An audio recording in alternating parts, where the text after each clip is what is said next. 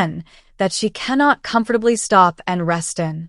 London on her way here because she cannot comfortably go alone to a public hotel where she is a total stranger. In one breath, I grant both objections. In another breath, I remove them. Follow me, if you please, for the last time. It was my intention, when I returned to England with Sir Percival, to settle myself in the neighborhood of London. That purpose has just been happily accomplished. I have taken, for 6 months, a little furnished house in the quarter called Street John's Wood. Be so obliging as to keep this fact in your mind, and observe the program I now propose. Lady Glyde travels to London, a short journey. I myself meet her at the station. I take her to rest and sleep at my house, which is also the house of her aunt. When she is restored, I escort her to the station again. She travels to this place, and her own maid, who is now under your roof, receives her at the carriage door. Here is comfort consulted. Here are the interests of propriety consulted. Here is your own duty of hospitality, sympathy, protection, to an unhappy lady in need of all three, smoothed and made easy from the beginning to the end. I cordially invite you, sir, to second my efforts in the sacred interests of the family. I seriously advise you to write, by my hands, offering the hospitality of your house and heart, and the hospitality of my house and heart, to that injured and unfortunate lady whose cause I plead today. He waved his horrid hand at me. He struck his infectious breast. He addressed me oratorically, as if I was laid up in the House of Commons. It was high time to take a desperate course of some sort. It was also high time to send for Lewis and adopt the precaution of fumigating the room. In this trying emergency, an idea occurred to me, an inestimable idea which, so to speak, killed 2 intrusive birds with 1 stone. I determined to get rid of the Count's tiresome eloquence and of Lady Glyde's tiresome troubles by complying with this odious foreigner's request and writing the letter at once. There was not the least danger of the invitation being accepted, for there was not the least chance that Laura would consent to leave Blackwater Park while Marian was lying there ill. How this charmingly convenient obstacle could have escaped the officious penetration of the Count, it was impossible to conceive, but it had escaped him. My dread that he might yet discover it if I allowed him any more time to think stimulated me to such an amazing degree that I struggled into a sitting position, seized the writing materials by my side, and produced the letter as rapidly as if I had been a common clerk in an office. Dearest Laura, please come whenever you like. Break the journey by sleeping in London at your aunt's house. Grieved to hear of dear Marian's illness. Ever affectionately yours. I handed these lines at arm's length to the Count. I sank back in my chair. I said, "Excuse me, I am entirely prostrated. I can do no more. Will you rest and lunch downstairs? Love to all, and sympathy." And so on. Good morning. He made another speech. The man was absolutely inexhaustible. I closed my eyes. I endeavored to hear as little as possible. In spite of my endeavors, I was obliged to hear a great deal. My sister's endless husband congratulated himself and congratulated me on the result of our interview. He mentioned a great deal more about his sympathies and mine. He deplored my miserable health. He offered to write me a prescription. He impressed on me the necessity of not forgetting what he had said about the importance of light. He accepted my obliging invitation to rest and lunch. He recommended me to expect Lady Glyde in 2 or 3 days' time.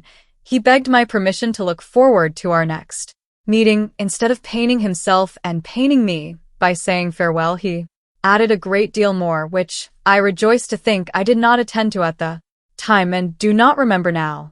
I heard his sympathetic voice traveling away from me by degrees, but, large as he was, I never heard him. He had the negative merit of being absolutely noiseless. I don't know when he opened the door, or when he shut it. I ventured to make use of my eyes. Again, after an interval of silence, and he was gone. I rang for Lewis and retired to my bathroom. Tepid water, strengthened with aromatic vinegar for myself and copious fumigation for my study, were the obvious precautions to take, and, of course, I adopted them. I rejoiced to say they proved successful. I enjoyed my customary siesta.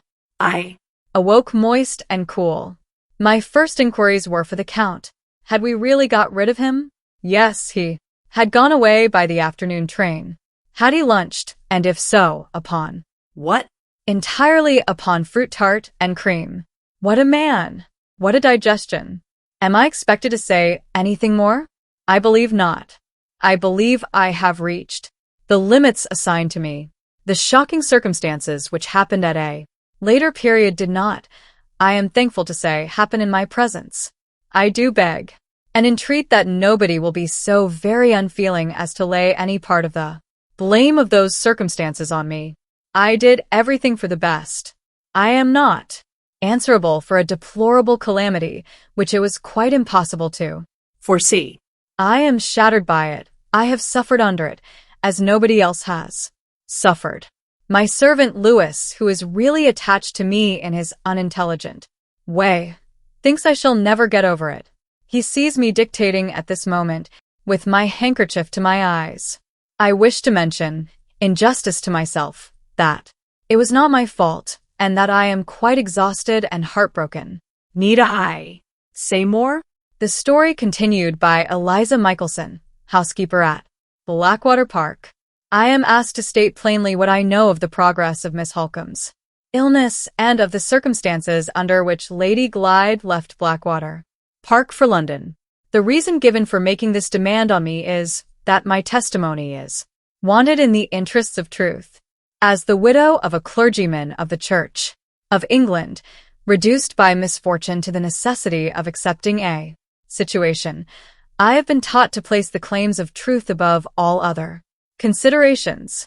I therefore comply with the request which I might otherwise, through reluctance to connect myself with distressing family affairs, have hesitated to grant. I made no memorandum at the time, and I cannot therefore be sure to a day of the date, but I believe I am correct in stating that Miss Halcombe's serious illness began during the last fortnight or 10 days in June. The breakfast hour was late at Blackwater Park, sometimes as late as 10, never earlier than 9:30. On the morning to which I am now referring, Miss Halcombe, who is usually the first to come down, did not make her appearance at the table. After the family had waited a quarter of an hour, the upper housemaid was sent to see after her, and came running out of the room dreadfully frightened. I met the servant on the stairs, and went at once to Miss Halcombe to see what was the matter. The poor lady was incapable of telling me. She was walking about her room with a pen in her hand, quite light-headed, in a state of burning fever. Lady Glyde, being no longer in Sir Percival's service, I may, without impropriety, mention my former mistress by her name, instead of calling her my lady, was the first to come in from her own bedroom. She was so dreadfully alarmed and distressed that she was quite useless. The Count, Fosco, and his lady, who came upstairs immediately afterwards, were both most serviceable and kind. Her ladyship assisted me to get Miss Halcombe to her bed. His lordship the Count remained in the sitting-room, and having sent for my medicine chest, made a mixture for Miss Halcombe and a cooling lotion to be applied to her head, so as to lose no time before the doctor came. We applied the lotion, but we could not get her to take the mixture. Sir Percival undertook to send for the doctor. He dispatched a groom on horseback for the nearest medical man, Mr. Dawson of Oak Lodge. Mr. Dawson arrived in less than an hour's time. He was a respectable elderly man, well known all round the country, and we were much alarmed when we found that he considered the case to be a very serious one. His lordship the Count affably entered into conversation with Mr. Dawson, and gave his opinions with a judicious freedom. Mr. Dawson, not over courteously, inquired if his lordship's advice was the advice of a doctor, and being informed that it was the advice of one who had studied medicine. Unprofessionally, replied that he was not accustomed to consult with amateur physicians. The Count, with truly Christian meekness of temper, smiled and left the room. Before he went out, he told me that he might be found, in case he was wanted in the course of the day, at the boathouse on the banks of the lake. Why he should have gone there, I cannot say, but he did go, remaining away the whole day till 7 o'clock, which was dinner time. Perhaps he wished to set the example of keeping the house as quiet as possible. It was entirely in his character to do so. He was a most considerate nobleman. Miss Halcombe passed a very bad night, the fever coming and going, and getting worse towards the morning instead of better. No nurse fit to wait on her being at hand in the neighborhood. Her ladyship the Countess and myself undertook the duty, relieving each other. Lady Glyde, most unwisely, insisted on sitting up with us. She was much too nervous and too delicate in health to bear the anxiety of Miss Halcombe's illness calmly. She only did herself harm, without being of the least real assistance. A more gentle and affectionate lady never lived, but she cried, and she was frightened, too. Weaknesses which made her entirely unfit to be present in a sick room. Sir Percival and the Count came in the morning to make their inquiries. Sir Percival, from distress, I presume, at his lady's affliction and at Miss Halcombe's illness, appeared much confused and unsettled in his mind. His lordship testified, on the contrary, a becoming composure and interest. He had his straw hat in one hand and his book in the other, and he mentioned to Sir Percival in my hearing that he would go out again and study at the lake. Let us keep the house quiet, he said. Let us not smoke indoors, my friend. Now Miss Halcombe is ill. You go your way, and I will go mine. When I study, I like to be alone. Good morning, Mrs. Michelson. Sir Percival was not civil enough, perhaps I ought in justice to say not composed enough, to take leave of me with the same polite attention. The only person in the house, indeed, who treated me, at that time or at any other, on the footing of a lady in distressed circumstances, was the Count. He had the manners of a true nobleman. He was considerate towards every one. Even the young person, Fanny by name, who attended on Lady Glyde, was not beneath his notice. When she was sent away by Sir Percival, his lordship, showing me his sweet little birds at the time, was most kindly anxious to know what had become of her, where she was to go the day she left Blackwater Park, and so on. It is in such little delicate attentions that the advantages of aristocratic birth always show themselves. I make no apology for introducing these particulars. They are brought forward in justice to his lordship, whose character, I have reason to know, is viewed rather harshly in certain quarters. A nobleman who can respect a lady in distressed circumstances and can take a fatherly interest in the fortunes of an humble servant girl shows principles and feelings of too high an order to be lightly called in question. I advance no opinions, I offer facts only. My endeavor through life is to judge not that I be not judged. One of my beloved husband's finest sermons was on that text. I read it constantly in my own copy of the edition printed by subscription in the first days of my widowhood, and at every fresh perusal I derive an increase of spiritual benefit and edification. There was no improvement in Miss Halcombe, and the second night was even worse than the first. Mr. Dawson was constant in his attendance. The practical duties of nursing were still divided between the Countess and myself, Lady Glyde persisting in sitting up with us, though we both entreated her to take some rest. My place is by Marian's bedside, was her only answer. Whether I am ill or well, nothing will induce me to lose sight of her. Towards midday, I went downstairs to attend to some of my regular duties. An hour afterwards, on my way back to the sick room, I saw the Count, who had gone out again early for the third time, entering the hall, to all appearance in the highest good spirits.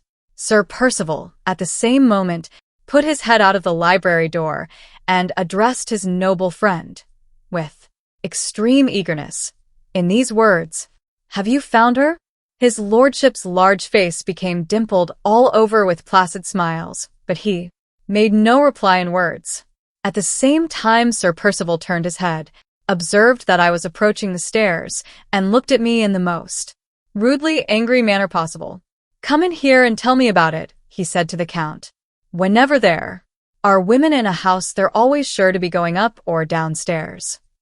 "My dear Percival," observed his lordship kindly, "Mrs. Michelson has duties. Pray recognize her admirable performance of them as sincerely as I do." "How "Is the sufferer Mrs. Michelson?" "No better, my lord, I regret to say." "Sad, most sad," remarked the Count. "You look fatigued, Mrs. Michelson. It is certainly time you and my wife had some help in nursing. I think I may be the means of offering you that help. Circumstances have happened which will oblige Madame Fosco to travel to London either tomorrow or the day after.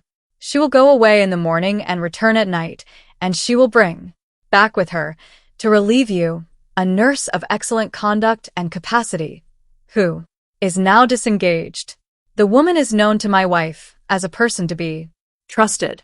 Before she comes here, say nothing about her, if you please, to the doctor, because he will look with an evil eye on any nurse of my providing. When she appears in this house, she will speak for herself, and Mr. Dawson will be obliged to acknowledge that there is no excuse for not employing her. Lady Glyde will say the same. Pray present my best respects and sympathies to Lady Glyde." I expressed my grateful acknowledgments for his lordship's kind consideration. Sir Percival cut them short by calling to his noble friend, using, I regret to say, a profane expression, to come into the library, and not to keep him waiting there any longer. I proceeded upstairs. We are poor erring creatures, and however well established a woman's principles may be, she cannot always keep on her guard against the temptation to exercise an idle curiosity. I am ashamed to say that an idle curiosity on this occasion got the better of my principles, and made me unduly inquisitive about the question which Sir Percival had addressed to his noble friend at the library door. Who was the Count expected to find in the course of his studious morning rambles at Blackwater Park? A woman, it was to be presumed, from the terms of Sir Percival's inquiry. I did not suspect the Count of any impropriety. I knew his moral character too well. The only question I asked myself was, had he found her? To resume, the night passed as usual, without producing any change for the better in Miss Halcombe. The next day she seemed to improve a little. The day after that, her ladyship the Countess, without mentioning the object of her journey to anyone in my hearing, proceeded by the morning train to London, her noble husband, with his customary attention, accompanying her to the station. I was now left in sole charge of Miss Halcombe, with every apparent chance, in consequence of her sister's resolution not to leave the bedside, of having Lady Glyde herself to nurse next. The only circumstance of any importance that happened in the course of the day was the occurrence of another unpleasant meeting between the doctor and the Count. His lordship, on returning from the station, stepped up into Miss Halcombe's sitting room to make his inquiries. I went out from the bedroom to speak to him, Mr. Dawson and Lady Glyde being both with the patient at the time. The Count asked me many questions about the treatment and the symptoms. I informed him that the treatment was of the kind described as saline, and that the symptoms between the attacks of fever were certainly those of increasing weakness and exhaustion.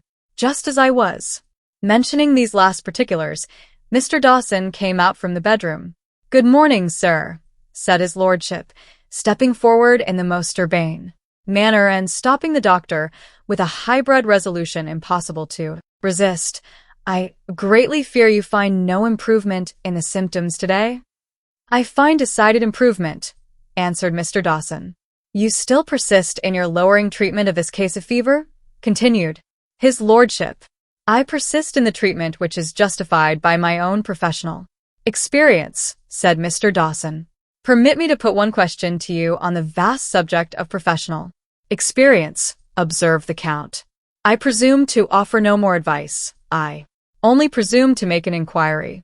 You live at some distance, sir, from the gigantic centers of scientific activity, London and Paris. Have you ever heard of the wasting effects of fever being reasonably and intelligibly repaired by fortifying the exhausted patient with brandy, wine, ammonia, and quinine? Has that new heresy of the highest medical authorities ever reached your ears, yes or no? When a professional man puts that question to me, I shall be glad to answer." Said the doctor, opening the door to go out. "You are not a professional man, and I beg to decline answering you." Buffeted in this inexcusably uncivil way on one cheek, the Count, like a practical Christian, immediately turned the other and said, in the sweetest manner, "Good morning, Mr. Dawson. If my late beloved husband had been so fortunate as to know his lordship, how highly he and the Count would have esteemed each other." Her ladyship the Countess returned by the last train that night, and brought with her the nurse from London. I was instructed that this person's name was Mrs. Rubbell. Her personal appearance and her imperfect English when she spoke informed me that she was a foreigner. I have always cultivated a feeling of humane indulgence for foreigners. They do not possess our blessings and advantages, and they are, for the most part, brought up in the blind errors of popery. It has also always been my precept and practice, as it was my dear husband's precept and practice. Before me, see Sermon 6. In the collection by the late Reverend Samuel Michelson, M.A., to do as I would be done by. On both these accounts I will not say that Mrs. Rubbell struck me as being a small, wiry, sly person of 50, or thereabouts, with a dark brown or Creole complexion and watchful light gray eyes.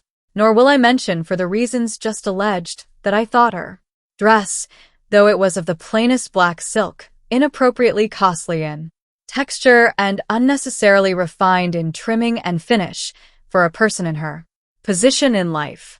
I should not like these things to be said of me, and therefore it is my duty not to say them of Mrs. Rubbell.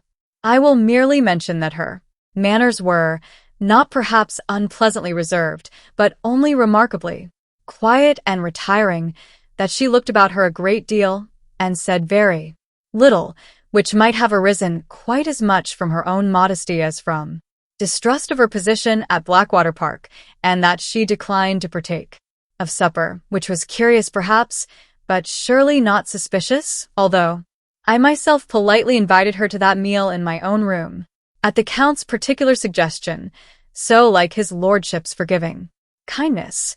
It was arranged that Mrs. Rubbell should not enter on her duties until she had been seen and approved by the doctor the next morning. I sat up that night. Lady Glyde appeared to be very unwilling that the new nurse should be employed to attend on Miss Halcombe. Such want of liberality towards a foreigner on the part of a lady of her education and refinement surprised me. I ventured to say, "My lady, we must all remember not to be hasty in our judgments on our inferiors, especially when they come from foreign parts." Lady Glyde did not appear to attend to me. She only sighed and kissed Miss Halcombe's hand as it lay on the counterpane.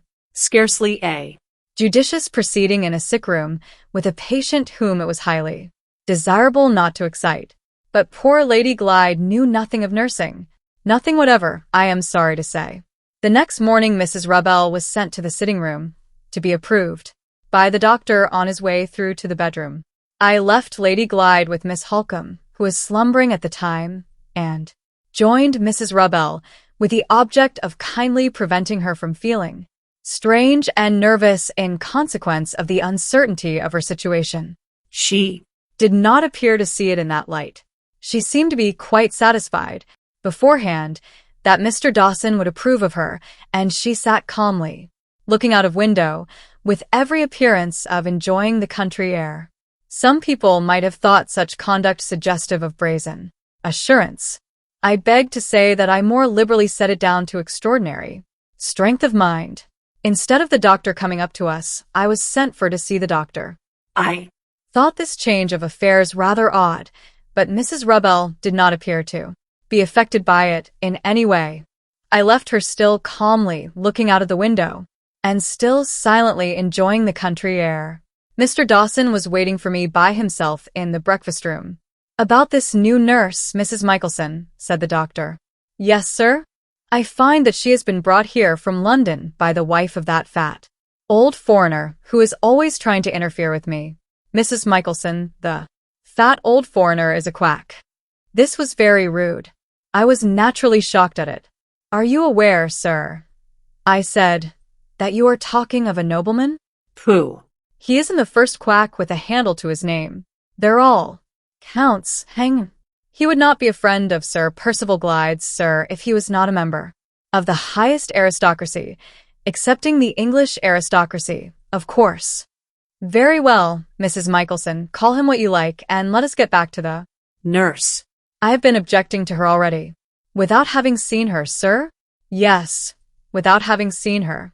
She may be the best nurse in existence, but she is not a nurse of my providing. I have put that objection to Sir Percival, as the master of the house. He doesn't support me. He says a nurse of my providing would have been a stranger from London also, and he thinks the woman ought to have a trial after his wife's aunt has taken the trouble to fetch her from London. There is some justice in that, and I can't decently say No. but I have made it a condition that she is to go at once, if I find reason to complain of her. This proposal being one which I have some right to make. As medical attendant, Sir Percival has consented to it. Now, Mrs. Michelson, I know I can depend on you, and I want you to keep a sharp eye on the nurse for the first day or two, and to see that she gives Miss Halcombe no medicines but mine. This foreign nobleman of yours is dying to try his quack remedies, mesmerism included, on my patient, and a nurse who is brought here by his wife may be a little too willing to help him. You understand? Very well, then, we may go upstairs. Is the nurse there? I'll say a word to her before she goes into the sick room." We found Mrs. Rubell still enjoying herself at the window. When I introduced her to Mr. Dawson, neither the doctor's doubtful looks nor the doctor's searching questions appeared to confuse her in the least. She Answered him quietly in her broken English, and though he tried hard to puzzle her, she never betrayed the least ignorance, so far, about any part of her duties. This was doubtless the result of strength of mind, as I said before, and not of brazen assurance, by any means. We all went into the bedroom. Mrs. Rubell looked very attentively at the patient, curtsied to Lady Glyde, set one or two little things right in the room, and sat down quietly in a corner to wait until she was wanted. Her ladyship seemed startled and annoyed by the appearance of the strange nurse.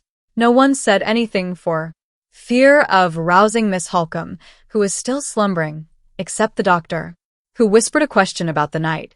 I softly answered, much as usual, and then Mr. Dawson went out. Lady Glyde followed him, I suppose, to speak about Mrs. Rubell. For my own part, I had made up my mind already that this quiet foreign person would keep her situation. She had all her wits about her, and she certainly understood her business. So far, I could hardly have done much better by the bedside myself. Remembering Mr. Dawson's caution to me, I subjected Mrs. Rubell to a severe scrutiny at certain intervals for the next 3 or 4 days. I over and over again entered the room softly and suddenly, but I never found her out in any suspicious action. Lady Glyde, who watched her as attentively as I did, discovered nothing either. I never detected a sign of the medicine bottles being tampered with. I never saw Mrs. Rubell say a word to the Count, or the Count to her. She managed Miss Halcombe with unquestionable care and discretion. The poor lady wavered backwards and forwards between a sort of sleepy exhaustion, which was half faintness and half slumbering, and attacks of fever which brought with them more or less of wandering in her mind. Mrs. Rubell never disturbed her in the first case, and never startled her in the second, by appearing too suddenly at the bedside in the character of a stranger. Honor to whom honor is due, whether foreign or English. And I give her privilege impartially to Mrs. Rubbell. She was remarkably uncommunicative about herself, and she was too quietly independent of all advice from experienced persons who understood the duties of a sick room. But with these drawbacks, she was a good nurse, and she never gave either Lady Glyde or Mr. Dawson the shadow of a reason for complaining of her.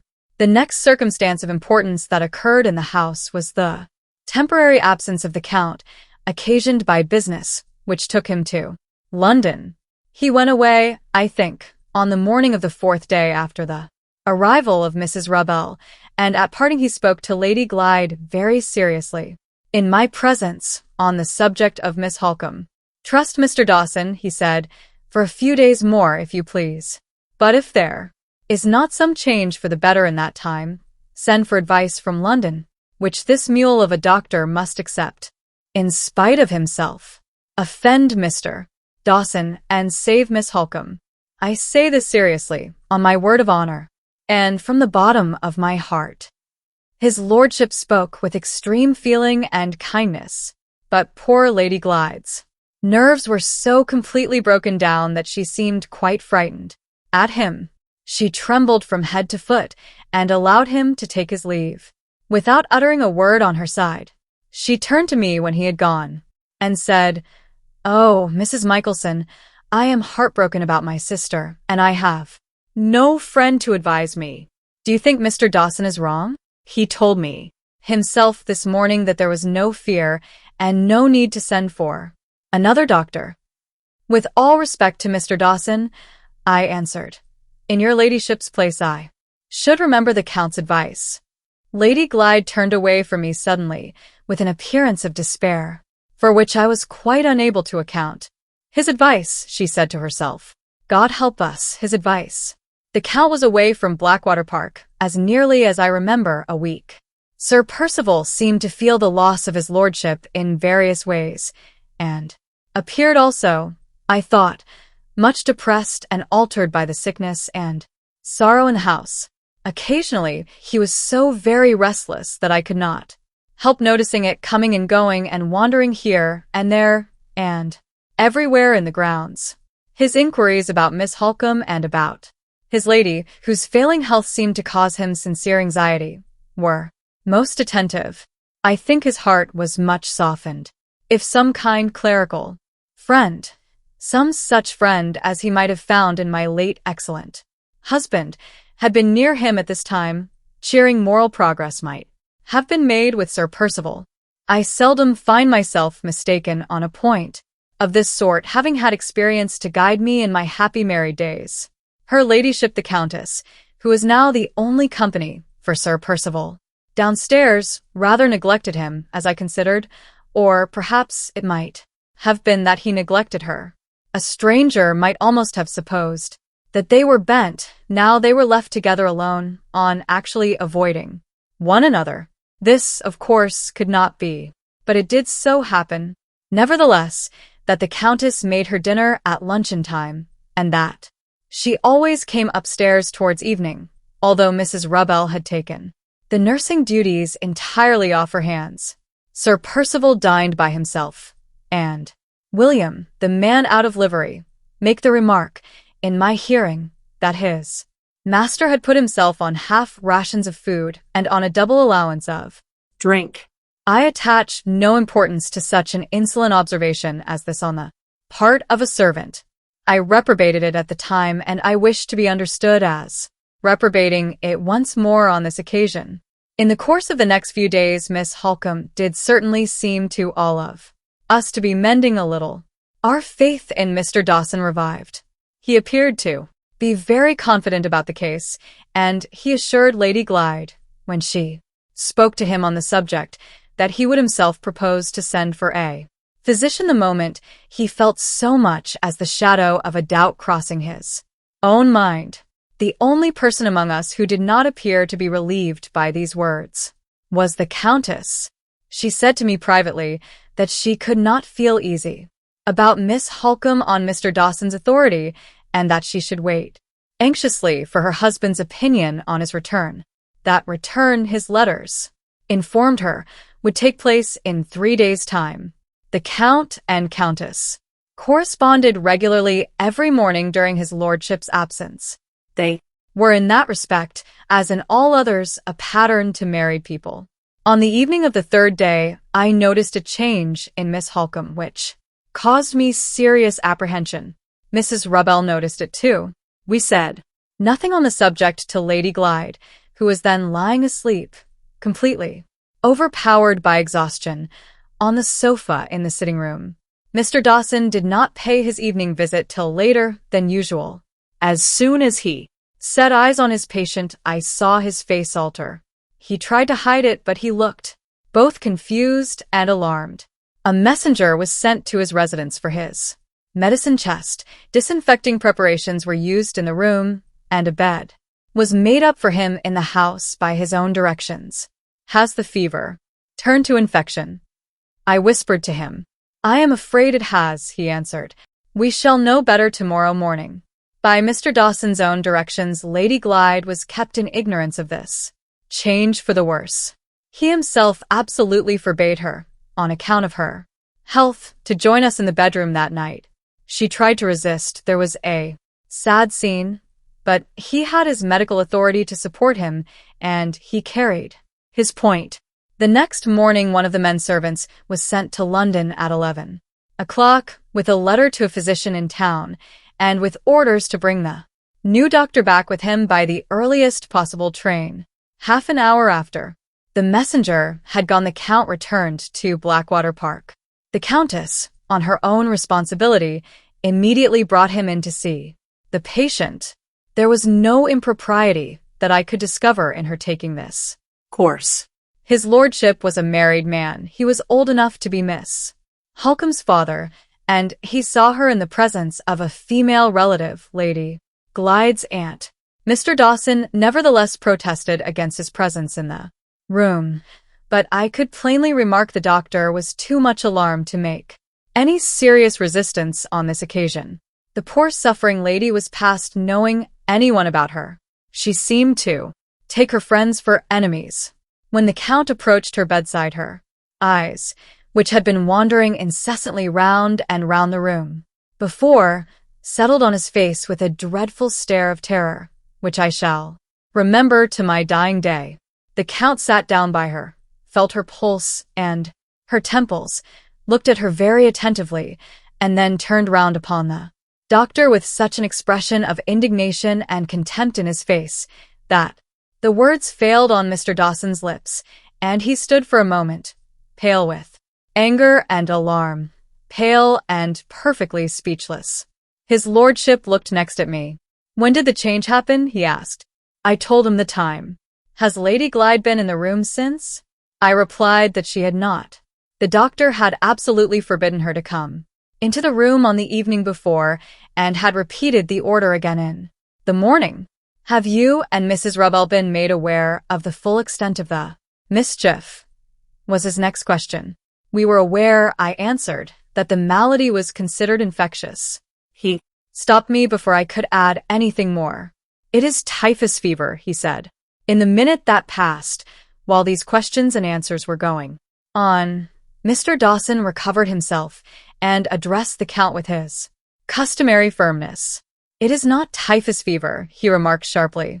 I protest against this intrusion, sir. No one has a right to put questions here but me. I have done my duty to the best of my ability. The Count interrupted him, not by words, but only by pointing to the bed. Mr. Dawson seemed to feel that silent contradiction to his assertion of his own ability, and to grow only the more angry under it. I say I have done my duty, he reiterated. A physician has been sent for from London. I will consult on the nature of the fever with him, and with no one else. I insist on your leaving the room. I entered this room, sir, in the sacred interests of humanity, said the Count. And in the same interests, if the coming of the physician is delayed, I will enter it again. I warn you once more that the fever has turned to typhus, and that your treatment is responsible for this lamentable change. If that Unhappy lady dies. I will give my testimony in a court of justice that your ignorance and obstinacy have been the cause of her death. Before Mr. Dawson could answer, before the Count could leave us, the door was opened from the sitting room, and we saw Lady glide on the threshold. I must and will come in, she said, with extraordinary firmness. Instead of stopping her, the Count moved into the sitting room and made way for her to go in. On all other occasions, he was the last man in the world to forget anything, but in the surprise of the moment, he apparently forgot the danger of infection from typhus and the urgent necessity of forcing Lady Glyde to take proper care of herself. To my astonishment, Mr. Dawson showed more presence of mind. He stopped her ladyship at the first step she took towards the bedside. I am sincerely sorry. I am sincerely grieved, he said. The fever may, I fear, be infectious. Until I am certain that it is not, I entreat you to keep out of the room. She struggled for a moment, then suddenly dropped her arms and sank forward. She had fainted. The Countess and I took her from the doctor and carried her into her own room. The Count preceded us and waited in the passage till I came out and told him that we had recovered her from the swoon. I went back to the doctor to tell him, by Lady Glyde's desire, that she insisted on speaking to him immediately. He withdrew at once to quiet her ladyship's agitation and to assure her of the physician's arrival in the course of a few hours. Those hours passed very slowly. Sir Percival and the Count were together downstairs and sent up from time to time to make their inquiries. At last, between 5 and 6 o'clock, to our great relief, the physician came. He was a younger man than Mr. Dawson, very serious and very decided. What he thought of the previous treatment I cannot say, but it struck me as curious that he put many more questions to myself and to Mrs. Rubbell than he put to the doctor, and that he did not appear to listen with much interest to what Mr. Dawson said while he was examining Mr. Dawson's patient. I began to suspect, from what I observed in this way, that the Count had been right about the illness all the way through, and I was naturally confirmed in that idea when Mr. Dawson, after some little delay, asked the one important question which the London doctor had been sent for to set at rest. What is your opinion of the fever? He inquired. Typhus, replied the physician, typhus fever beyond all doubt. That quiet foreign person, Mrs. Rubbell, crossed her thin brown hands in front of her and looked at me with a very significant smile. The Count himself could hardly have appeared more gratified if he had been present in the room and had heard the confirmation of his own opinion. After giving us some useful directions about the management of the patient and mentioning that he would come again in 5 days' time, the physician withdrew to consult in private with Mr. Dawson. He would offer no opinion on Miss Halcombe's chances of recovery. He said it was impossible at that stage of the illness to pronounce one way or the other. The 5 days passed anxiously. Countess Fosco and myself took it by turns to relieve Mrs. Rubbell, Miss Halcombe's condition growing worse and worse, and requiring our utmost care and attention. It was a terribly trying time. Lady Glyde supported, as Mr. Dawson said, by the constant strain of her suspense on her sister's account, rallied in the most extraordinary manner and showed a firmness and determination for which I should myself never have given her credit.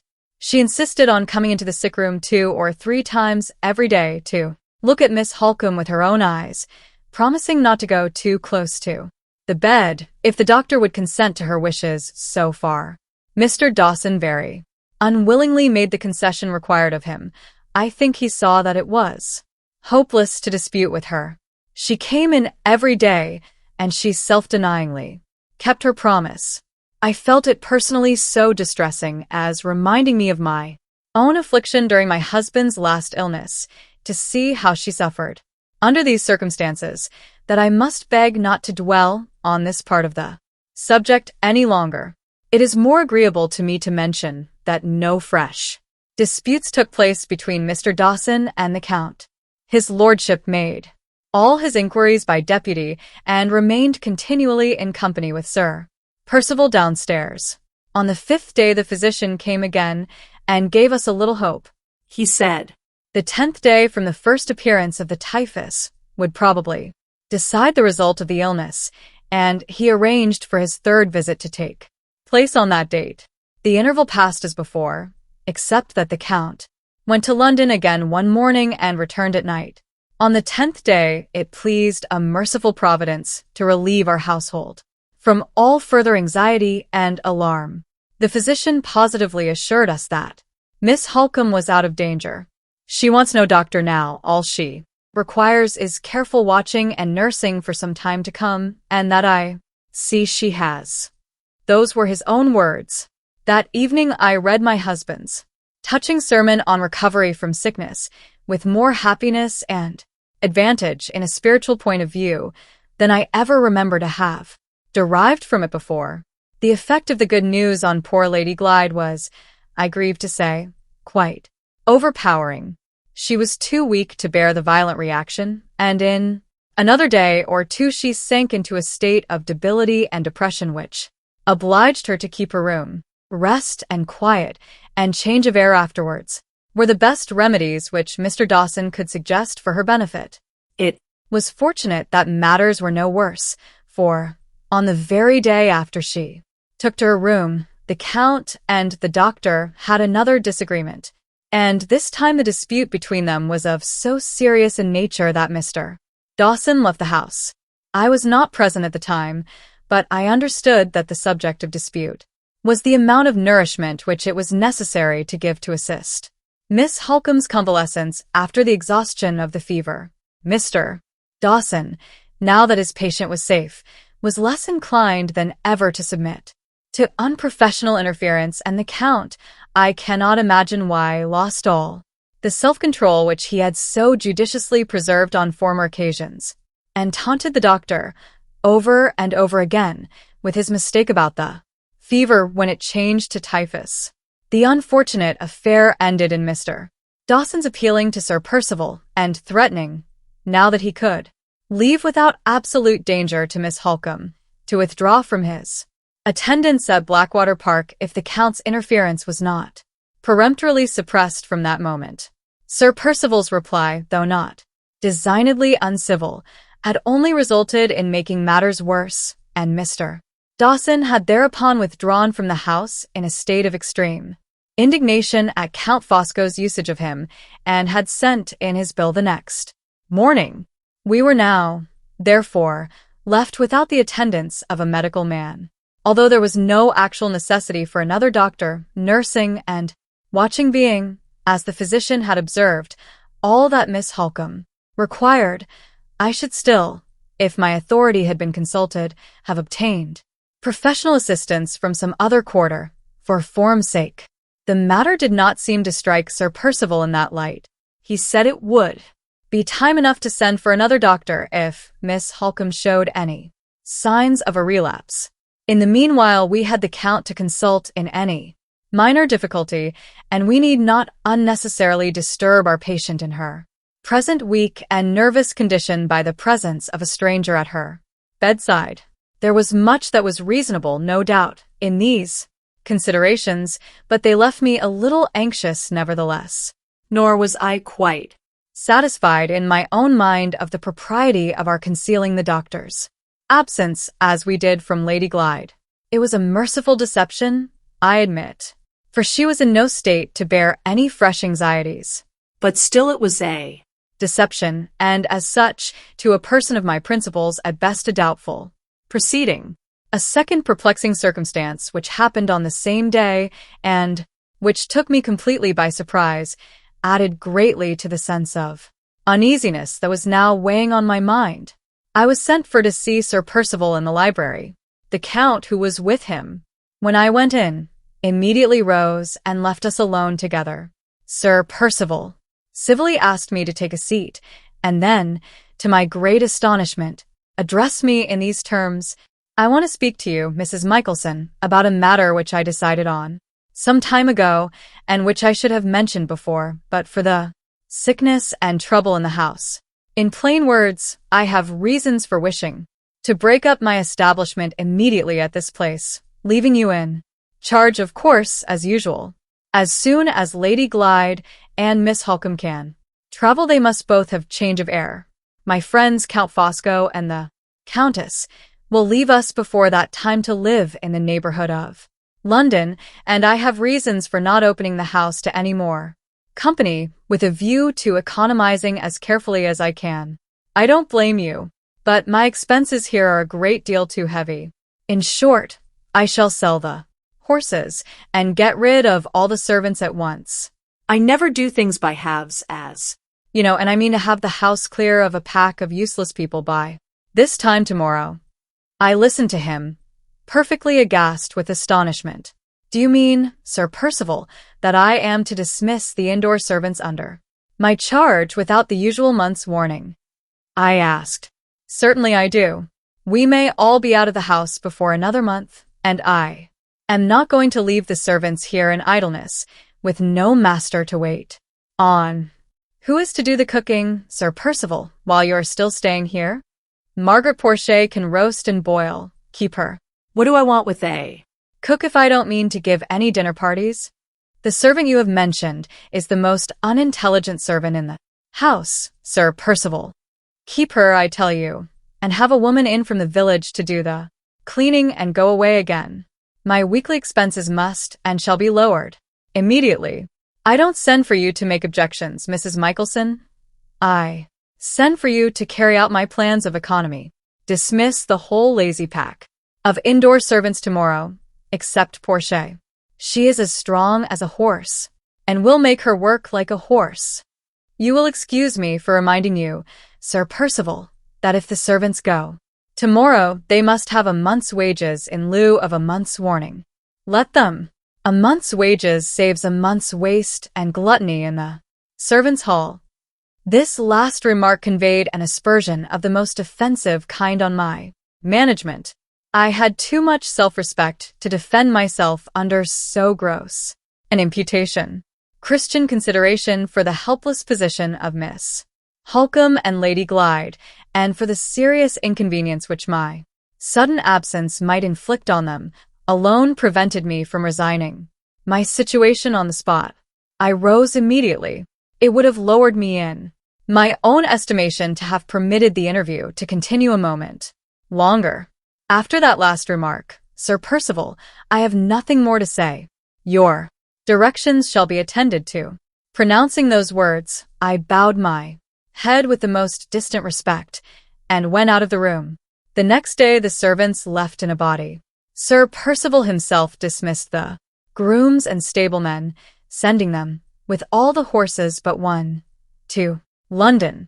Of the whole domestic establishment, indoors and out, there now remained only myself, Margaret Porchet, and the gardener, this last living in his own cottage, and being wanted to take care of the one horse that remained in the stables.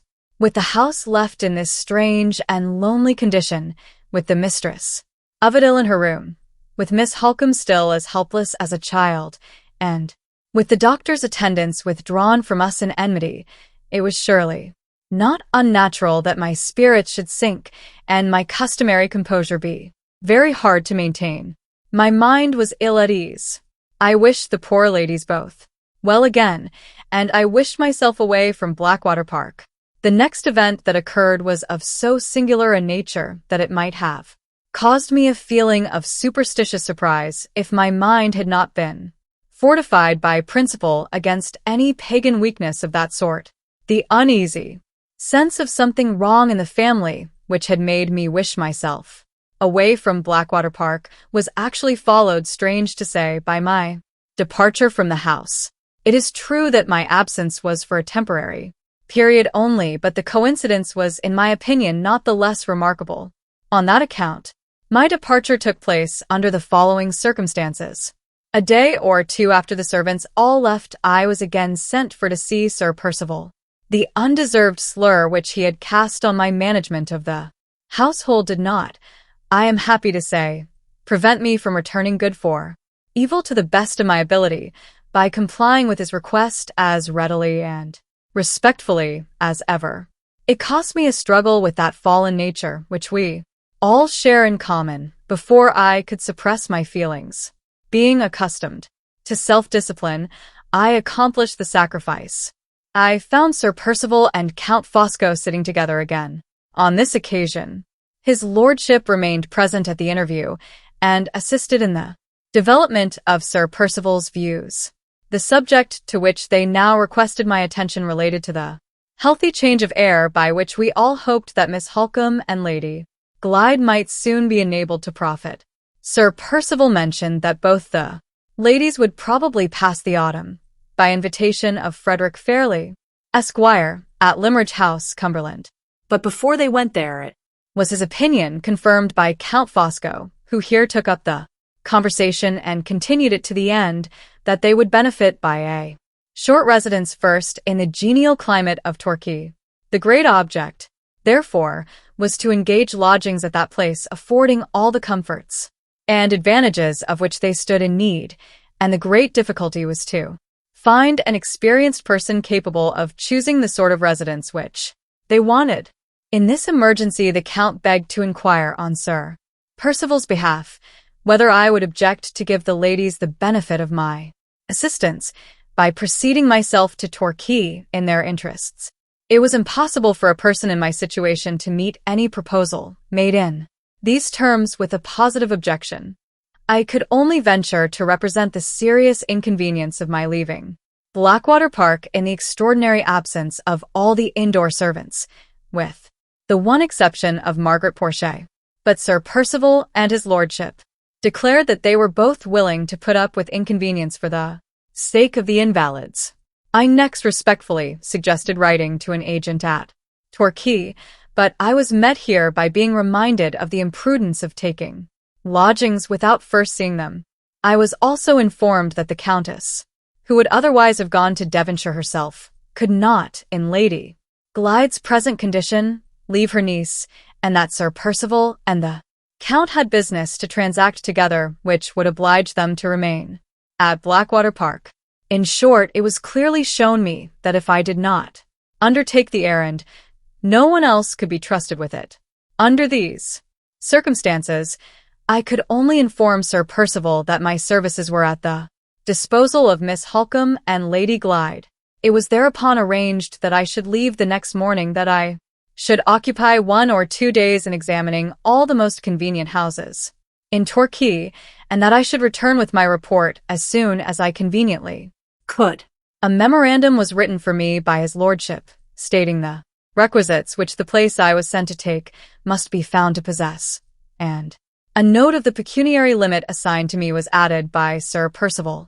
My own idea on reading over these instructions was that no such residence as I saw described could be found at any watering place in England, and that, even if it could by chance be discovered, it would certainly not be parted with for any period on such terms as I was permitted to offer.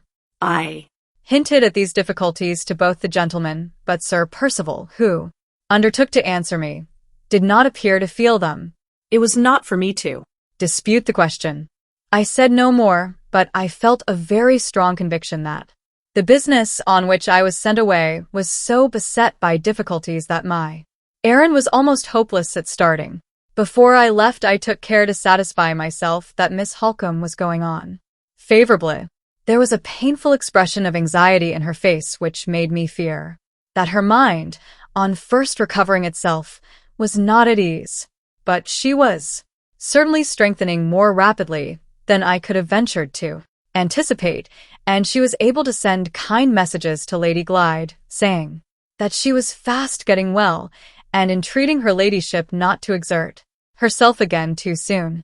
I left her in charge of Mrs. Rubbell, who was still as quietly independent of everyone else in the house as ever. When I knocked at Lady Glyde's door before going away, I was told that she was still sadly weak and oppressed, my informant being the Countess, who was then keeping her company in her room. Sir Percival and the Count were walking on the road to the lodge as I was driven by in the chaise.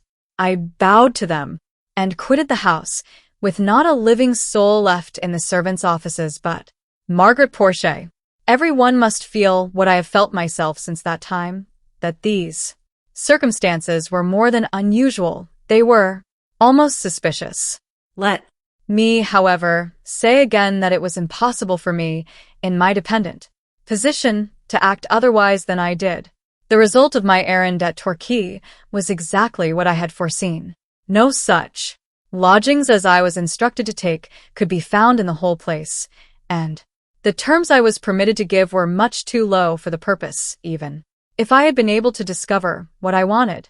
I accordingly returned to Blackwater Park and informed Sir Percival, who met me at the door, that my journey had been taken in vain.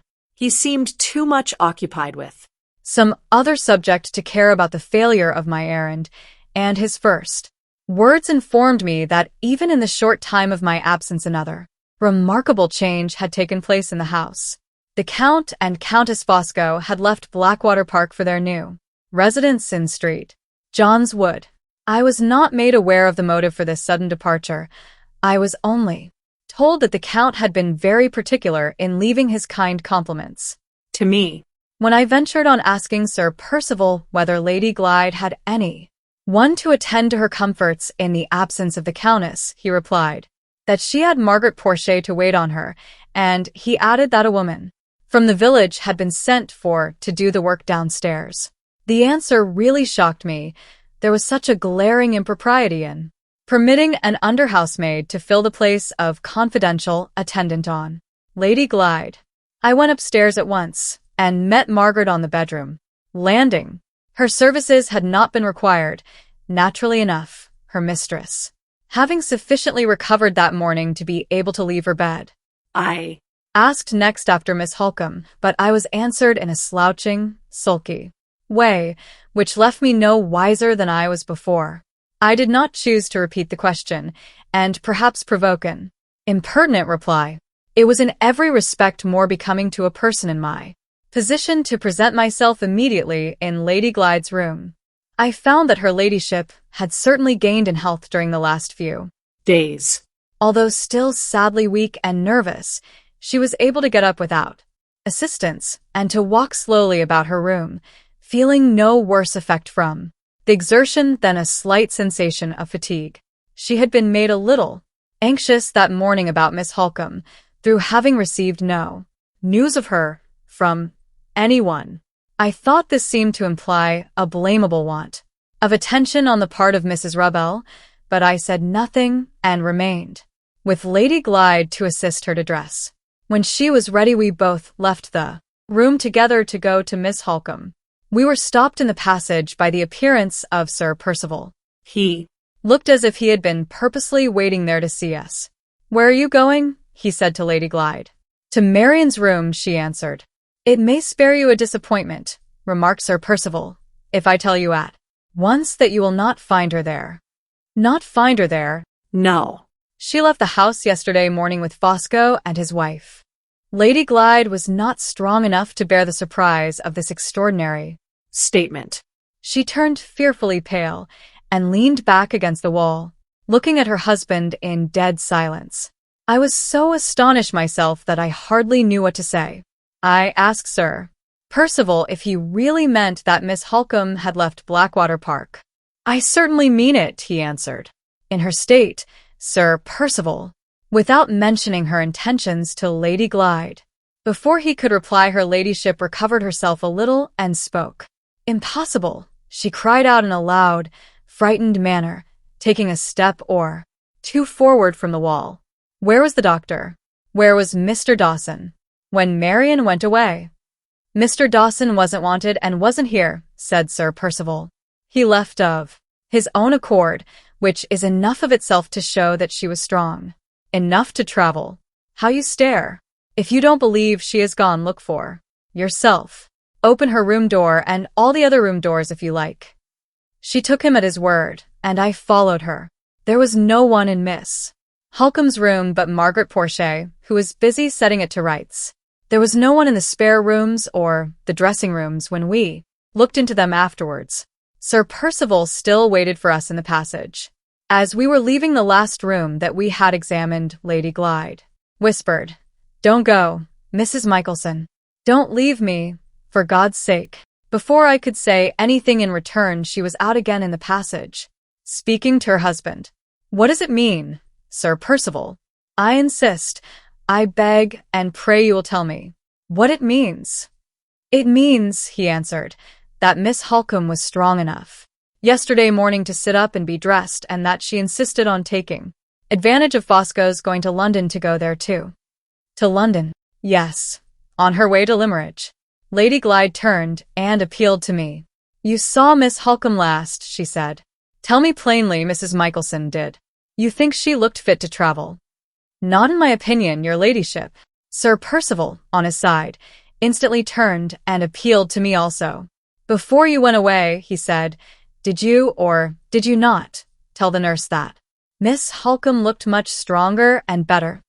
I certainly made the remark, Sir Percival. He addressed her ladyship again the moment I offered that reply. Set one of Mrs. Michelson's opinions fairly against the other, he said, and try to be reasonable about a perfectly plain matter. If she had not been well enough to be moved, do you think we should any of us have risked letting her go? She has got 3 competent people to look after her, Fosco and your aunt and Mrs. Rubbell, who went away with them expressly for that purpose. They took a whole carriage yesterday and made a bed for her on the seat in case she felt tired. Today, Fosco and Mrs. Rubbell go on with her themselves to Cumberland. Why does Marian go to Limerick and leave me here by myself? Said her ladyship, interrupting Sir Percival. Because your uncle won't receive you till he has seen your sister first, he replied. Have you forgotten the letter he wrote to her at the beginning of her illness? It was shown to you, you read it yourself, and you ought to remember it. I do remember it. If you do, why should you be surprised at her leaving you? You want to be back at Limerick, and she has gone there to get your uncle's leave for you on his own terms. Poor Lady Glyde's eyes filled with tears. Marian never left me before, she said, without bidding me goodbye. She would have bid you goodbye this time, returned Sir Percival, if she had not been afraid of herself and of you. She knew you would try to stop her. She knew you would distress her by crying. Do you want to make any more objections? If you do, you must come downstairs and ask questions in the dining room. These worries upset me. I want a glass of wine. He left us suddenly. His manner all through this strange conversation had been very unlike what it usually was. He seemed to be almost as nervous and fluttered every now and then as his lady herself. I should never have supposed that his health had been so delicate or his composure so easy to upset. I tried to prevail on Lady Glyde to go back to her room, but it was useless. She stopped in the passage with the look of a woman whose mind was panic-stricken. Something has happened to my sister, she said. Remember, my lady, what surprising energy there is in Miss Halcombe, I suggested. She might well make an effort which other ladies in her situation would be unfit for. I hope and believe there is nothing wrong, I do. Indeed. I must follow Marian, said her ladyship, with the same panic-stricken look. I must go where she has gone. I must see that she is alive and well with my own eyes. Come down with me to Sir Percival. I hesitated, fearing that my presence might be considered an intrusion. I attempted to represent this to her ladyship, but she was deaf to me. She held my arm fast enough to force me to go downstairs with her, and she still clung to me with all the little strength she had at the moment when I opened the dining room door. Sir Percival was sitting at the table with a decanter of wine before him.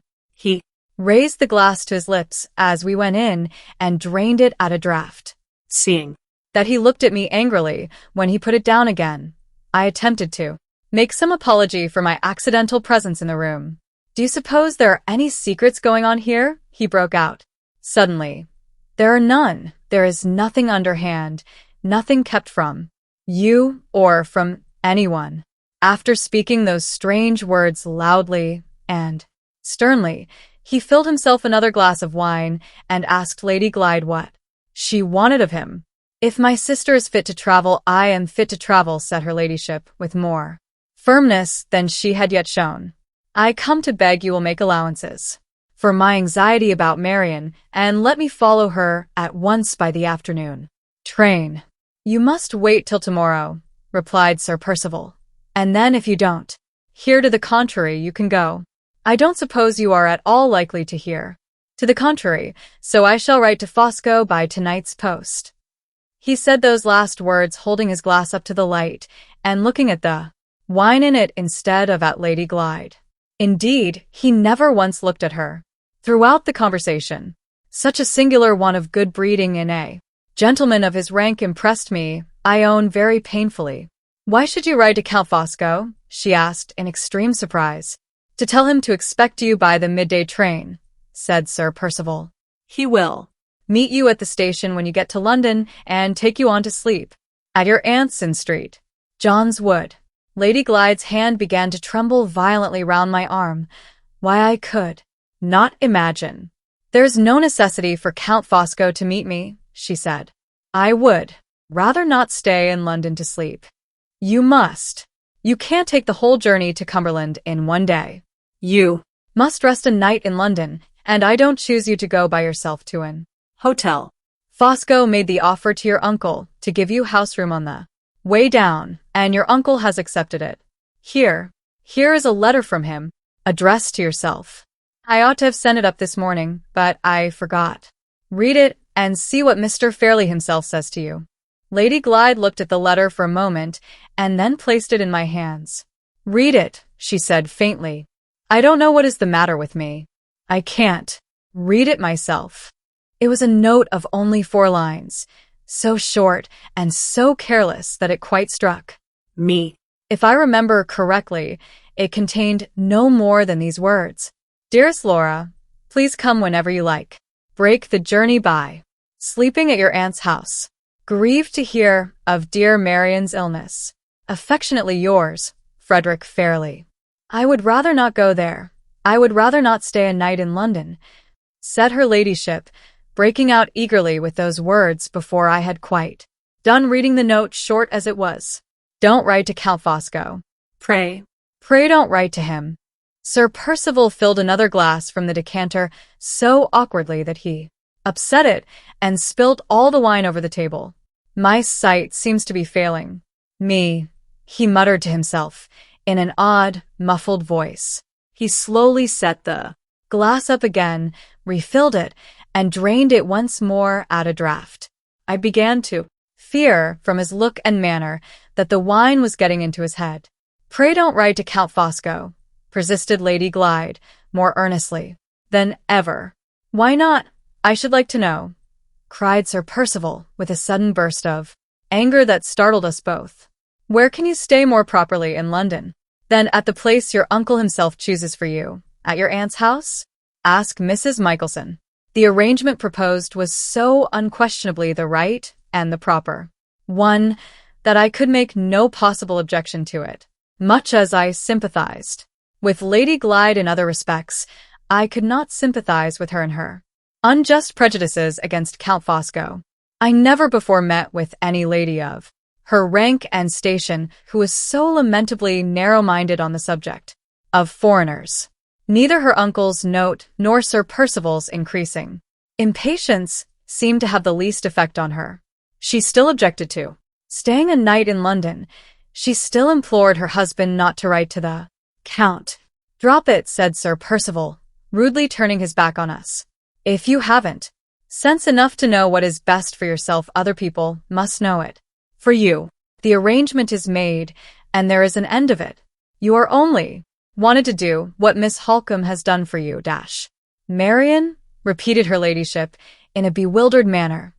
Marian sleeping in Count Fosco's house. Yes, in Count Fosco's house. She slept there last night to break the journey. And you are to follow her example and do what your uncle tells you. You are to sleep at Fosco's tomorrow night, as your sister did, to break the journey. Don't throw too many obstacles in my way. Don't make me repent of letting you go at all.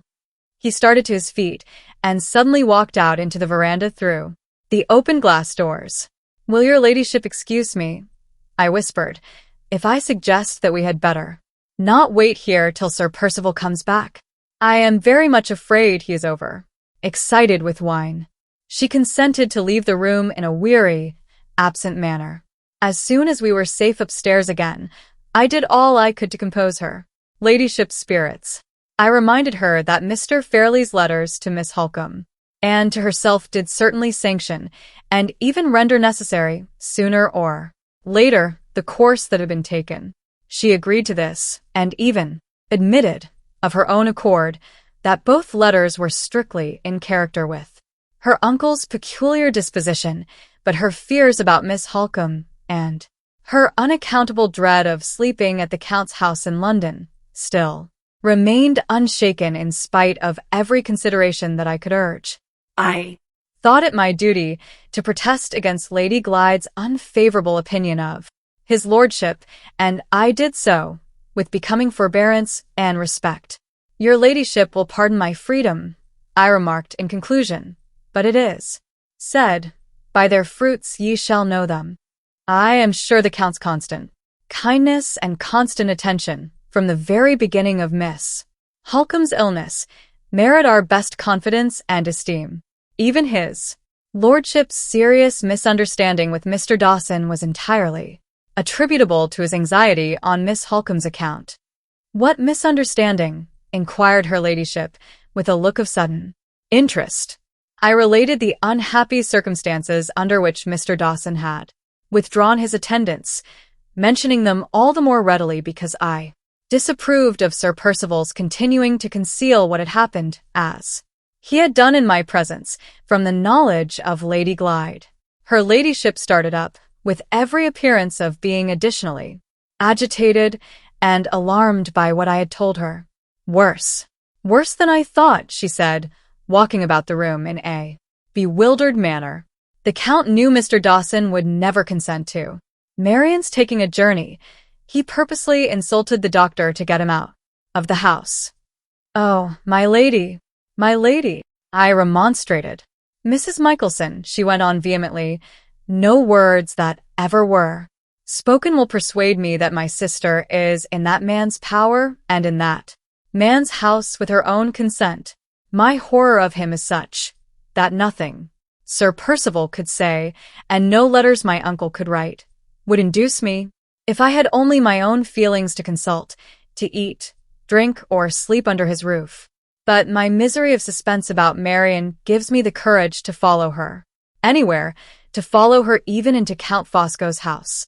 I thought it right at this point to mention that Miss Halcombe had already gone on to Cumberland, according to Sir Percival's account of the matter. I am afraid to believe it, answered her ladyship. I am afraid she is still in that man's house. If I am wrong, if she has really gone on to Limeridge, I am resolved I will not sleep tomorrow night under Count Fosco's roof. My dearest friend in the world, next to my sister, lives near London. You have heard me, you have heard Miss Halcombe speak of Mrs. V.C.?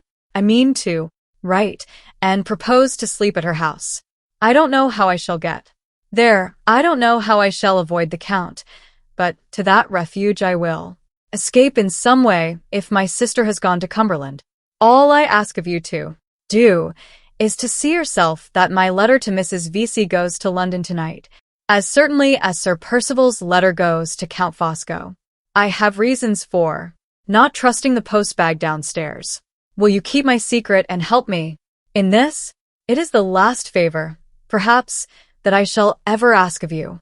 I hesitated. I thought it all very strange. I almost feared that her ladyship's mind had been a little affected by recent anxiety and suffering. At my own risk, however, I ended by giving my consent. If the letter had been addressed to a stranger, or to anyone but a lady so well known to me by report as Mrs. V.C., I might have refused. I thank God, looking to what happened afterwards, I thank God I never thwarted that wish, or any other, which Lady Glyde expressed to me on the last day of her residence at Blackwater Park. The letter was written and given into my hands. I myself put it into the post box in the village that evening. We saw nothing more of Sir Percival for the rest of the day. I slept, by Lady Glyde's own desire, in the next room to hers, with the door open between us. There was something so strange and dreadful in the loneliness and emptiness of the house that I was glad, on my side, to have a companion near me. Her ladyship sat up late, reading letters and burning them, and emptying her drawers and cabinets of little things she prized, as if she never expected to return to Blackwater Park. Her sleep was sadly disturbed when she at last went to bed. She cried out in it several times, once so loud that she woke herself. Whatever her dreams were, she did not think fit to communicate them to me. Perhaps, in my situation, I had no right to expect that she should do so. It matters little now. I was sorry for her. I was indeed heartily sorry for her all the same. The next day was fine and sunny. Sir Percival came up, after breakfast, to tell us that the chaise would be at the door at 11:45, the train to London stopping at our station at 20 minutes after. He informed Lady Glyde that he was obliged to go out, but added that he hoped to be back before she left. If any unforeseen accident delayed him, I was to accompany her to the station, and to take special care that she was in time for the train. Sir Percival communicated these directions very hastily, walking here and there about the room all the time. Her ladyship looked attentively after him, wherever he went. He never once looked at her in return. She only spoke when he had done, and then she stopped him as he approached the door, by holding out her hand. "I shall see you no more," she said, in a very marked manner. "This is our parting, it may be forever. Will you try to forgive me, Percival, as heartily as I forgive you?" His face turned of an awful whiteness all over, and great beads of perspiration broke out on his bald forehead. "I shall come back," he said, and made for the door, as hastily as if his wife's farewell words had frightened him out of the room. I had never liked Sir Percival, but the manner in which he left Lady Glyde made me feel ashamed of having eaten his bread and lived in his service. I thought of saying a few comforting and Christian words to the poor lady, but there was something in her face, as she looked after her husband when the door closed on him, that made me alter my mind and keep silence. At the time named, the chaise drew up at the gates. Her ladyship was right. Sir Percival never came back. I waited for him till the last moment, and waited in vain. No positive responsibility lay on my shoulders, and yet I did not feel easy in my mind. "It is of your own free will," I said, as the chaise drove through the lodge gates, "that your ladyship goes to London?" "I will go anywhere," she answered, "to end the dreadful suspense that I am suffering at this moment." She had made me feel almost as anxious and as uncertain about Miss Halcombe as she felt herself. I presumed to ask her to write me a line if all went well in London. She answered, "Most willingly, Mrs. Michelson." "We all have our crosses to bear, my lady," I said, seeing her silent and thoughtful, after she had promised to write. She made no reply. She seemed to be too much wrapped up in her own thoughts to attend to me. "I fear your ladyship rested badly last night," I remarked, after waiting a little. "Yes," she said, "I was terribly disturbed by dreams." "Indeed, my lady?" I thought she was going to tell me her dreams, but no. When she spoke next, it was only to ask a question. "You posted the letter to Mrs. Vesey with your own hands?" "Yes, my lady." "Did Sir Percival say, yesterday, that Count Fosco was to meet me at the terminus in London?" "He did, my lady." She sighed heavily when I answered that last question, and said no more. We arrived at the station, with hardly 2 minutes to spare. The gardener, who had driven us, managed about the luggage, while I took the ticket. The whistle of the train was sounding when I joined her ladyship on the platform.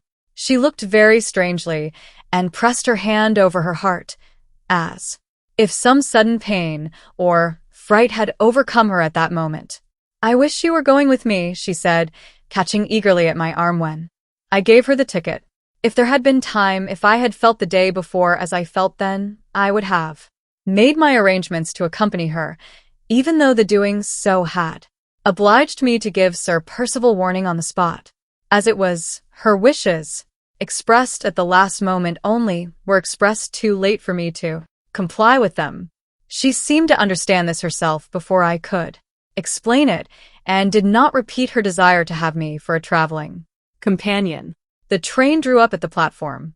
She gave the gardener a present for his children, and took my hand in her simple, hearty manner before she got into the carriage.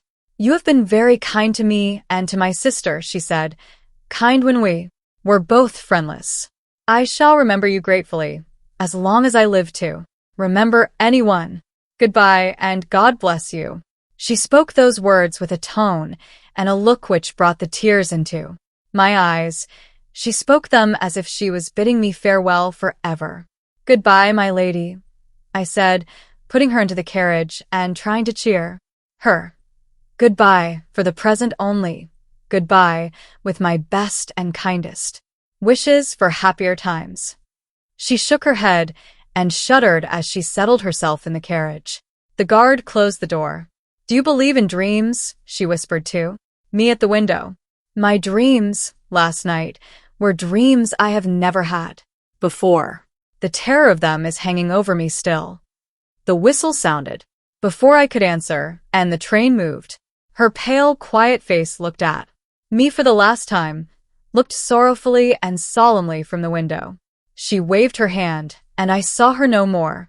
Towards 5 o'clock on the afternoon of that same day, having a little time to myself in the midst of the household duties which now pressed upon me, I sat down alone in my own room to try and compose my mind with the volume of my husband's sermons.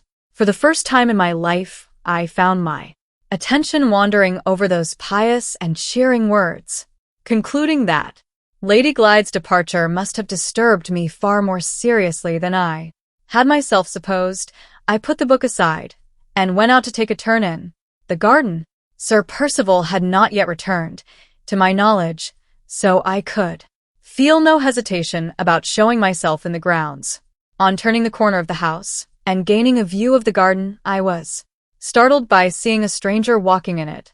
The stranger was a woman. She was lounging along the path with her back to me and was gathering the flowers.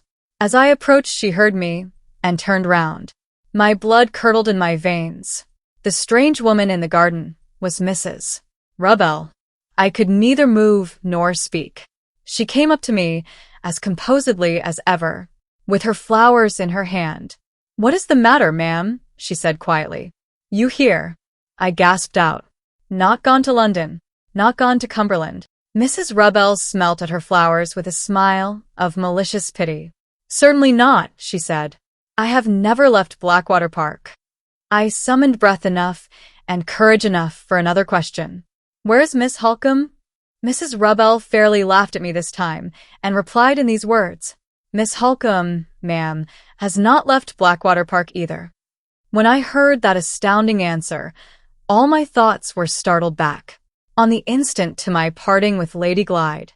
I can hardly say I reproached myself, but at that moment I think I would have given many a year's hard savings to have known 4 hours earlier what I knew now. Mrs. Rubbell waited, quietly arranging her nosegay, as if she expected me to Say something. I could say nothing. I thought of Lady Glyde's worn-out energies and weakly health, and I trembled for the time when the shock of the discovery that I had made would fall on her. For a minute or more my fears for the poor ladies silenced me. At the end of that time Mrs. Rubbell looked up sideways from her flowers and said, "Here is Sir Percival, ma'am, returned from his ride." I saw him as soon as she did. He came towards us, slashing viciously at the flowers with his riding whip.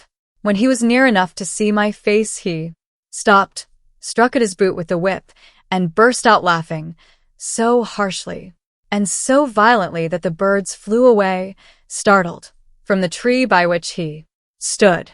"Well, Mrs. Michelson," he said, "you have found it out at last, have you?" I made no reply. He turned to Mrs. Rubbell. "When did you show yourself in the garden?" "I showed myself about half an hour ago, sir. You said I might take my liberty again as soon as Lady Glyde had gone away to London." "Quite right. I don't blame you. I only asked the question." He waited a moment, and then addressed himself once more to me. "You can't believe it, can you?" he said mockingly. "Here, come along and see for yourself." He led the way round to the front of the house. I followed him, and Mrs. Rebel followed me. After passing through the iron gates, he stopped and pointed with his whip to the disused middle wing of the building. "There," he said. "Look up at the first floor. You know the old Elizabethan bedrooms? Miss Halcombe is snug and safe in one of the best of them at this moment. Take her in, Mrs. Rebel. You have got your key? Take Mrs. Michelson in, and let her own eyes satisfy her that there is no deception this time." The tone in which he spoke to me, and the minute or two that had passed since we left the garden, helped me to recover my spirits a little. What I might have done at this critical moment if all my life had been passed in service, I cannot say. As it was, possessing the feelings, the principles, and the bringing up of a lady, I could not hesitate about the right course to pursue. My duty to myself, and my duty to Lady Glyde, alike forbade me to remain in the employment of a man who had shamefully deceived us both by a series of atrocious falsehoods.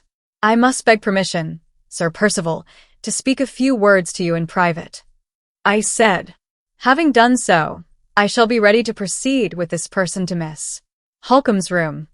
Mrs. Rebel, whom I had indicated by a slight turn of my head, insolently sniffed at her nosegay and walked away, with great deliberation, towards the house door. "Well," said Sir Percival sharply, "what is it now?" "I wish to mention, sir, that I am desirous of resigning the situation I now hold at Blackwater Park." That was literally how I put it. I was resolved that the first words spoken in his presence should be words which expressed my intention to leave his service. He eyed me with one of his blackest looks and thrust his hands savagely into the pockets of his riding coat. "Why?" he said. "Why, I should like to know?" "It is not for me, Sir Percival, to express an opinion on what has taken place in this house. I desire to give no offense. I merely wish to say that I do not feel it consistent with my duty to Lady Glyde and to myself to remain any longer in your service." "Is it consistent with your duty to me to stand there, casting suspicion on me to my face?" he broke out in his most violent manner. "I see what you're driving at. You have taken your own mean, underhand view of an innocent deception practiced on Lady Glyde for her own good. It was essential to her health that she should have a change of air immediately, and you know as well as I do she would never have gone away if she had been told Miss Halcombe was still left here. She has been deceived in her own interests, and I don't care who knows it. Go, if you like, there are plenty of housekeepers as good as you to be had for the asking. Go when you please, but take care how you spread scandals about me and my affairs. When you're out of my service, tell the truth, and nothing but the truth, or it will be the worse for you. See Miss Halcombe for yourself, see if she hasn't been as well taken care of in one part of the house as in the other. Remember the doctor's own orders that Lady Glyde was to have a change of air at the earliest possible opportunity. Bear all that well in mind, and then say anything against me and my proceedings if you dare." He poured out these words fiercely, all in a breath, walking backwards and forwards and striking about him in the air with his whip.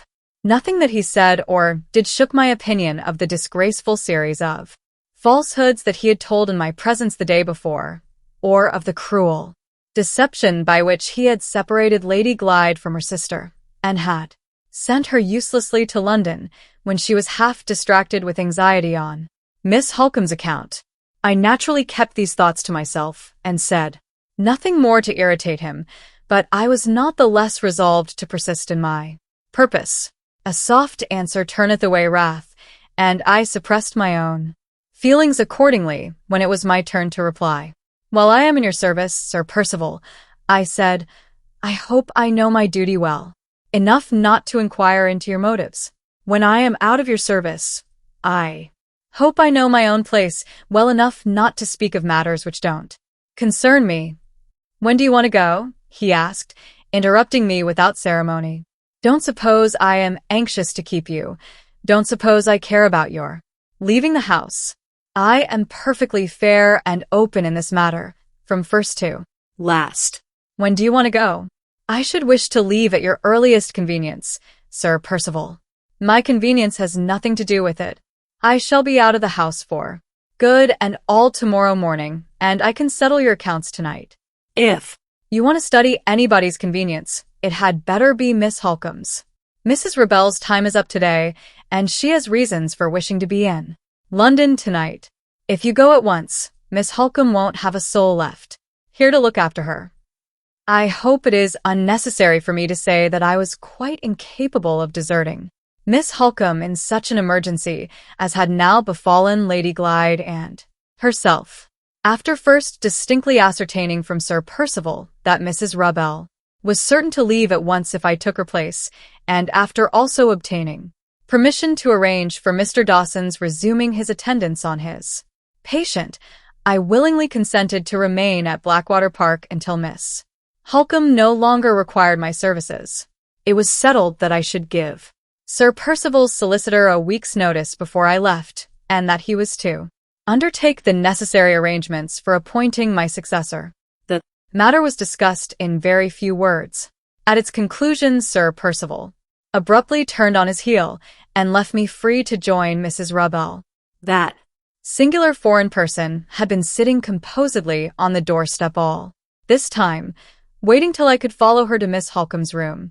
I had hardly walked halfway towards the house when Sir Percival, who had withdrawn in the opposite direction, suddenly stopped and called me back. "Why are you leaving my service?" he asked. The question was so extraordinary, after what had just passed between us, that I hardly knew what to say in answer to it. "Mind, I don't know why you are going," he went on. "You must give a reason for leaving me, I suppose, when you get another situation." what? "Reason? The breaking up of the family? Is that it?" "There can be no positive objection, Sir Percival, to that reason." Very well. "That's all I want to know. If people apply for your character, that's your reason, stated by yourself. You go in consequence of the breaking up of the family." He turned away again before I could say another word and walked out rapidly into the grounds. His manner was as strange as his language. I Acknowledge he alarmed me. Even the patience of Mrs. Rebel was getting exhausted when I joined her at the house door. "At last," she said, with a shrug of her lean foreign shoulders. She led the way into the inhabited side of the house, ascended the stairs, and opened with her key the door at the end of the passage, which communicated with the old Elizabethan rooms, a door never previously used in my time at Blackwater Park. The rooms themselves I knew well, having entered them myself on various occasions from the other side of the house. Mrs. Rebel stopped at the third door, along the old gallery, handed me the key of it, with the key of the door of communication, and told me I should find Miss Halcombe in that room. Before I went in, I thought it desirable to make her understand that her attendance had ceased. Accordingly, I told her in plain words that the charge of the sick lady henceforth devolved entirely on myself. "I am glad to hear it, ma'am," said Mrs. Rebel. "I want to go very much." "Do you leave today?" I asked, to make sure of her. "Now that you have taken charge, ma'am, I leave in half an hour's time. Sir Percival has kindly placed at my disposition the gardener and the chaise. Whenever I want them, I shall want them in half an hour's time to go to the station. I am packed up in anticipation already. I wish you good day, ma'am." She dropped a brisk curtsy and walked back along the gallery, humming a little tune and keeping time to it cheerfully, with the nosegay in her hand. I am sincerely thankful to say that was the last I saw of Mrs. Rebel. When I went into the room, Miss Halcombe was asleep. I looked at her anxiously as she lay in the dismal, high, old-fashioned bed. She was certainly not in any respect altered for the worse since I had seen her last. She had not been neglected, I am bound to admit, in any way that I could perceive. The room was dreary and dusty and dark, but the window looking on a solitary courtyard at the back of the house, was opened to let in the fresh air, and all that could be done to make the place comfortable had been done. The whole cruelty of Sir Percival's deception had fallen on poor lady. Glide. The only ill usage which either he or Mrs. Rubbell had inflicted on Miss Halcombe consisted, so far as I could see, in the first offence of hiding her away. I stole back, leaving the sick lady still peacefully asleep, to give the gardener instructions about bringing the doctor. I begged the man, after he had taken Mrs. Rubbell to the station, to drive round by Mr. Dawson's and leave a message in my name, asking him to call and see me.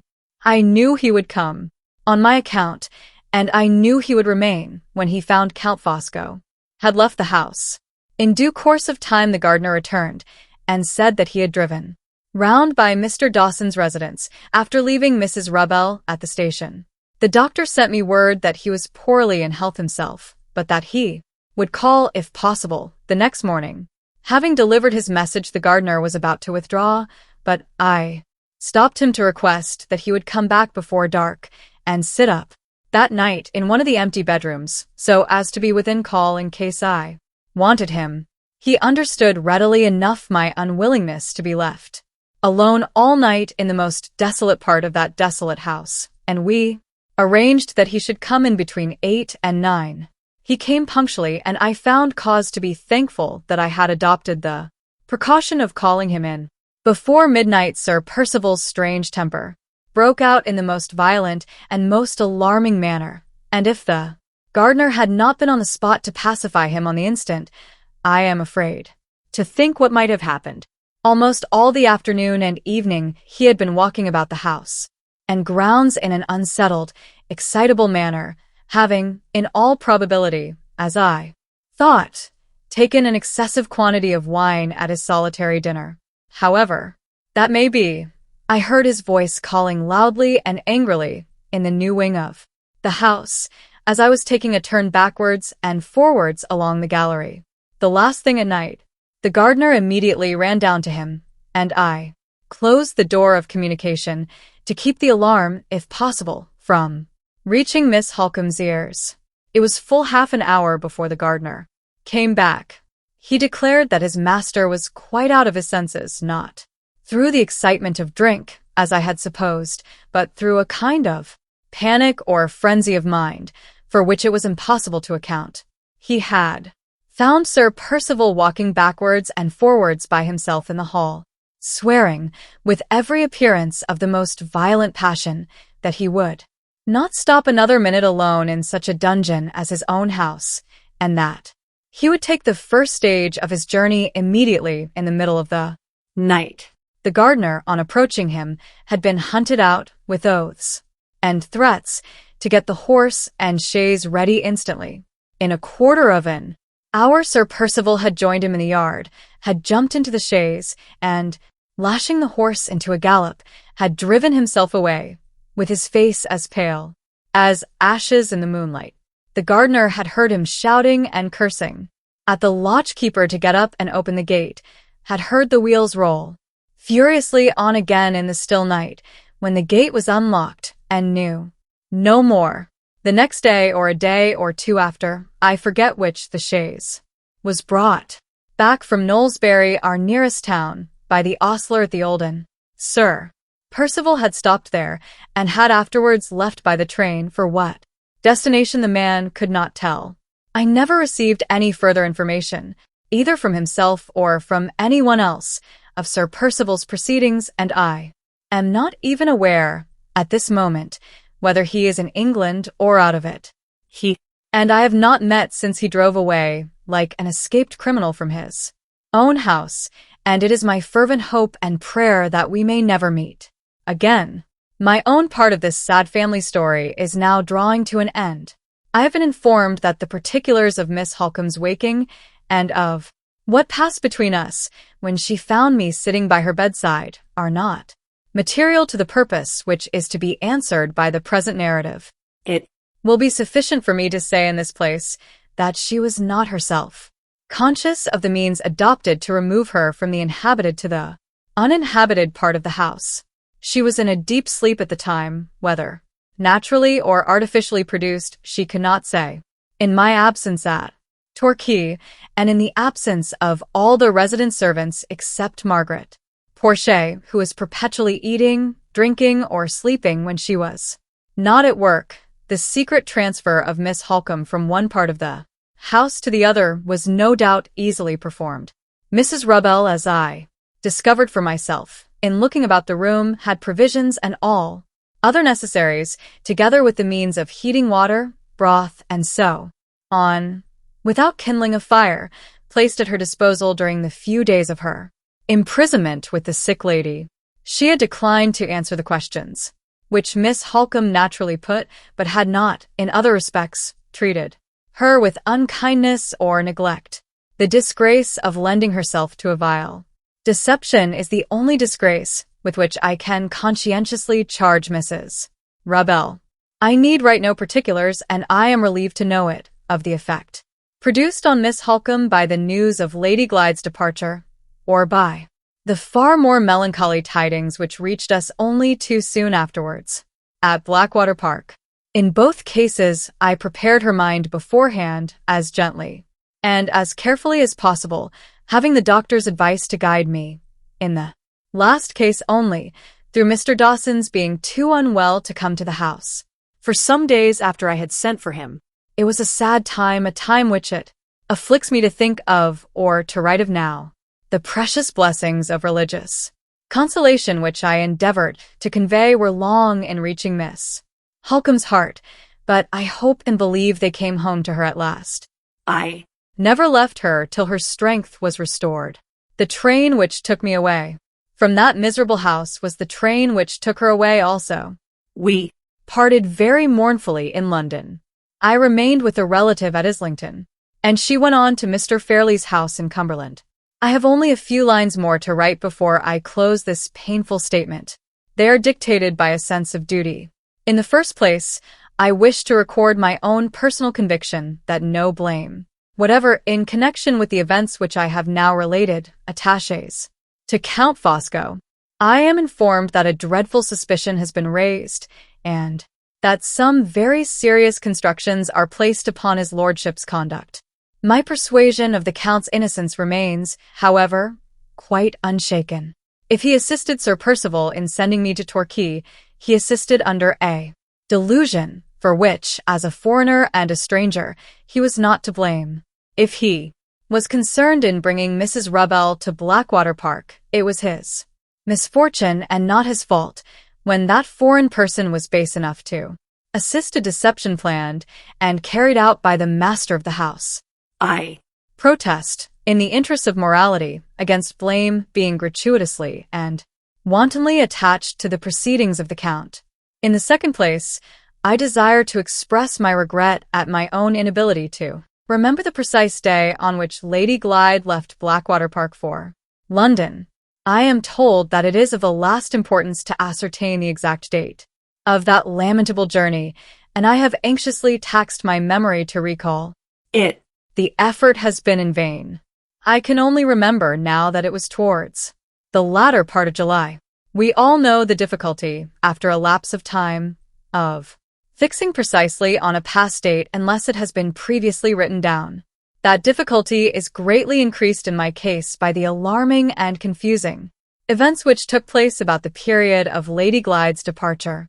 I heartily wish I had made a memorandum at the time.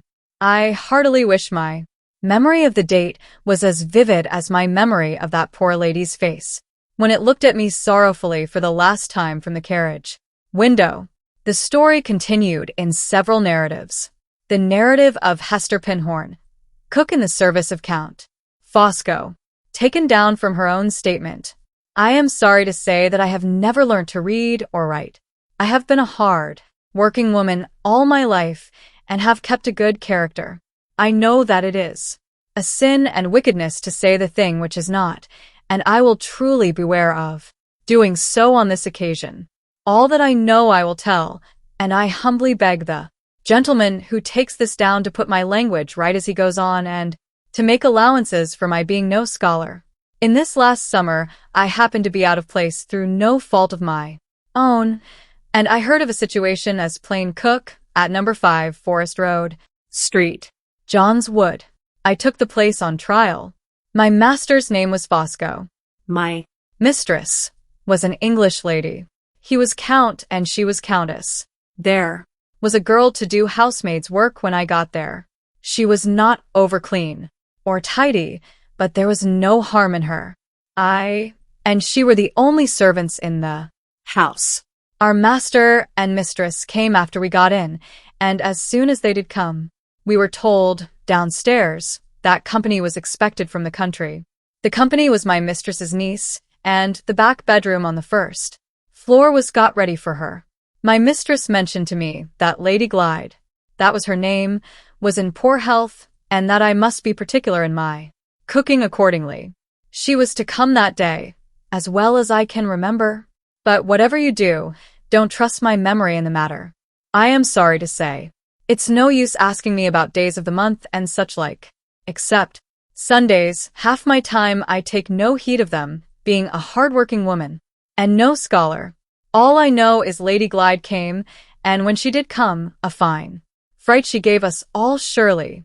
I don't know how master brought her to the house, being hard at work at the time, but he did bring her in the afternoon, I think, and the housemaid opened the door to them, and showed them into the parlor. Before she had been long down in the kitchen again with me, we heard a hurry-scurry upstairs, and the parlor bell ringing like mad, and my mistress's voice calling out for help. We both ran up, and there we saw the lady laid on the sofa, with her face ghastly white, and her hands fast clenched, and her head drawn down to one side. She had been taken with a sudden fright, my mistress said, and master he told us she was in a fit of convulsions. I ran out, knowing the neighborhood a little better than the rest of them, to fetch the nearest doctor's help. The nearest help was at Goodrick's and Garth's, who worked together as partners and had a good name and connection, as I have heard, all round Street, John's Wood. Mr. Goodrick was in, and he came back with me Directly. It was some time before he could make himself of much use. The poor, unfortunate lady fell out of one fit into another, and went on so till she was quite wearied out, and as helpless as a newborn babe. We then got her to Bed. Mr. Goodrick went away to his house for medicine, and came back again in a quarter of an hour or less. Besides the medicine, he brought a bit of hollow mahogany wood with him, shaped like a kind of trumpet, and, after waiting a little while, he put one end over the lady's heart and the other to his ear, and listened carefully. When he had done, he says to my mistress, who was in the room, "This is a very serious case," he says. "I recommend you to write to Lady Glyde's friends directly." My mistress says to him, "Is it heart disease?" And he says, "Yes, heart disease of a most dangerous kind." He told her exactly what he thought was the matter, which I was not clever enough to understand. But I know this. He ended by saying that he was afraid neither his help nor any other doctor's help was likely to be of much service. My mistress took this ill news more quietly than my master. He was a big, fat, odd sort of elderly man, who kept birds and white mice and spoke to them as if they were so many Christian children. He seemed terribly cut up by what had happened. Ah, poor Lady Glyde. Poor dear Lady Glyde, he says, and went stalking about, wringing his fat hands more like a play actor than a gentleman. For one question my mistress asked the doctor about the lady's chances of getting round, he asked a good 50 at least. I declare, he quite tormented us all, and when he was quiet at last, out he went into the bit of back garden, picking trumpery little nosegays, and asking me to take them upstairs and make the sick room look pretty with them, as if that did any good. I think he must have been, at times, a little soft in his head, but he was not a bad master. He had a monstrous civil tongue of his own, and a jolly, easy, coaxing way with him. I liked him a deal better than my mistress. She was a hard one, if ever there was a hard one yet. Towards night-time the lady roused up a little.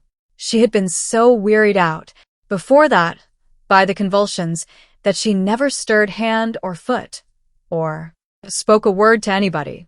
She moved in the bed now, and stared about her, at the room, and us in it.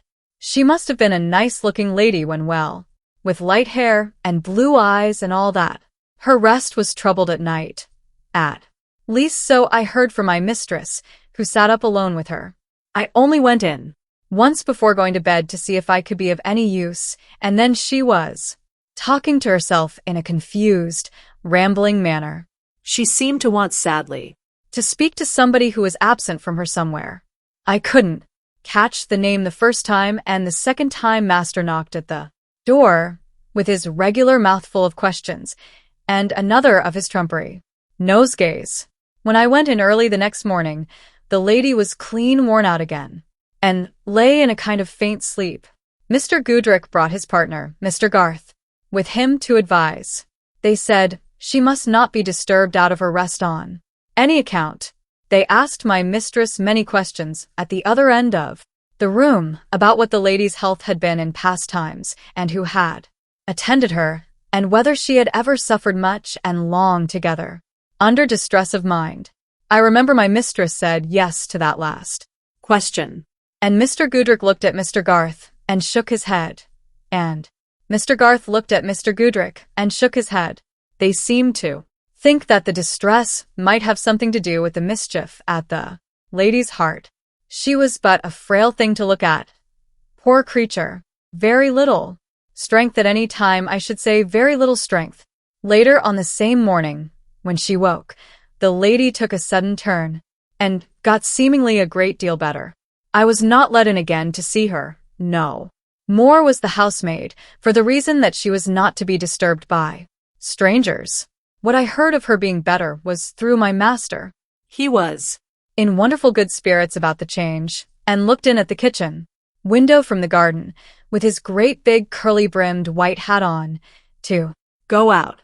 "Good Mrs. Cook," says he, "Lady Glyde is better. My mind is more easy then. It was, and I am going out to stretch my big legs with a sunny little summer walk.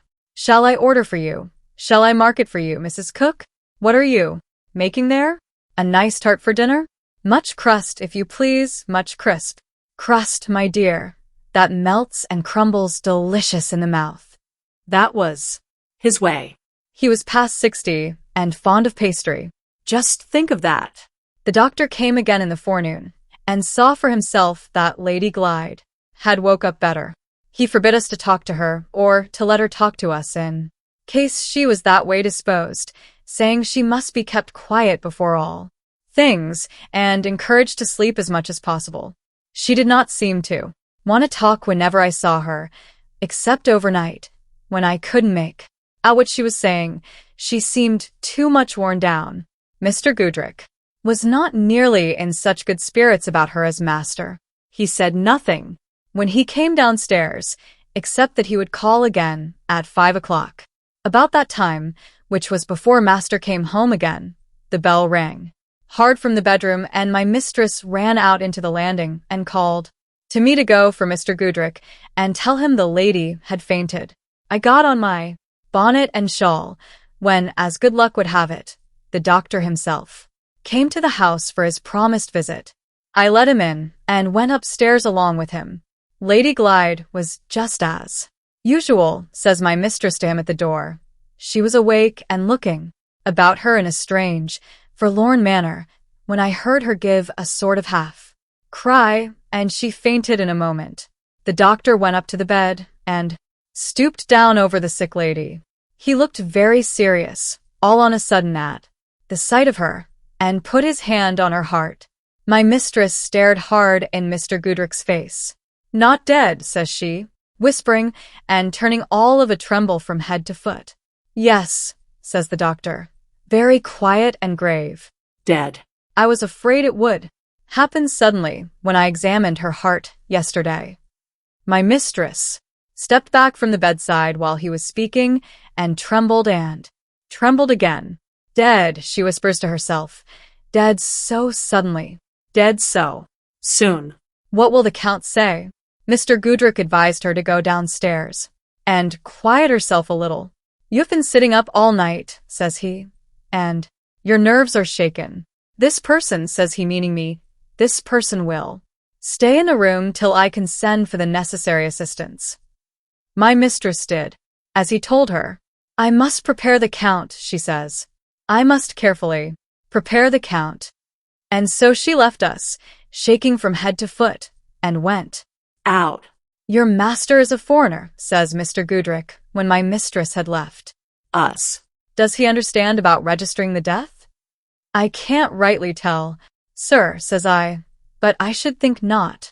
The doctor considered a minute and then says he, I don't usually do such things, says he, but it may save the family trouble in this case if I register the death myself. I shall pass the district office in half an hour's time, and I can easily look in. Mention, if you please, that I will do so. Yes, sir, says I, with thanks, I'm sure, for your kindness in thinking of it.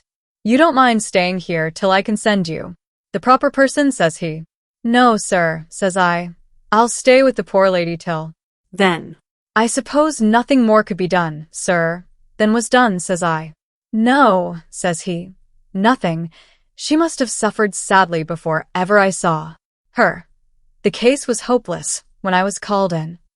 Ah, dear me, we all come to it sooner or later, don't we, sir, says I. He gave no answer to that. He didn't seem to care about talking. He said, good day, and went Out. I stopped by the bedside from that time till the time when Mr. Goodrich sent the person in, as he had promised. She was, by name, Jane Gould. I Considered her to be a respectable-looking woman. She made no remark, except to say that she understood what was wanted of her, and that she had winded a many of them in her time. How master bore the news when he first heard it is more than I can tell, not having been present. When I did see him, he looked awfully overcome by it, to be sure. He sat quiet in a corner, with his fat hands hanging over his thick knees and his head down, and his eyes looking at nothing.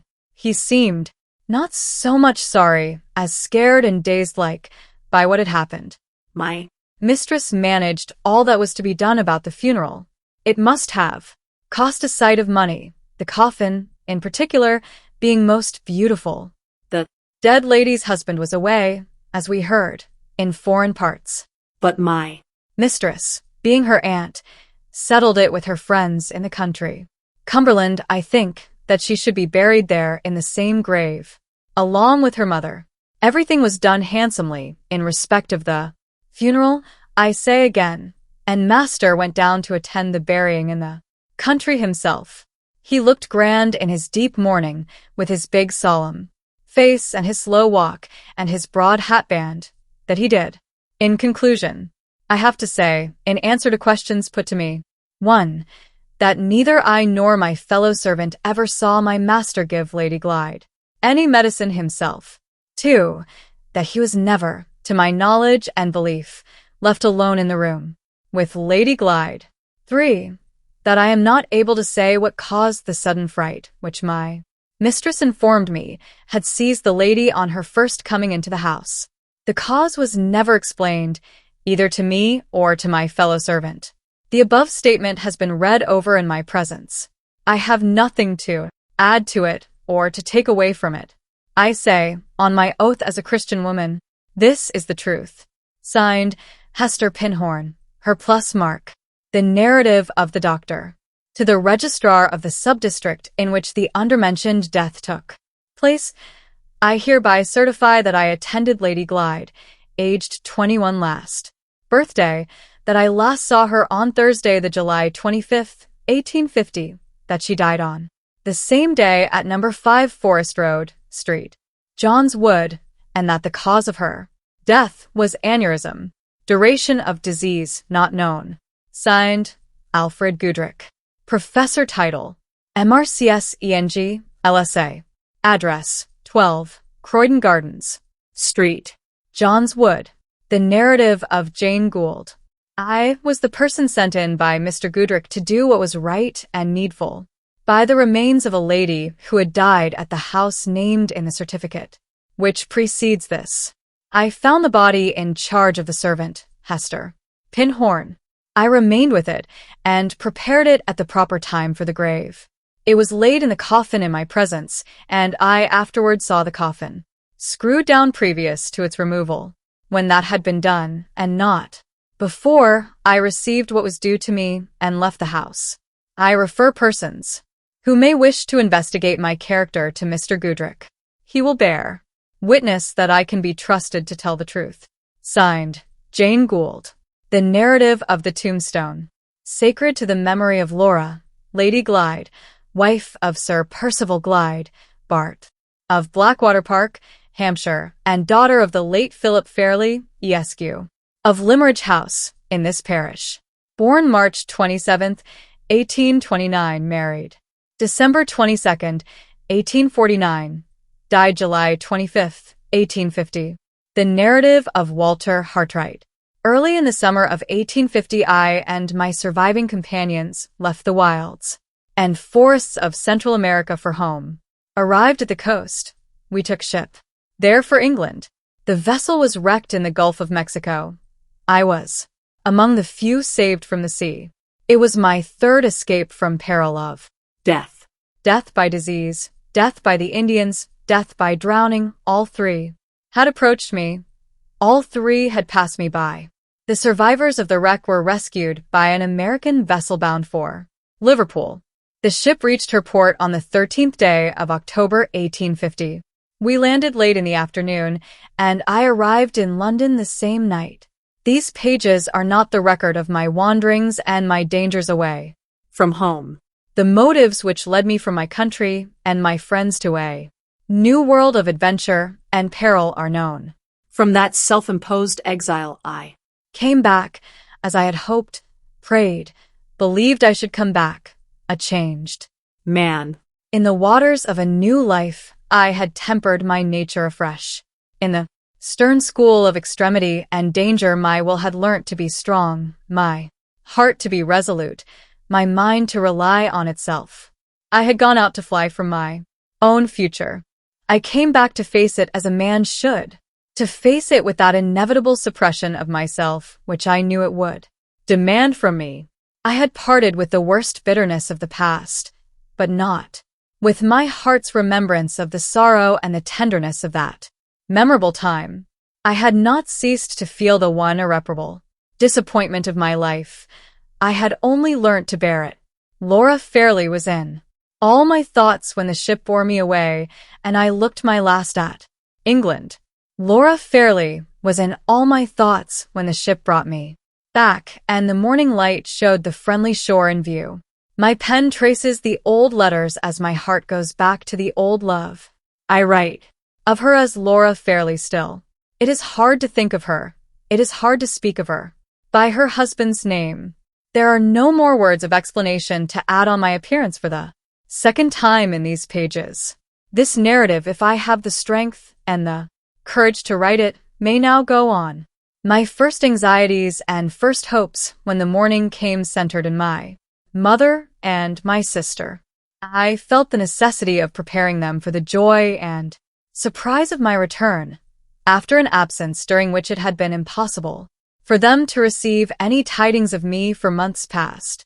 Early in the morning I sent a letter to the Hampstead cottage and followed it myself in an hour's time. When the first meeting was over, when our quiet and composure of other days began gradually to return to us, I saw something in my mother's face which told me that a secret oppression lay heavy on her heart.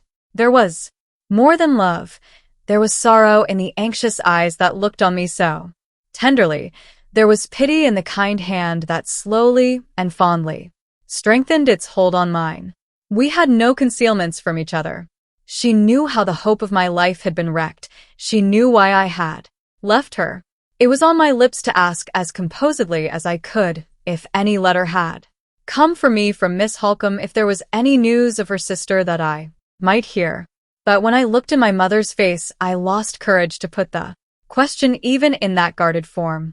I could only say, doubtingly and restrainedly, "You have something to tell me." My sister, who had been sitting opposite to us, rose suddenly without a word of explanation, rose and left the room. My mother moved closer to me on the sofa and put her arms round my neck. Those fond arms trembled. The tears flowed fast over the faithful, loving face. "Walter," she whispered, "my own darling, my heart is heavy for you. Oh, My son, my son.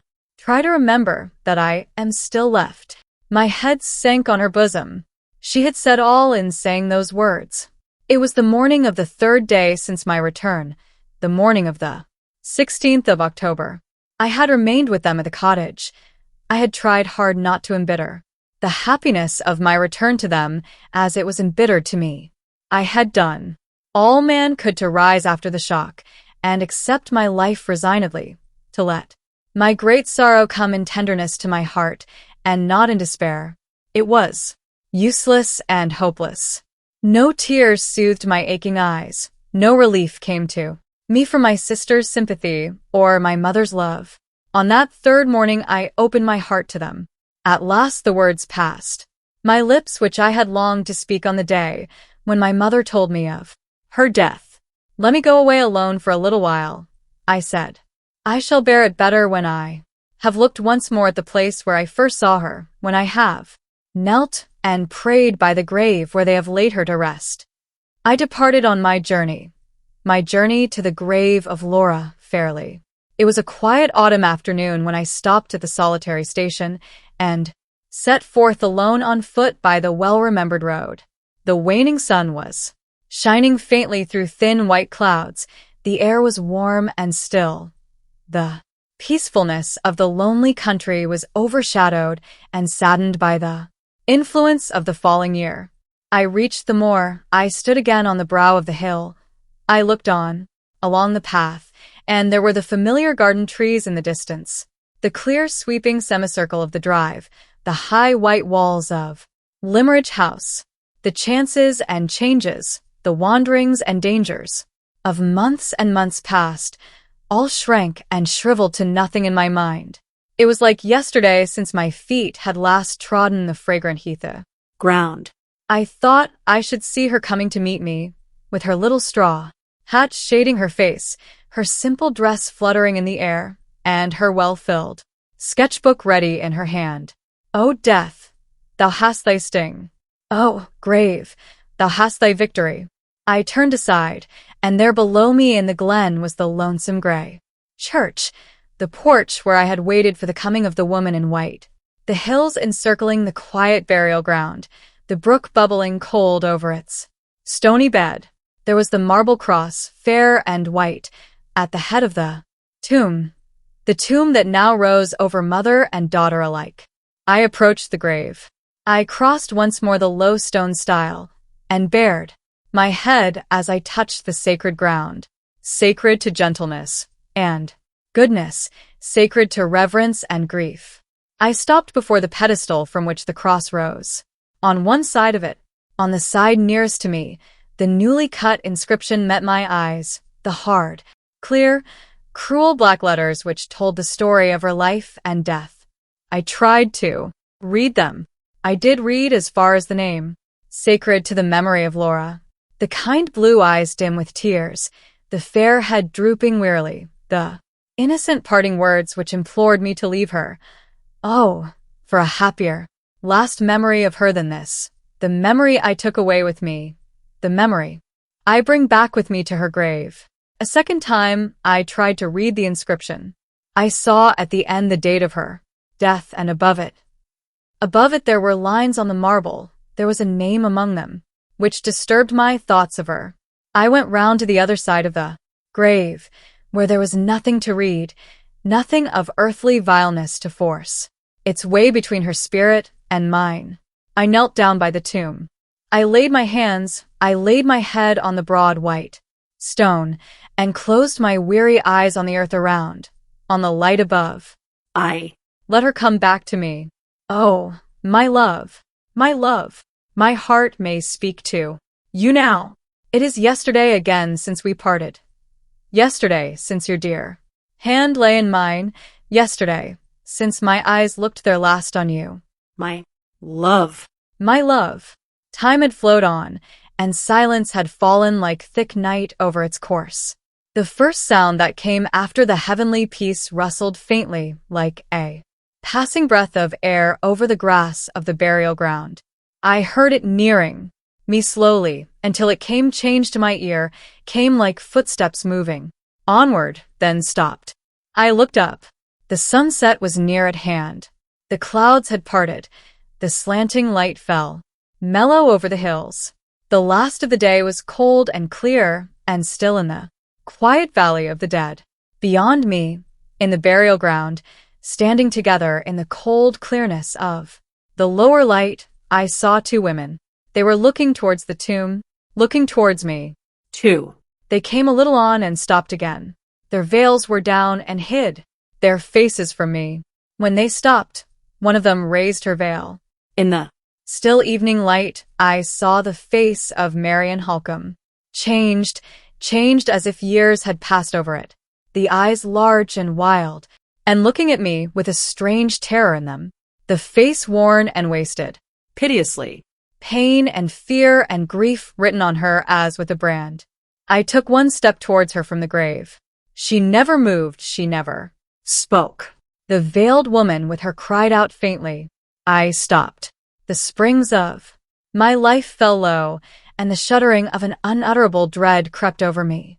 From head to foot, the woman with the veiled face moved away from her companion and came towards me slowly. Left by herself, standing by herself, Marian Halcombe spoke.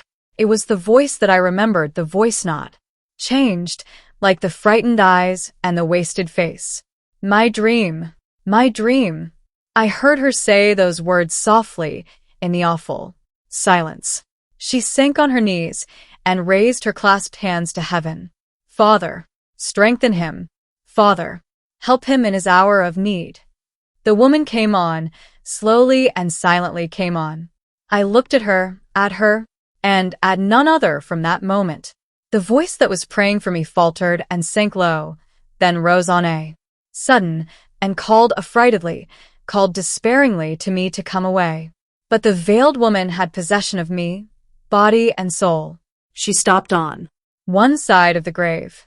We stood face to face with the tombstone between us. She was close to the inscription on the side of the pedestal. Her gown touched the black letters. The voice came nearer and rose more passionately still. Hide your Face. Don't look at her. Oh, for God's sake, spare him. The woman lifted her veil. Sacred to the memory of Laura, Lady Glyde.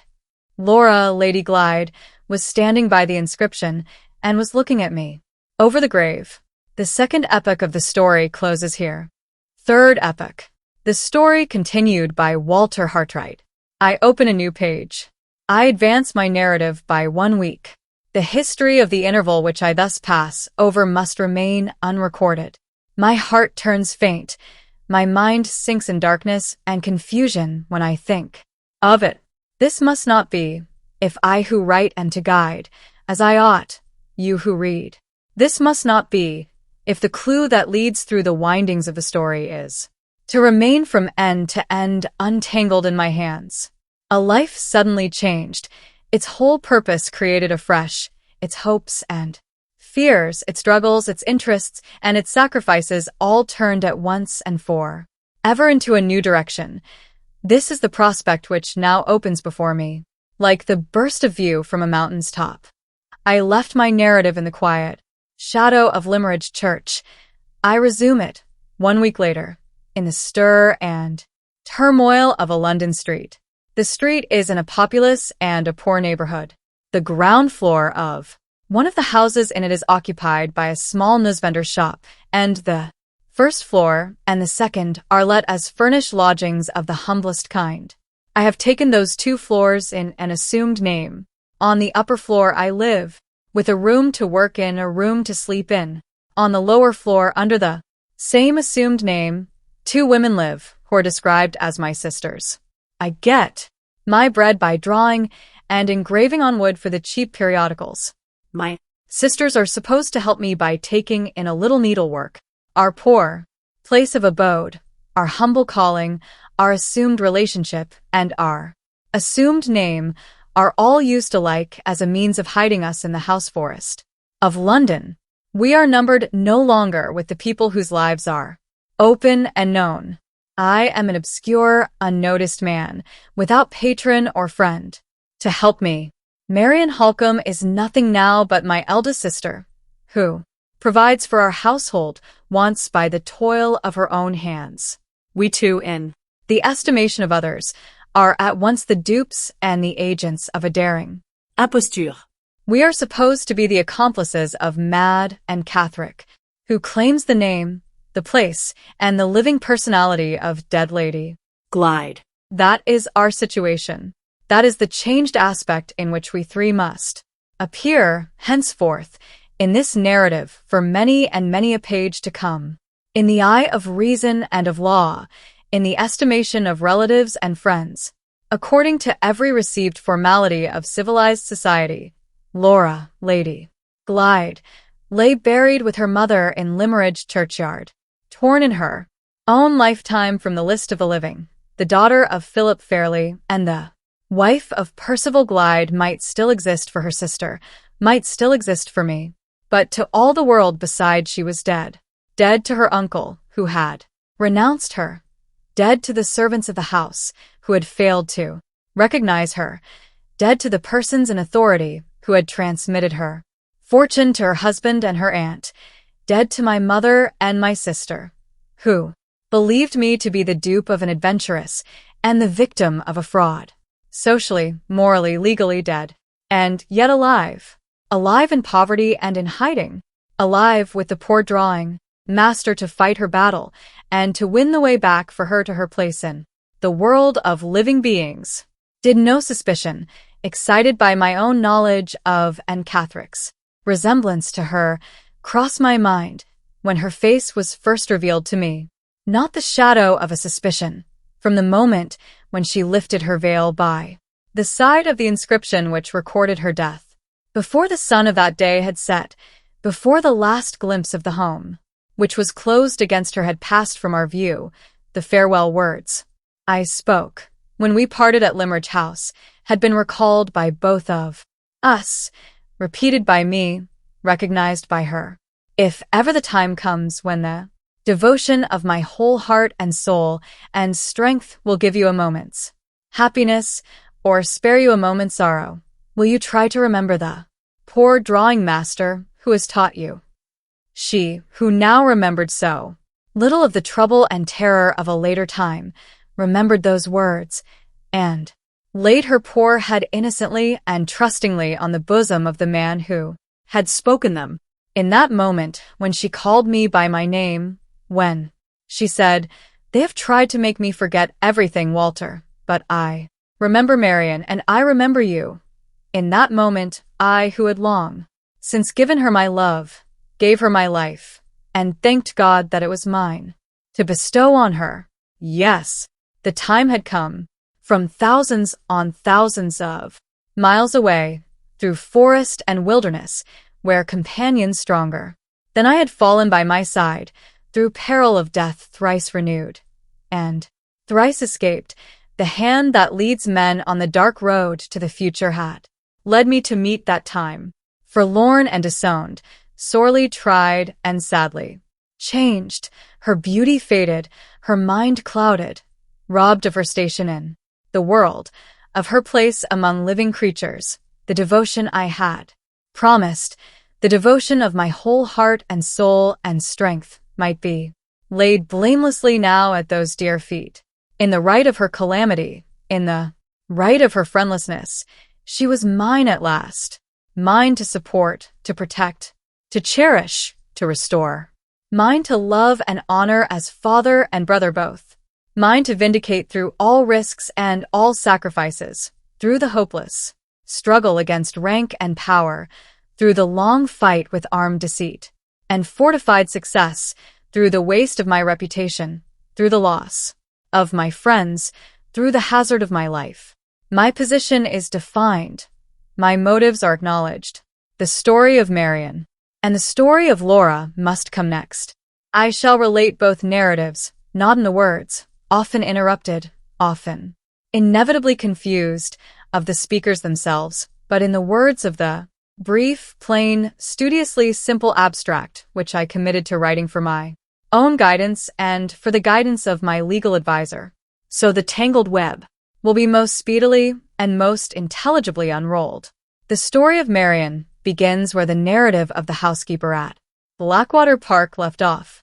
On Lady Glyde's departure from her husband's house, the fact of that departure and the necessary statement of the circumstances under which it had taken place were communicated to Miss Halcombe by the housekeeper.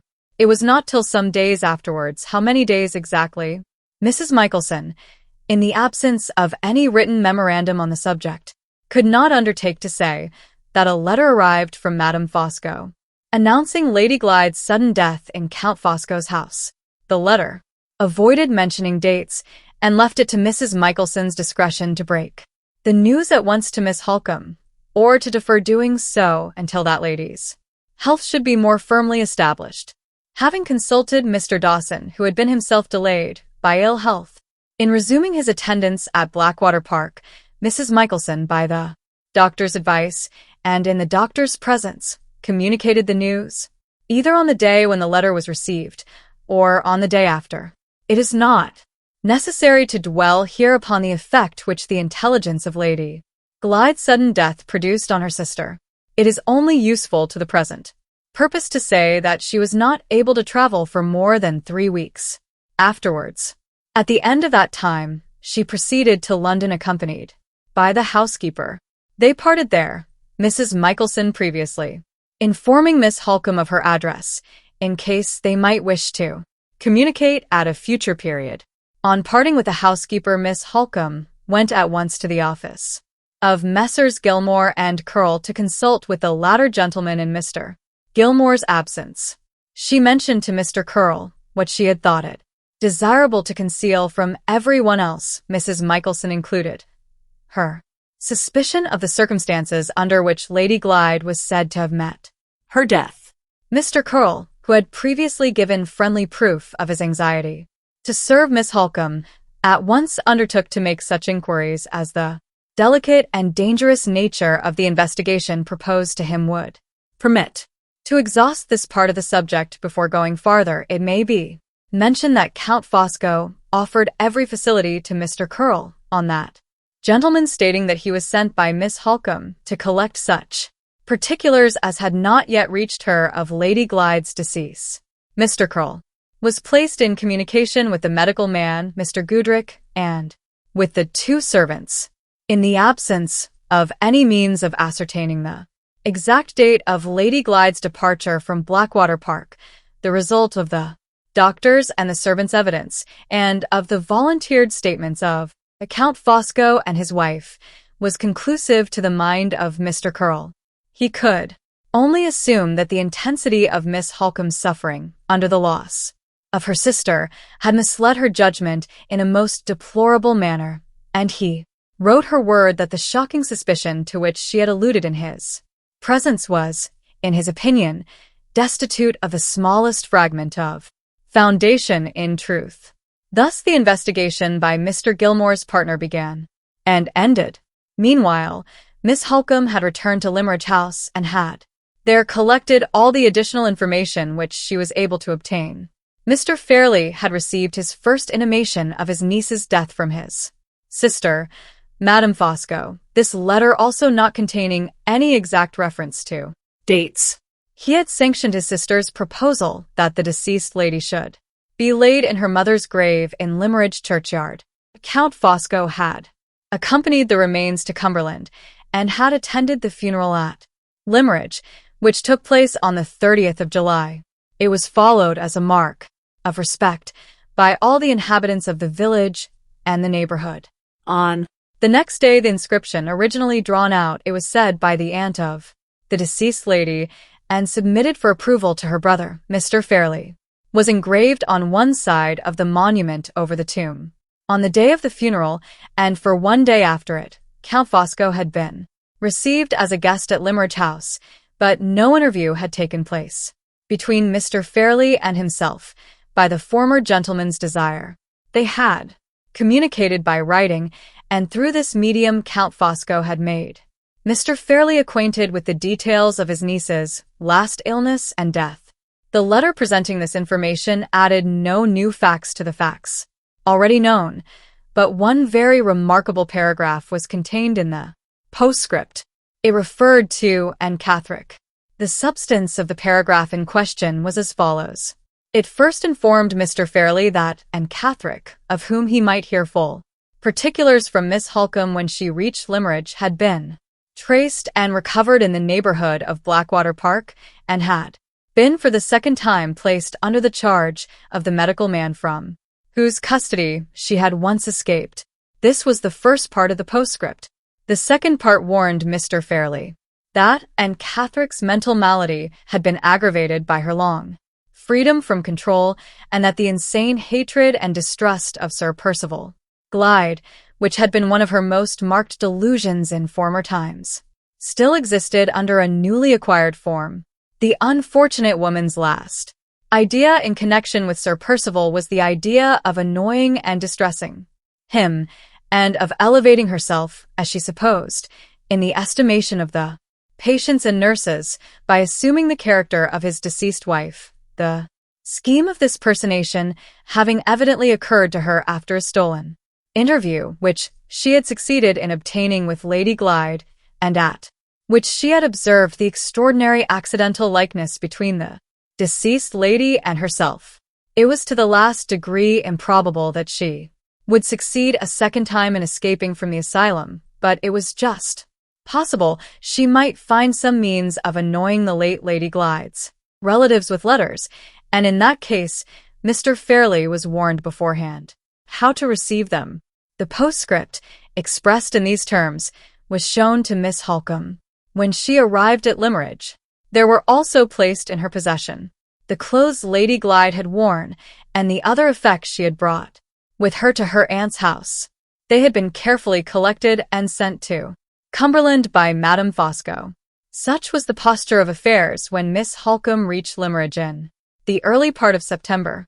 Shortly afterwards, she was confined to her room by a relapse, her weakened physical energies giving way under the severe mental affliction from which she was now suffering.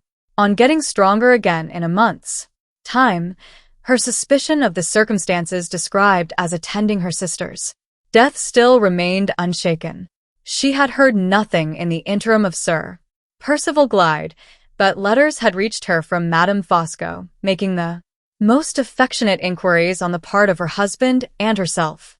Instead of answering these letters, Miss Halcombe caused the house in St. John's Wood and the proceedings of its inmates to be privately watched. Nothing doubtful was discovered. The same result attended the next investigations, which were secretly instituted on the subject of Mrs. Rubbell. She had arrived in London about 6 months before with her husband. They had come from Lyons, and they had taken a house in the neighborhood of Leicester Square, to be fitted up as a boarding house for foreigners, who were expected to visit England in large numbers to see the exhibition of 1851. Nothing was known against husband or wife in the neighborhood. They were quiet people, and they had paid their way honestly up to the present time. The final inquiries related to Sir Percival Glyde. He was settled in Paris, and living there quietly in a small circle of English and French friends. Foiled at all points, but still not able to rest, Miss Halcombe next determined to visit the asylum in which she then supposed Anne Catherick to be for the second time confined. She had felt a strong curiosity about the woman in former days, and she was now doubly interested, first in ascertaining whether the report of Anne Catherick's attempted personation of Lady Glyde was true, and secondly, if it proved to be true, in discovering for herself what the poor creature's real motives were for attempting the deceit. Although Count Fosco's letter to Mr. Fairlie did not mention the address of the asylum, that important omission cast no difficulties in Miss Halcombe's way. When Mr. Hartright had met Anne Catherick at Limmeridge, she had informed him of the locality in which the house was situated, and Miss Halcombe had noted down the direction in her diary, with all the other particulars of the interview exactly as she heard them from Mr. Hartright's own lips. Accordingly, she looked back at the entry and extracted the address, furnished herself with the Count's letter to Mr. Fairlie as a species of credential which might be useful to her, and started by herself for the asylum on the 11th of October. She passed the night of the 11th in London. It had been her intention to sleep at the house inhabited by Lady Glyde's old governess, but Mrs. Vesey's agitation at the sight of her lost pupil's nearest and dearest friend was so distressing that Miss Halcombe considerately refrained from remaining in her presence and removed to a respectable boarding house in the neighborhood, recommended by Mrs. Vesey's married sister. The next day, she proceeded to the asylum, which was situated not far from London on the northern side of the metropolis. She was immediately admitted to see the proprietor. At first he appeared to be decidedly unwilling to let her communicate with his patient, but on her showing him the postscript to Count Fosco's letter, on her reminding him that she was the Miss Halcombe there referred to, that she was a near relative of the deceased Lady Glyde, and that she was therefore naturally interested for family reasons in observing for herself the extent of Aunt Catherick's delusion in relation to her late sister. The tone and manner of the owner of the asylum altered, and he withdrew his objections. He probably felt that a continued refusal, under these circumstances, would not only be an act of discourtesy in itself, but would also imply that the proceedings in his establishment were not of a nature to bear investigation by respectable strangers. Miss Halcombe's own impression was that the owner of the asylum had not been received into the confidence of Sir Percival and the Count. His consenting at all to let her visit his patient seemed to afford one proof of this, and his readiness in making admissions which could scarcely have escaped the lips of an accomplice certainly appeared to furnish another. For example, in the course of the introductory conversation which took place, he informed Miss Halcombe that Aunt Catherick had been brought back to him with the necessary order and certificates by Count Fosco on the 27th of July, the Count also producing a letter of explanations and instructions signed by Sir Percival Glyde. On receiving his inmate again, the proprietor of the asylum acknowledged that he had observed some curious personal changes in her. Such changes, no doubt, were not without precedent in his experience of persons mentally afflicted. Insane people were often at one time, outwardly as well as inwardly, unlike what they were at another. The change from better to worse, or from worse to better, in the madness having a necessary tendency to produce alterations of appearance externally. He allowed for these, and he allowed also for the modification in the form of Aunt Catherick's delusion, which was reflected, no doubt, in her manner and expression. But he was still perplexed at times by certain differences between his patient before she had escaped and his patient since she had been brought back. Those differences were too minute to be described. He could not say, of course, that she was absolutely altered in height or shape or complexion, or in the color of her hair and eyes, or in the general form of her face. The change was something that he felt more than something that he saw. In short, the case had been a puzzle from the first, and one more perplexity was added to it now.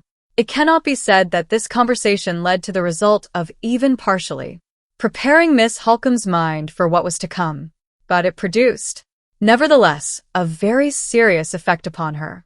She was so completely unnerved by it that some little time elapsed before she could summon composure enough to follow the proprietor of the asylum to that part of the house in which the inmates were confined.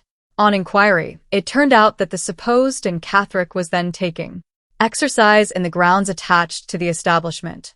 One of the nurses volunteered to conduct Miss Halcombe to the place, the proprietor of the asylum remaining in the house for a few minutes to attend to a case which required his services, and then engaging to join his visitor in the grounds. The nurse led Miss Halcombe to a distant part of the property, which was prettily laid out, and after looking about her a little, turned into a turf walk, shaded by a shrubbery on either side. About halfway down this walk, too, Women were slowly approaching. The nurse pointed to them and said, "There is and Catherick, ma'am, with the attendant who waits on her. The Attendant will answer any questions you wish to put." With those words the nurse left her to return to the duties of the house. Miss Halcombe advanced on her side, and the women advanced on theirs. When they were within a dozen paces of each other, one of the women stopped for an instant, looked eagerly at the strange lady, shook off the nurse's grasp on her, and the next moment rushed into Miss Halcombe's arms. In that moment Miss Halcombe recognized her sister, recognized the dead alive. Fortunately for the success of the measures taken subsequently, no one was present at that moment but the nurse. She was a young woman and she was so startled that she was at first quite incapable of interfering. When she was able to do so, her whole services were required by Miss Halcombe, who had for the moment sunk altogether in the effort to keep her own senses. Under the shock of the discovery, after waiting a few minutes in the fresh air and the cool shade, her natural energy and courage helped her a little, and she became sufficiently mistress of herself to feel the necessity of recalling her presence of mind for her unfortunate sister's sake. She obtained permission to speak alone with the patient, on condition that they both remained well within the nurse's view. There was no time for questions. There was only time for Miss Halcombe to impress on the unhappy lady the necessity of controlling herself and to assure her of immediate help and rescue if she did so. The prospect of escaping from the asylum by obedience to her sister's directions was sufficient to quiet Lady Glyde and to make her understand what was required of her. Miss Halcombe next returned to the nurse, placed all the gold she then had in her pocket, 3 sovereigns in the nurse's hands, and asked when and where she could speak to her alone. The woman was at first surprised and distrustful, but on Miss Halcombe's declaring that she only wanted to put some questions which she was too much agitated to ask at that moment, and that she had no intention of misleading the nurse into any dereliction of duty, the woman took the money and proposed 3 o'clock on the next day as the time for the interview. She might then slip out for half an hour after the patients had dined, and she would meet the lady in a retired place outside the high north wall which screened the grounds of the house. Miss Halcombe had only time to assent and to whisper to her sister that she should hear from her on the next day. When the proprietor of the asylum joined them, he noticed his visitor's agitation, which Miss Halcombe accounted for by saying that her interview with and Catherick had a little startled her at first. She took her leave as soon after as possible, that is to say, as soon as she could summon courage to force herself from the presence of her unfortunate sister. A very little reflection, when the capacity to reflect returned, convinced her that any attempt to identify Lady Glyde and to rescue her by legal means would, even if successful, involve a delay that might be fatal to her sister's intellects, which were shaken already by the horror of the situation to which she had been consigned. By the time Miss Halcombe had got back to London, she had determined to effect Lady Glyde's escape privately, by means of the nurse. She went at once to her stockbroker and sold out of the funds all the little property she possessed, amounting to rather less than £700, determined, if necessary, to pay the price of her sister's liberty with every farthing she had in the world. She repaired the next day, having the whole sum about her in banknotes, to her appointment outside the asylum wall. The nurse was there. Miss Halcombe approached the subject cautiously by many preliminary questions. She discovered, among other particulars, that the nurse who had in former times attended on the True and Catherick had been held responsible, although she was not to blame for it, for the patient's escape, and had lost her place in consequence. The same penalty, it was added, would attach to the person then speaking to her if the supposed and Catherick was missing a second time, and moreover, the nurse in this case had an especial interest in keeping her place. She was engaged to be married, and she and her future husband were waiting till they could save together between £200 and £300 to start in business. The nurse's wages were good, and she might succeed, by strict economy, in contributing her small share towards the sum required in 2 years' time. On this hint Miss Halcombe spoke. She declared that the supposed Anne Catherick was nearly related to her, that she had been placed in the asylum under a fatal mistake, and that the nurse would be doing a good and a Christian action in being the means of restoring them to one another. Before there was time to start a single objection, Miss Halcombe took 4 bank notes of £100 each from her pocketbook and offered them to the woman as a compensation for the risk she was to run and for the loss of her place. The nurse hesitated through sheer incredulity and surprise. Miss Halcombe pressed the point on her firmly. "You will be doing a good action," she repeated. "You will be helping the most injured and unhappy woman alive. There is your marriage portion for a Reward. Bring her safely to me here, and I will put these 4 banknotes into your hand before I claim her. Will you give me a letter saying those words, which I can show to my sweetheart when he asks how I got the money?" inquired the woman. "I will bring the letter with me, ready written and signed," answered Miss Halcombe. "Then I'll risk it," said the nurse. "When?" "Tomorrow."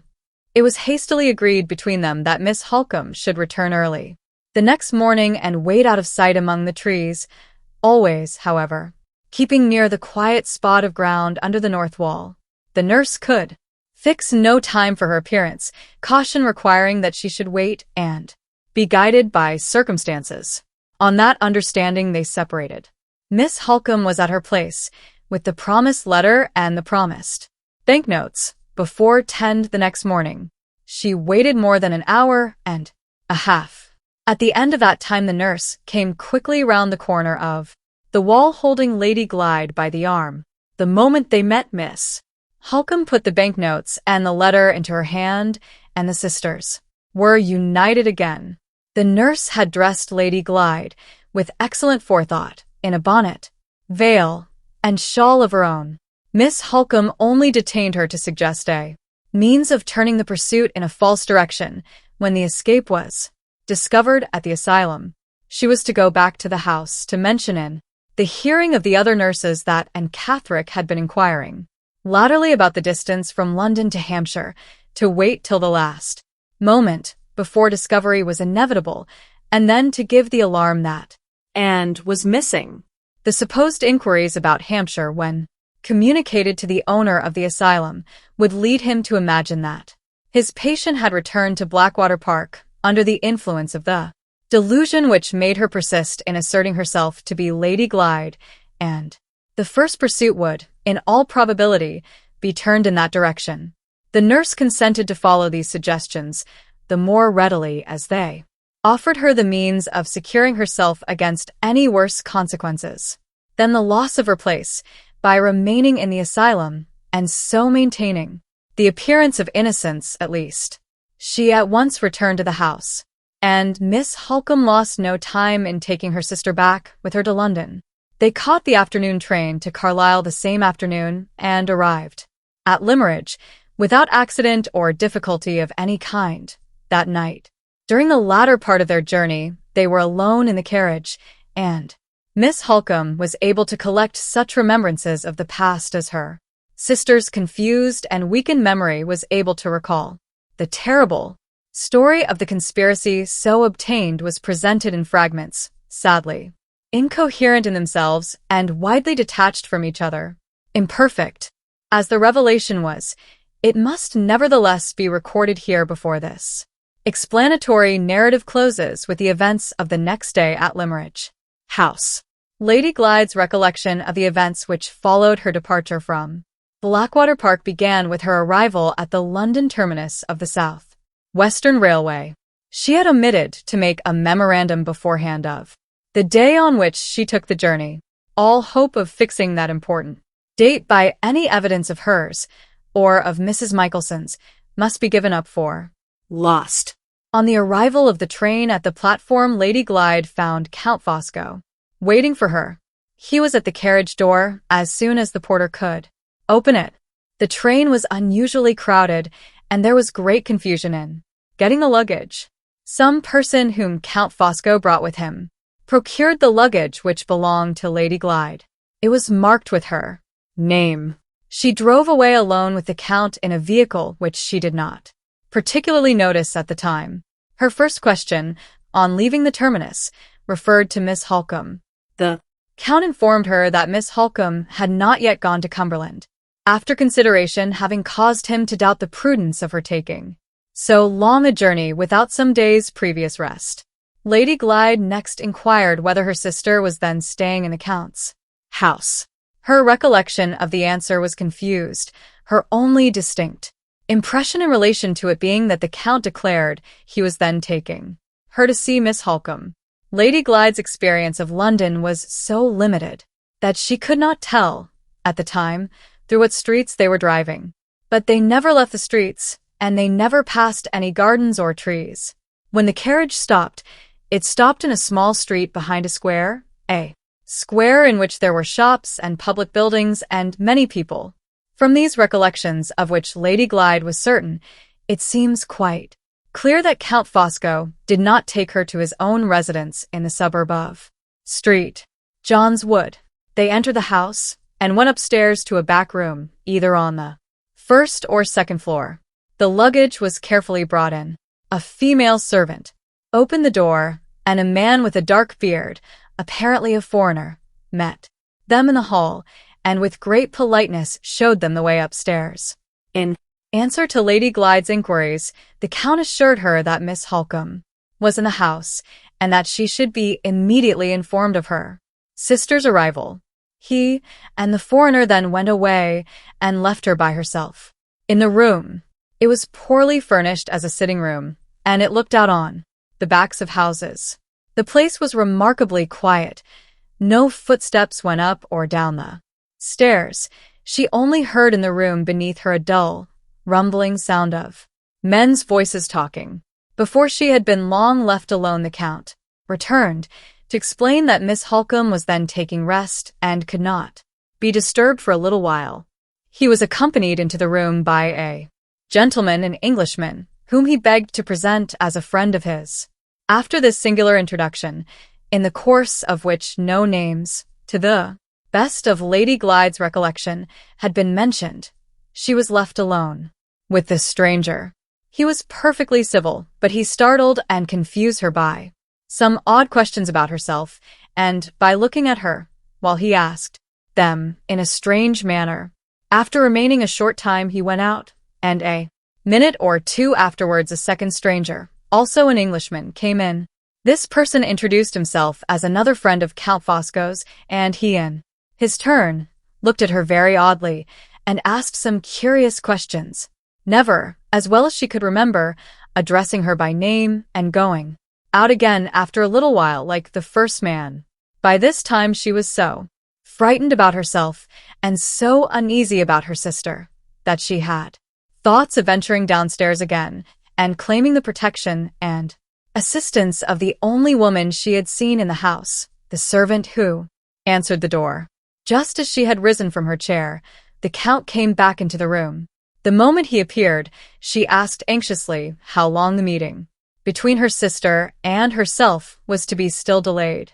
At first he returned an evasive answer, but on being pressed, he acknowledged, with great apparent reluctance, that Miss Halcombe was by no means so well as he had hitherto represented her to be. His tone and manner in making this reply so alarmed Lady Glyde, or rather so painfully increased the uneasiness which she had felt in the company of the two strangers, that a sudden faintness overcame her, and she was obliged to ask for a glass of water.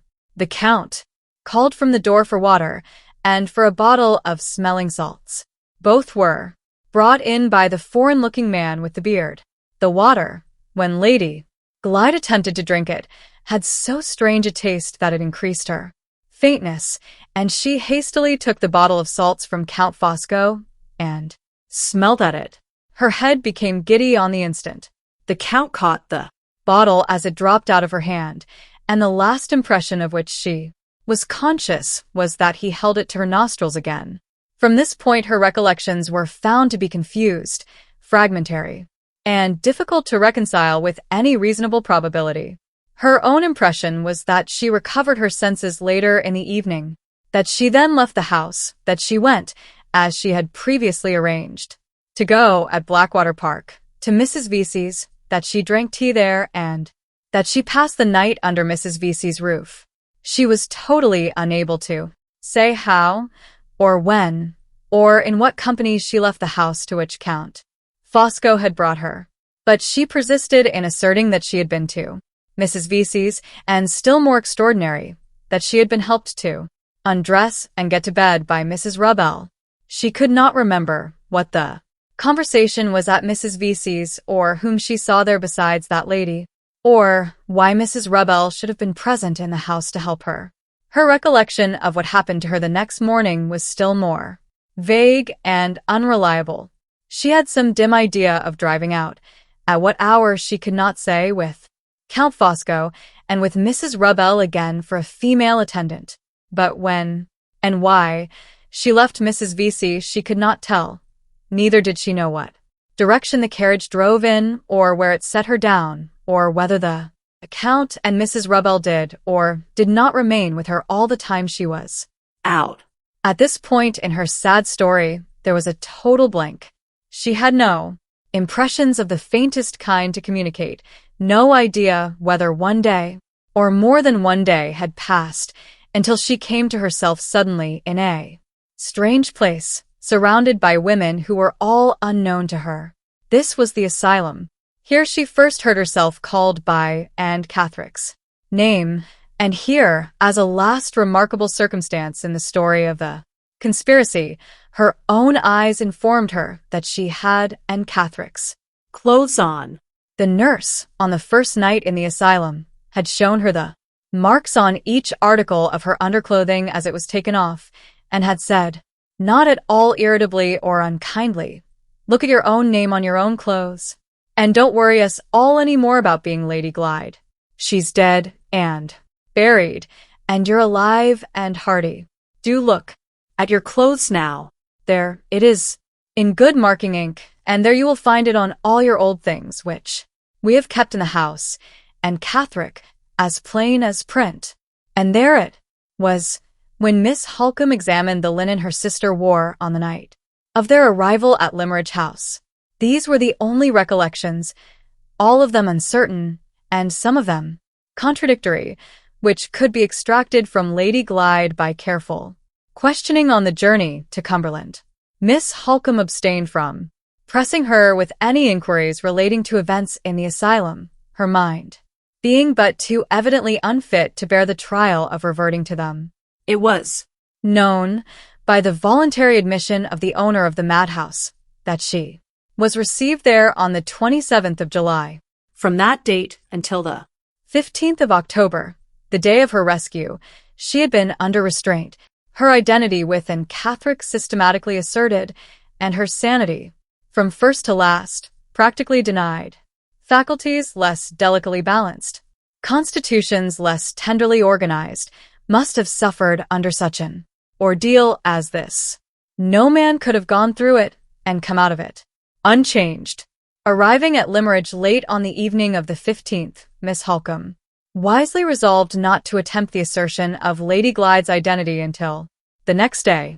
The first thing in the morning, she went to Mr. Fairlie's room, and using all possible cautions and preparations beforehand, at last told him in so many words what had happened. As soon as his first astonishment and alarm had subsided, he angrily declared that Miss Halcombe had allowed herself to be duped by Aunt Catherick.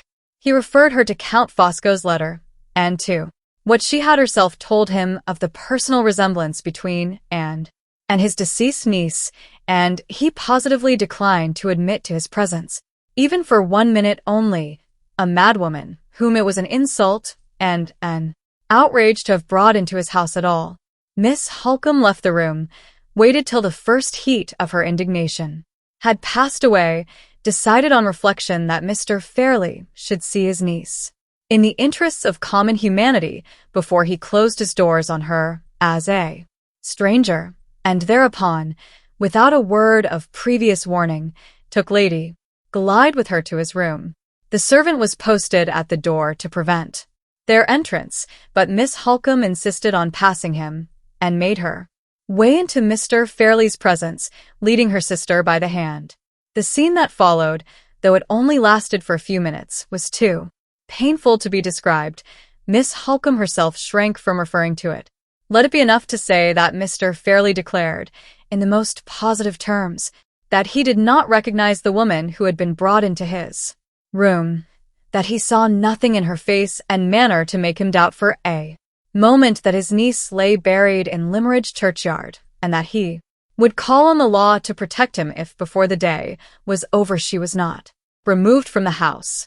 Taking the very worst view of Mr. Fairlie's selfishness, indolence, and habitual want of feeling, it was manifestly impossible to suppose that he was capable of such infamy as secretly recognizing and openly disowning his brother's child. Miss Halcombe humanely and sensibly allowed all due force to the influence of prejudice and alarm in preventing him from fairly exercising his perceptions, and accounted for what had happened in that way. But when she next put the servants to the test, and found that they, too, were, in every case, uncertain, to say the least of it, whether the lady presented to them was their young mistress or and Catherick, of whose resemblance to her they had all heard, the sad conclusion was inevitable, that the change produced in Lady Glyde's face and manner by her imprisonment in the asylum was far more serious than Miss Halcombe had at first supposed. The vile deception which had asserted her death defied exposure even in the house where she was born and among the people with whom she had lived. In a less critical situation, the effort need not have been given up as hopeless. Even yet, for example, the maid, Fanny, who happened to be then absent from Limmeridge, was expected back in 2 days, and there would be a chance of gaining her recognition to start with, seeing that she had been in much more constant communication with her mistress, and had been much more heartily attached to her than the other servants. Again, Lady Glyde might have been privately kept in the house or in the village to wait until her health was a little recovered and her mind was a little steadied again. When her memory could be once more trusted to serve her, she would naturally refer to persons and events in the past with a certainty and a familiarity which no impostor could simulate, and so the fact of her identity, which her own appearance had failed to establish, might subsequently be proved, with time, to help her, by the sure test of her own words. But the circumstances under which she had regained her freedom rendered all recourse to such means as these simply impracticable. The pursuit from the asylum, diverted to Hampshire for the time only, would infallibly next take the direction of Cumberland. The persons appointed to seek the fugitive might arrive at Limmeridge House at a few hours' notice, and in Mr. Fairlie's present temper of mind they might count on the immediate exertion of his local influence and authority to assist them. The commonest consideration for Lady Glyde's safety forced on Miss Halcombe the necessity of resigning the struggle to do her justice, and of removing her at once from the place of all others that was now most dangerous to her, the neighborhood of her own home. An immediate return to London was the first and wisest measure of security which suggested itself. In the great city, all traces of them might be most speedily and most surely effaced. There were no preparations to make, no farewell words of kindness to exchange with anyone. On the afternoon of that memorable day of the 16th, Miss Halcombe roused her sister to a last exertion of courage, and without a living soul to wish them well at parting, the two took their way into the world alone, and turned their backs forever on Limmeridge House. They had passed the hill above the churchyard, when Lady Glyde insisted on turning back to look her last at her mother's grave. Miss Halcombe tried to shake her resolution, but in this one instance tried in vain. She was immovable, her dim eyes lit with a sudden fire, and flashed through the veil that hung over them, her wasted fingers strengthened moment by moment round the friendly arm by which they had held so listlessly till this time.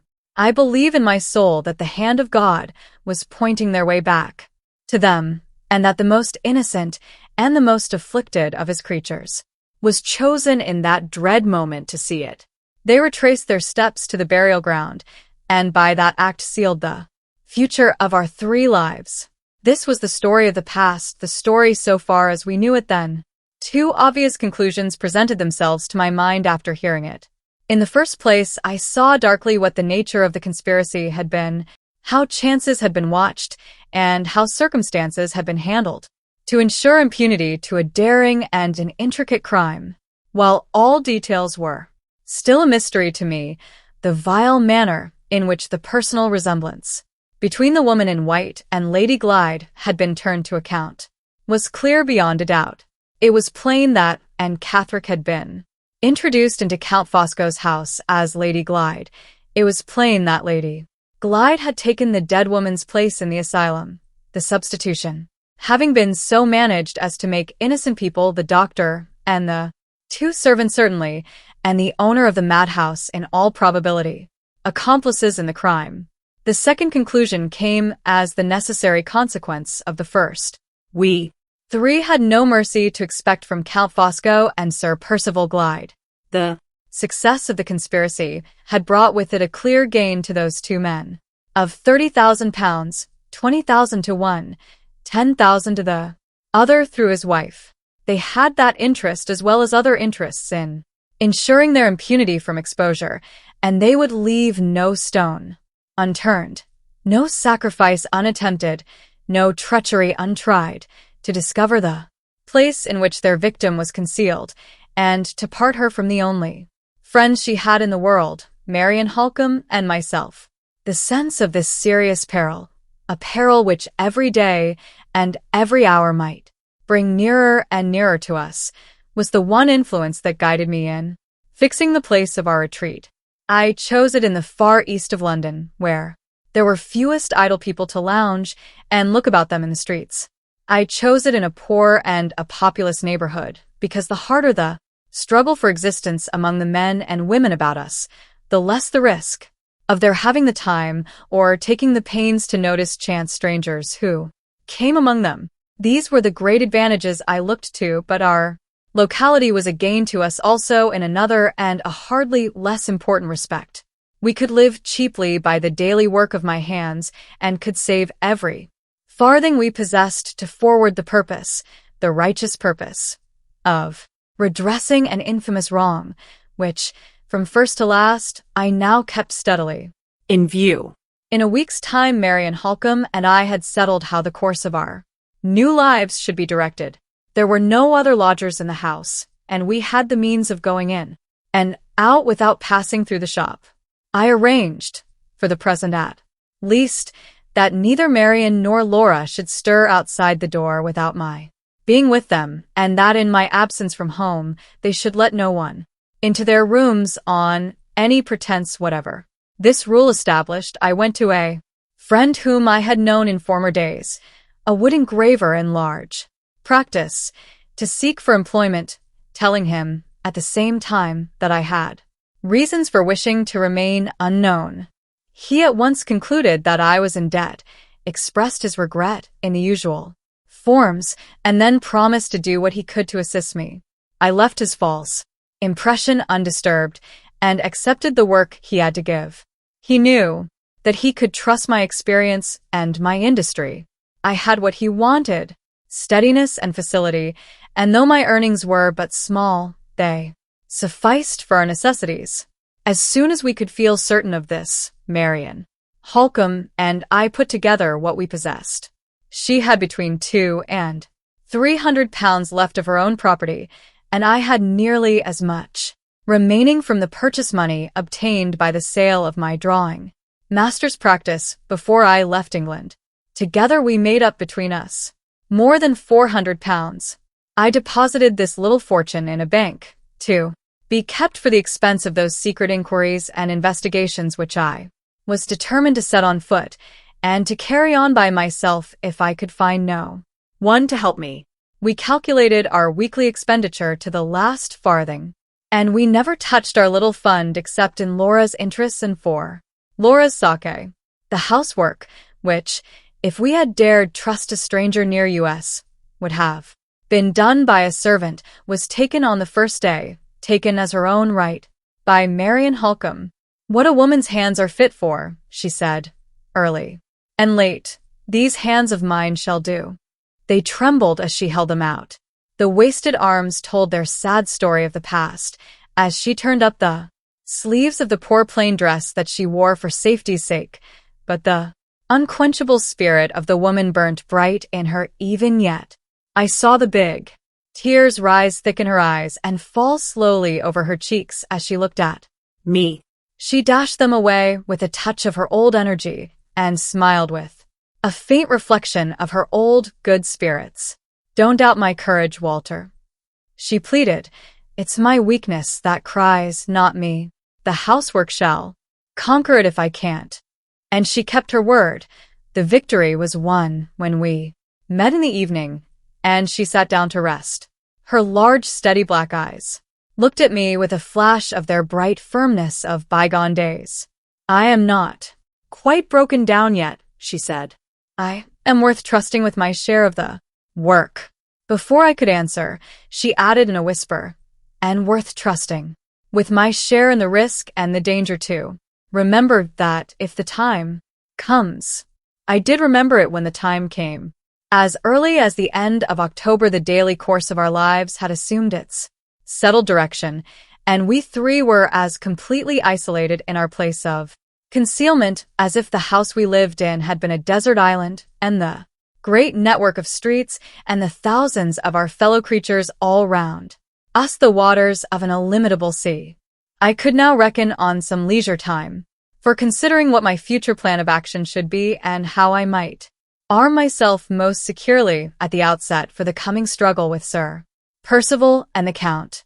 I gave up all hope of appealing to my recognition of Laura, or to Marian's recognition of her, in proof of her identity.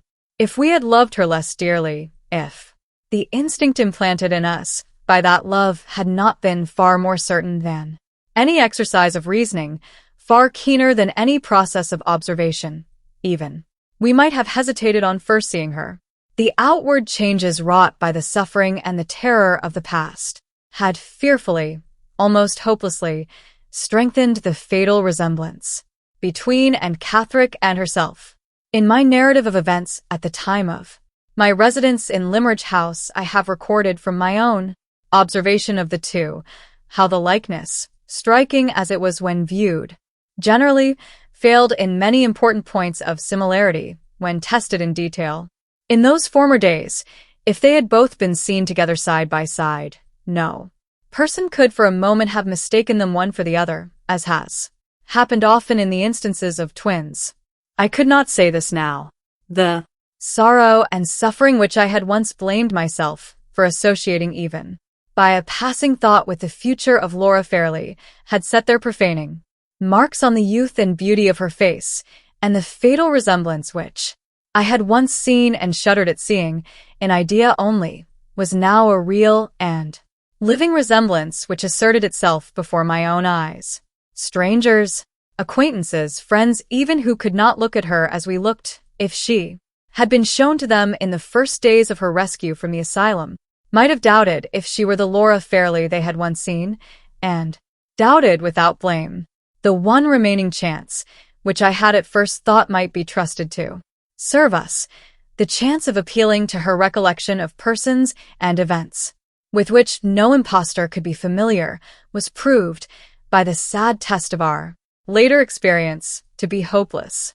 Every little caution that Marian and I practiced towards her, every little remedy we tried to strengthen and steady slowly the weakened, shaken faculties, was a fresh protest in itself against the risk of turning her mind back on the troubled and the terrible Past. The only events of former days which we ventured on encouraging her to recall were the little trivial domestic events of that happy time at Limmeridge when I first went there and taught her to draw, the day when I roused those remembrances by showing her the sketch of the summer house which she had given me on the morning of our farewell, and which had never been separated from me since, was the birthday of our first hope. Tenderly and gradually, the The memory of the old walks and drives dawned upon her, and the poor, weary, pining eyes looked at Marian and at me with a new interest, with a faltering thoughtfulness in them, which from that moment we cherished and kept alive. I bought her a little box of colors and a sketchbook like the old sketchbook which I had seen in her hands on the morning that we first met. Once again, oh me, once again, at spare hours saved from my work, in the dull London light, in the poor London room, I sat by her side to guide the faltering touch, to help the feeble hand.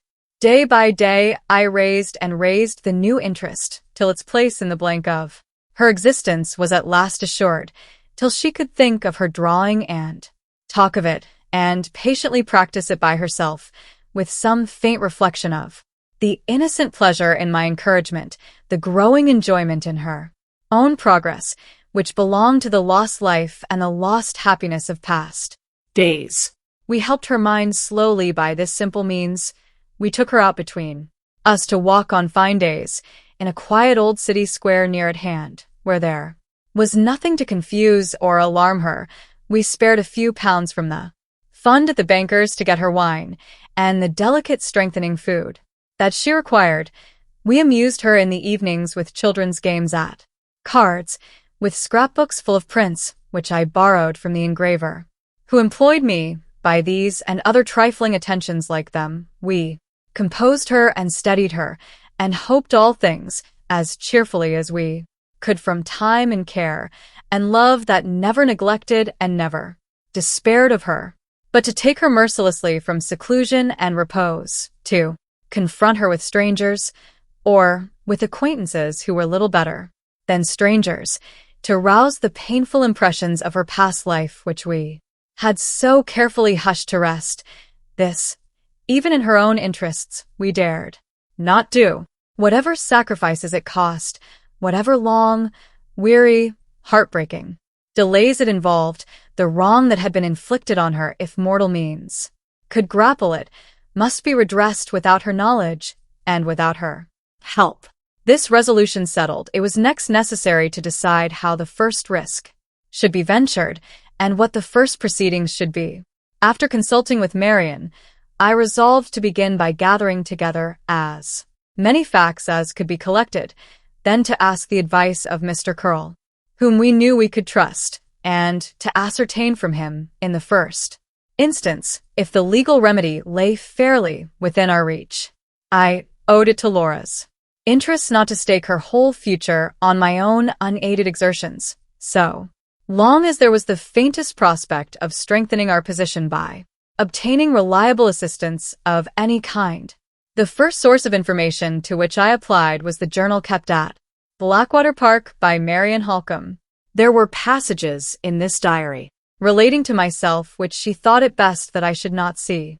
Accordingly, she read to me from the manuscript, and I took the notes I wanted as she went on. We could only find time to pursue this occupation by sitting up late at night. 3 nights were devoted to the purpose, and were enough to put me in possession of all that Marian could tell. My next proceeding was to gain as much additional evidence as I could procure from other people without exciting suspicion. I went myself to Mrs. Vesey to ascertain if Laura's impression of having slept there was correct or not. In this case, from consideration for Mrs. Vesey's age and infirmity, and in all subsequent cases of the same kind from considerations of caution, I kept our real position a secret, and was always careful to speak of Laura as the late Lady Glyde. Mrs. Vesey's answer to my inquiries only confirmed the apprehensions which I had previously felt. Laura had certainly written to say she would pass the night under the roof of her old friend, but she had never been near the house. Her mind in this instance, and as I feared in other instances besides, confusedly presented to her something which she had only intended to do, in the false light of something which she had really done. The unconscious contradiction of herself was easy to account for in this way, but it was likely to lead to serious results. It was a stumble on the threshold at starting. It was a flaw in the evidence which told fatally against us. When I next asked for the letter which Laura had written to Mrs. Vesey from Blackwater Park, it was given to me without the envelope, which had been thrown into the wastepaper basket and long since destroyed. In the letter itself no date was mentioned, not even the day of the week. It only contained these lines: "Dearest Mrs. Vesey, I am in sad distress and anxiety, and I may come to your house tomorrow night and ask for a bed. I Can't tell you what is the matter in this letter. I write it in such fear of being found out that I can fix my mind on nothing. Pray be at home to see me. I Will give you 1,000 kisses and tell you everything. Your affectionate Laura." What help was there in those lines? None. On returning from Mrs. Vesey's, I instructed Marian to write, observing the same caution which I practiced myself, to Mrs. Michelson. She was to express, if she pleased, some general suspicion of Count Fosco's conduct, and she was to ask the housekeeper to supply us with a plain statement of events, in the interests of truth. While we were waiting for the answer, which reached us in a week's time, I went to the doctor in Street John's Wood, introducing myself as sent by Miss Halcombe to collect, if possible, more particulars of her sister's last illness than Mr. Curl had found the time to procure. By Mr. Goodrick's assistance, I obtained a copy of the certificate of death and an interview with the woman, Jane Gould, who had been employed to prepare the body for the grave. Through this person, I also discovered a means of communicating with the servant, Hester Pinhorn. She Had recently left her place in consequence of a disagreement with her mistress, and she was lodging with some people in the neighborhood, whom Mrs. Gould knew. In the manner here indicated, I obtained the narratives of the housekeeper, of the doctor, of Jane Gould, and of Hester Pinhorn, exactly as they are presented in these pages. Furnished with such additional evidence as these documents afforded, I considered myself to be sufficiently prepared for a consultation with Mr. Curl, and Marian wrote accordingly to mention my name to him and to specify the day and hour at which I requested to see him on private business. There was time enough in the morning for me to take Laura out for her walk, as usual, and to see her quietly settled at her drawing afterwards. She Looked up at me with a new anxiety in her face as I rose to leave the room, and her fingers began to toy doubtfully, in the old way, with the brushes and pencils on the table. "You are not tired of me yet," she said. "You are not going away, because you are tired of me? I will try to do better. I will try to get well. Are you as fond of me, Walter, as you used to be? Now I am so pale and thin and so slow in learning to draw." She spoke as a child might have spoken. She showed me her thoughts as a child might have shown them. I waited a few minutes longer, waited to tell her that she was dearer to me now than she had ever been in the past times. "Try to get well again," I said, encouraging the new hope in the future which I saw dawning in her mind. "Try to get well again, for Marian's sake and for mine." "Yes," she said to herself, returning to her drawing. "I must try because they are both so fond of me." She suddenly looked up again.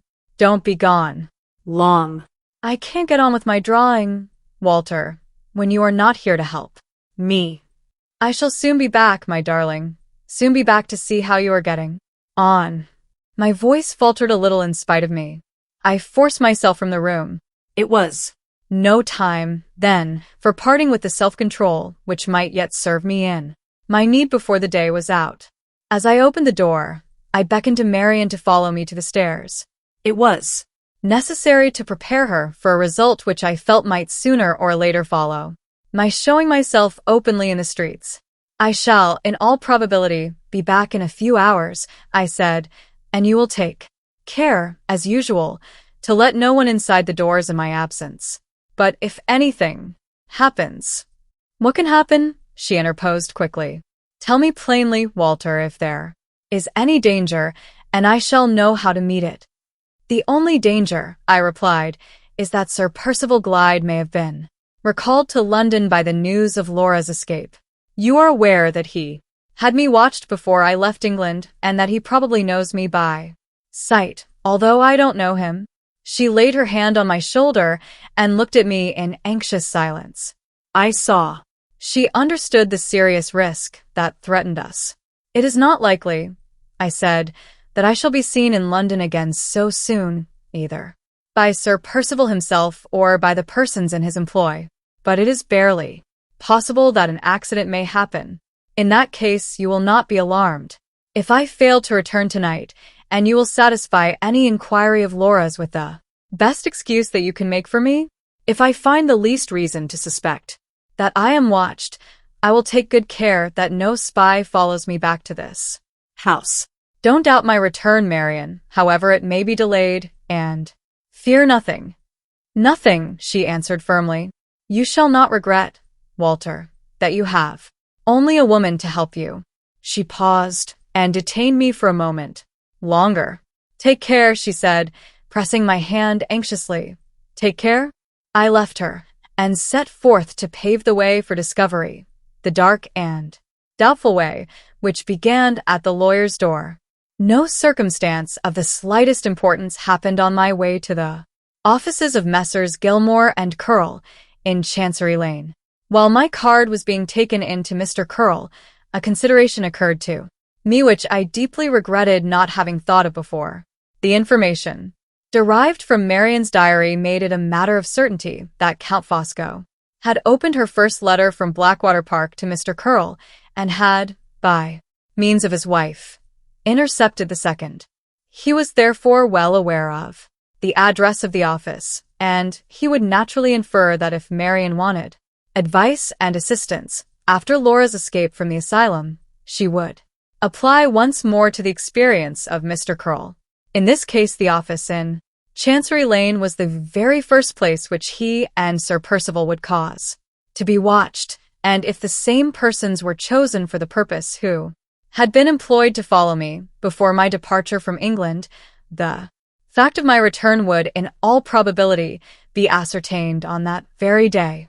I had thought generally of the chances of my being recognized in the streets, but the special risk connected with the office had never occurred to me until the present moment. It was too late now to repair this unfortunate error in judgment, too late to wish that I had made arrangements for meeting the lawyer in some place privately appointed beforehand. I could only resolve to be cautious on leaving Chancery Lane and not to go straight home again under any circumstances whatever. After waiting a few minutes, I was shown into Mr. Curl's private room. He was a pale, thin, quiet, self-possessed man with a very attentive eye, a very low voice, and a very undemonstrative manner, not, as I judged, ready with his sympathy where strangers were concerned, and not at all easy to disturb in his professional composure. A better man for my purpose could hardly have been found, if he committed himself to a decision at all, and if the decision was favorable, the strength of our case was as good as proved. From that moment, before I enter on the business which brings me here, I said, I ought to warn you, Mr. Curl, that the shortest statement I can make of it may occupy some little time. My time is at Miss Halcombe's disposal, he replied. Where any interests of hers are concerned, I represent my partner personally as well as professionally. It was his request that I should do so when he ceased to take an active part in business. May I inquire whether Mr. Gilmore is in England? He is not. He is living with his relatives in Germany. His health has improved, but the period of his return is still uncertain. While we were exchanging these few preliminary words, he had been searching among the papers before him, and he now produced from them a sealed letter.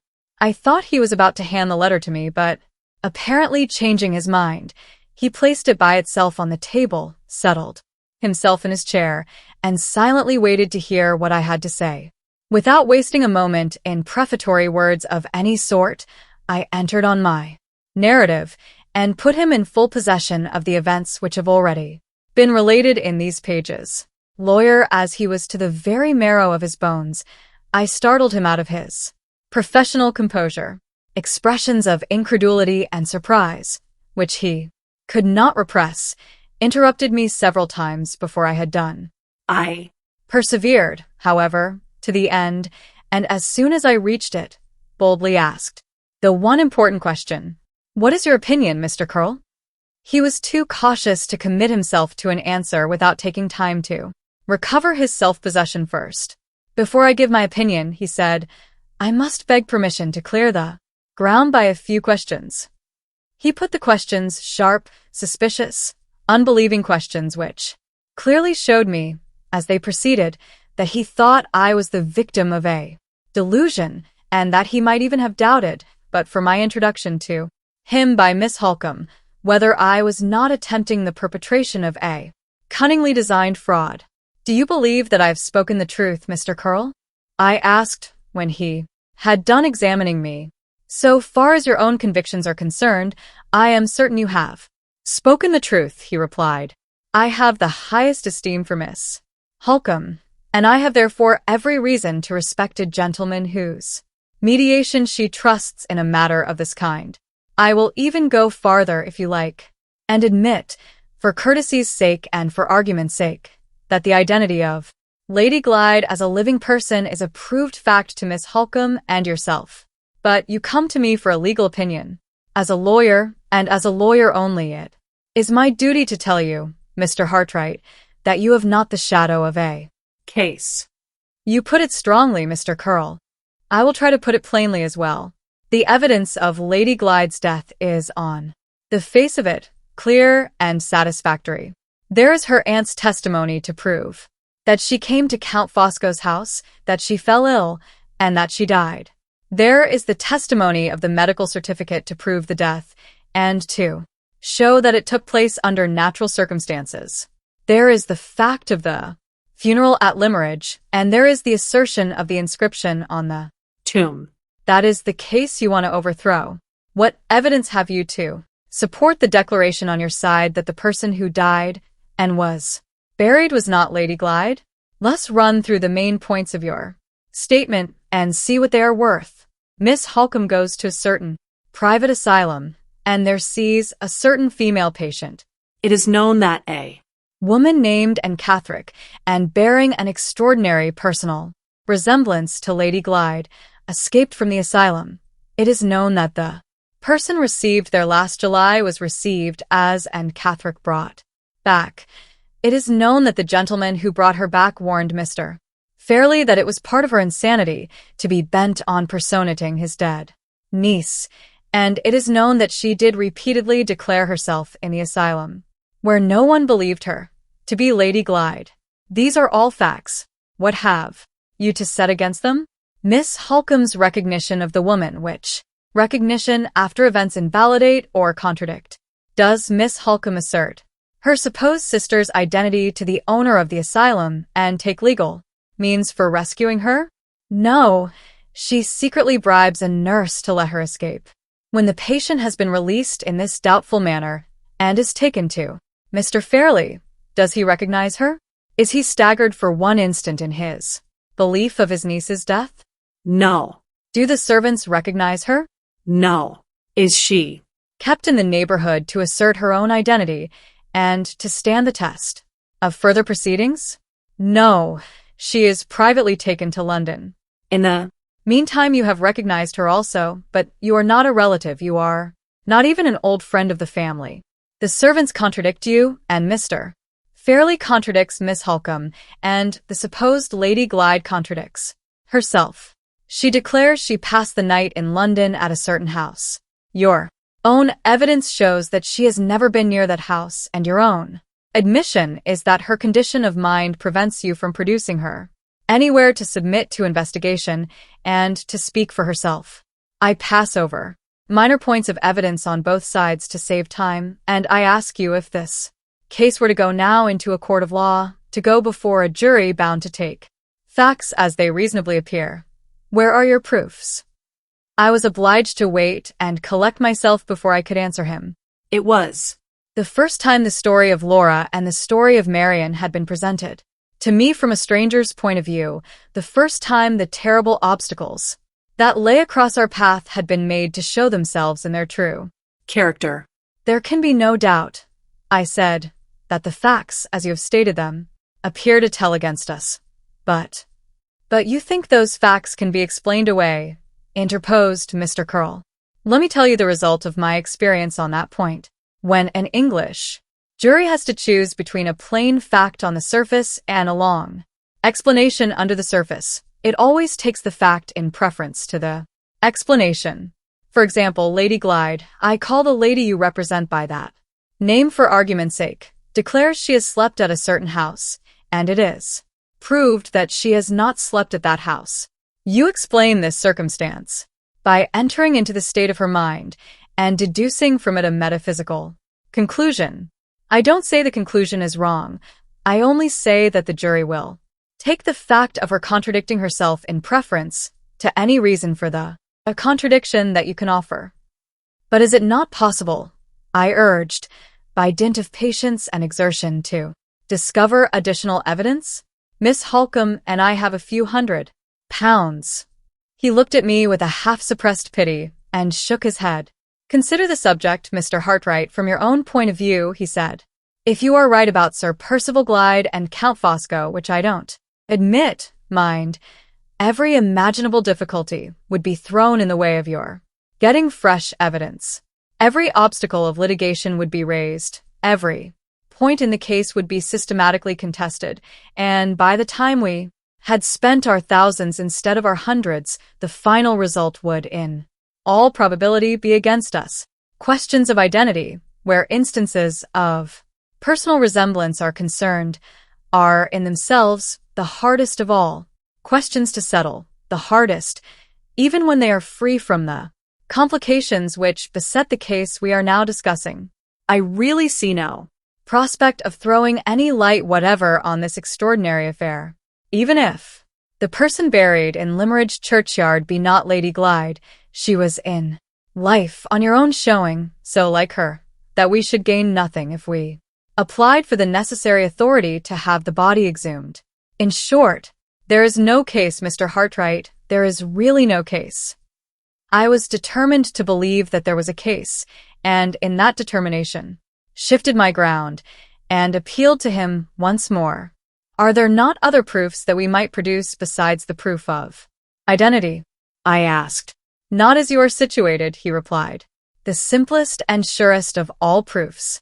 The proof by comparison of dates is, as I understand, altogether out of your reach. If you could show a discrepancy between the date of the doctor's certificate and the date of Lady Glyde's journey to London, the matter would wear a totally different aspect, and I should be the first to say, let us go on. That date may yet be recovered, Mr. Curl. On the day when it is recovered, Mr. Hartright, you will have a case. If you have any prospect at this moment of getting at it, tell me and we shall see if I can advise you. I considered. The housekeeper could not help us. Laura could not help us. Marian could not help us. In all probability, the only persons in existence who knew the date were Sir Percival and the Count. I can think of no means of ascertaining the date at present, I said, because I can think of no persons who are sure to know it but Count Fosco and Sir Percival Glyde. Mr. Curl's calmly attentive face relaxed, for the first time, into a smile. With your opinion of the conduct of those two gentlemen, he said, you don't expect help in that quarter, I presume? If they have combined to gain large sums of money by a conspiracy, they are not likely to confess it, at any rate. They may be forced to confess it, Mr. Curl. By whom? By me. We both rose. He looked me attentively in the face with more appearance of interest than he had shown yet. I could see that I had perplexed him a little. You are very determined, he said. You have, no doubt, a personal motive for proceeding, into which it is not my business to inquire. If a case can be produced in the future, I can only say my best assistance is at your service. At the same time, I must warn you, as the money question always enters into the law question, that I see little hope, even if you ultimately established the fact of Lady Glyde's being alive, of recovering her fortune. The foreigner would probably leave the country before proceedings were commenced, and Sir Percival's embarrassments are numerous enough and pressing enough to transfer almost any sum of money he may possess from himself to his creditors. You are of course aware. I stopped him at that point. Let me beg that we may not discuss Lady Glyde's affairs, I said. I have never known anything about them in former times, and I know nothing of them now, except that her fortune is lost. You are right in assuming that I Have personal motives for stirring in this matter. I wish those motives to be always as disinterested as they are at the present moment. He tried to interpose and explain. I was a little heated, I suppose, by feeling that he had doubted me, and I went on bluntly, without waiting to hear him. There shall be no money motive, I said, no idea of personal advantage in the service I mean to render to Lady Glyde. She has been cast out as a stranger from the house in which she was born, a lie which records her. Death has been written on her mother's tomb, and there are 2 men, alive and unpunished, who are responsible for it. That house shall open again to receive her in the presence of every soul who followed the false funeral to the grave. That lie shall be publicly erased from the tombstone by the authority of the head of the family, and those 2 men shall answer for their crime to me, though the justice that sits in tribunals is powerless to pursue them. I have given my life to that purpose, and, alone as I stand, if God spares me, I will accomplish it. He drew back towards his table and said nothing. His face showed plainly that he thought my delusion had got the better of my reason, and that he considered it totally useless to give me any more advice. We each keep our opinion, Mr. Curl, I said, and we must wait till the events of the future decide between us. In the meantime, I am much obliged to you for the attention you have given to my statement. You have shown me that the legal remedy lies, in every sense of the word, beyond our means. We cannot produce the law proof, and we are not rich enough to pay the law expenses. It is something gained to know that. I bowed and walked to the door. He called me back and gave me the letter, which I had seen him place on the table by itself at the beginning of our interview. This came by post a few days ago, he said. Perhaps you will not mind delivering it? Pray tell Miss Halcombe, at the same time, that I sincerely regret being, thus far, unable to help her, except by advice, which will not be more welcome, I am afraid, to her than to you. I looked at the letter while he was speaking. It was addressed to Miss Halcombe, care of Messrs. Gilmore and Curl, Chancery Lane. The handwriting was quite unknown to me. On leaving the room, I asked one last question. Do you happen to know, I said, if Sir Percival Glyde is still in Paris? He has returned to London, replied Mr. Curl. At least I heard so from his solicitor, whom I met yesterday. After that answer I went out. On leaving the office, the first precaution to be observed was to abstain from attracting attention by stopping to look about me. I walked towards one of the quietest of the large squares on the north of Holborn, then suddenly stopped and turned round at a place where a long stretch of pavement was left behind me. There were 2 men at the corner of the square who had stopped also and who were standing talking together. After a moment's reflection, I turned back so as to pass them. One moved as I came near and turned the corner, leading from the square into the street. The other remained stationary. I looked at him as I passed and instantly recognized one of the men who had watched me before I left England. If I had been free to follow my own instincts, I should probably have begun by speaking to the man and have ended by knocking him down. But I was bound to consider consequences. If I once placed myself publicly in the wrong, I put the weapons at once into Sir Percival's hands. There was no choice but to oppose cunning by cunning. I turned into the street down which the second man had disappeared and passed him, waiting in a doorway. He was a stranger to me, and I was glad to make sure of his personal appearance in case of future annoyance. Having done this, I again walked northward till I reached the new road. There I turned aside to the west, having the men behind me all the time, and waited at a point where I knew myself to be at some distance from a cab stand until a fast 2-wheel cab, empty, should happen to pass me. One passed in a few minutes. I jumped in and told the man to drive rapidly towards Hyde Park. There was no second fast cab for the spies behind me. I saw them dart across to the other side of the road to follow me by running until a cab or a cab stand came in their way. but I had the start of them, and when I stopped the driver and got out, they were nowhere in sight. I crossed Hyde Park and made sure on the open ground that I was free. When I at last turned my steps homewards, it was not till many hours later, not till after dark. I found Marian waiting for me alone in the little sitting room. She had Persuaded Laura to go to rest, after first promising to show me her drawing. The moment I came in, the poor little dim faint sketch, so trifling in itself, so touching in its associations, was propped up carefully on the table with 2 books, and was placed where the faint light of the one candle we allowed ourselves might fall on it to the best advantage. I sat down to look at the drawing and to tell Marian, in whispers, what had happened. The partition which divided us from the next room was so thin that we could almost hear Laura's breathing, and we might have disturbed her if we had spoken aloud. Marian preserved her composure while I described my interview with Mr. Curl. But her face became troubled when I spoke next of the men who had followed me from the lawyer's office, and when I told her of the discovery of Sir Percival's return. Bad news, Walter, she said, the worst news you could bring. Have you nothing more to tell me? I have something to give you, I replied, handing her the note which Mr. Curl had confided to my care. She looked at the address and recognized the handwriting instantly. You know your correspondent? I said. Too well, she answered. My correspondent is Count Fosco. With that reply, she opened the note. Her face flushed deeply while she read it. Her eyes brightened with anger as she handed it to me to read in my turn. The note contained these lines. Impelled by honorable admiration, honorable to myself, honorable to you, I write, magnificent Marian, in the interests of your tranquility, to say 2 consoling words. Fear nothing.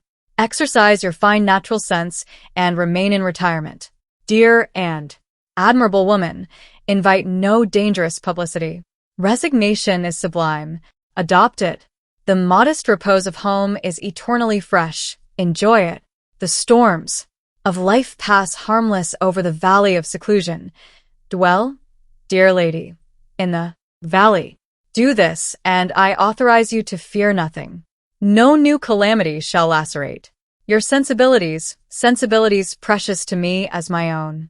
You shall not be molested. The fair companion of your retreat shall not be pursued. She has found a new asylum in your heart. Priceless asylum. I envy her and leave her there.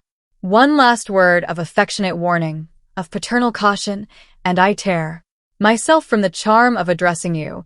I close these fervent lines. Advance no farther than you have gone already. Compromise no serious interests. Threaten nobody. Do not, I implore you, force me into action. Me, the man of action, when it is the cherished object of my ambition to be passive, to restrict the vast reach of my energies and my combinations for your sake. If you have rash friends, moderate their deplorable ardor. If Mr. Hartright returns to England, hold no communication with him. I walk on a path of my own, and Percival follows at my heels. On the day when Mr. Hartright crosses that path, he is a lost man. The only signature to these lines was the initial letter F, surrounded by a circle of intricate flourishes. I threw the letter on the table with all the contempt that I felt for it. He is trying to frighten you. A sure sign that he has frightened himself, I said. She was too genuine a woman to treat the letter as I treated it. The insolent familiarity of the language was too much for her self-control. As she looked at me across the table, her hands clenched themselves in her lap, and the old quick fiery temper flamed out again brightly in her cheeks and her eyes. Walter, she said, if ever those 2 men are at your mercy, and if you are obliged to spare one of them, don't let it be the Count. I will keep this letter, Marian, to help my memory when the time comes. She looked at me attentively as I put the letter away in my pocketbook. When the time comes, she repeated. Can you speak of the future as if you are certain of it?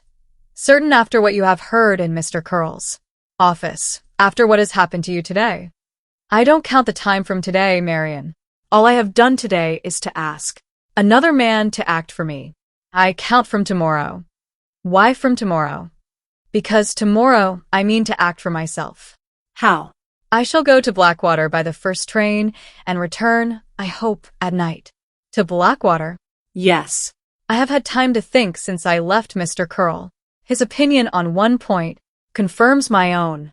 We must persist to the last in hunting down the date of Laura's journey, the one weak point in the conspiracy, and probably the one chance of proving that she is a living woman, center in the discovery of that Date. You mean, said Marian, the discovery that Laura did not leave Blackwater Park till after the date of her death on the doctor's certificate? Certainly. What makes you think it might have been after? Laura can tell us nothing of the time she was in London. But the owner of the asylum told you that she was received there on the 27th of July. I doubt Count Fosco's ability to keep her in London and to keep her insensible to all that was passing around her more than one night. In that case, she must have started on the 26th and must have come to London one day after the date of her own death on the doctor's certificate. If we can prove that date, we prove our case against Sir Percival and the Count. Yes, I see. But how is the proof to be obtained? Mrs. Michelson's narrative has suggested to me two ways of trying to obtain it. One of them is to question the doctor, Mr. Dawson, who must know when he resumed his attendance at Blackwater Park after Laura left The house. The other is to make inquiries at the inn to which Sir Percival drove away by himself at night. We know that his departure followed Laura's after the lapse of a few hours, and we may get at the date in that way. The attempt is at least worth making, and tomorrow I am determined. It shall be made. And suppose it fails. I look at the worst now, Walter, but I will look at the best if disappointments come to try us. Suppose no one can help you at Blackwater. There are two men who can help me, and shall help me in London, Sir Percival and the Count. Innocent people may well forget the date, but they are guilty and they know it. If I fail everywhere else, I mean to force a confession out of one or both of them on my own terms.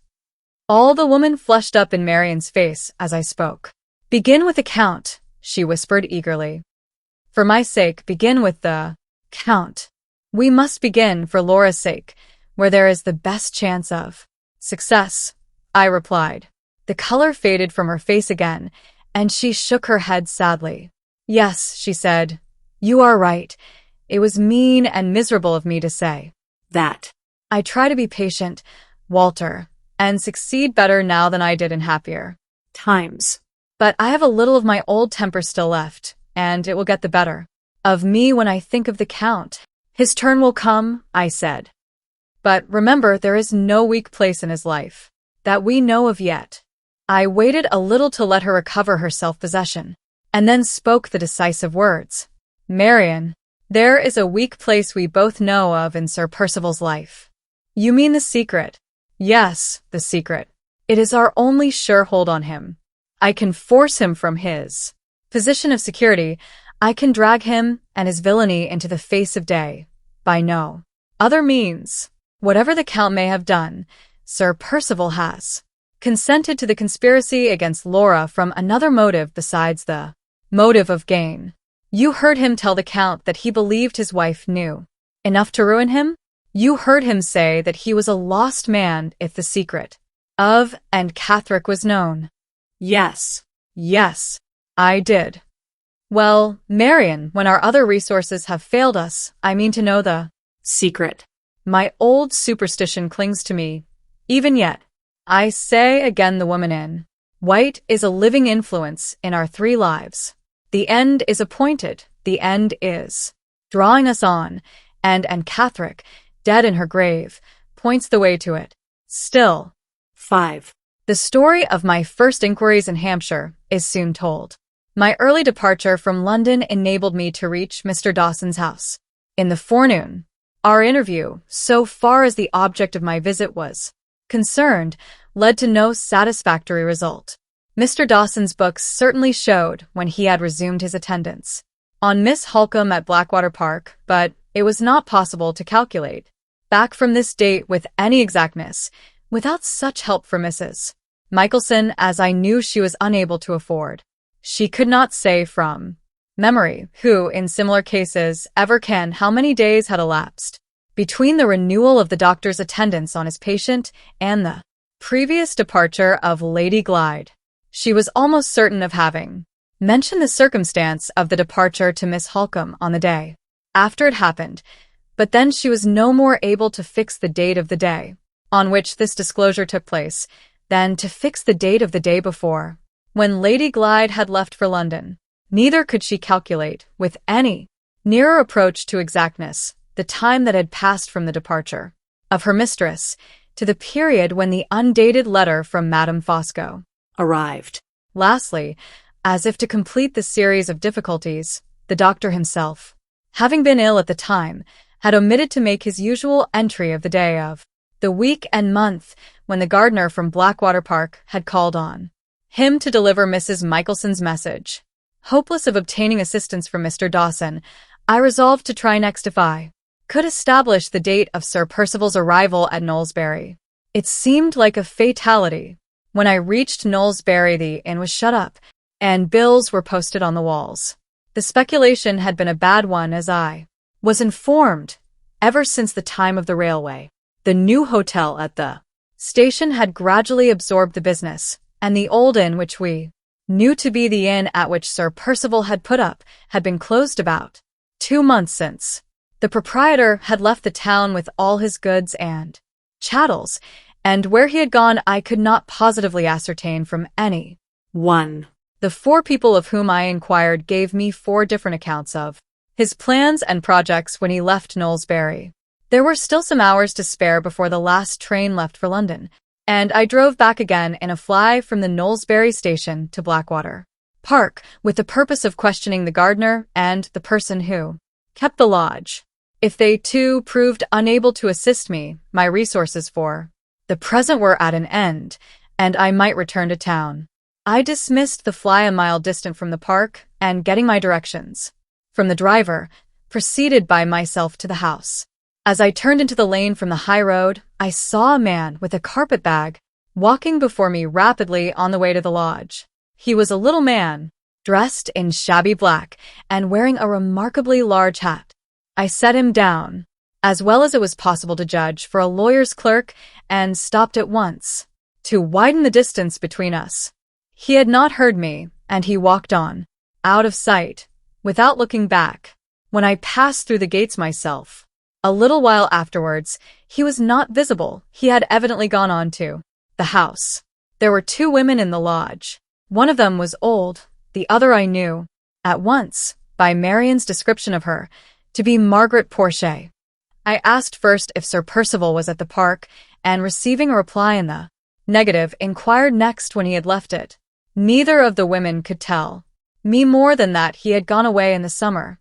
I could extract nothing from Margaret Porchet but vacant smiles and shakings of the head. The old woman was a little more intelligent, and I managed to lead her into speaking of the manner of Sir Percival's departure and of the alarm that it caused her. She remembered her master calling her out of bed, and remembered his frightening her by swearing, but the date at which the occurrence happened was, as she honestly acknowledged, quite beyond her. On leaving the lodge, I saw the gardener at work not far off. When I first addressed him, he looked at me rather distrustfully, but on my using Mrs. Michelson's name, with a civil reference to himself, he entered into conversation readily enough. There is no need to describe what passed between us. It ended, as all my other attempts to discover the date had ended.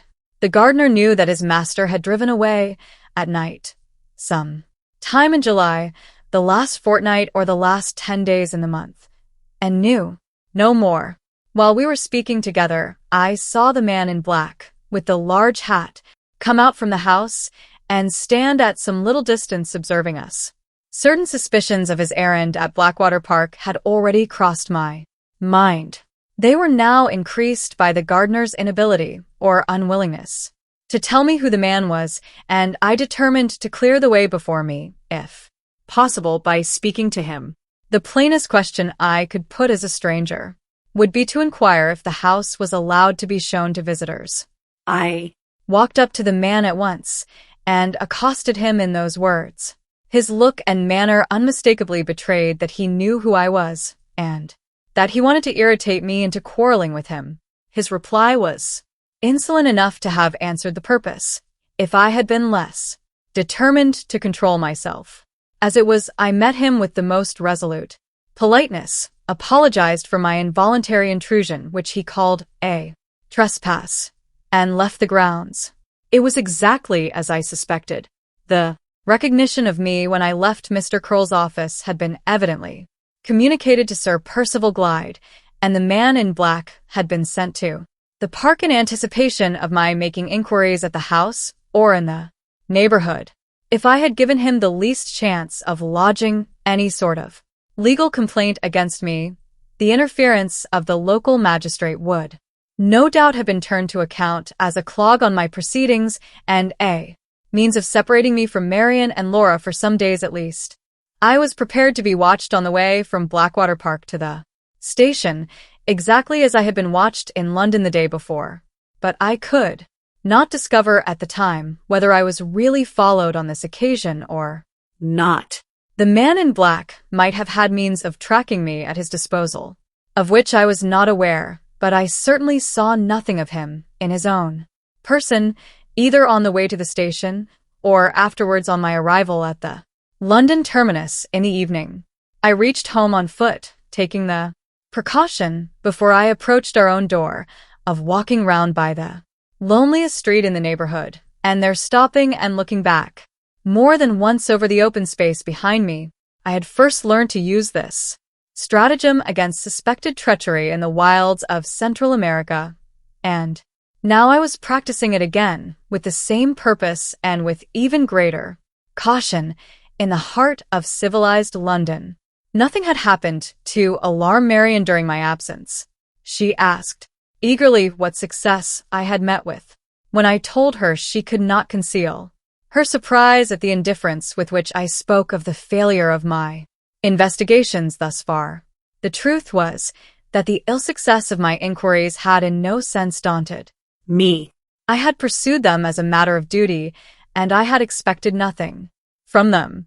In the state of my mind at that time, it was almost a relief to me to know that the struggle was now narrowed to a trial of strength between myself and Sir Percival Glyde. The vindictive motive had mingled itself all along with my other and better motives, and I confess it was a satisfaction to me to feel that the surest way, the only way left, of serving Laura's cause was to fasten my hold firmly on the villain who had married her. While I acknowledge that I was not strong enough to keep my motives above the reach of this instinct of revenge, I can honestly say something in my own favor on the other side. No base speculation on the future relations of Laura and myself, and on the private and personal concessions which I might force from Sir Percival if I once had him at my mercy, ever entered my mind. I never said to myself, if I do succeed, it shall be one result of my success that I put it out of her husband's power to take her from me again. I could not look at her and think of the future with such thoughts as those. The sad sight of the change in her from her former self made the one interest of my love an interest of tenderness and compassion, which her father or her brother might have felt, and which I felt, God knows, in my inmost heart. All my hopes looked no farther on now than to the day of her recovery. There, till she was strong again and happy again, there, till she could look at me as she had once looked, and speak to me as she had once spoken. The future of my happiest thoughts and my dearest wishes ended. These words are written under no prompting of idle self-contemplation. Passages in this narrative are soon to come which will set the minds of others in judgment on my conduct. It is right that the best and the worst of me should be fairly balanced before that time. On the morning after my return from Hampshire, I took Marian upstairs into my working room, and there laid before her the plan that I had matured thus far for mastering the one assailable point in the life of Sir Percival. Glide. The way to the secret lay through the mystery, hitherto impenetrable to all of us, of the woman in white. The approach to that in its turn might be gained by obtaining the assistance of Anne Catherick's mother, and the only ascertainable means of prevailing on Mrs. Catherick to act or to speak in the matter depended on the chance of my discovering local particulars and family particulars first of all from Mrs. Clements. After thinking the subject over carefully, I felt certain that I could only begin the new inquiries by placing myself in communication with the faithful friend and protectress of Anne Catherick. The first difficulty, then, was to find Mrs. Clements. I was indebted to Marian's quick perception for meeting this necessity at once by the best and simplest means. She proposed to write to the farm, near Limmeridge, Todd's Corner, to inquire whether Mrs. Clements had communicated with Mrs. Todd during the past few months, how Mrs. Clements had been separated from, and it was impossible for us to say, but that separation once effected, it would certainly occur to Mrs. Clements to inquire after the missing woman in the neighborhood of all others to which she was known to be most attached, the neighborhood of Limmeridge. I saw directly that Marian's proposal offered us a prospect of success, and she wrote to Mrs. Todd accordingly by that day's post.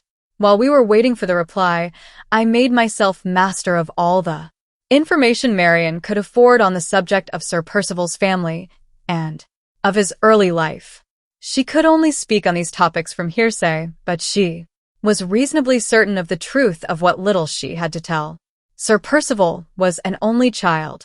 His father, Sir Felix Glyde, had suffered from his birth under a painful and incurable deformity and had shunned all society from his earliest years.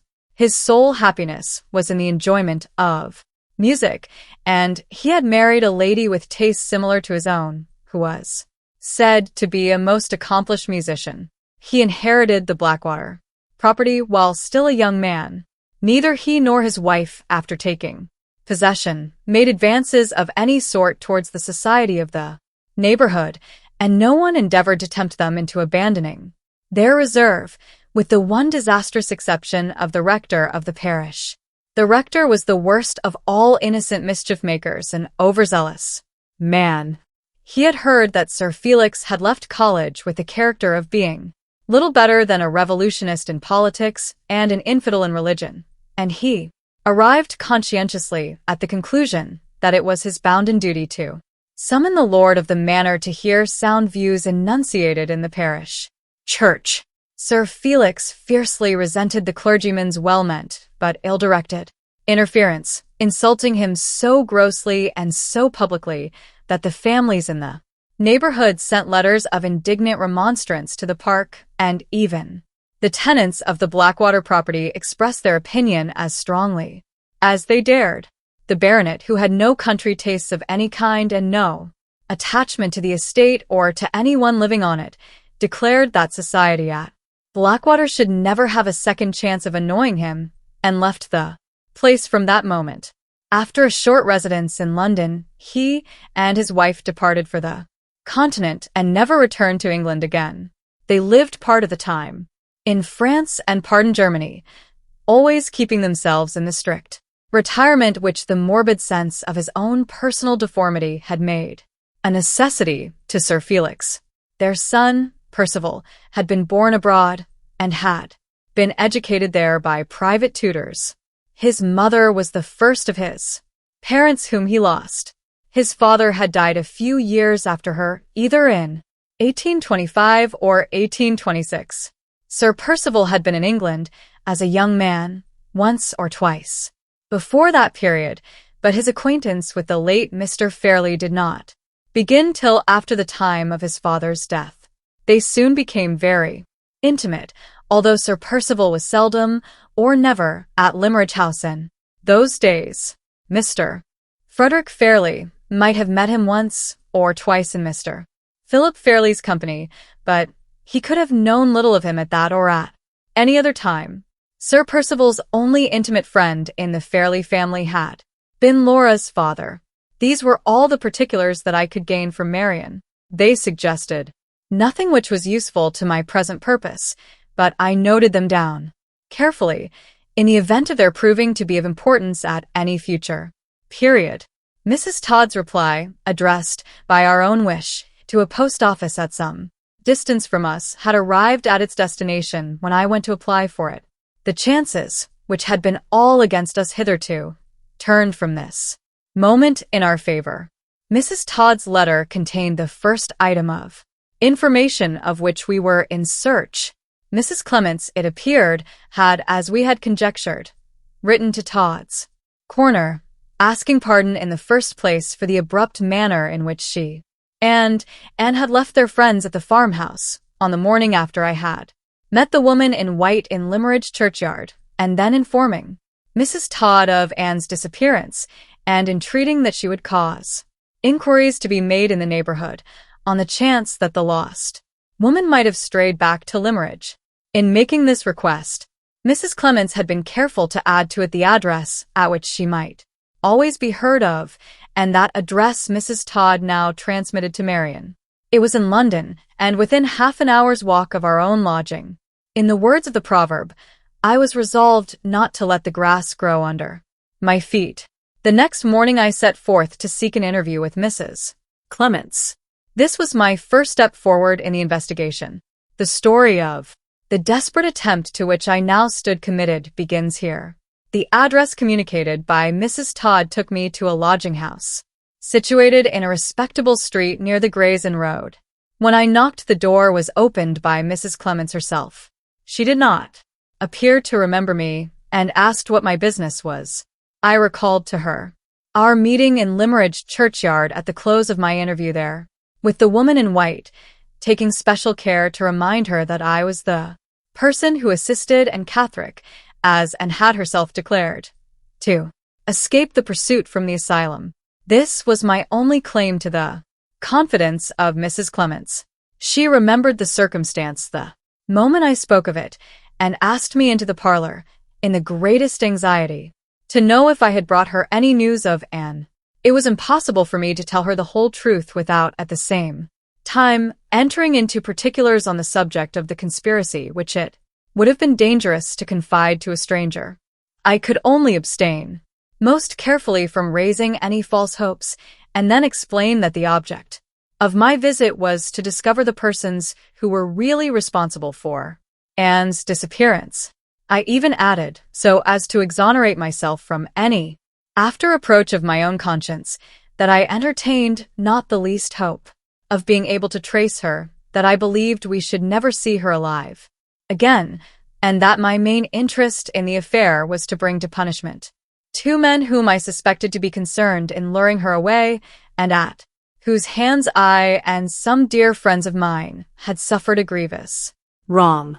With this explanation, I left it to Mrs. Clements to say whether our interest in the matter, whatever difference there might be in the motives which actuated us, was not the same, and whether she felt any reluctance to forward my object by giving me such information on the subject of my inquiries as she happened to possess.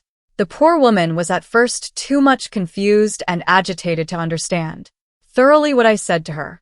She could only reply that I was welcome to anything she could tell me in return for the kindness I had shown to Anne, but as she was not very quick and ready at the best of times in talking to strangers, she would beg me to put her in the right way, and to say where I wished her to begin, knowing by experience that the plainest narrative attainable from persons who are not accustomed to arrange their ideas is the narrative which goes far enough back at the beginning to avoid all impediments of retrospection. In its course, I asked Mrs. Clements to tell me first what had happened after she had left Limmeridge, and so, by watchful questioning, carried her on, from point to point, till we reached the period of Anne's disappearance. The substance of the information which I thus obtained was as follows.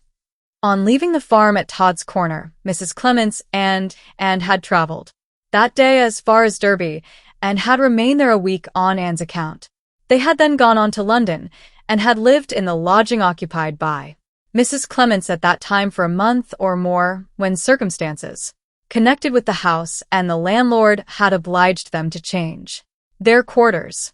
Anne's terror of being discovered in London or its neighborhood, whenever they ventured to walk out, had gradually communicated itself to Mrs. Clements, and she had determined on removing to one of the most out-of-the-way places in England, to the town of Grimsby in Lincolnshire, where her deceased husband had passed all his early life. His relatives were respectable people settled in the town. They had always treated Mrs. Clements with great kindness, and she thought it impossible to do better than go there and take the advice of her husband's friends, and would not hear of returning to her mother at Welmingham, because she had been removed to the asylum from that place, and because Sir Percival would be certain to go back there and find her again. There was serious weight in this objection, and Mrs. Clements felt that it was not to be easily removed. At Grimsby, the first serious symptoms of illness had shown themselves and they appeared soon after the news of Lady Glyde's marriage had been made public in the newspapers and had reached her through that medium. The medical man who was sent for to attend the sick woman discovered at once that she was suffering from a serious affection of the heart. The illness lasted long, left her very weak, and returned at intervals, though with mitigated severity, again and again. They remained at Grimsby, in consequence, during the first half of the new year, and there they might probably have stayed much longer, but for the sudden resolution which and took at this time to venture back to Hampshire, for the purpose of obtaining a private interview with Lady Glyde. Mrs. Clements did all in her power to oppose the execution of this hazardous and unaccountable project. No explanation of her motives was offered by Anne, except that she believed the day of her death was not far off, and that she had something on her mind which must be communicated to Lady Glyde, at any risk, in secret. Her resolution to accomplish this purpose was so firmly settled that she declared her intention of going to Hampshire by herself if Mrs. Clements felt any unwillingness to go with her.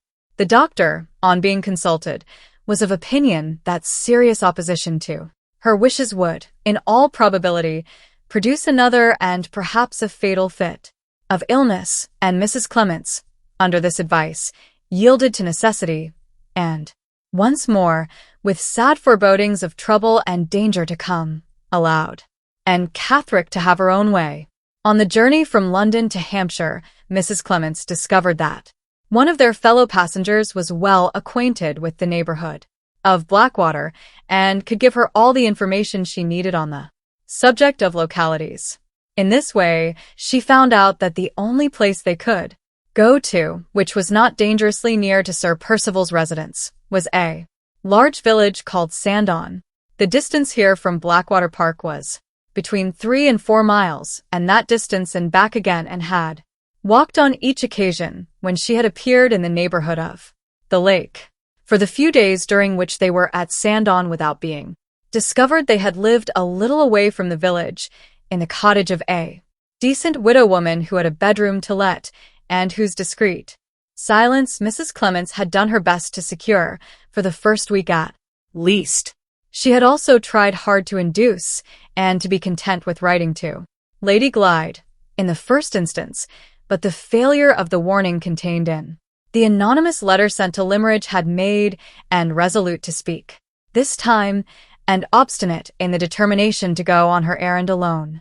Mrs. Clements, nevertheless, followed her privately on each occasion when she went to the lake, without, however, venturing near enough to the boat house to be witness of what took place there. When Anne returned for the last time from the dangerous neighborhood, the fatigue of walking, day after day, distances which were far too great for her strength, added to the exhausting effect of the agitation from which she had suffered, produced the result which Mrs. Clements had dreaded all along. The old pain over the heart and the other symptoms of the illness at Grimsby returned, and was confined to her bed in the cottage. In this emergency, the first necessity, as Mrs. Clements knew by experience, was to endeavor to quiet Anne's anxiety of mind, and for this purpose the good woman went herself the next day to the lake to try if she could find Lady Glyde, who would be sure, as Anne said, to take her daily walk to the boathouse, and prevail on her to come back privately to the cottage near Sandon. On reaching the outskirts of the plantation, Mrs. Clements encountered not Lady Glyde, but a tall, stout, elderly gentleman with a book in his hand, in other words, Count Fosco. The Count, after looking at her very attentively for a moment, asked if she expected to see anyone in that place, and added, before she could reply, that he was waiting there with a message from Lady Glyde, but that he was not quite certain whether the person then before him answered the description of the person with whom he was desired to communicate. Upon this, Mrs. Clements at once confided her errand to him and entreated that he would help to allay Anne's anxiety by trusting his message to her. The Count most readily and kindly complied with her request. The message, he said, was a very important one. Lady Glyde entreated Anne and her good friend to return immediately to London, as she felt certain that Sir Percival would discover them if they remained any longer in the neighborhood of Blackwater. She was herself going to London in a short time, and if Mrs. Clements and Anne would go there first, and would let her know what their address was, they should hear from her and see her in a fortnight or less. The Count added that he had already attempted to give a friendly warning to Anne herself, but that she had been too much startled by seeing that he was a stranger to let him approach and speak to her. To this Mrs. Clements replied, in the greatest alarm and distress, that she asked nothing better than to take Anne safely to London, but that there was no present hope of removing her from the dangerous neighborhood, as she lay ill in her bed at that moment. The Count inquired if Mrs. Clements had sent for medical advice, and hearing that she had hitherto hesitated to do so, from the fear of making their position publicly known in the village, informed her that he was himself a medical man, and that he would go back with her if she pleased, and see what could be done for Anne. Mrs. Clements, feeling a natural confidence in the Count as a person trusted with a secret message from Lady Glyde, gratefully accepted the offer, and they went back together to the cottage, and was asleep when they got there. The Count started at the sight of her, evidently from astonishment at her resemblance to Lady Glyde. Poor Mrs. Clements supposed that he was only shocked to see how ill she was. He would not allow her to be awakened.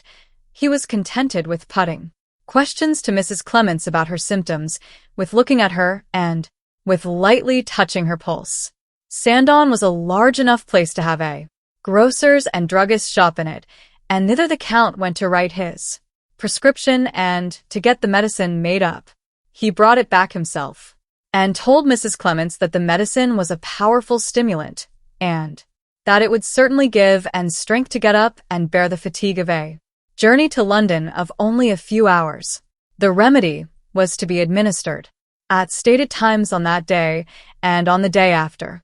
On the third day she would be well enough to travel, and he arranged to meet Mrs. Clements at the Blackwater station and to see them off by the midday train. If they did not appear, he would assume that Anne was worse and would proceed at once to the cottage. As events turned out, no such emergency as this occurred.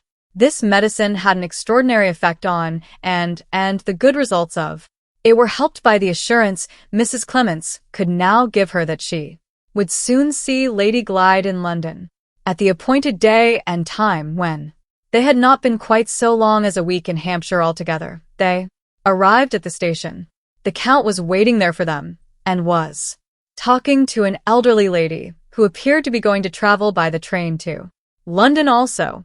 He most kindly assisted them and put them into the carriage himself, begging Mrs. Clements not to forget to send her address to Lady Glyde. The elderly lady did not travel in the same compartment, and they did not notice what became of her on reaching the London terminus. Mrs. Clements secured respectable lodgings in a quiet neighborhood and then wrote, as she had engaged to do, to inform Lady Glyde of the address. A little more than a fortnight passed, and no answer came. At the end of that time a lady, the same elderly lady whom they had seen at the station, called in a cab and said that she came from Lady Glyde, who was then at an hotel in London and who wished to see Mrs. Clements for the purpose of arranging a future interview with Anne.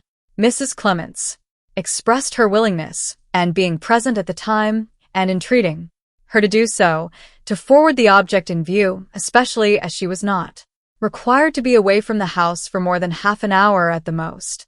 She and the elderly lady, clearly Madame Fosco, then left in the cab. The lady stopped the cab, after it had driven some distance, at a shop before they got to the hotel, and begged Mrs. Clements to wait for her for a few minutes while she made a purchase that had been forgotten. She never appeared again. After waiting some time, Mrs. Clements became alarmed and ordered the cabman to drive back to her lodgings.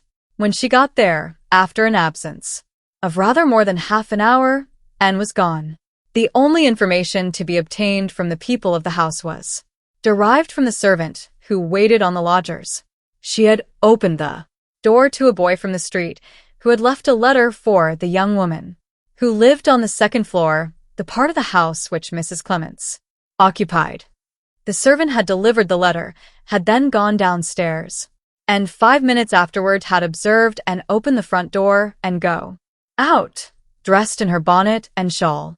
She had probably taken the letter with her, for it was not to be found, and it was therefore impossible to tell what inducement had been offered to make her leave the house. It must have been a strong one, for she would never stir out alone in London of her own accord.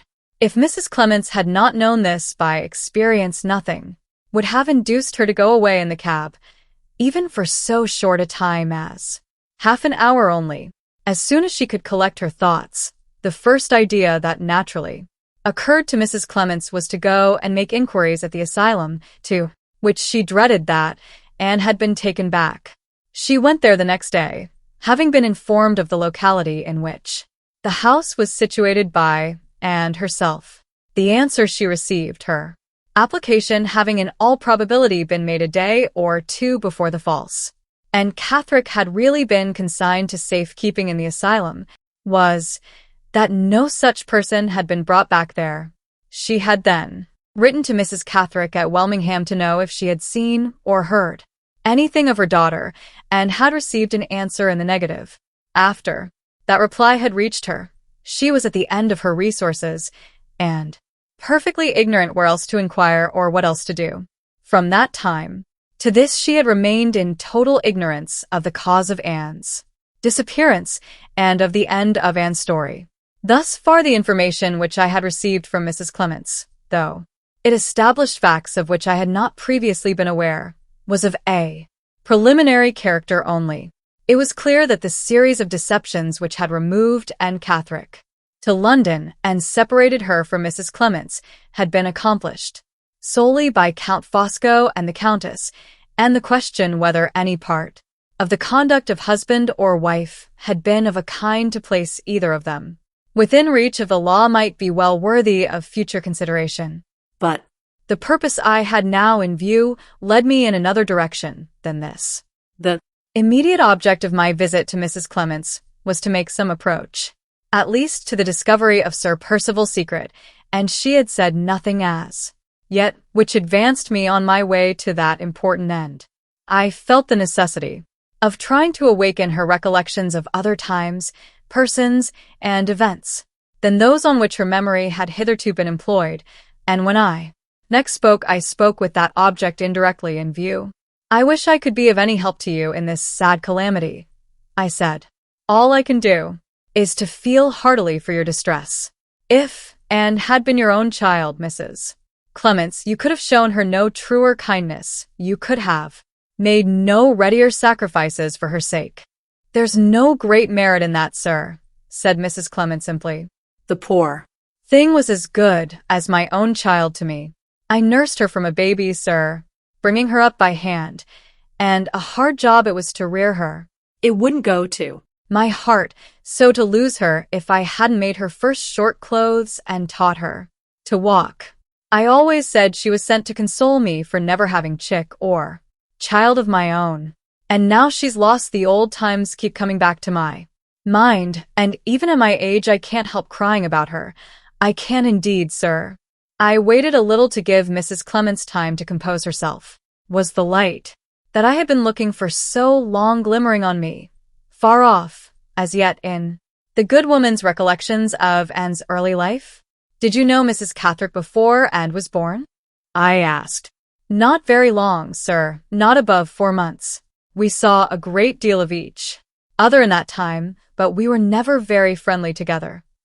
Her voice was steadier as she made that reply.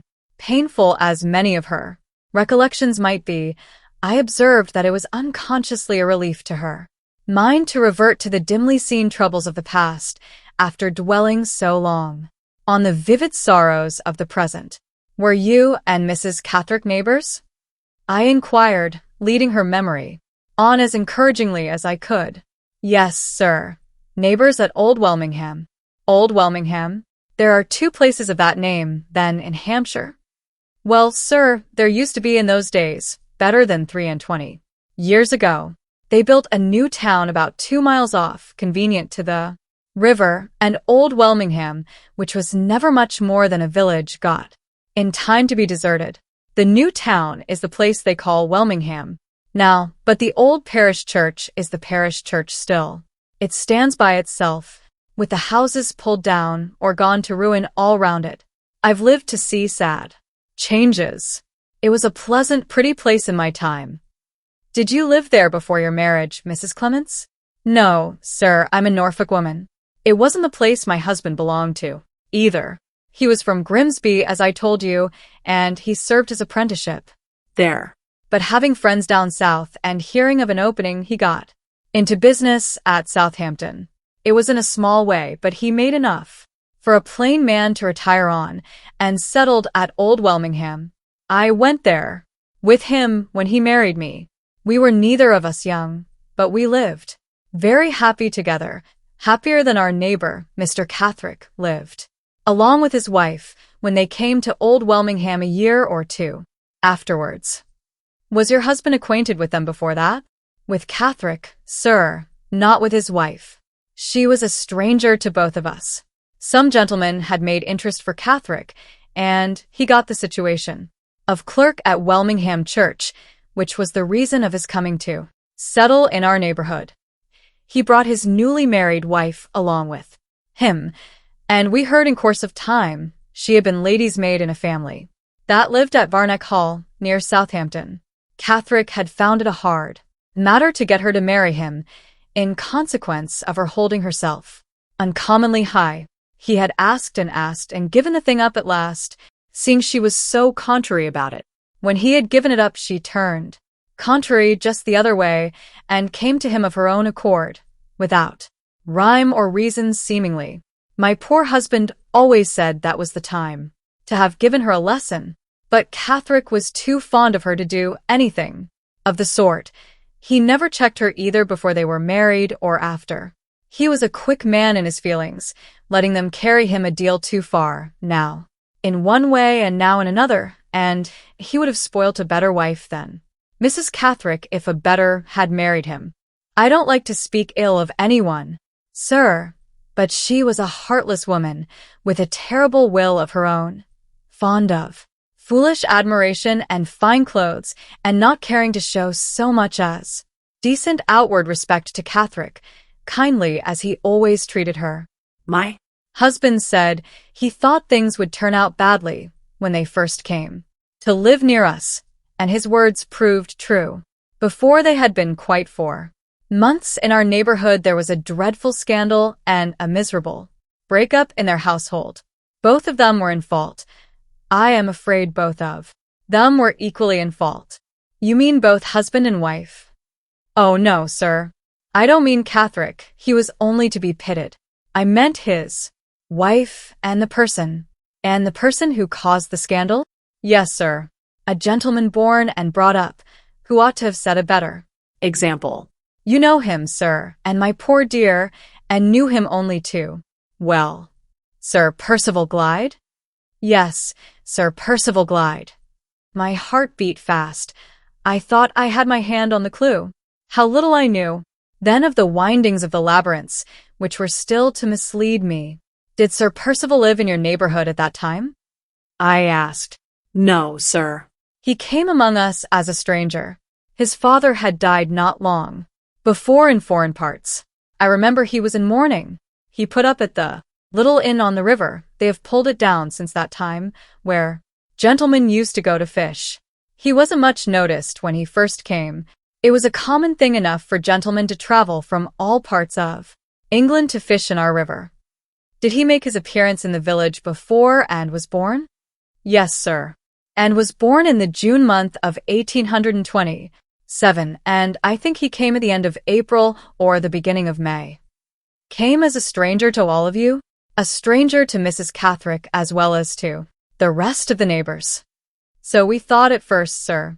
But when the scandal broke out, nobody believed they were strangers.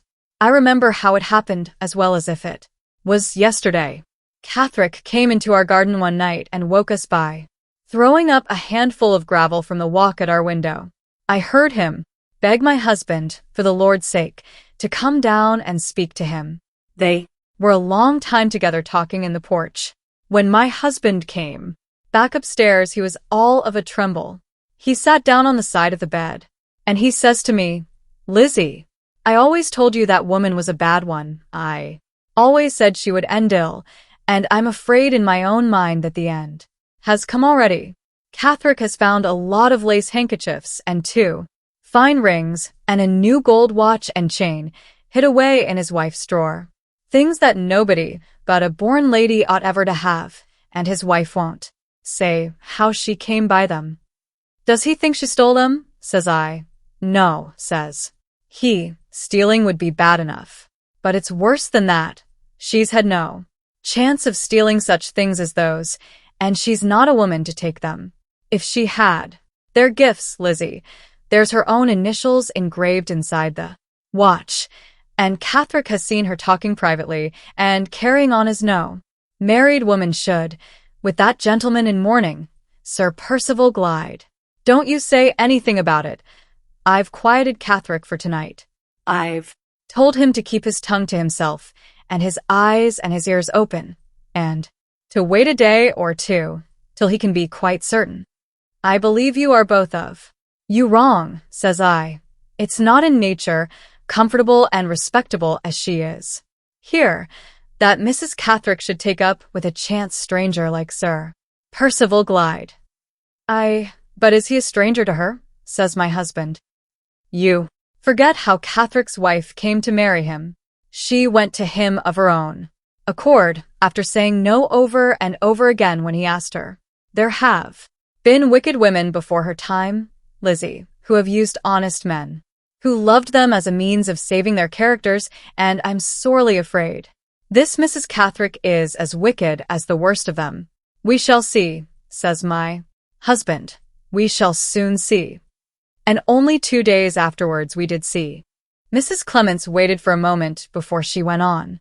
Even in that moment, I began to doubt whether the clue that I thought I had found was really leading me to the central mystery of the labyrinth after all.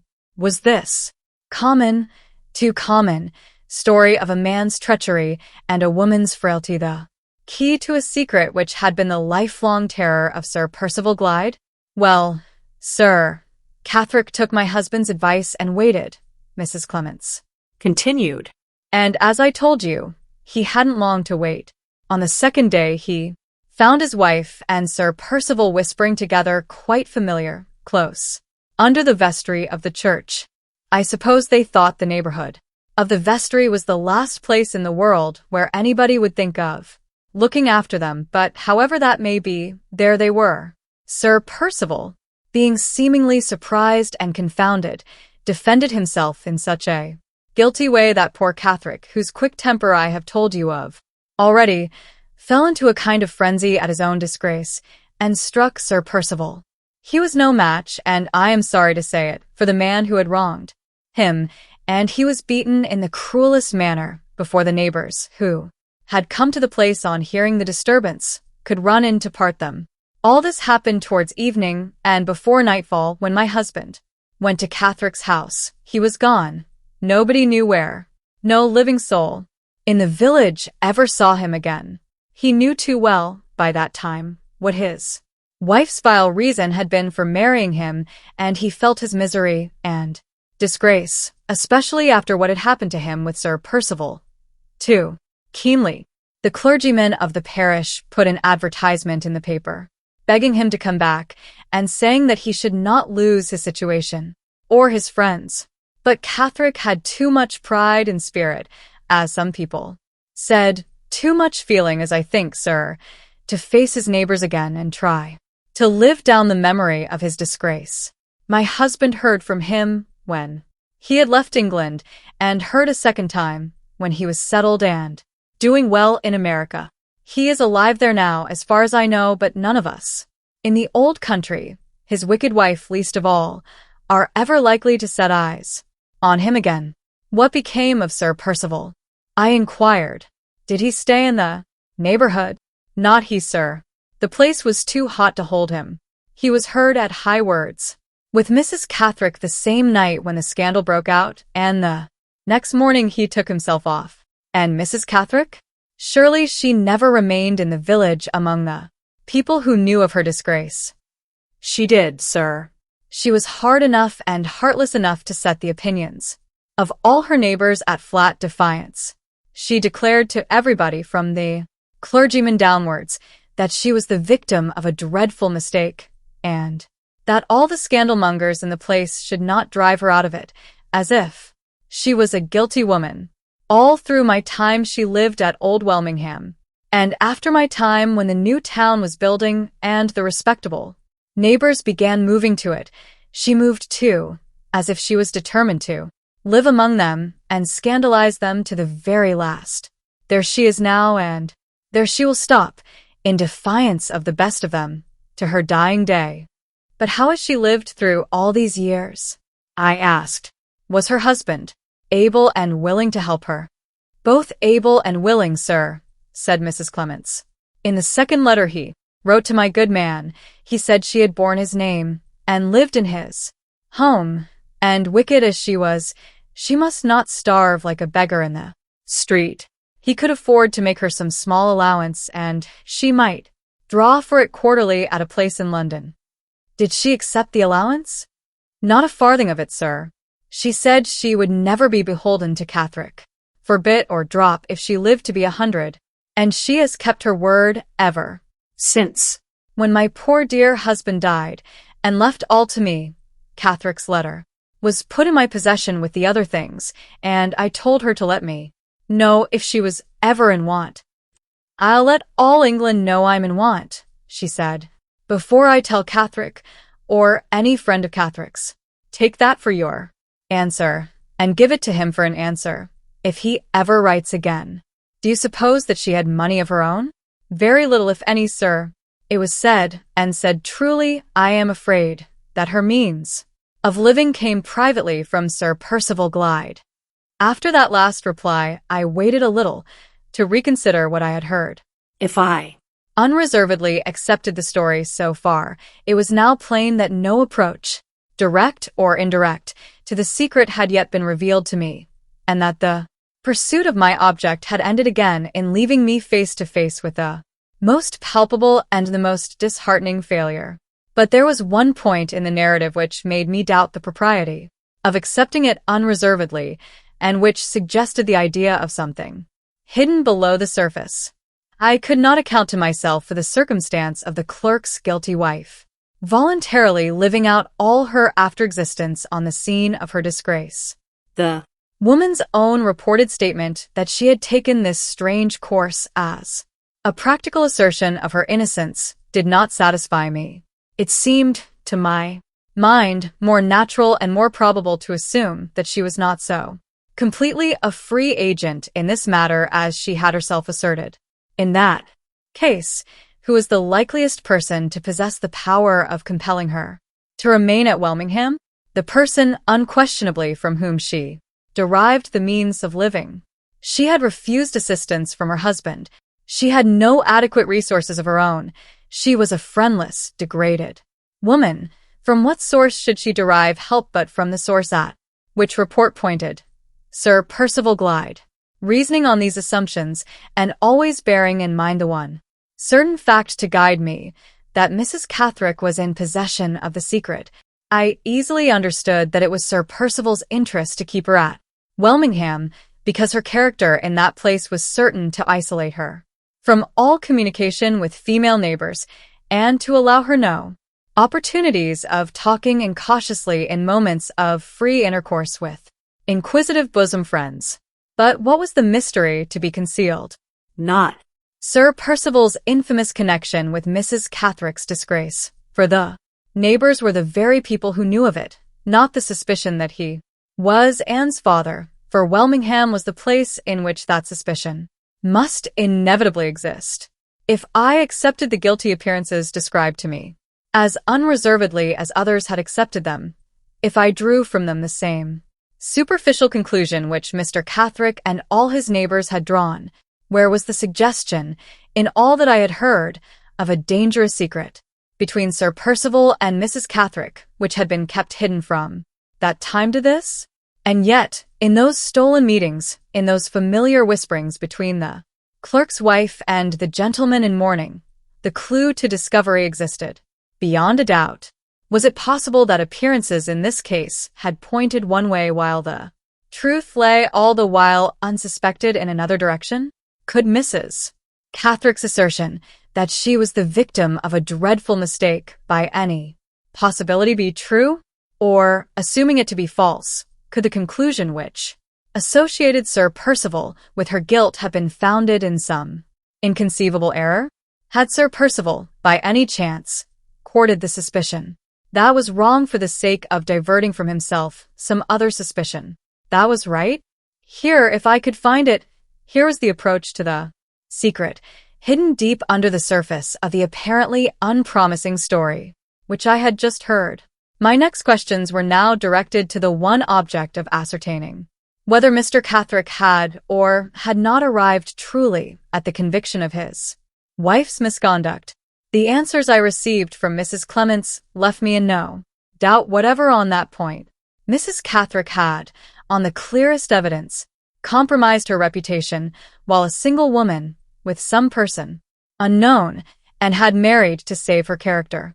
It had been positively ascertained, by calculations of time and place into which I need not enter, particularly that the daughter who bore her husband's name was not her husband's child. The next object of inquiry, whether it was equally certain that Sir Percival must have been the father of and was beset by far greater difficulties. I was in no position to try the probabilities on one side or on the other in this instance by any better test than the test of personal resemblance. I suppose you often saw Sir Percival when he was in your village? I said. Yes, sir, very often, replied Mrs. Clements. Did you ever observe that and was like him? She was not at all like him, sir. Was she like her mother, then? Not like her mother either, sir. Mrs. Catherick was dark and full in the face. Not like her mother and not like her supposed father. I knew that the test by personal resemblance was not to be implicitly trusted, but, on the other hand, it was not to be altogether rejected on that account.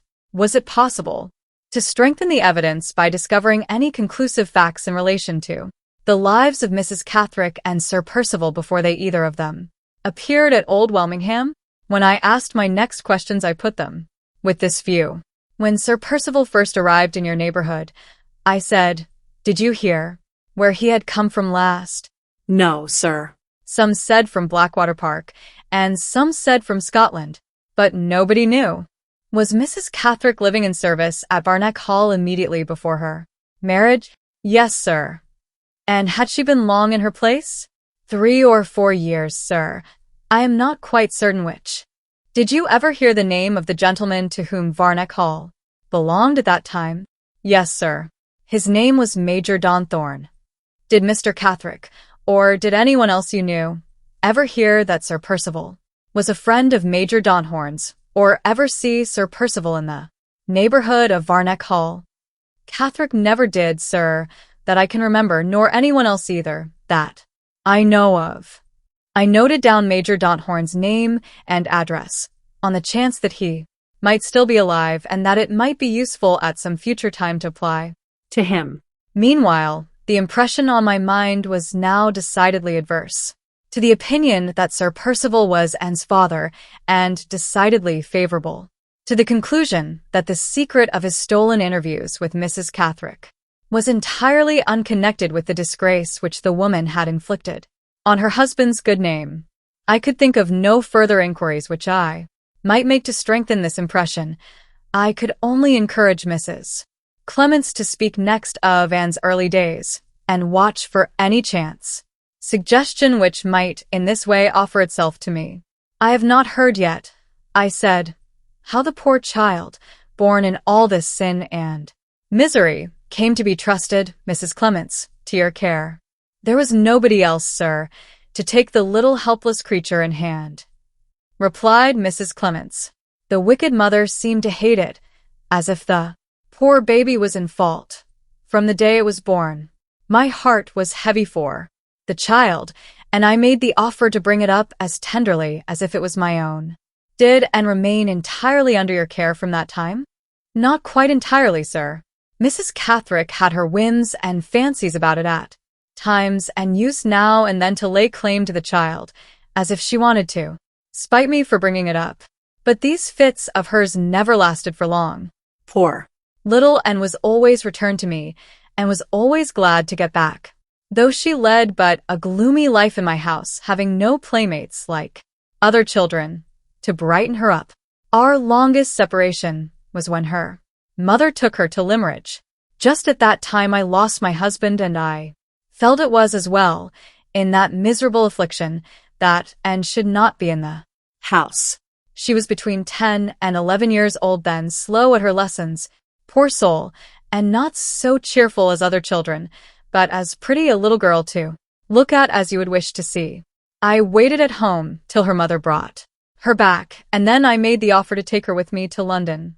The truth being, sir, that I could not find it in my heart to stop at old Welmingham after my husband's death. The place was so changed and so dismal to me. And did Mrs. Cathrick consent to your proposal? No, sir. She came back from the north harder and bitterer than ever. Folks did say that she had been obliged to ask Sir Percival's leave to go, to begin with, and that she only went to nurse her dying sister at Limerick, because the poor woman was reported to have saved money, the truth being that she hardly left enough to bury her. These things may have soured Mrs. Cathrick likely enough, but however that may be, she wouldn't hear of my taking the child away. She seemed to like distressing us both by parting us. All I could do was to give in my direction, and to tell her privately, if she was ever in trouble, to come to me. But years passed before she was free to come. I never saw her again, poor soul, till the night she escaped from the madhouse. You know, Mrs. Clements, why Sir Percival Glyde shut her up? I only know what Anne herself told me, sir. The poor thing used to ramble and wander about it sadly. She said her mother had got some secret of Sir Percival's to keep, and had let it out to her long after I left Hampshire, and when Sir Percival found she knew it, he shut her up. But she never could say what it was when I asked her. All she could tell me was that her mother might be the ruin and destruction of Sir Percival if she chose. Mrs. Cathrick may have let out just as much as that, and no more. I'm next to certain I should have heard the whole truth from, and if she had really known it as she pretended to do, and as she very likely fancied she did, poor soul. This idea had more than once occurred to my own mind. I had already told Marian that I doubted whether Laura was really on the point of making any important discovery when she and Cathrick were disturbed by Count Fosco at the boathouse. It was perfectly in character with Anne's mental Affliction that she should assume an absolute knowledge of the secret on no better grounds than vague suspicion, derived from hints which her mother had incautiously let drop in her presence. Sir Percival's guilty distrust would, in that case, infallibly inspire him with a false idea that and knew all from her mother, just as it had afterwards fixed in his mind the equally false suspicion that his wife knew all from, and the time was passing, the morning was wearing away. It was doubtful if I Stayed longer, whether I should hear anything more from Mrs. Clements. That would be at all useful to my purpose. I had already discovered those local and family particulars in relation to Mrs. Catherick, of which I had been in search, and I had arrived at certain conclusions entirely new to me, which might immensely assist in directing the course of my future proceedings. I rose to take my leave and to thank Mrs. Clements for the friendly readiness she had shown in affording me information. I am afraid you must have thought me very inquisitive, I said. I have troubled you with more questions than many people would have cared to answer. You are heartily welcome, sir, to anything I can tell you, answered Mrs. Clements. She stopped and looked at me wistfully. But I do wish, said the poor woman, you could have told me a little more about and sir. I thought I saw something in your face when you came in which looked as if you could. You can't think how hard it is not even to know whether she is living or dead. I could bear it better if I was only certain. You said you never expected we should see her alive again. Do you know, sir, for truth, that it has pleased God to take her? I was not proof against this appeal. It would have been unspeakably mean and cruel of me if I had resisted it. I am afraid there is no doubt of the truth, I answered gently. I have the certainty in my own mind that her troubles in this world are over. The poor woman dropped into her chair and hid her face from me. Oh, sir, she said. How do you know it? Who can have told you? No one has told me, Mrs. Clements, but I have reasons for feeling sure of it, reasons which I promise you shall know as soon as I can safely explain them. I am certain she was not neglected in her last moments. I am certain the heart complaint from which she suffered so sadly was the true cause of her death. You shall feel as sure of this as I do, soon. You shall know before long that she is buried in a quiet country churchyard, in a pretty, peaceful place, which you might have chosen for her yourself. Dead, said Mrs. Clements, dead so young, and I am left to hear it. I made her first short frocks. I taught her to walk. The first time she ever said, Mother, she said it to me, and now I am left and is taken. Did you say? Sir, said the poor woman, removing the handkerchief from her face and looking up at me for the first time, did you say that she had been nicely buried? Was it the sort of funeral she might have had if she had really been my own child? I assured her that it was. She seemed to take an inexplicable pride in my answer, to find a comfort in it which no other and higher considerations could afford. It would have broken my heart, she said simply, if and had not been nicely buried. But how do you know it, sir? Who told you? I once more entreated her to wait until I could speak to her unreservedly. You are sure to see me again, I said, for I have a favor to ask when you are a little more composed, perhaps in a day or two. Don't keep it waiting, sir, on my account, said Mrs. Clements. Never mind my crying if I can be of use. If you have anything on your mind to say to me, sir, please to say it now. I only wish to ask you one last question, I said. I only want to know Mrs. Catherick's address at Welmingham. My request so startled Mrs. Clements that, for the moment, even the tidings of Anne's death seemed to be driven from her mind. Her tears suddenly ceased to flow, and she sat looking at me in blank amazement. For the Lord's sake, sir, she said, what do you want with Mrs. Catherick? I want this, Mrs. Clements, I replied. I want to know the secret of those private meetings of hers with Sir Percival Glyde. There is something more in What you have told me of that woman's past conduct, and of that man's past relations with her, than you or any of your neighbors ever suspected. There is a secret we none of us know between those two, and I am going to, Mrs. Catherick, with the resolution to find it out. Think twice about it, sir, said Mrs. Clements, rising in her earnestness and laying her hand on my arm. She's an awful woman. You don't know her as I do. Think twice about it. I am sure your warning is kindly meant, Mrs. Clements, but I am determined to see the woman, whatever comes of it. Mrs. Clements looked me anxiously in the face. I see your mind is made up, sir, she said. I will give you the address. I wrote it down in my pocketbook and then took her hand to say farewell. You shall hear from me soon, I said. You shall know all that I have promised to tell you. Mrs. Clements sighed and shook her head doubtfully. An old woman's advice is sometimes worth taking, sir, she said. Think twice before you go to Welmingham. When I reached home again after my interview with Mrs. Clements, I was struck by the appearance of a change in Laura. The unvarying gentleness and patience which long misfortune had tried so cruelly and had never conquered yet seemed now to have suddenly failed her. Insensible to all Marian's attempts to soothe and amuse her, she sat, with her neglected drawing pushed away on the table, her eyes resolutely cast down, her fingers twining and untwining themselves restlessly in her lap. Marian rose when I came in, with a silent distress in her face, waited for a moment to see if Laura would look up at my approach, whispered to me, "Try if you can rouse her," and left the room.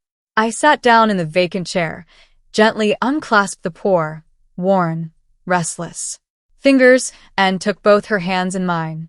What are you thinking of, Laura? Tell me, my darling, try and tell me what it is. She struggled with herself and raised her eyes to mine. I can't feel happy, she said. I can't help thinking. She stopped, bent forward a little, and laid her head on my shoulder with a terrible mute helplessness that struck me to the heart. Try to tell me, I repeated gently.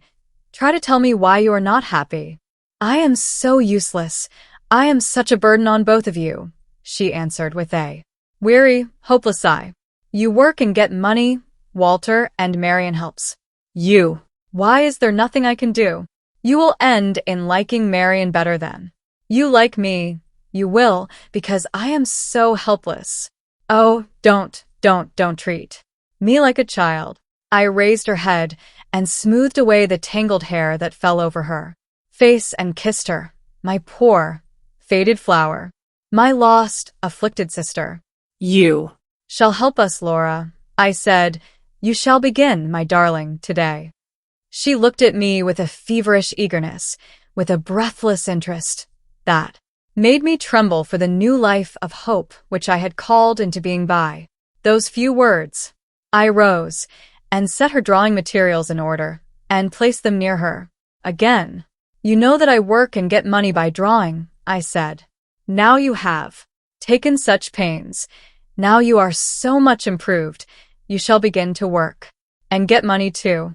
Try to finish this little sketch as nicely and prettily as you can. When it is done, I will take it away with me, and the same person will buy it who buys all that I do. You shall keep your own earnings in your own purse, and Marian shall come to you to help us, as often as she comes to me. Think how useful you are going to make yourself to both of us, and you will soon be as happy, Laura, as the day is long. Her face grew eager and brightened into a smile. In the moment while it lasted, in the moment when she again took up the pencils that had been laid aside, she almost looked like the Laura of past days. I had rightly interpreted the first signs of a new growth and strength in her mind, unconsciously expressing themselves in the notice she had taken of the occupations which filled her sister's life and mine. Marian, when I told her what had passed, saw, as I saw, that she was longing to assume her own little position of importance, to raise herself in her own estimation and in ours, and from that day we tenderly helped the new ambition which gave promise of the hopeful, happier future that might now not be far off. Her Drawings, as she finished them, or tried to finish them, were placed in my hands. Marian took them from me and hid them carefully, and I set aside a little weekly tribute from my earnings to be offered to her as the price paid by strangers for the poor, faint, valueless sketches, of which I was the only purchaser. It was hard sometimes to maintain our innocent deception when she proudly brought out her purse to contribute her share towards the expenses and wondered with serious interest whether I or she had earned the most that week. I have all those hidden drawings in my possession still. They are my treasures beyond price, the dear remembrances that I love to keep alive, the friends in past adversity that my heart will never part from, my tenderness never forget. Am I trifling here with the necessities of my task? Am I looking forward to the happier time which my narrative has not yet reached? Yes. Back again. Back to the days of doubt and dread, when the spirit within me struggled hard for its life, in the icy stillness of perpetual suspense. I have paused and rested for a while on my forward course. It is not, perhaps, time wasted if the friends who read these pages have paused and rested too. I took the first opportunity one could find of speaking to Marian in private and of communicating to her the result of the inquiries which I had made that morning. She seemed to share the opinion on the subject of my proposed journey to Welmingham, which Mrs. Clements had already expressed to me. Surely, Walter, she said, you hardly know enough yet to give you any hope of claiming Mrs. Catherick's confidence. Is it wise to proceed to these extremities before you have really exhausted all safer and simpler means of attaining your object? When you told me that Sir Percival and the Count were the only two people in existence who knew the exact date of Laura's journey, you forgot, and I forgot, that there was a third person who must surely know it. I mean Mrs. Rubbell. Would it not be far easier and far less dangerous to insist on a confession from her than to force it from Sir Percival? It might be easier, I replied, but we are not aware of the full extent of Mrs. Rubbell's connivance and interest in the conspiracy, and we are therefore not certain that the date has been impressed on her mind, as it has been assuredly impressed on the minds of Sir Percival and the Count. It is too late now to waste the time on Mrs. Rubbell, which may be all important to the discovery of the one assailable point in Sir Percival's life. Are you thinking a little too seriously, Marian, of the risk I may run in returning to Hampshire? Are you beginning to doubt whether Sir Percival Glyde may not in the end be more than a match for me? He will not be more than your match, she replied decidedly, because he will not be helped in resisting you by the impenetrable wickedness of the Count. What has led you to that conclusion? I replied, in some surprise. My own knowledge of Sir Percival's obstinacy and impatience of the Count's control, she answered. I believe he will insist on meeting you single-handed, just as he insisted at first on acting for himself at Blackwater Park. The time for suspecting the Count's interference will be the time when you have Sir Percival at your mercy. His own interests will then be directly threatened, and he will act, Walter, to terrible purpose in his own defense. We may deprive him of his weapons beforehand, I said. Some of the particulars I have heard from Mrs. Clements may yet be turned to account against him, and other means of strengthening the case may be at our disposal. There are passages in Mrs. Michelson's narrative which show that the Count found it necessary to place himself in communication with Mr. Fairlie, and there may be circumstances which compromise him in that proceeding. While I am away, Marian, write to Mr. Fairlie and say that you want an answer describing exactly what passed between the Count and himself, and informing you also of any particulars that may have come to his knowledge at the same time in connection with his niece. Tell him that the statement you request will, sooner or later, be insisted on if he shows any reluctance to furnish you with it of his own accord. The letter shall be written, Walter. But are you really determined to go to Welmingham? Absolutely determined. I will devote the next 2 days to earning what we want for the week to come, and on the third day I go to Hampshire. When the third day came, I was ready for my journey. As it was possible that I might be absent for some little time, I arranged with Marian that we were to correspond every day, of course addressing each other by assumed names, for caution's sake. As long as I heard from her regularly, I should assume that nothing was wrong. But if the morning came and brought me no letter, my return to London would take place, as a matter of course, by the first train. I contrived to reconcile Laura to my departure by telling her that I was going to the country to find new purchasers for her drawings and for mine, and I left her occupied and happy. Marian followed me downstairs to the street door. "Remember what anxious hearts you leave here," she whispered as we stood together in the passage. "Remember all the hopes that hang on your safe return. If strange things happen to you on this journey, if you and Sir Percival meet." "What makes you think we shall meet?" I asked. "I don't know. I have fears and fancies that I cannot account for." "Laugh at them, Walter, if you like, but for God's sake, keep your temper if you come in contact with that man." "Never fear, Marian. I answer for my self-control." With those words we parted. I walked briskly to the station. There was a glow of hope in me. There was a growing conviction in my mind that my journey this time would not be taken in vain. It was a fine, clear, cold morning. My nerves were firmly strung, and I felt all the strength of my resolution stirring in me vigorously from head to foot. As I crossed the railway platform and looked right and left among the people congregated on it, to search for any faces among them that I knew, the doubt occurred to me whether it might not have been to my advantage if I had adopted a disguise before setting out for Hampshire.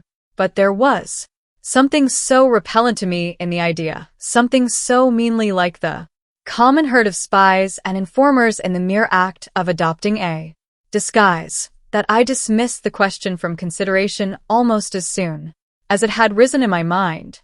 Even as a mere matter of expediency, the proceeding was doubtful in the extreme. If I tried the experiment at home, the landlord of the house would sooner or later discover me, and would have his suspicions aroused immediately.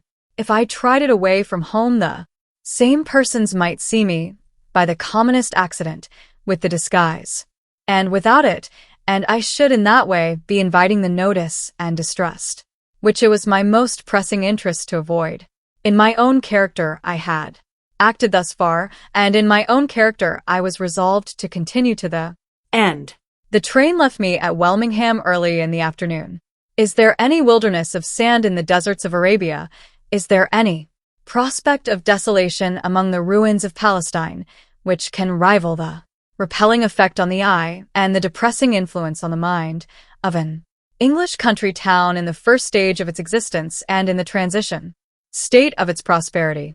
I asked myself that question as I passed through the clean desolation, the neat ugliness, the prim torpor of the streets of Welmingham, and the tradesmen who stared after me from their lonely shops, the trees that drooped helpless in their arid exile of unfinished crescents and squares, the dead house carcasses that waited in vain for the vivifying human element to animate them with the breath of life. Every creature that I saw, every object that I passed, seemed to answer with one accord.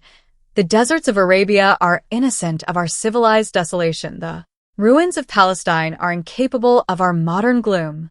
I inquired my way to the quarter of the town in which Mrs. Cathrick lived, and on reaching it found myself in a square of small houses, 1 story high. There was a bare little plot of grass in the middle, protected by a cheap wire fence. An elderly nursemaid and 2 children were standing in a corner of the enclosure, looking at a lean goat tethered to the grass.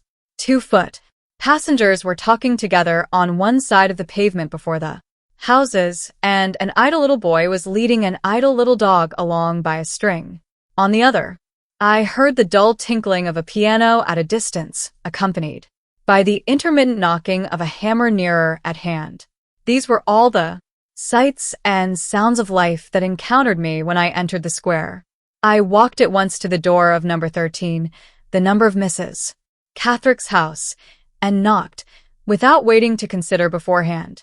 how I might best present myself when I got in. The first necessity was to see Mrs. Cathrick. I could then judge, from my own observation, of the safest and easiest manner of approaching the object of my visit. The door was opened by a melancholy middle-aged woman servant. I gave her my card and asked if I could see Mrs. Cathrick. The card was taken into the front parlor, and the servant returned with a message requesting me to mention what my business was. Say, if you please, that my business relates to Mrs. Cathrick's daughter. I replied. This was the best pretext I could think of on the spur of the moment to account for my visit. The servant again retired to the parlor, again returned, and this time begged me, with a look of gloomy amazement, to walk in. I entered a little room, with a flaring paper of the largest pattern on the walls. Chairs, tables, chiffonier, and sofa, all gleamed with the gluedness, brightness of cheap upholstery. On the largest table in the middle of the room stood a smart Bible, placed exactly in the center on a red and yellow woolen mat, and at the side of the table nearest to the window, with a little knitting basket on her lap, and a wheezing, blear-eyed old spaniel crouched. At her feet there sat an elderly woman, wearing a black net cap and a black silk gown, and having slate-colored mittens on her hands. Her iron-gray hair hung in heavy bands on either side of her face. Her dark eyes looked straight forward, with a hard, defiant, implacable stare. She had full square cheeks, a long, firm chin, and thick, sensual, colorless lips. Her figure was stout and sturdy, and her manner aggressively self-possessed. This was Mrs. Cathrick. "You have come to speak to me about my daughter," she said before I could utter a word on my side. "Be so good as to mention what you have to say." The tone of her voice was as hard, as defiant, as implacable as the expression of her eyes. She pointed to a chair and looked me all over, attentively from head to foot, as I sat down in it. I saw that my only chance with this woman was to speak to her in her own tone, and to meet her, at the outset of our interview, on her own ground. "You are aware," I said, "that your daughter has been lost?" "I am perfectly aware of it. Have you felt any apprehension that the misfortune of her loss might be followed by the misfortune of her death?" Yes. "Have you come here to tell me she is dead?" "I have." Why? She put that extraordinary question without the slightest change in her voice, her face, or her manner. She could not have appeared more perfectly unconcerned if I had told her of the death of the goat in the enclosure outside. "Why?" I repeated. "Do you ask why I come here to tell you of your daughter's death?" Yes. "What interest have you in me, or in her? How do you come to know anything about my daughter?" "In this way. I met her on the night when she escaped from the asylum, and I assisted her in reaching a place of safety." "You did very wrong." "I am sorry to hear her mother say so." "Her mother does say so." "How do you know she is dead?" "I am not at liberty to say how I know it, but I do know it." "Are you at liberty to say how you found out my address?" "Certainly. I got your address from Mrs. Clements." "Mrs. Clements is a foolish woman. Did she tell you to come here?" "She did not." "Then, I ask you again, why did you come?" As she was determined to have her answer, I gave it to her in the plainest possible form. "I came," I said, "because I thought and Catherick's mother might have some natural interest in knowing whether she was alive or dead." "Just so," said Mrs. Cathrick, with additional self-possession. "Had you no other motive?" I hesitated. The right answer to that question was not easy to find at a moment's notice. "If you have no other motive," she went on, deliberately taking off her slate-colored mittens and rolling them up, "I have only to thank you for your visit, and to say that I will not detain you here any longer. Your information would be more satisfactory if you were willing to explain how you became possessed of it. However, it justifies me, I suppose, in going into mourning. There is not much alteration necessary in my dress, as you see. When I have changed my mittens, I shall be all in black." She searched in the pocket of her gown, drew out a pair of black lace mittens, put them on with the stoniest and steadiest composure, and then quietly crossed her hands in her lap. "I wish you good morning," she said.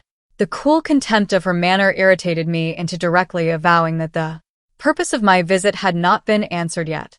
"I have another motive in coming here," I said. Ah, "I thought so," remarked Mrs. Cathrick. "Your daughter's death. What did she die of?" "Of disease of the heart." yes. "Go on." "Your daughter's death has been made the pretext for inflicting serious injury on a person who is very dear to me. 2 men have been concerned, to my certain knowledge, in doing that wrong. One of them is Sir Percival." Glide. "Indeed." I looked attentively to see if she flinched at the sudden mention of that Name. Not a muscle of her stirred. The hard, defiant, implacable stare in her eyes never wavered for an instant. "You may wonder," I went on, "how the event of your daughter's death can have been made the means of inflicting injury on another person." "No," said Mrs. Cathrick, "I don't wonder at all. This appears to be your affair. You are interested in my affairs. I am not interested in yours." "You may ask, then," I persisted, "why I mention the matter in your presence." "Yes, I do ask that. I mention it because I am determined to bring Sir Percival Glyde to account for the wickedness he has committed." "What have I to do with your determination?" "You shall hear. There are certain events in Sir Percival's past life which it is necessary for my purpose to be fully acquainted with. You know them, and for that reason I come to you." "What events do you mean?" "Events that occurred at Old Welmingham when your husband was parish clerk at that place, and before the time when your daughter was born. I had reached the woman at last through the barrier of impenetrable reserve that she had tried to set up between us. I saw her temper smoldering in her eyes, as plainly as I saw her hands grow restless, then unclasp themselves and begin mechanically smoothing her dress over her knees." "What do you know of those events?" she asked. "All that Mrs. Clements could tell me," I answered. There was a momentary flush on her firm, square face, a momentary stillness in her restless hands, which seemed to betoken a coming outburst of anger that might throw her off her guard. But no, she mastered the rising irritation, leaned back in her chair, crossed her arms on her broad bosom, and with a smile of grim sarcasm on her thick lips, looked at me as steadily as ever. Ah, "I begin to understand it all now," she said, her tamed and disciplined anger only expressing itself in the elaborate mockery of her tone and manner. "You have got a grudge of your own against Sir Percival Glyde, and I must help you to wreak it. I must tell you this, that, and the other about Sir Percival and myself. Must I?" "Yes, indeed. You have been prying into my private affairs. You think you have found a lost woman to deal with who lives here on sufferance, and who will do anything you ask for fear you may injure her in the opinions of the townspeople. I see through you and your precious speculation. I do. and it amuses me. Ha, ha. She stopped for a moment. Her arms tightened over her bosom, and she laughed to herself, a hard, harsh, angry laugh. "You don't know how I have lived in this place, and what I have done in this place, Mr. What's your name?" she went on. "I'll tell you, before I ring the bell and have you shown out. I came here a wronged woman. I came here robbed of my character and determined to claim it back. I've been years and years about it, and I have claimed it back. I have matched the respectable people fairly and openly on their own ground. If they say anything against me now, they must say it in secret. They can't say it, they daren't say it openly. I stand high enough in this town to be out of your reach." The Clergyman bows to me. aha. "You didn't bargain for that when you came here. Go to the church and inquire about me. You'll find Mrs. Cathrick has her sitting like the rest of them, and pays the rent on the day it's due. Go to the town hall. There's a petition lying there, a petition of the respectable inhabitants against allowing a circus to come and perform here and corrupt our morals. Yes, our morals. I signed that petition this morning. Go to the bookseller's shop. The clergyman's Wednesday evening lectures on justification by faith are publishing there by subscription. I'm down on the List. The doctor's wife only put a shilling in the plate at our last charity sermon. I put half a crown. Mr. Churchwarden Soward held the plate and bowed to me. 10 years ago, he told Pigram, the chemist I ought to be whipped out of the town at the cart's tail. Is your mother alive? Has she got a better Bible on her table than I have got on mine? Does she stand better with her tradespeople than I do with mine? Has she always lived within her income? I have always lived within mine. Ah, There is the clergyman coming along the square. Look, Mr. What's your name? Look, if you please. She started up with the activity of a young woman, went to the window, waited till the clergyman passed, and bowed to him solemnly. The clergyman ceremoniously raised his hat and walked on. Mrs. Catherick returned to her chair and looked at me with a grimmer sarcasm than ever. There, she said. What do you think of that for a woman with a lost character? How does your speculation look now? The singular manner in which she had chosen to assert herself, the extraordinary practical vindication of her position in the town which she had just offered, had so perplexed me that I listened to her in silent surprise. I Was not the less resolved, however, to make another effort to throw her off her guard. If the woman's fierce temper once got beyond her control and once flamed out on me, she might yet say the words which would put the clue in my hands. How does your speculation look now? She repeated. Exactly as it looked when I first came in, I answered. I don't doubt the position you have gained in the town, and I don't wish to assail it even if I could. I came here because Sir Percival Glyde is, to my certain knowledge, your enemy as well as mine. If I have a grudge against him, you have a grudge against him too. You may deny it if you like. You may distrust me as much as you please. You may be as angry as you will. But of all the women in England, you, if you have any sense of injury, are the woman who ought to help me to crush that man. Crush him for yourself, she said. Then come back here and see what I say To you. She spoke those words as she had not spoken yet, quickly, fiercely, Vindicatively. I had stirred in its lair the serpent hatred of years, but only for a moment. Like a lurking reptile, it leaped up at me as she eagerly bent forward towards the place in which I was sitting. Like a lurking reptile, it dropped out of sight again as she instantly resumed her former position in The chair. You won't trust me? I said. No. You are afraid? Do I look as if I was? You are afraid of Sir Percival Glyde? Am I? Her color was rising, and her hands were at work again smoothing her Gown. I pressed the point farther and farther home. I went on without allowing her a moment of delay. Sir Percival has a high position in the world, I said. It would be no wonder if you were afraid of him. Sir Percival is a powerful man, a baronet, the possessor of a fine estate, the descendant of a great family. She amazed me beyond expression by suddenly bursting out laughing. Yes, she repeated, in tones of the bitterest, steadiest contempt. A Baronet, the possessor of a fine estate, the descendant of a great family. Yes, indeed, a great family, especially by the mother's side. There was no time to reflect on the words that had just escaped her. There was only time to feel that they were well worth thinking over the moment I left the house. I am not here to dispute with you about family questions, I said. I know nothing of Sir Percival's mother. And you know as little of Sir Percival himself, she interposed sharply. I advise you not to be too sure of that, I rejoined. I know some things about him, and I suspect many more. What do you suspect? I'll tell you what I don't suspect. I don't suspect him of being Anne's father. She started to her feet and came close up to me with a look of fury. How dare you talk to me about Anne's father? How dare you say who was her father or who wasn't? She broke out, her face quivering, her voice trembling with passion. The secret between you and Sir Percival is not that secret, I persisted. The mystery which darkens Sir Percival's life was not born with your daughter's birth, and has not died with your daughter's death." She drew back a step. "Go," she said, and pointed sternly to the door. "There was no thought of the child in your heart or in his," I went on, determined to press her back to her last defenses.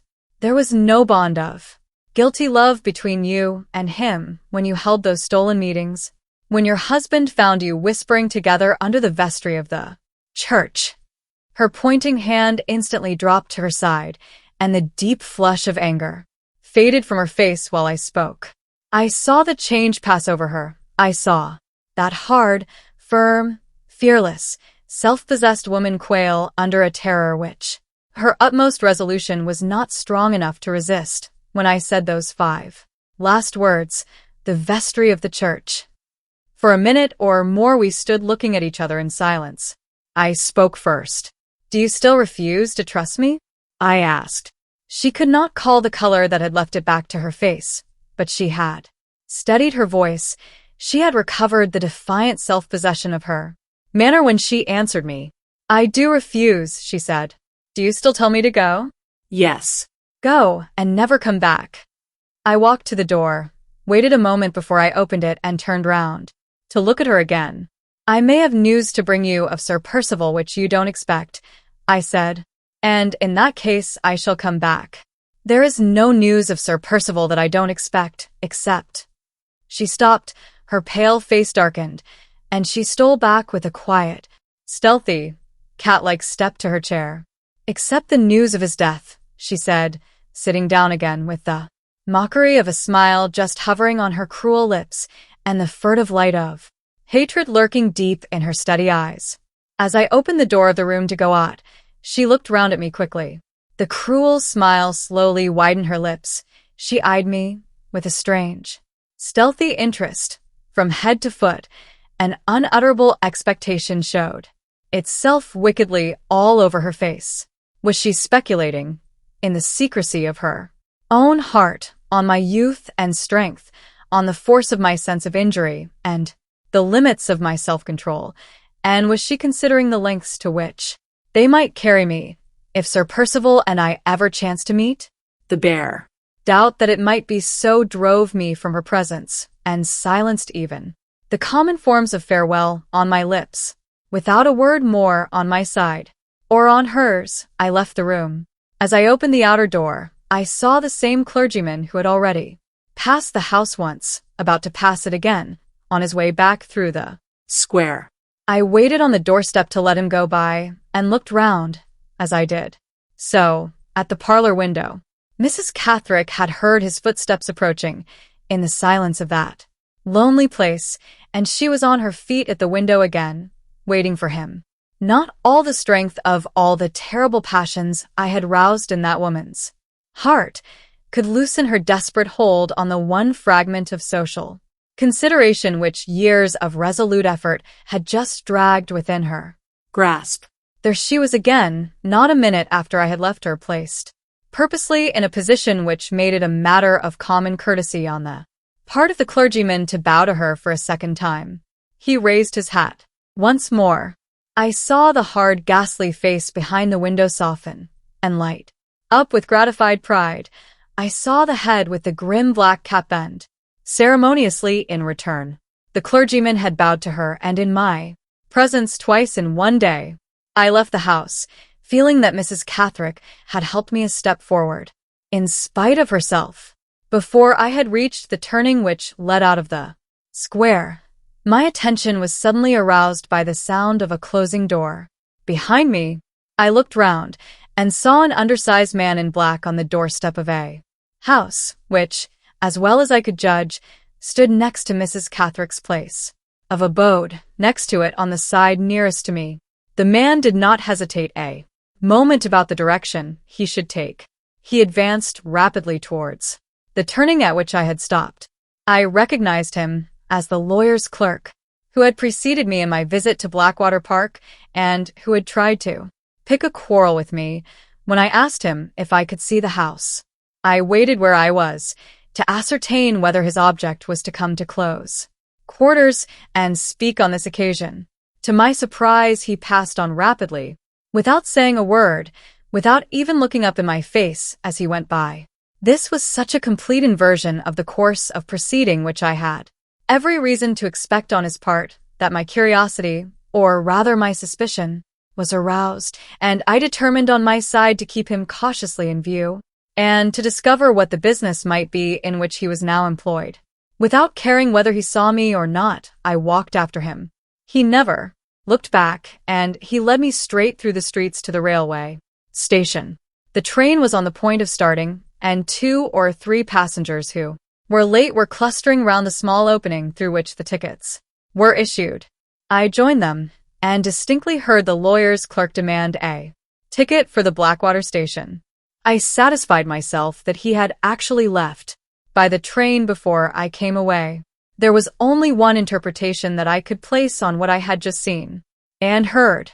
I had unquestionably observed the man leaving a house which closely adjoined Mrs. Catherick's residence.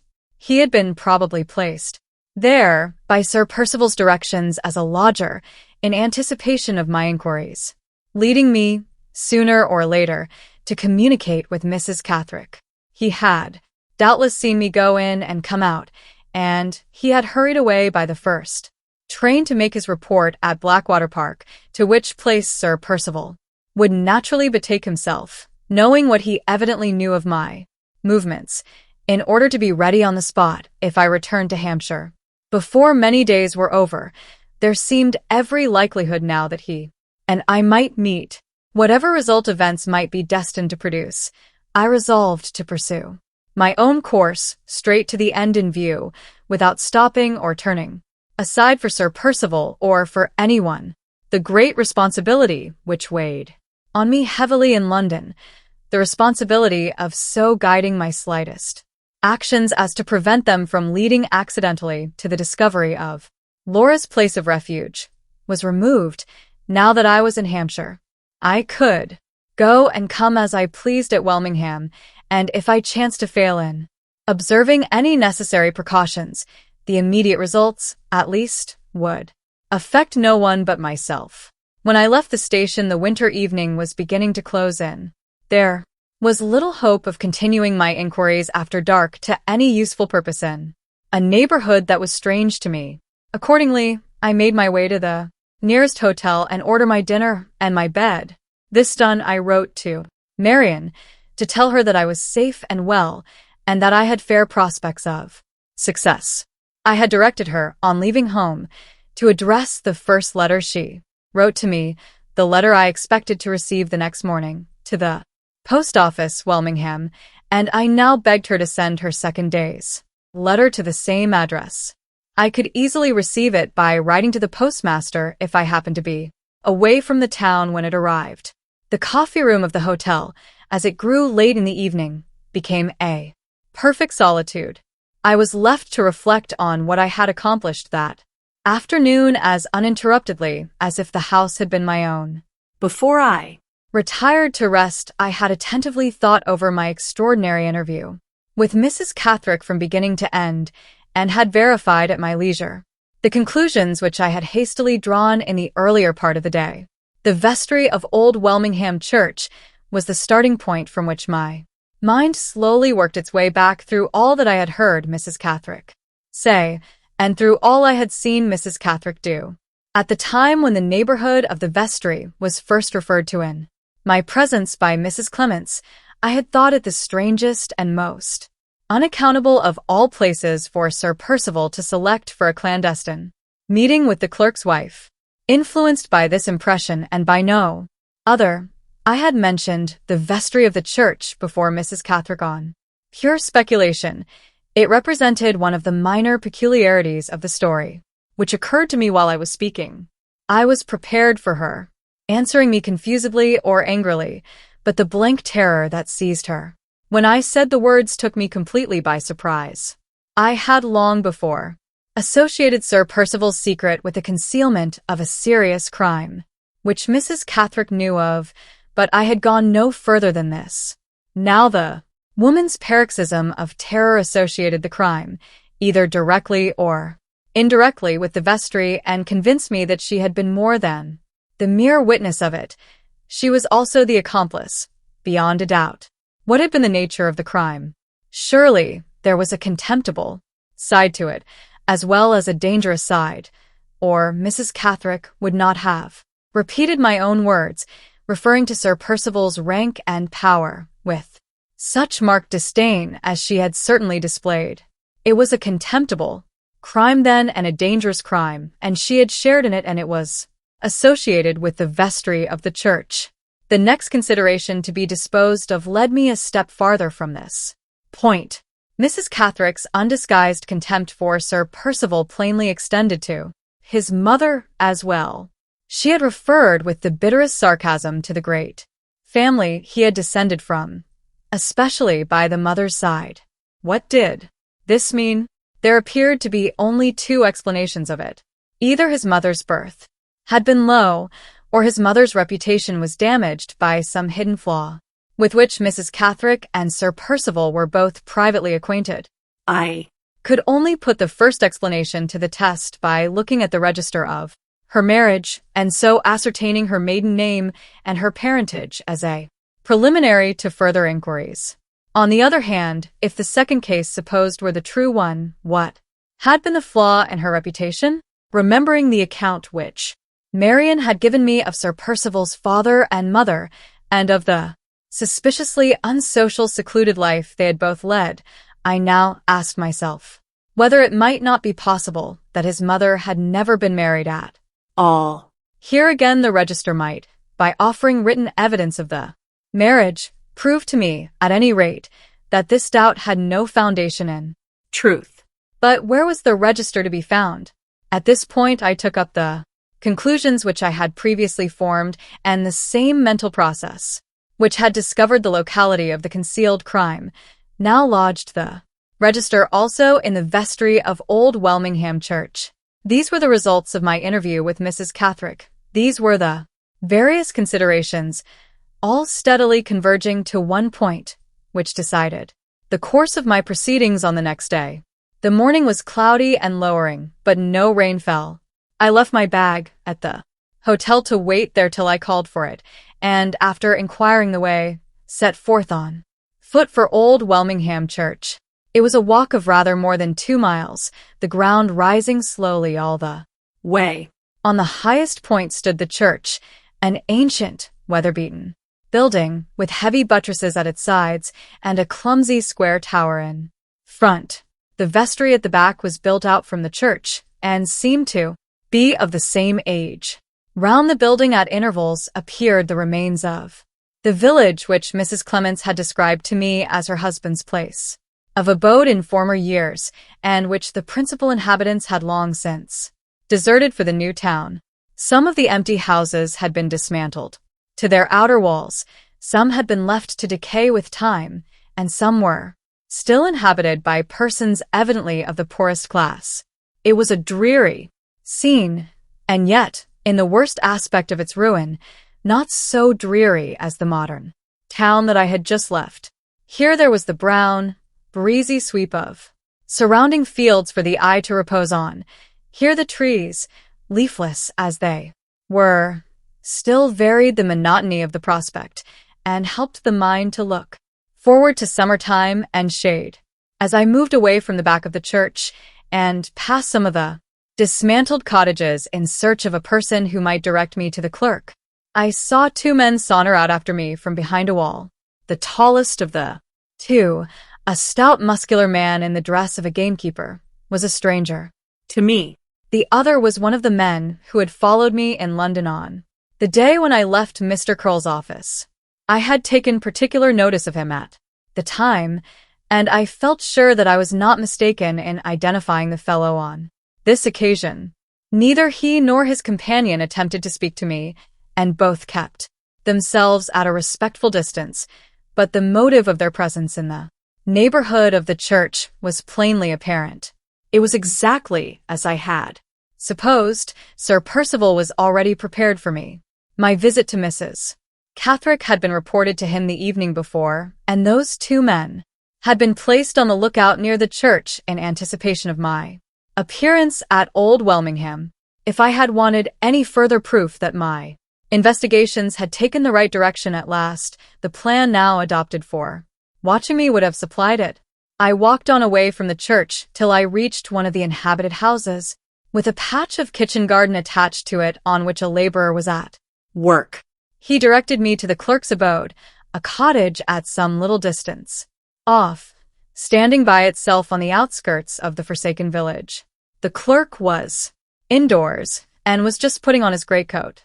He was a cheerful, familiar, loudly talkative old man with a very poor opinion, as I soon discovered, of the place in which he lived, and a happy sense of superiority to his neighbors in virtue of the great personal distinction of having once been in London. "It's well you came so early, sir," said the old man, when I had mentioned the object of my visit. "I should have been away in 10 minutes more. Parish. Business, sir, and a goodish long trot before it's all done for a man at my Age. But, bless you, I'm strong on my legs still. As long as a man don't give at his legs, there's a deal of work left in him. Don't you think so yourself, sir?" He took his keys down while he was talking from a hook behind the fireplace and locked his cottage door behind us. "Nobody at home to keep house for me," said the clerk, with a cheerful sense of perfect freedom from all family encumbrances. "My wife's in the churchyard there, and my children are all married. A wretched place this, isn't it, sir? But the parish is a large one. Every man couldn't get through the business as I do. It's learning does it, and I've had my share and a little More. I can talk the Queen's English, God bless the Queen, and that's more than most of the people about here can do. You're from London, I suppose?" "Sir, I've been in London a matter of 25 years ago. What's the news there now, if you please?" Chattering on in this way, he led me back to the vestry. I looked about to see if the two spies were still in sight. They were not visible anywhere. After having discovered my application to the clerk, they had probably concealed themselves where they could watch my next proceedings in perfect freedom. The vestry door was of stout old oak, studded with strong nails, and the clerk put his large, heavy key into the lock with the air of a man who knew that he had a difficulty to encounter and who was not quite certain of creditably conquering it. "I'm obliged to bring you this way, sir," he said, "because the door from the vestry to the church is bolted on the vestry side. We might have got in through the church otherwise. This is a perverse lock if ever there was one. Yet. It's big enough for a prison door. It's been hampered over and over again, and it ought to be changed for a new one. I've mentioned that to the churchwarden 50 times over at least. He's always saying, 'I'll see about it,' and he never does see. It's a sort of lost corner, this place. Not like London, is it, sir? Bless you, we're all asleep here.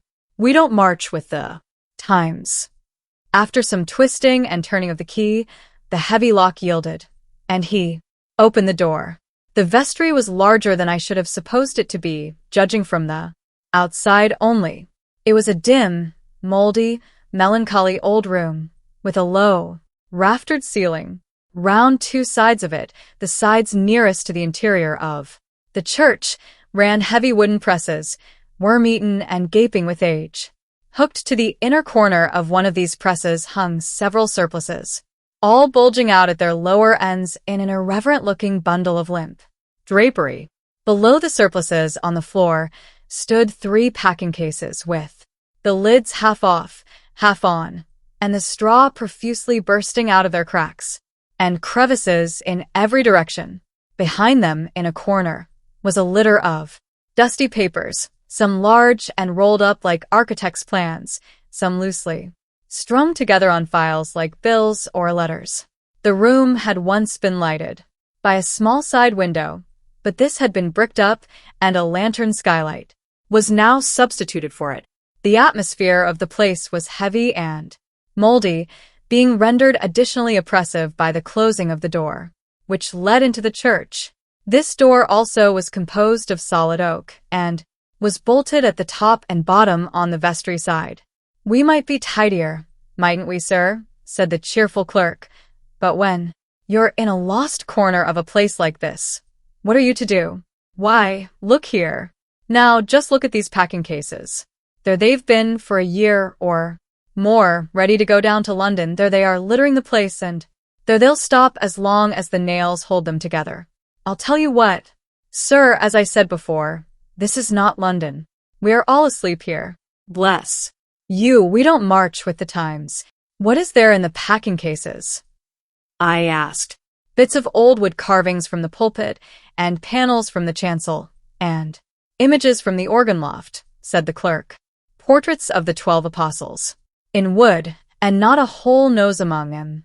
All broken and worm-eaten, and crumbling to dust at the edges. As brittle as crockery, sir, and as old as the church, if not older. And why were they going to London? To be repaired. That's it, sir, to be repaired, and where they were past repair, to be copied. In sound wood. But, bless you, the money fell short, and there they are, waiting for new subscriptions, and nobody to subscribe. It was all done a year ago, sir. 6 gentlemen dined together about it, at the hotel, in the new Town. They made speeches and passed resolutions and put their names down and printed off thousands of prospectuses.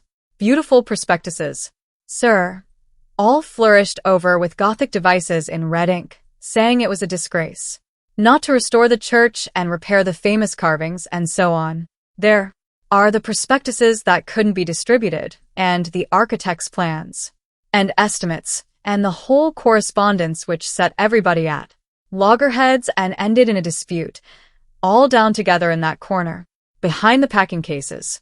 The money dribbled in a little at first, but what can you expect out of London? There was just enough, to pack the broken carvings and get the estimates and pay the printer's bill, and after that there wasn't a halfpenny left. There the things are, as I said before. We have nowhere else to put them. Nobody in the new town cares about accommodating us. We're in a lost corner, and this is an untidy vestry, and who's to help it? That's what I want to know. My anxiety to examine the register did not dispose me to offer much encouragement to the old man's talkativeness. I agreed with him that nobody could help the untidiness of the vestry, and then suggested that we should proceed to our business without more delay. The marriage register, to be sure, said the clerk, taking a little bunch of keys from his pocket. How far do you want to look back, sir? Marian had informed me of Sir Percival's age at the time when we had spoken together of his marriage engagement with Laura. She had then described him as being 45 years old. Calculating back from this, and making due allowance for the year that had passed since I had gained my information, I found that he must have been born in 1804, and that I might safely start on my search through the register from that date. I want to begin with the year 1804, I said. Which way after that, sir? Asked the clerk. Forwards to our time, or backwards away from us? Backwards from 1804. He opened the door of one of the presses, the press from the side of which the surplices were hanging, and produced a large volume bound in greasy brown leather. I was struck by the insecurity of the place in which the register was kept. The door of the press was warped and cracked with age, and the lock was of the smallest and commonest kind. I could have forced it easily with the walking stick I carried in my hand. Is that considered a sufficiently secure place for the register? I inquired. Surely a book of such importance as this ought to be protected by a better lock and kept carefully in an iron safe. Well, now, that's curious, said the clerk, shutting up the book again just after he had opened it and smacking his hand cheerfully on the cover. Those were the very words my old master was always saying years and years ago when I was a lad. Why isn't the register, meaning this register, here under my hand? Why isn't it kept in an iron safe? If I've heard him say that once, I've heard him say it 100 times. He was the solicitor in those days, sir, who had the appointment of vestry clerk to this church. A fine, hearty old gentleman, and the most particular man breathing. As long as he lived, he kept a copy of this book in his office at Knowlesbury, and had it posted up regular from time to time, to correspond with the fresh entries. Here, you would hardly think it, but he had his own appointed days, once or twice in every quarter, for riding over to this church on his old white pony, to check the copy by the register with his own eyes and hands. How do I No, he used to say, how do I know that the register in this vestry may not be stolen or destroyed? Why isn't it kept in an iron safe? Why can't I make other people as careful as I am myself? Some of these days there will be an accident happen, and when the register's lost, then the parish will find out the value of my copy. He used to take his pinch of snuff after that and look about him as bold as a lord. Ah, The like of him for doing business isn't easy to find now. You may go to London and not match him, even there. Which year did you say, sir? 1800 and what? 1804, I replied, mentally resolving to give the old man no more opportunities of talking until my examination of the register was over. The clerk put on his spectacles and turned over the leaves of the register, carefully wetting his finger and thumb at every third page. There it is, sir, said he, with another cheerful smack on the open volume.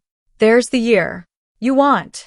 As I was ignorant of the month in which Sir Percival was born, I began my backward search with the early part of the year. The register book was of the old-fashioned kind, the entries being all made on blank pages in manuscript, and the divisions which separated them being indicated by ink lines drawn across the page at the close of each entry. I reached the beginning of the year 1804 without encountering the marriage, and then traveled back through December 1803, through November and October, through no. not through September also. Under the heading of that month in the year I found the marriage, I looked carefully at the entry. It was at the bottom of a page and was for want of room compressed into a smaller space than that occupied by the marriages above. The marriage immediately before it was impressed on my attention by the circumstance of the bridegroom's Christian name being the same as my own. The entry immediately following it, on the top of the next page, was noticeable in another way from the large space it occupied, the record in this case registering the marriages of two brothers at the same time. The register of the marriage of Sir Felix Glyde was in no respect remarkable except for the narrowness of the space into which it was compressed at the bottom of the page. The information about his wife was the usual information given in such cases. She was described as Cecilia Jane Elster, of Parkview Cottages, Knowlesbury, only daughter of the late Patrick Elster, Esq., formerly of Bath.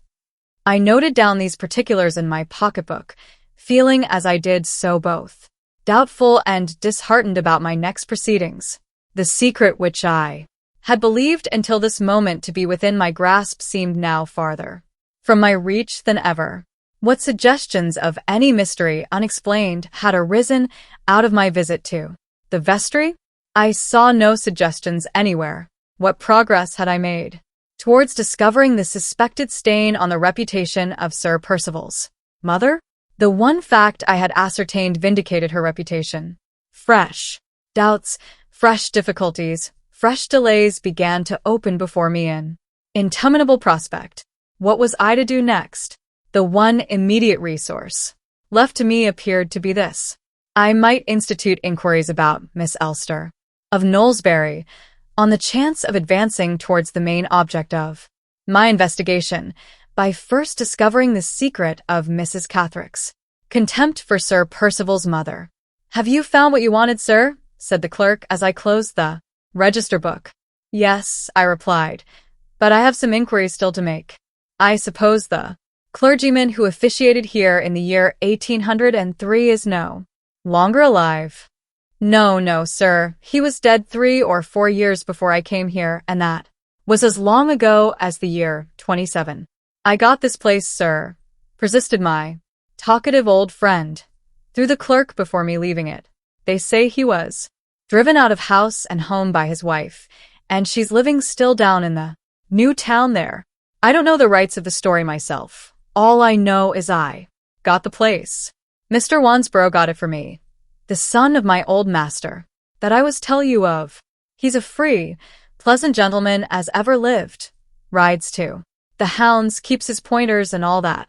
He's vestry clerk here now as his father was before him. Did you not tell me your former master lived at Knowlesbury?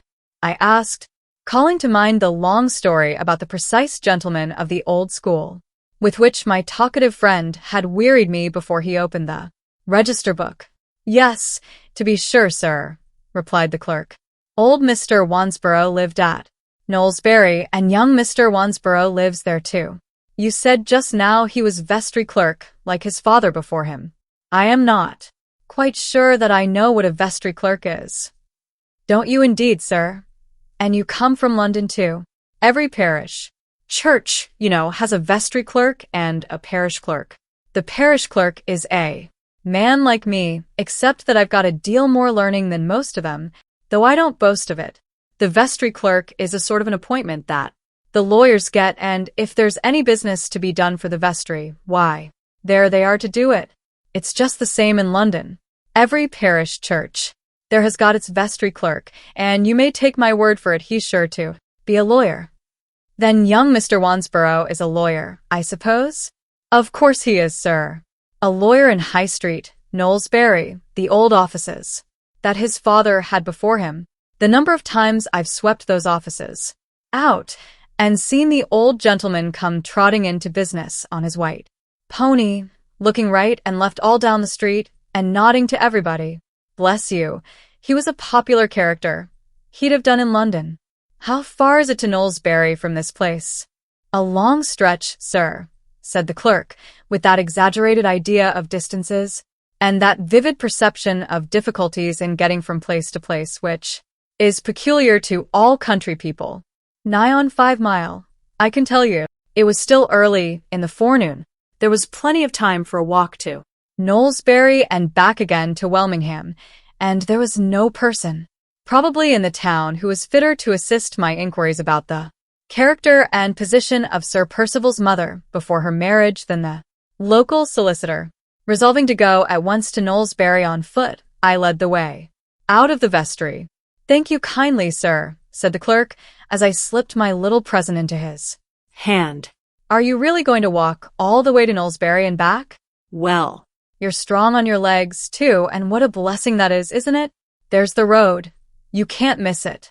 I wish I was going your way. It's pleasant to meet with gentlemen from London in a lost corner like this. One hears the news. Wish you good morning, sir, and thank you kindly once more. We parted. As I left the church behind me, I looked back, and there were the 2 men again on the road below, with a third in their company, that third person being the short man in black whom I had traced to the railway the evening before. The 3 stood talking together for a little while, then separated. The man in black went away by himself towards Welmingham. The other 2 remained together, evidently waiting to follow me as soon as I walked on. I proceeded on my way, without letting the fellows see that I took any special notice of them. They caused me no conscious irritation of feeling at that moment. On the contrary, they rather revived my sinking hopes. In the surprise of discovering the evidence of the marriage, I had forgotten the inference I had drawn on first perceiving the men in the neighborhood of the vestry. Their reappearance reminded me that Sir Percival had anticipated my visit to Old Welmingham Church as the next result of my interview with Mrs. Catherick. Otherwise he would never have placed his spies there to wait for me. Smoothly and fairly as appearances looked in the vestry, there was something wrong beneath them. There was something in the register book, for aught I knew, that I had not discovered yet. Once out of sight of the church, I pressed forward briskly on my way to Knowlesbury. The road was, for the most part, straight and level. Whenever I looked back over it, I saw the 2 spies steadily following me. For the greater part of the way they kept at a safe distance behind, but once or twice they quickened their pace, as if with the purpose of overtaking me, then stopped, consulted together, and fell back again to their former position. They had some special object evidently in view, and they seemed to be hesitating or differing about the best means of accomplishing it. I could not guess exactly what their design might be, but I felt serious doubts of reaching Knowlesbury without some mischance happening to me on the way. These doubts were realized. I had just entered on a lonely part of the road, with a sharp turn at some distance ahead, and had just concluded, calculating by time, that I must be getting near to the town, when I suddenly heard the steps of the men close behind me. Before I could look round, one of them, the man by whom I had been followed in London, passed rapidly on my left side and hustled me with his shoulder.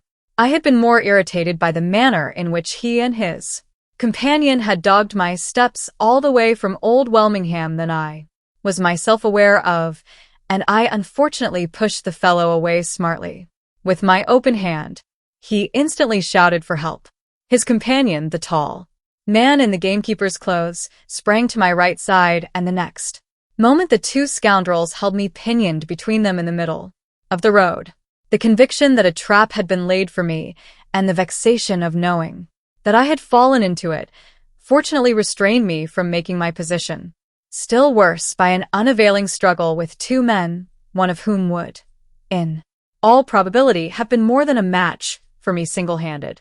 I repressed the first natural movement by which I had attempted to shake them off, and looked about to see if there was any person near to whom I could appeal.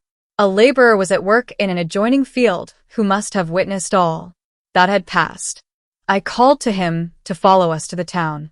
He shook his head with stolid obstinacy and walked away in the direction of a cottage which stood back from the highroad.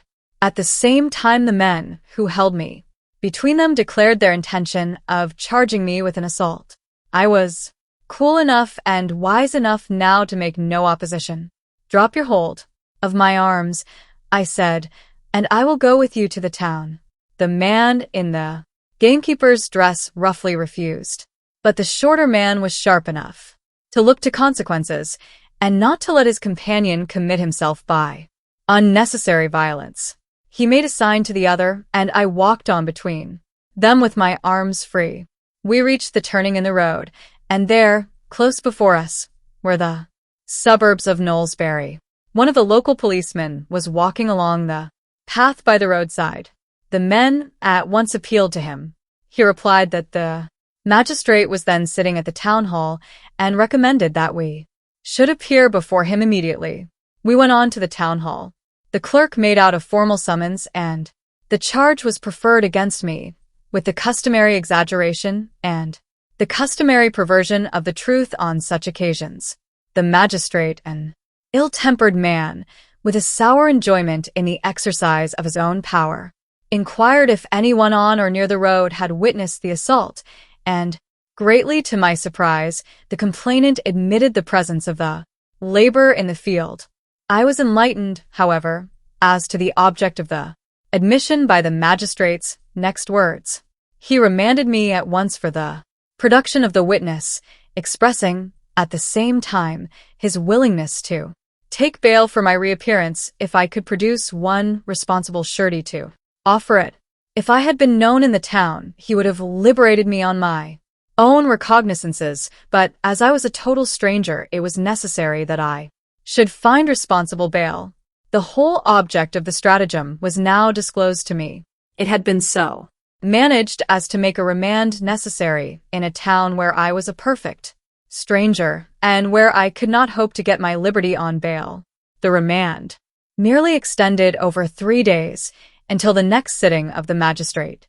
But in that time, while I was in confinement, Sir Percival might use any means he pleased to embarrass my future proceedings, perhaps to screen himself from detection altogether, without the slightest fear of any hindrance on my part.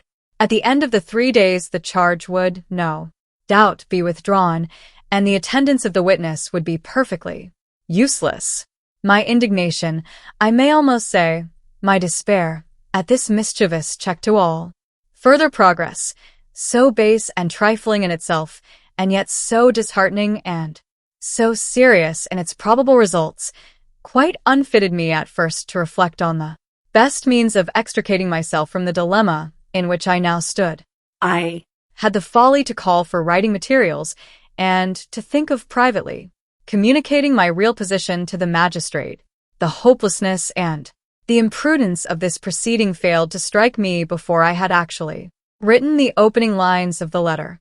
It was not till I had pushed the paper away, not till, I am ashamed to say, I had almost allowed the vexation of my helpless position to conquer me, that a course of action suddenly occurred to my mind, which Sir Percival had probably not anticipated, and which might set me free again in a few hours.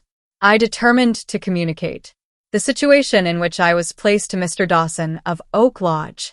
I had visited this gentleman's house, it may be remembered, at the time of my first inquiries in the Blackwater Park neighborhood, and I had presented to him a letter of introduction from Miss Halcombe, in which she recommended me to his friendly attention in the strongest terms. I now wrote, referring to this letter, and to what I had previously told Mr. Dawson, of the delicate and dangerous nature of my inquiries.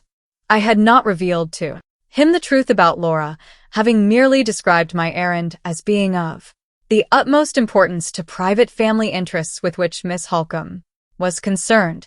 Using the same caution still, I now accounted for my presence at Knowlesbury in the same manner, and I put it to the doctor to say whether the trust reposed in me by a lady whom he well knew, and the hospitality I had myself received in his house, justified me or not in asking him to come to my assistance in a place where I was quite friendless. I obtained permission to hire a messenger to drive away at once with my letter in a conveyance which might be used to bring the doctor back immediately. Oak Lodge was on the Knowlesbury side of Blackwater. The man declared he could drive there in 40 minutes and could bring Mr. Dawson back in 40 more.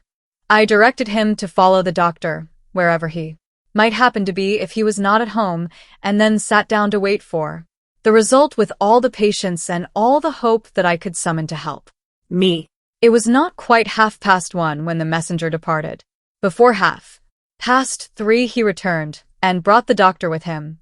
Mr. Dawson's kindness and the delicacy with which he treated his prompt assistance quite, as a matter of course, almost overpowered me. The bail required was offered and accepted immediately. Before 4 o'clock on that afternoon I was shaking hands warmly with the good old doctor, a free man again in the streets of Knowlesbury. Mr. Dawson hospitably invited me to go back with him to Oak Lodge and take up my quarters there for the night. I could only reply that my time was not my own, and I could only ask him to let me pay my visit in a few days, when I might repeat my thanks and offer to him all the explanations which I felt to be only his due, but which I was not then in a position to make. We parted with friendly assurances on both sides, and I turned my steps at once to Mr. Wansborough's office in the High Street.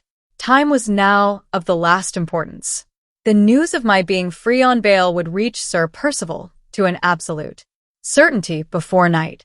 If the next few hours did not put me in a position to justify his worst fears, and to hold him helpless at my mercy, I might lose every inch of the ground I had gained, never to recover it again.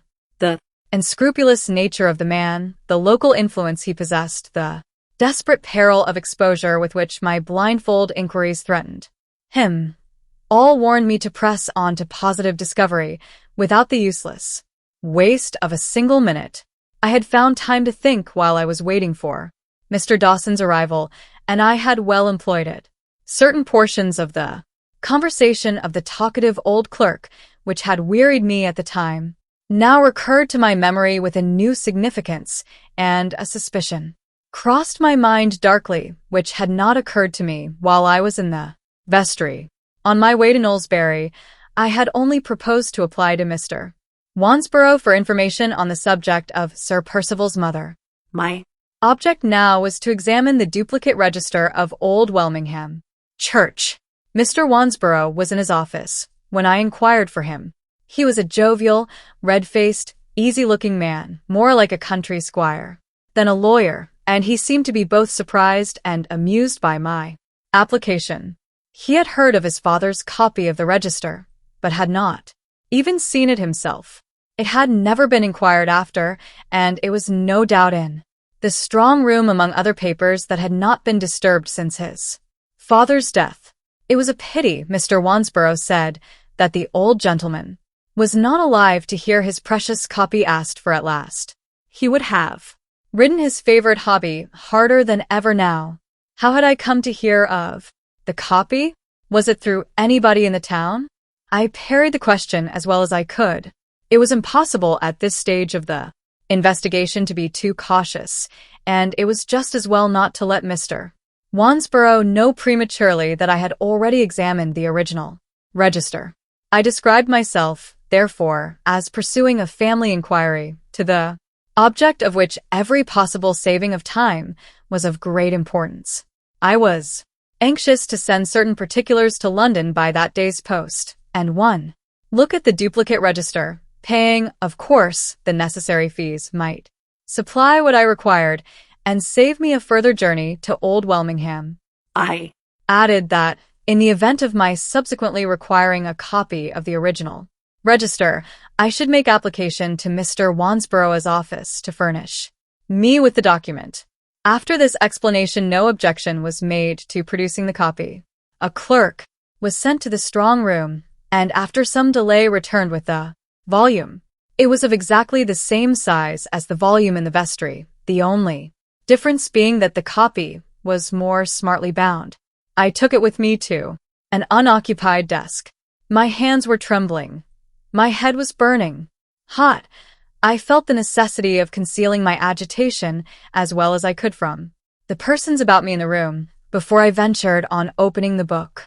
On the blank page at the beginning, to which I first turned, were traced some lines in faded ink.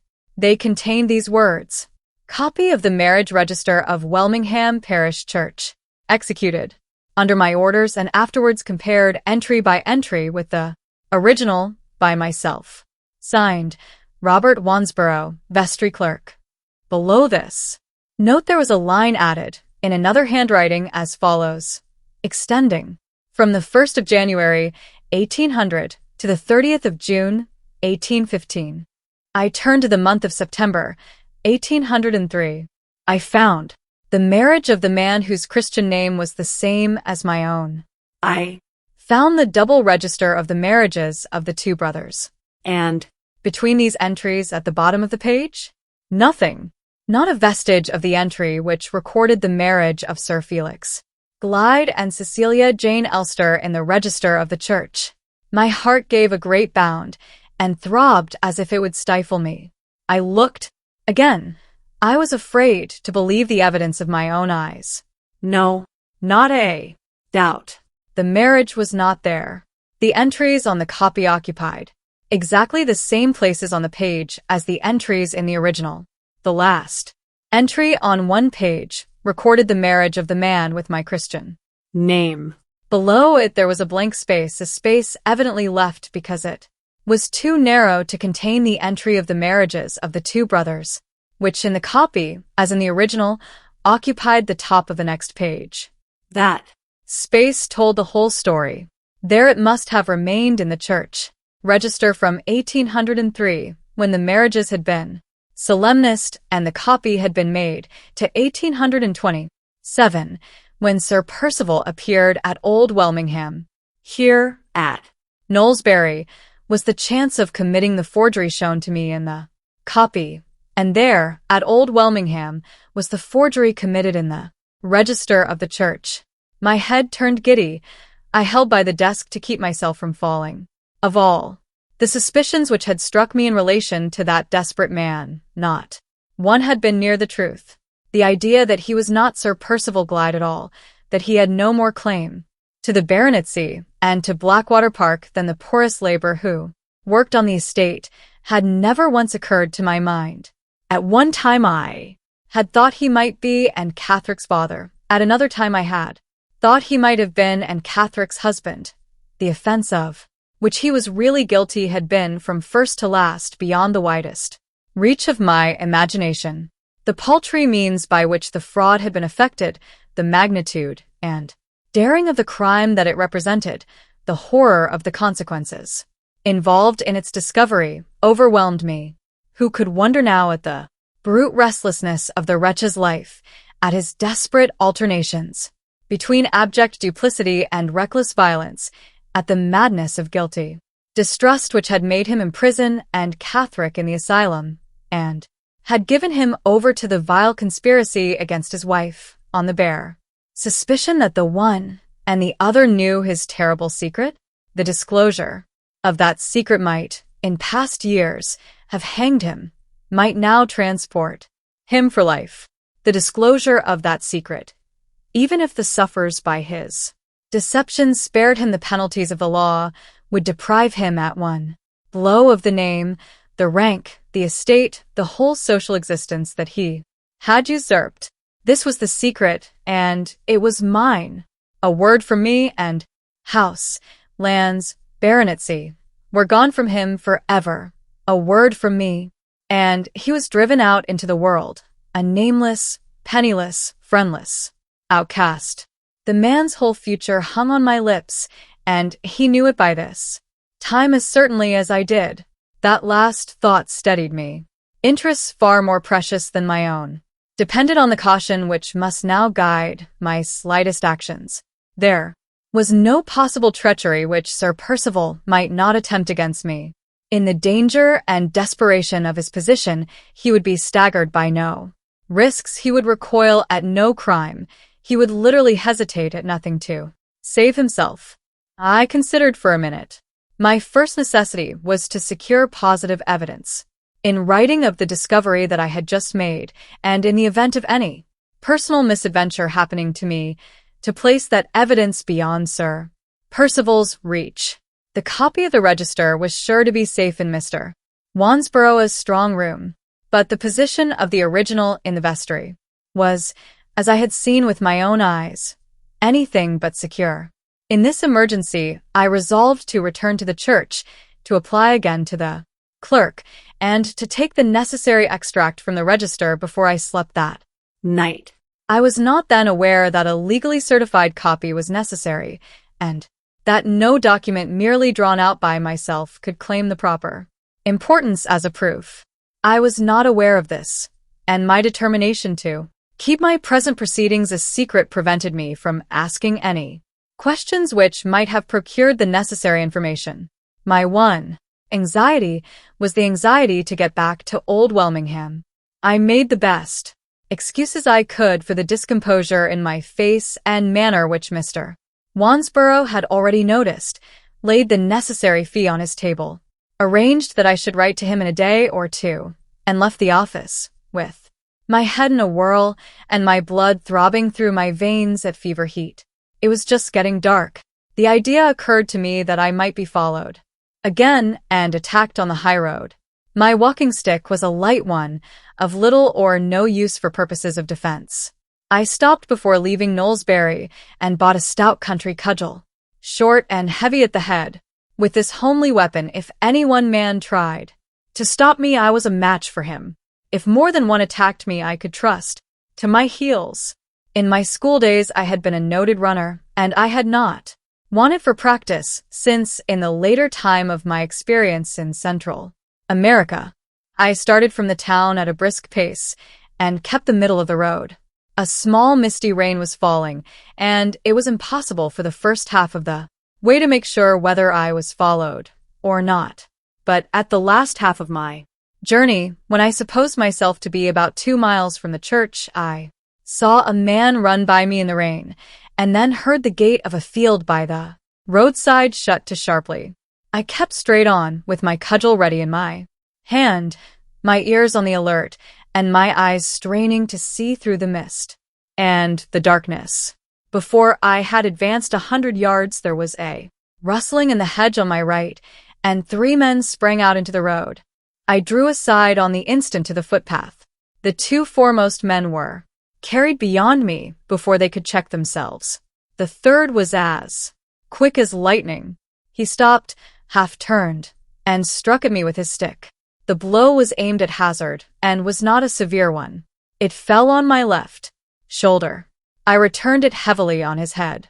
He staggered back and jostled his Two companions, just as they were both rushing at me. This circumstance Gave me a moment's start.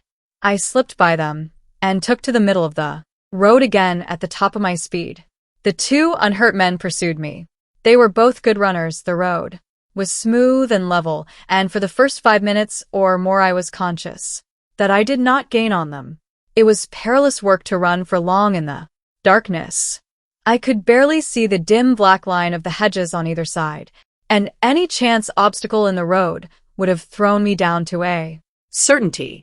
Ere long, I felt the ground changing.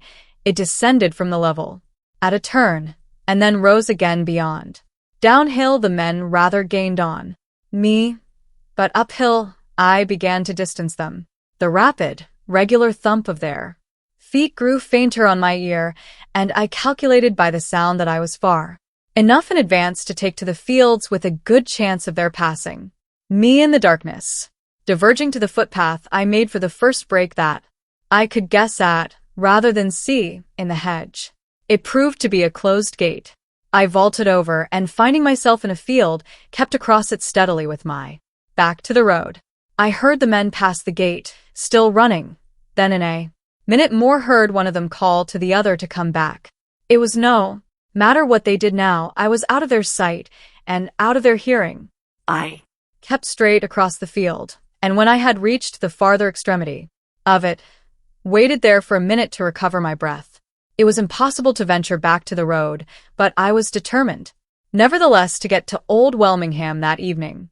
Neither moon nor stars appeared to guide me. I only knew that I had kept the wind and rain at my back on leaving Knowlesbury, and if I now kept them at my back still, I might at least be certain of not advancing altogether in the wrong direction. Proceeding on this plan, I crossed the country, meeting with no worse obstacles than hedges, ditches, and thickets, which every now and then obliged me to alter my course for a little while, until I found myself on a hill side, with the ground sloping away steeply before me. I descended to the bottom of the hollow, squeezed my way through a hedge, and got out into a lane.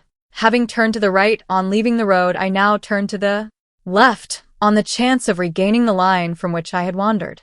After following the muddy windings of the lane for 10 minutes or more, I saw a cottage with a light in one of the windows. The garden gate was open to the lane, and I went in at once to inquire my way. Before I could knock at the door, it was suddenly opened, and a man came, running out with a lighted lantern in his hand. He stopped and held it up at the sight of me. We both started as we saw each other. My wanderings had led me round the outskirts of the village, and had brought me out at the lower end of it. I was back at Old Welmingham, and the man with the lantern was no other than my acquaintance of the morning, the parish clerk. His manner appeared to have altered strangely in the interval since I had last seen him. He looked suspicious and confused. His ruddy cheeks were deeply flushed, and his first words, when he spoke, were quite unintelligible to me. "Where are the keys?" he asked. "Have you taken them?" "What keys?" I repeated. "I have this moment come from Knowlesbury." "What keys do you mean?" "The keys of the vestry." "Lord save us and help us. What shall I do?" "The keys are gone." "Do you hear?" cried the old man, shaking the lantern at me in his agitation. "The keys are gone." How? "When? Who can have taken them?" "I don't know," said the clerk, staring about him wildly in the darkness. "I've only just got back." "I told you I had a long day's work this morning. I locked the door and shut the window down. It's open now. The window's open." "Look." "Somebody has got in there and taken the keys." He turned to the casement window to show me that it was wide open. The door of the lantern came loose from its fastening as he swayed it round, and the wind blew the candle out instantly.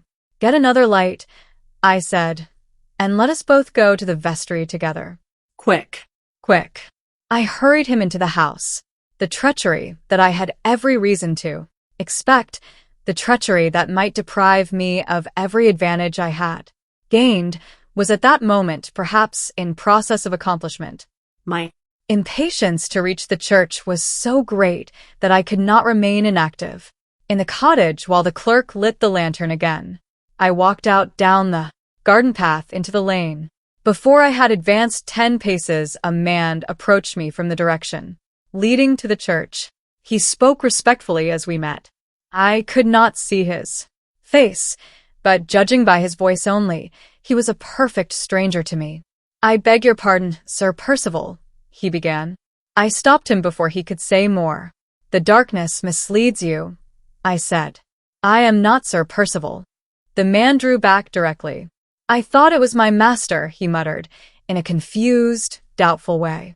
"You expected to meet your master here?" "I was told to wait in the lane." With that answer, he retraced his steps. I looked back at the cottage and saw the clerk coming out, with the lantern lighted once more. I took the old man's arm to help him on the more quickly. We hastened along the lane and Past the person who had accosted me. as well as I could see by the light of the lantern, he was a servant out of livery. "Who's that?" whispered the clerk. "Does he know anything about the keys?" "We won't wait to ask him," I replied. "We will go on to the vestry first." The church was not visible even by daytime until the end of the lane was reached. As we mounted the rising ground which led to the building from that point, one of the village children, a boy, came close up to us, attracted by the light we carried, and recognized the clerk. "I say, meester," said the boy, pulling officiously at the clerk's coat, "there be someone up yonder in the church. I heard unlock the door on hisself. I heard strike a light wi' a match." The clerk trembled and leaned against me heavily. Come, come. I said encouragingly, "We are not too late. We will catch the man, whoever he is. Keep the lantern and follow me as fast as you can." I mounted the hill rapidly. The dark mass of the church tower was the first object I discerned dimly against the night sky. As I turned aside to get round to the vestry, I heard heavy footsteps close to me. The servant had ascended to the church after us. "I don't mean any harm," he said when I turned round on him. "I'm only looking for my master."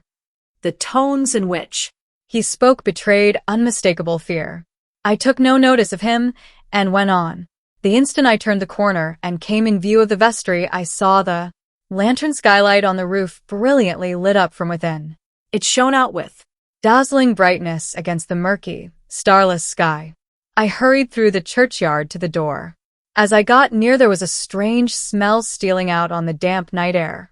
I Heard a snapping noise inside. I saw the light above grow brighter and brighter. A pane of the glass cracked. I ran to the door and put my hand on it. The vestry was on fire. Before I could move, before I could draw my breath after that discovery, I was horror-struck by a heavy thump against the door from the inside. I Heard the key worked violently in the lock. I heard a man's voice behind the door, raised to a dreadful shrillness, screaming for help. The servant who had followed me staggered back shuddering and dropped to his knees. "Oh my God," he said, "it's Sir Percival." As the words passed his lips, the clerk joined us, and at the same moment, there was another and a last grating turn of the key in the lock. "The Lord have mercy on his soul," said the old man. "He is doomed and dead. He has hampered the lock." I rushed to the door. The one absorbing purpose that had filled all my thoughts, that had controlled all my actions for weeks and weeks past, vanished in an instant from my mind. All remembrance of the heartless injury the man's crimes had inflicted, of the love, the innocence, the happiness he had pitilessly laid waste, of the oath I had sworn in my own heart to summon him to the terrible reckoning that he deserved, passed from my memory like a dream. I remembered nothing but the horror of his situation. I felt nothing but the natural human impulse to save him from a frightful death. "Try the other door," I shouted. "Try the door into the church. The lock's hampered. You're a dead man if you waste another moment on it." There had been no renewed cry for help when the key was turned for the last time. There was no sound now of any kind to give token that he was still alive. I heard nothing but the quickening crackle of the flames and the sharp snap of the glass in the skylight above. I looked round at my two companions.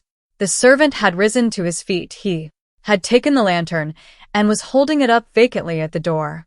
Terror Seemed to have struck him with downright idiocy. He waited at my heels. He followed me about when I moved like a dog. The clerk sat crouched up on one of the tombstones, shivering and moaning to himself. The one moment in which I looked at them was enough to show me that they were both helpless, hardly knowing what I did, acting desperately on the first impulse that occurred to me.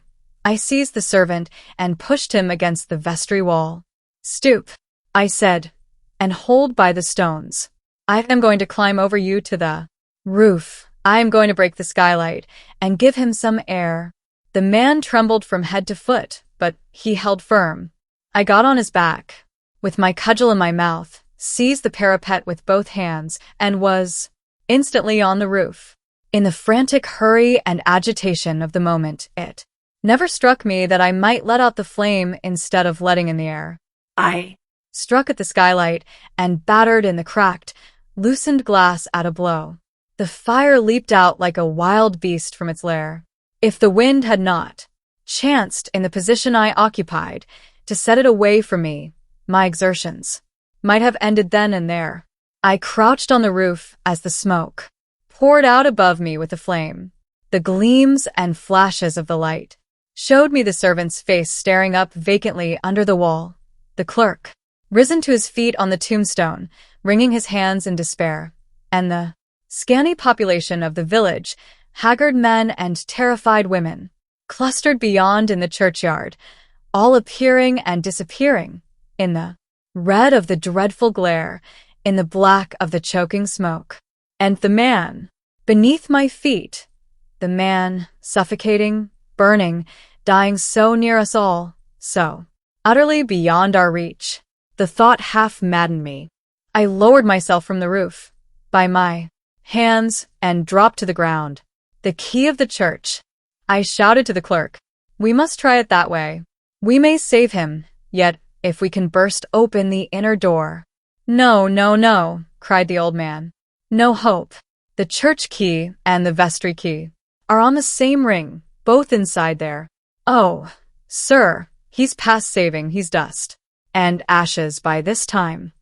"They'll see the fire from the town," said a voice from among the men. Behind me, "There's an engine in the town. They'll save the church."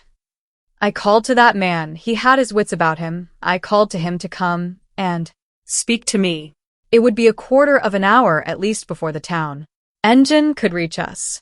The horror of remaining inactive all that time was more than I could face.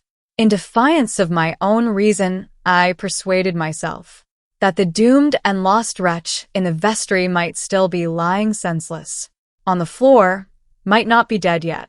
If we broke open the door, might we save him? I knew the strength of the heavy lock. I knew the thickness of the nailed oak. I knew the hopelessness of assailing the one and the other by ordinary means. But surely there were beams still left in the dismantled cottages near the church? What if we got one and used it as a battering ram against the door? The thought leaped through me like the fire leaping out of the shattered skylight. I appealed to the man who had spoken first of the fire engine in the town. "Have you got your pickaxes handy?" Yes, they had. "And a hatchet, and a saw, and a bit of rope?" Yes, yes, yes. I ran down among the villagers, with the lantern in my hand. 5 shillings apiece to every man who helps me. They started into life at the words. That ravenous second hunger of poverty, the hunger for money, roused them into tumult and activity in a moment. 2 of you for more lanterns if you have them. 2 of you for the pickaxes and the tools. The rest after me to find the beam. They cheered. With shrill, starveling voices they cheered. The women and the children fled back on either side. We rushed in a body down the churchyard path to the first empty cottage. Not a man was left behind but the clerk. The poor old clerk standing on the flat tombstone sobbing and wailing over the church. The servant was still at my heels, his white, helpless, panic-stricken face was close over my shoulder as we pushed into the cottage. There were rafters from the torn-down floor above, lying loose on the ground, but they were too light. A beam ran across over our heads, but not out of reach of our arms and our pickaxes. A beam fast at each end in the ruined wall, with ceiling and flooring all ripped away, and a great gap in the roof above, open to the sky. We attacked the beam at both ends at once. God, How it held, how the brick and mortar of the wall resisted us. we Struck and tugged and tore. The beam gave at one end, it came down, with a lump of brickwork after it. There was a scream from the women all, huddled in the doorway to look at us, a shout from the men, 2 of them, down but not hurt. Another tug all together, and the beam was loose at both ends. We raised it, and gave the word to clear the doorway. Now for the work. Now for the rush at the door. There is the fire streaming into the sky, streaming brighter than ever to light us. Steady along the churchyard path, steady with the beam for a rush at the door. 1, 2, 3, and off. Out rings the cheering again, irrepressibly. We have shaken it already. The hinges must give if the lock won't. Another run with the beam. 1, 2, 3, and off. It's loose. The stealthy fire darts at us through the crevice all round it. Another and a last rush.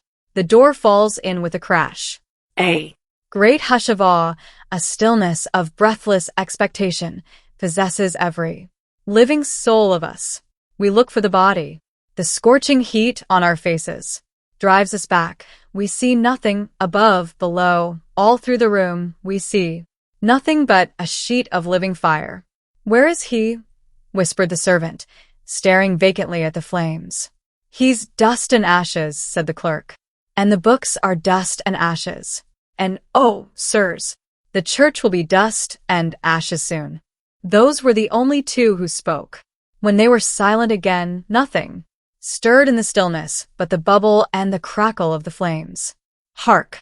A harsh rattling sound in the distance, then the hollow beat of horses.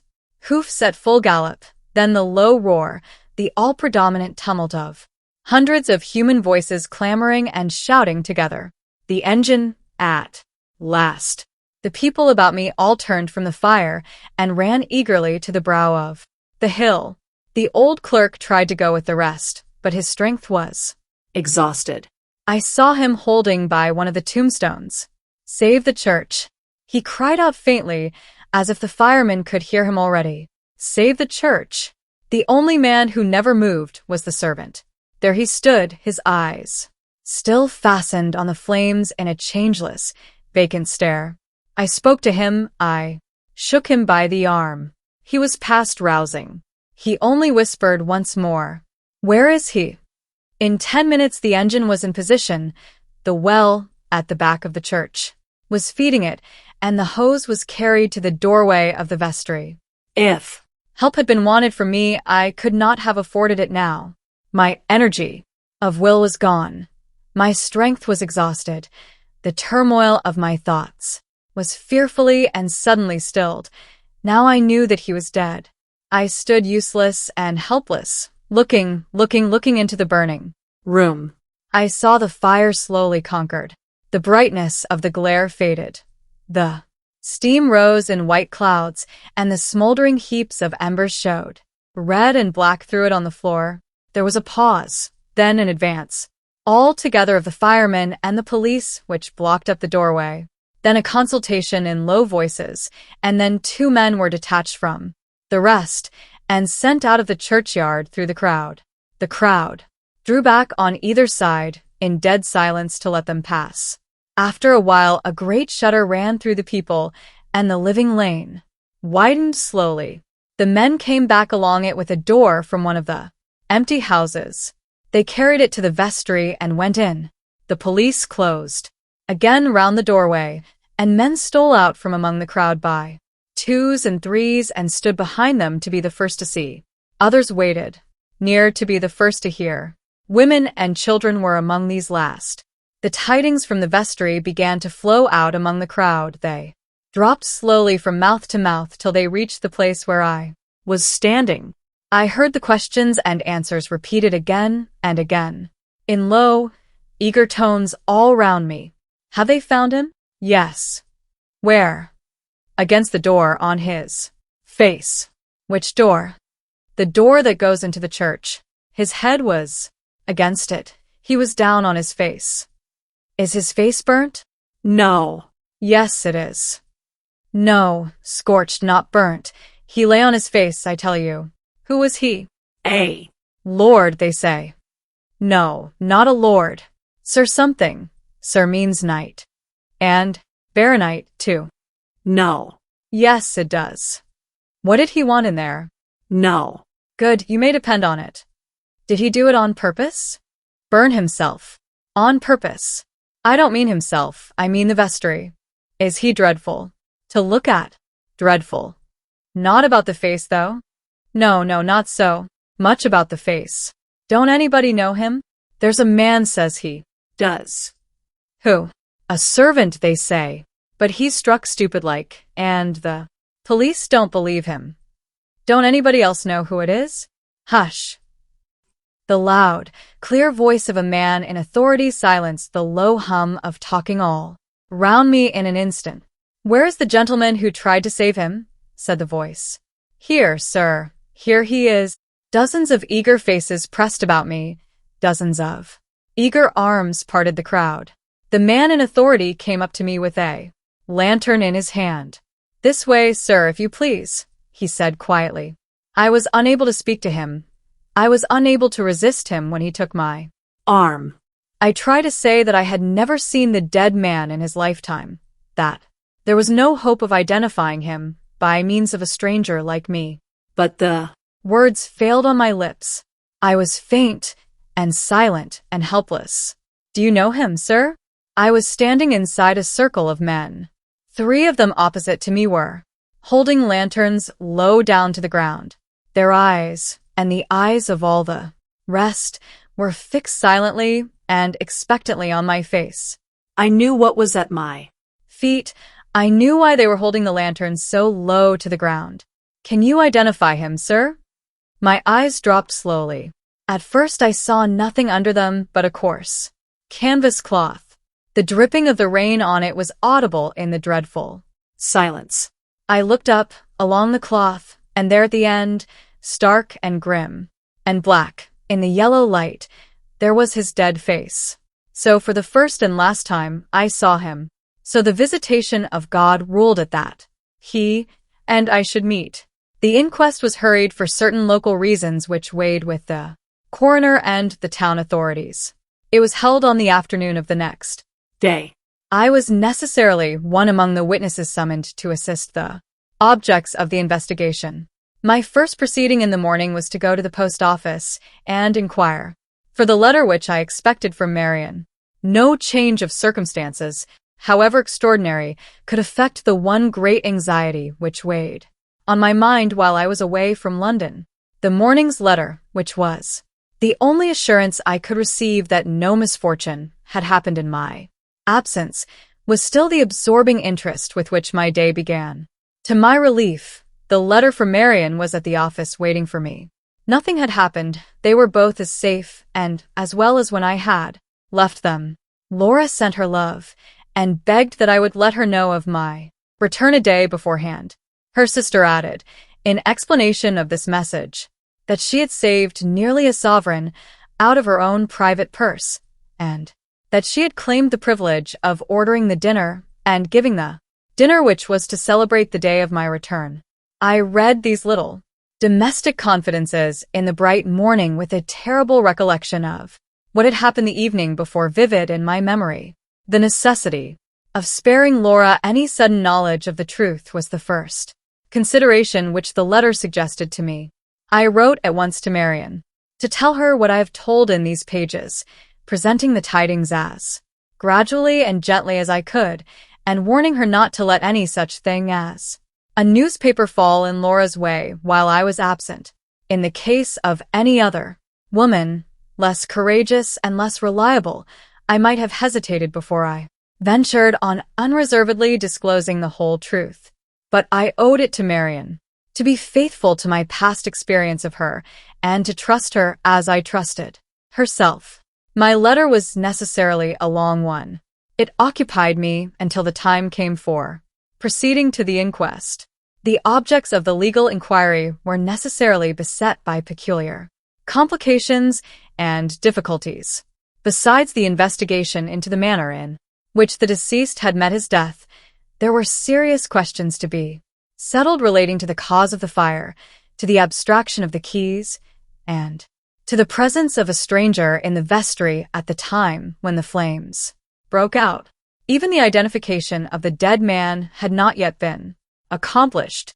The helpless condition of the servant had made the police distrustful of his asserted recognition of his master.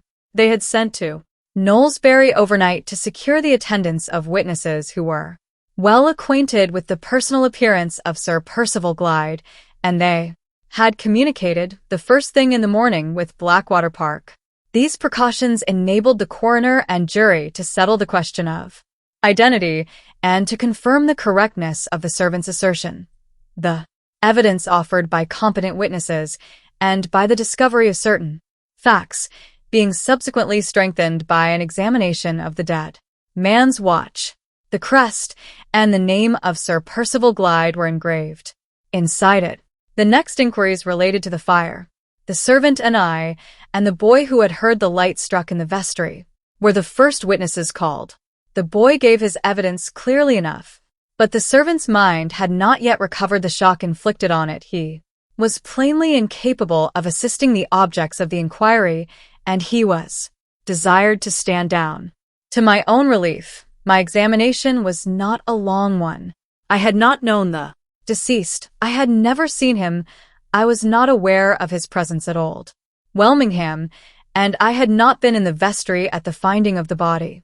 All I could prove was that I had stopped at the clerk's cottage to ask my way, that I had heard from him of the loss of the keys, that I had accompanied him to the church to render what help I could, that I had seen the fire, that I had heard some person unknown inside the vestry trying vainly to unlock the door, and that I had done what I could from motives of humanity to save the man.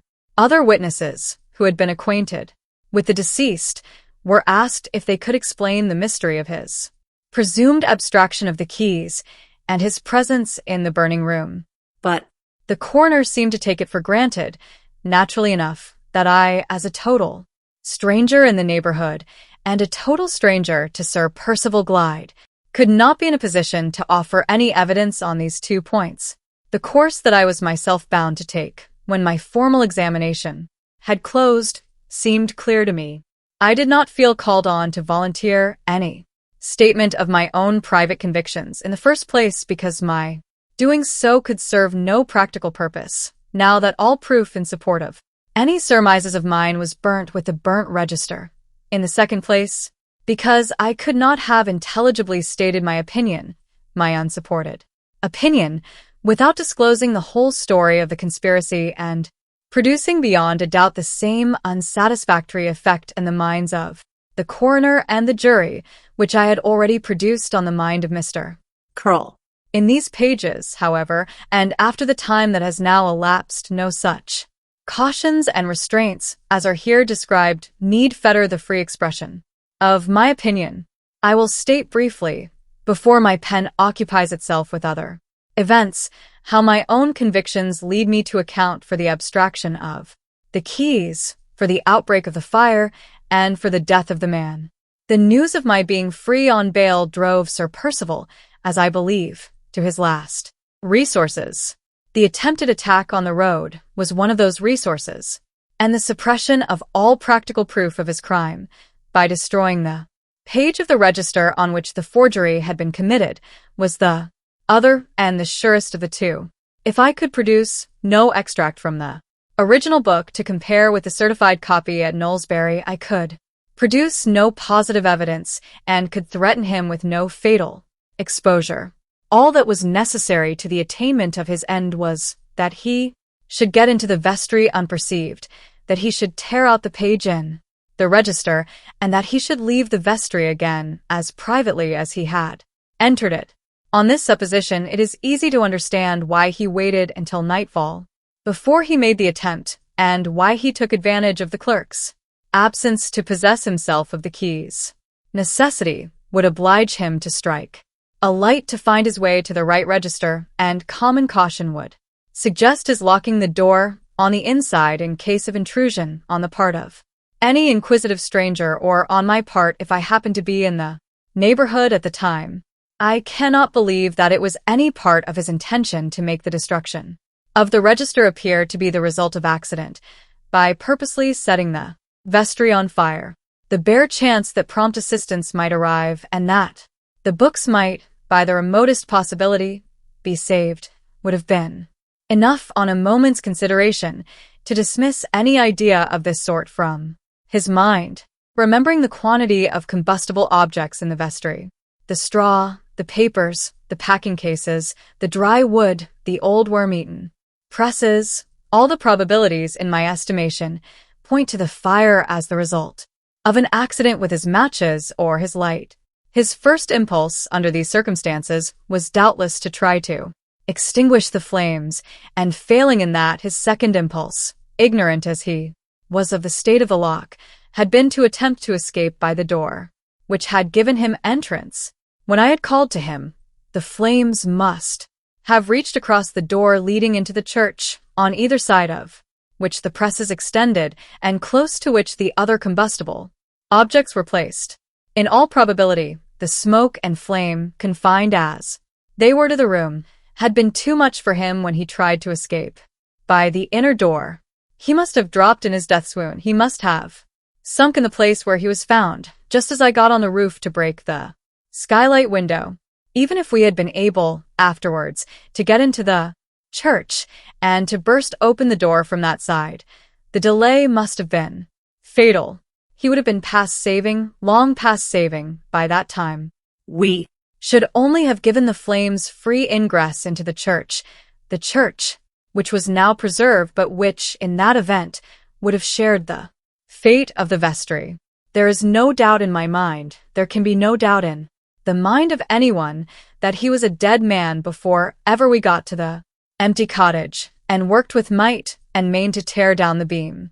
This is the nearest approach that any theory of mine can make towards accounting for a result which was visible matter of fact. As I have described them, so events passed to us outside. As I have related it, so his body was found. The inquest was adjourned over one day, no explanation that the eye of the law could recognize having been discovered thus far to account for the mysterious circumstances of the case. It was arranged that more witnesses should be summoned, and that the London solicitor of the deceased should be invited to attend. A medical man was also charged with the duty of reporting on the mental condition of the servant, which appeared at present to debar him from giving any evidence of the least importance. He could only declare, in a dazed way, that he had been ordered, on the night of the fire, to wait in the lane, and that he knew nothing else, except that the deceased was certainly his master. My own impression was that he had been first used, without any guilty knowledge on his own part, to ascertain the fact of the clerk's absence from home on the previous day, and that he had been afterwards ordered to wait near the church, but out of sight of the vestry, to assist his master in the event of my escaping the attack on the road, and of a collision occurring between Sir Percival and myself. It is necessary to add that the man's own testimony was never obtained to confirm this view. The medical report of him declared that what little mental faculty he possessed was seriously shaken. Nothing satisfactory was extracted from him at the adjourned inquest, and for aught I know to the contrary, he may never have recovered to this day. I returned to the hotel at Welmingham so jaded in body and mind, so weakened and depressed by all that I had gone through, as to be quite unfit to endure the local gossip about the inquest, and to answer the trivial questions that the talkers addressed to me in the coffee-room. I withdrew from my scanty dinner to my cheap garret chamber to secure myself a little quiet, and to think undisturbed of Laura and Marian. If I had been a richer man, I would have gone back to London and would have comforted myself with a sight of the two dear faces again that night. But I was bound to appear if called on at the adjourned inquest, and doubly bound to answer my bail before the magistrate at Knowlesbury. Our slender resources had suffered already, and the doubtful future, more doubtful than ever now, made me dread decreasing our means unnecessarily by allowing myself an indulgence even at the small cost of a double railway journey in the carriages of the second class.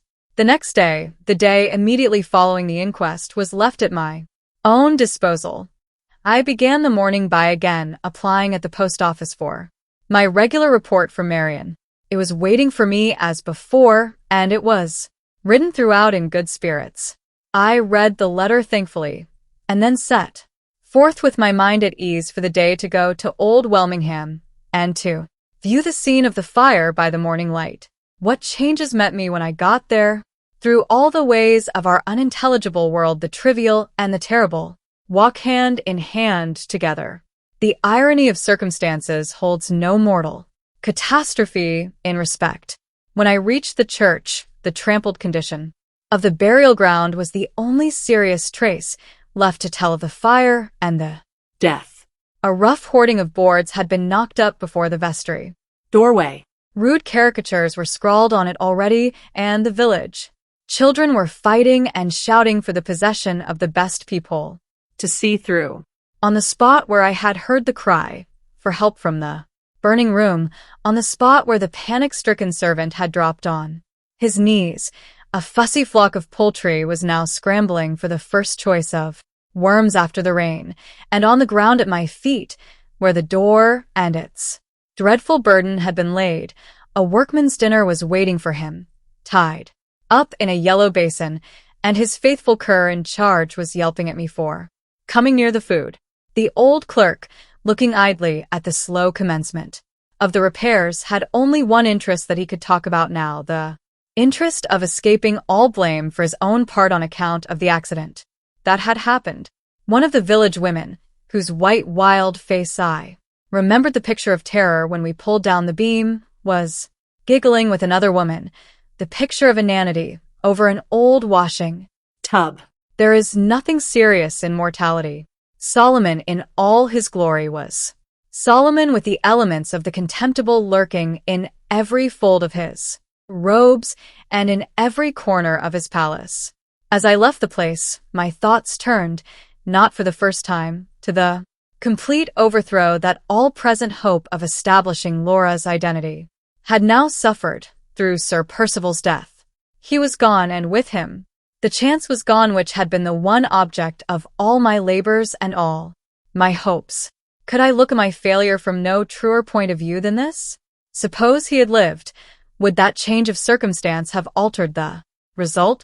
Could I have made my discovery a marketable commodity even for Laura's sake, after I had found out that robbery of the rights of others was the essence of Sir Percival's crime? Could I have offered the price of my silence for his confession of the conspiracy, when the effect of that silence must have been to keep the right heir from the estates, and the right owner from the name? Impossible. If Sir Percival had lived, the discovery, from which, in my ignorance of the true nature of the secret, I had hoped so much, could not have been mine to suppress or to make public, as I thought best, for the vindication of Laura's rights. In common honesty and common honor, I must have gone at once to the stranger, whose birthright had been usurped. I must have renounced the victory at the moment when it was mine by placing my discovery unreservedly in that stranger's hands, and I must have faced afresh all the difficulties which stood between me and the one object of my life, exactly as I was resolved in my heart of hearts to face them now. I returned to Welmingham with my mind composed, feeling more sure of myself and my resolution than I had felt yet. On my way to the hotel, I passed the end of the square in which Mrs. Catherick lived. Should I go back to the house and make another attempt to see her? No. That news of Sir Percival's death, which was the last news she ever expected to hear, must have reached her hours since. All the proceedings at the inquest had been reported in the local paper that morning. There was nothing I could tell her which she did not know. Already, my interest in making her speak had slackened. I remembered the furtive hatred in her face when she said, "There is no news of Sir Percival. That I don't expect, except the news of his death." I remembered the stealthy interest in her eyes when they settled on me at parting, after she had spoken those words. Some instinct, deep in my heart, which I felt to be a true one, made the prospect of again entering her presence repulsive to me. I turned away from the square and went straight back to the hotel. Some hours later, while I was resting in the coffee room, a letter was placed in my hands by the waiter. It was addressed to me by name, and I found on inquiry that it had been left at the bar by a woman just as it was near dusk, and just before the gas was lighted. She had said nothing, and she had gone away again before there was time to speak to her, or even to notice who she was. I opened the letter. It was neither dated nor signed, and the handwriting was palpably disguised. Before I had read the first sentence, however, I knew who my correspondent was, Mrs. Cathrick. The letter ran as follows. I copy it exactly, word for word. The story continued by Mrs. Cathrick. Sir, you have not come back, as you said you would. No matter, I know the news and I write to tell you so. Did you see anything particular in my face when you left me? I was wondering in my own mind whether the day of his downfall had come at last, and whether you were the chosen instrument for working it. You were, and you have worked it. You were weak enough, as I have heard, to try and save his life. If you had succeeded, I should have looked upon you as my enemy. Now you have failed. I hold you as my friend. Your inquiries frightened him into the vestry. By night, your inquiries, without your privity and against your will, have served the hatred and wreaked the vengeance of 23 years. Thank you, sir, in spite of yourself. I owe something to the man who has done this. How can I pay my debt? If I was a young woman still, I might say, come, put your arm round my waist, and kiss me if you like. I should have been fond enough of you even to go that length, and you would have accepted my invitation. You would, sir, 20 years ago. But I am an old woman now. Well, I can satisfy your curiosity and pay my debt in that way. You had a great curiosity to know certain private affairs of mine when you came to see me, private affairs, which all your sharpness could not look into without my help, private affairs which you have not discovered, even now. You shall discover them. Your curiosity shall be satisfied. I will take any trouble to please you, my estimable young friend. You were a little boy, I suppose, in the year 27? I was a handsome young woman at that time, living at Old Welmingham. I had a contemptible fool for a husband. I had also the honor of being acquainted, never mind how, with a certain gentleman, never mind whom. I shall not call him by his name. Why should I? It was not his own. He never had a name. You know that, by this time as well as I do. It will be more to the purpose to tell you how he worked himself into my good graces. I was born with the tastes of a lady, and he gratified them. In other words, he admired me, and he made me presents. No woman can resist admiration and presents, especially presents, provided they happen to be just the thing she wants. He was sharp enough to know that most men are. Naturally, he wanted something in return. All men do. And what, do you think, was the something? The merest trifle. Nothing but the key of the vestry and the key of the press inside it, when my husband's back was turned. Of course he lied when I asked him why he wished me to get him the keys in that private way. He might have saved himself the trouble. I didn't believe him. But I liked my presents and I wanted more. So I got him the keys, without my husband's knowledge, and I watched him, without his own knowledge. Once, twice, 4 times I watched him, and the 4th time I found him out. I was never over-scrupulous where other people's affairs were concerned, And I was not over-scrupulous about his adding one to the marriages in the register on his own account. Of course I knew it was wrong, but it did no harm to me, which was one good reason for not making a fuss about it. And I had not got a gold watch and chain, which was another still better, and he had promised me one from London only the day before, which was a third, best of all. If I had known what the law considered the crime to be, and how the law punished it, I should have taken proper care of myself, and have exposed him then and there. But I knew nothing, and I longed for the gold watch. All the conditions I insisted on were that he should take me into his confidence, and tell me everything. I was as curious about his affairs then as you are about mine now. He granted my conditions. Why, you will see presently. This, put in short, is what I heard from him. He did not willingly tell me all that I tell you here. I drew some of it from him by persuasion, and some of it by questions. I was determined to have all the truth, and I believe I got it. He knew no more than anyone else of what the state of things really was between his father and mother till after his mother's death. Then his father confessed it and promised to do what he could for his son. He died having done nothing, not having even made a will. The son, who can blame him, wisely provided for himself. He came to England at once and took possession of the property. There was no one to suspect him, and no one to say him nay. His father and mother had always lived as man and wife. None of the few people who were acquainted with them ever supposed them to be anything else. The right person to claim the property, if the truth had been known, was a distant relation who had no idea of ever getting it, and who was away at sea when his father died. He had no difficulty so far. He took possession as a matter of course, but he could not borrow money on the property as a matter of course. There were two things wanted of him before he could do this. One was a certificate of his birth, and the other was a certificate of his parents' marriage.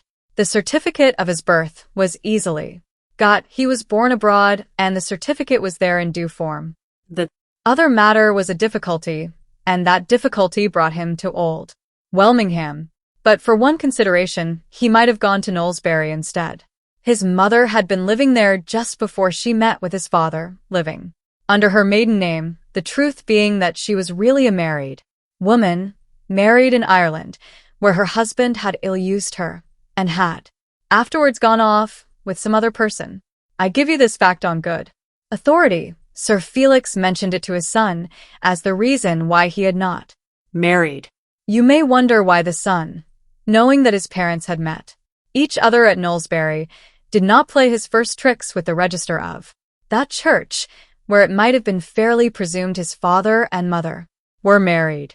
The reason was that the clergyman who did duty at Knowlesbury Church in the year 1803, when, according to his birth certificate, his father and mother ought to have been married, was alive still when he took possession of the property in the new year of 1827.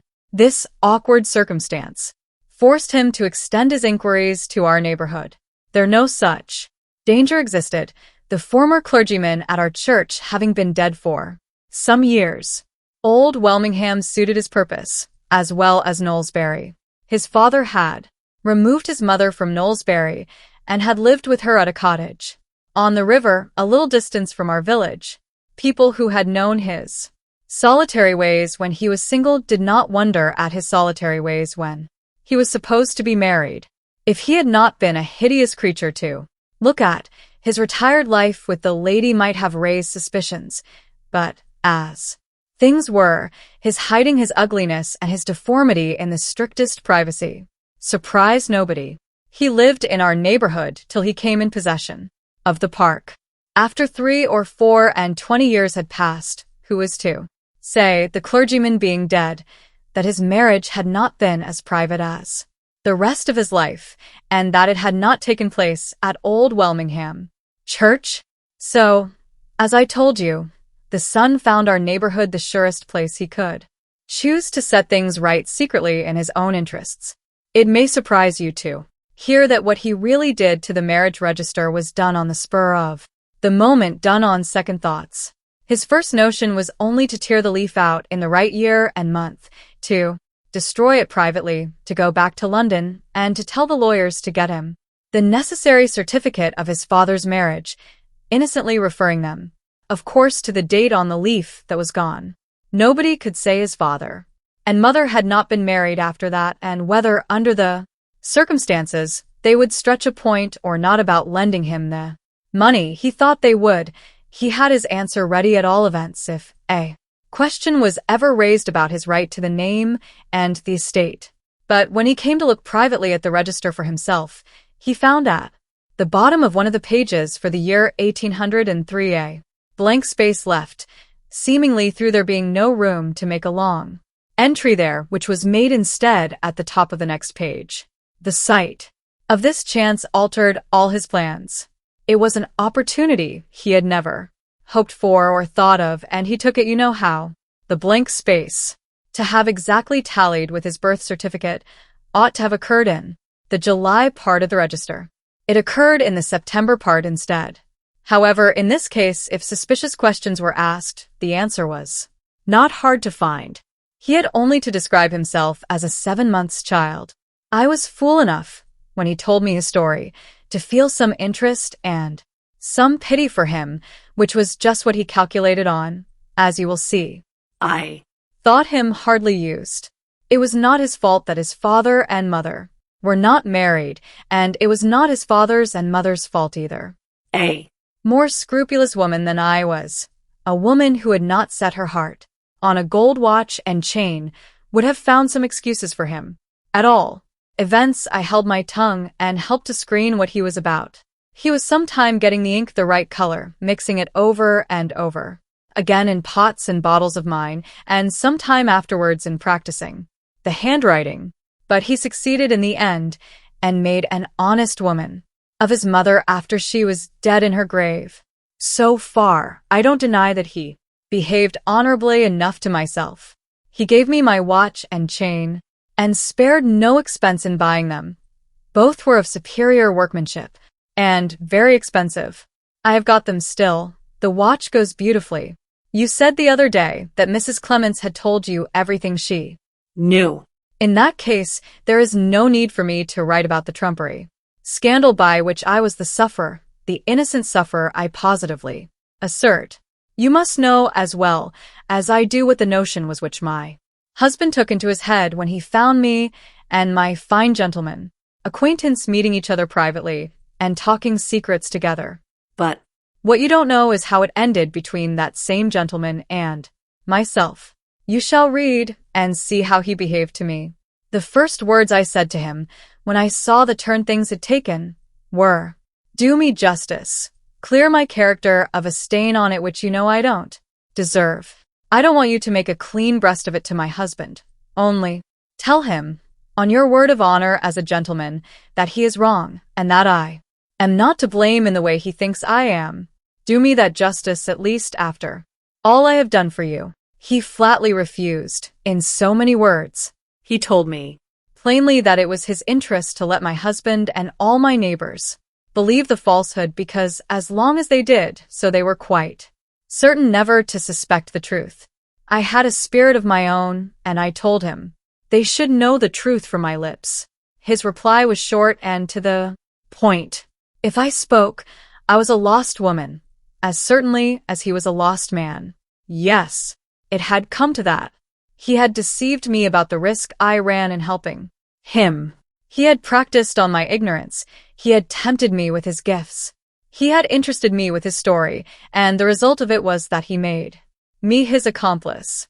He owned this coolly, and he ended by telling me for the first time what the frightful punishment really was for his offense and for anyone who helped him to commit it. In those days the law was not so tender-hearted as I hear it is now. Murderers were not the only people liable to be hanged, and women convicts were not treated like ladies in undeserved distress. I confess he frightened me. The mean impostor, the cowardly blackguard. Do you understand now how I hated him? Do you understand why I am taking all this trouble thankfully taking it to gratify the curiosity of the meritorious young gentleman who hunted him down? Well, to go on, he was hardly fool enough to drive me to downright desperation. I was not the sort of woman whom it was quite safe to hunt into a corner. He knew that and wisely quieted me with proposals for the future. I deserved some reward, he was kind enough to say, for the service I had done him, and some compensation he was so obliging as to add for what I had suffered. He was quite willing, generous scoundrel, to make me a handsome yearly allowance, payable quarterly, on two conditions. First, I was to hold my tongue, in my own interests as well as in his. Secondly, I was not to stir away from Welmingham without first letting him know, and waiting till I had obtained his permission. In my own neighborhood, no virtuous female friends would tempt me into dangerous gossiping at the tea-table. In my own neighborhood, he would always know where to find me. A hard condition, that second one, but I accepted it. What else was I to do? I was left helpless, with the prospect of a coming encumbrance in the shape of a child. What else was I to do? Cast myself on the mercy of my runaway idiot of a husband who had raised the scandal against me? I would have died first. Besides, the allowance was a handsome one. I had a better income, a better house over my head, better carpets on my floors, than half the women who turned up the whites of their eyes at the sight of me. The dress of virtue, in our parts, was cotton print. I had silk. So I accepted the conditions he offered me, and made the best of them, and fought my battle with my respectable neighbors on their own ground, and won it in course of time, as you saw yourself. How I kept his secret and mine through all the years that have passed from that time to this, and whether my late daughter and ever really crept into my confidence, and got the keeping of a secret too, are questions, I dare say, to which you are curious to find an answer. Well, my gratitude refuses you nothing. I will turn to a fresh page and give you the answer immediately. But you must excuse one thing. You must excuse my beginning, Mr. Hartright, with an expression of surprise at the interest which you appear to have felt in my late daughter. It is quite unaccountable to me. If that interest makes you anxious for any particulars of her early life, I must refer you to Mrs. Clements, who knows more of the subject than I do. Pray understand that I do not profess to have been at all over fond of my late daughter. She was a worry to me from first to last, with the additional disadvantage of being always weak in the head. You like candor, and I hope this satisfies you. There is no need to trouble you with many personal particulars relating to those past times. It will be enough to say that I observed the terms of the bargain on my side, and that I enjoyed my comfortable income in return, paid quarterly. Now and then I got away, and changed the scene for a short time always, asking leave of my lord and master first, and generally getting it. He was not, as I've already told you, fool enough to drive me too hard, and he could reasonably rely on my holding my tongue for my own sake, if not for his. One of my longest trips away from home was the trip I took to Limmeridge, to nurse a half-sister there, who was dying. She was reported to have saved money, and I thought it as well, in case any accident happened, to stop my allowance, to look after my own interests in that direction. As things turned out, however, my pains were all thrown away, and I got nothing, because nothing was to be had. I had taken Anne to the north with me, having my whims and fancies, occasionally about my child, and getting, at such times, jealous of Mrs. Clements' influence over her. I never liked Mrs. Clements. She was a poor, empty-headed, spiritless woman, what you call a born drudge, and I was, now and then, not averse to plaguing her by taking Anne away. Not knowing what else to do with my girl while I was nursing in Cumberland, I put her to school at Limmeridge. The lady of the manor, Mrs. Fairlie, a remarkably plain-looking woman, who had entrapped one of the handsomest men in England into marrying her, amused me wonderfully by taking a violent fancy to my girl. The consequence was she learnt nothing at school, and was petted and spoilt at Limmeridge House. Among other whims and fancies which they taught her there, they put some nonsense into her head. About always wearing white. Hating white and liking colors myself, I determined to take the nonsense out of her head as soon as we got home. Again. Strange to say, my daughter resolutely resisted me. When she had got a notion once fixed in her mind, she was, like other half-witted people, as obstinate as a mule in keeping it. We quarreled finally, and Mrs. Clements, not liking to see it, I suppose, offered to take Anne away to live in London with her. I should have said yes if Mrs. Clements had not sided with my daughter about her dressing herself in white. But being determined she should not dress herself in white, and disliking Mrs. Clements more than ever for taking part against me, I said no, and meant no, and stuck to no. The consequence was, my daughter remained with me, and the consequence of that in its turn was the first serious quarrel that happened about the secret. The circumstance took place long after the time I have just been writing of. I had been settled for years in the new town, and was steadily living down my bad character and slowly gaining ground among the respectable inhabitants. It helped me forward greatly towards this object to have my daughter with me. Her harmlessness and her fancy for dressing in white excited a certain amount of sympathy. I left off opposing her favorite whim on that account because some of the sympathy was sure in course of time to fall to my share. Some of it did fall. I date my getting a choice of the two best sittings to let in the church from that time, and I date the clergyman's first bow from my getting the sittings. Well, being settled in this way, I received a letter one morning from that highly born gentleman, now deceased, in answer to one of mine warning him, according to agreement, of my wishing to leave the town for a little change of air and scene. The ruffianly side of him must have been uppermost, I suppose, when he got my letter, for he wrote back, refusing me in such abominably insolent language that I lost all command over myself and abused him in my daughter's presence as a low impostor whom I could ruin for life if I chose to open my lips and let out his secret. I said no more about him than that, being brought to my senses as soon as those words had escaped me by the sight of my daughter's face looking eagerly and curiously at mine. I instantly ordered her out of the room until I had composed myself again. My sensations were not pleasant, I can tell you, when I came to reflect on my own folly, and had been more than usually crazy and queer that year. And when I thought of the chance there might be of her repeating my words in the town and mentioning his name in connection with them, if inquisitive people got hold of her, I was finally terrified at the possible consequences. My worst fears for myself, my worst dread of what he might do, led me no farther than this. I was quite unprepared for what really did happen only the next day. On that next day, without any warning to me to expect him, he came to the house. His first words, and the tone in which he spoke them, surly as it was, showed me plainly enough that he had repented already of his insolent answer to my application, and that he had come in a mighty bad temper to try and set matters right again before it was too late.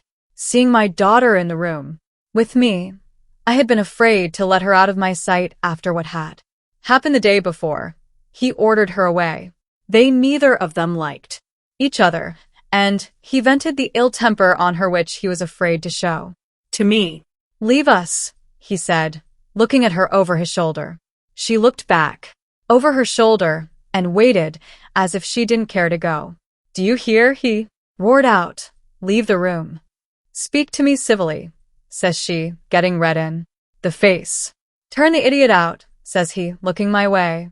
She had always had crazy notions of her own about her dignity, and that word, idiot, upset her.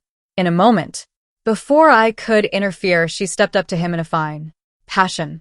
"Beg my pardon directly," says she, "or I'll make it the worse for you. I'll let out your secret.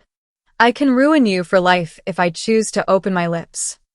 My own words, repeated exactly from what I had said the day before, repeated, in his presence, as if they had come from herself.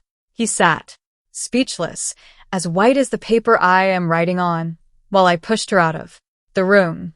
When he recovered himself. No. I am too respectable a woman to mention what he said when he recovered himself. My pen is the pen of a member of the rector's congregation and a subscriber to the Wednesday lectures on justification. By faith, how can you expect me to employ it in writing bad language? Suppose for yourself the raging, swearing frenzy of the lowest ruffian in England, and let us get on together, as fast as may be, to the way in which it all ended. It ended, as you probably guess by this time, in his insisting on securing his own safety by shutting her up. I tried to set things right. I told him that she had merely repeated, like a parrot, the words she had heard me say, and that she knew no particulars whatever because I had mentioned none.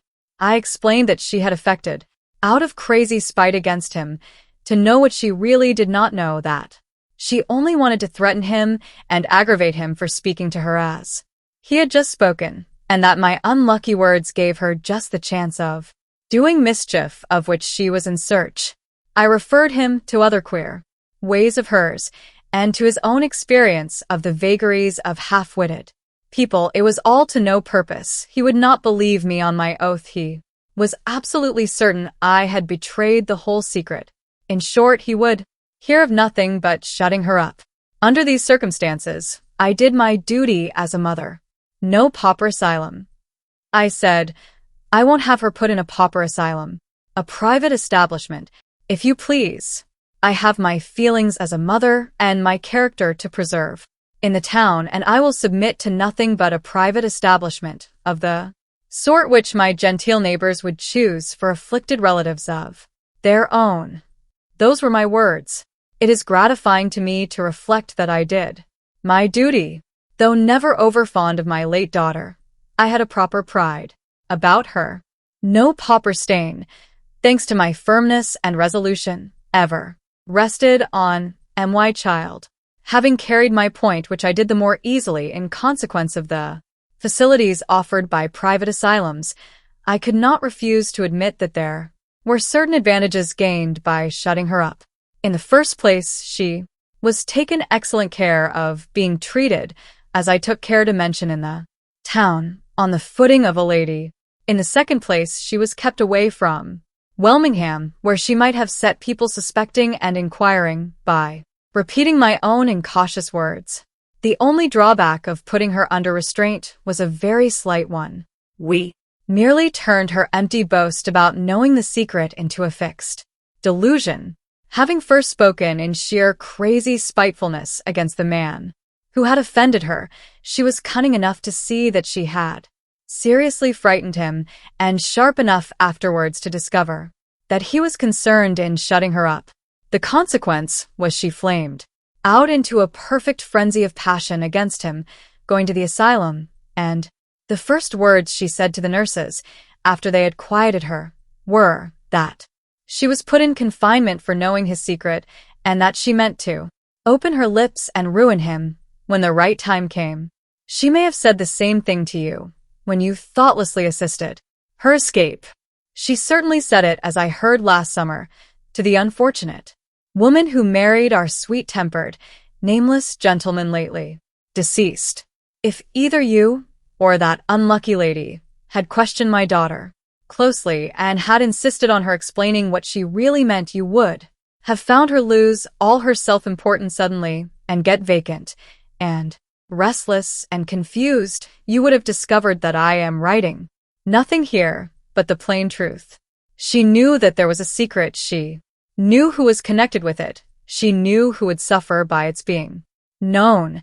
And beyond that, whatever airs of importance she may have given herself, whatever crazy boasting she may have indulged in with strangers, she never to her dying day knew more. Have I satisfied your curiosity? I have taken pains enough to satisfy it, at any rate. There is really nothing else I have to tell you about myself or my daughter. My worst responsibilities, so far as she was concerned, were all over when she was secured in the asylum. I had a form of letter relating to the circumstances under which she was shut up, given me to write in answer to one Miss Halcombe, who is curious in the matter, and who must have heard plenty of lies about me from a certain tongue well accustomed to the telling of the same. And I did what I could afterwards to trace my runaway daughter and prevent her from doing mischief by making inquiries myself in the neighborhood where she was falsely reported to have been seen. But these and other trifles like them are of little or no interest to you after what you have heard already. So far, I have written in the friendliest possible spirit, but I cannot close this letter without adding a word here of serious remonstrance and reproof, addressed to yourself. In the course of your personal interview with me, you audaciously referred to my late daughter's parentage on the father's side, as if that parentage was a matter of doubt. This was highly improper and very ungentlemanlike on your part. If we see each other again, remember, if you please, that I will allow no liberties to be taken with my reputation, and that the moral atmosphere of Welmingham, to use a favorite expression of my friend the rector's, must not be tainted by loose conversation of any kind. If you allow yourself to doubt that my husband was Anne's father, you personally insult me in the grossest manner. If you have felt, and if you still continue to feel, an unhallowed curiosity on this subject, I recommend you, in your own interests, to check it at once and forever. On this side of the grave, Mr. Hartright, whatever may happen on the other, that curiosity will never be gratified. Perhaps, after what I have just said, you will see the necessity of writing me an apology. Do so, and I will willingly receive it. I will afterwards, if your wishes point to a second interview with me, go a step farther and receive you. My circumstances only enable me to invite you to tea. Not that they are at all altered for the worse by what has happened. I have always lived, as I think I told you, well within my income, and I have saved enough in the last 20 years to make me quite comfortable for the rest of my life. It is not my intention to leave Welmingham.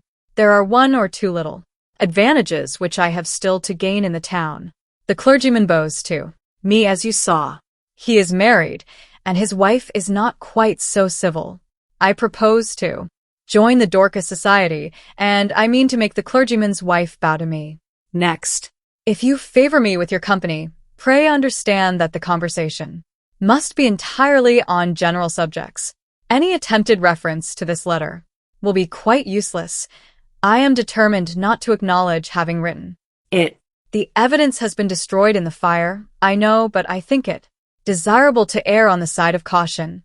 Nevertheless, on this account no names are mentioned here, nor is any signature attached to these lines. The handwriting is disguised throughout, and I mean to deliver the letter myself, under circumstances which will prevent all fear of its being traced to my house. You can have no possible cause to complain of these precautions, seeing that they do not affect the information I here communicate, in consideration of the special indulgence which you have deserved at my hands. My hour for tea is 5:30, and my buttered toast waits for nobody. The story continued by Walter Hartright. My first impulse, after reading Mrs. Catherick's extraordinary narrative, was to destroy it. The hardened, shameless depravity of the whole composition, from beginning to end, the atrocious perversity of mind which persistently associated me with a calamity for which I was in no sense answerable, and with a death which I had risked my life in trying to avert, so disgusted me that I was on the point of tearing the letter when a consideration suggested itself which warned me to wait a little before I destroyed it. This consideration was entirely unconnected with Sir Percival. The information communicated to me, so far as it concerned him, did little more than confirm the conclusions at which I had already arrived. He had committed his offense, as I had supposed him to have committed it, and the absence of all reference, on Mrs. Catherick's part, to the duplicate register at Knowlesbury strengthened my previous conviction that the existence of the book, and the risk of detection which it implied, must have been necessarily unknown to Sir Percival. My interest in the question of the forgery was now at an end, and my only object in keeping the letter was to make it of some future service in clearing up the last mystery that still remained to baffle me, the parentage of and Catholic on the father's side. There were 1 or 2 sentences dropped in her mother's narrative, which it might be useful to refer to again when matters of more immediate importance allowed me leisure to search for the missing evidence. I did not despair of still finding that evidence, and I had lost none of my anxiety to discover it, for I had lost none of my interest in tracing the father of the poor creature who now lay at rest in Mrs. Fairlie's grave. Accordingly, I sealed up the letter and put it away carefully in my pocket book to be referred to again when the time came. The next day was my last in Hampshire, when I had appeared again before the magistrate at Knowlesbury, and when I had attended at the adjourned inquest. I should be free to return to London by the afternoon or the evening train. My first errand in the morning was, as usual, to the post office. The letter from Marian was there, but I thought when it was handed to me that it felt unusually light. I anxiously opened the envelope. There was nothing inside but a small strip of paper folded in 2. The few blotted, hurriedly written lines which were traced on it contained these words: "Come back as soon as you can. I have been obliged to move. Come to Gower's Walk, Fulham, number 5. I will be on the lookout for you. Don't be alarmed about us. We are both safe and well. But come back, Marian." The news which those lines contained, news which I instantly associated with some attempted treachery on the part of Count Fosco, Fairlie, overwhelmed me. I stood breathless with the paper crumpled up in my hand. What had happened? What subtle wickedness had the Count planned and executed in my absence? A night had passed since Marian's note was written. Hours must elapse still before I could get back to them. Some new disaster might have happened already, of which I was ignorant. And here, miles and miles away from them, here I must remain, doubly held, at the disposal of the law. I hardly know to what forgetfulness of my obligations anxiety and alarm might not have tempted me, but for the quieting influence of my faith in Marian. My absolute reliance on her was the one earthly consideration which helped me to restrain myself and gave me courage to wait. The inquest was the first of the impediments in the way of my freedom of action. I attended it at the appointed time, the legal formalities requiring my presence in the room, but as it turned out, not calling on me to repeat my evidence. This useless delay was a hard trial, although I did my best to quiet my impatience by following the course of the proceedings as closely as I could. The London solicitor of the deceased, Mr. Merriman, was among the persons present, but he was quite unable to assist the objects of the inquiry. He could only say that he was inexpressibly shocked and astonished, and that he could throw no light whatever on the mysterious circumstances of the case. At intervals during the adjourned investigation, he suggested questions which the coroner put, but which led to no results. After a patient inquiry, which lasted nearly 3 hours, and which exhausted every available source of information, the jury pronounced the customary verdict. In cases of sudden death by accident, they added to the formal decision a statement that there had been no evidence to show how the keys had been abstracted, how the fire had been caused, or what the purpose was for which the deceased had entered the vestry. This act closed the proceedings. The legal representative of the dead man was left to provide for the necessities of the interment, and the witnesses were free to retire. Resolved not to lose a minute in getting to Knowlesbury, I paid my bill at the hotel and hired a fly to take me to the town.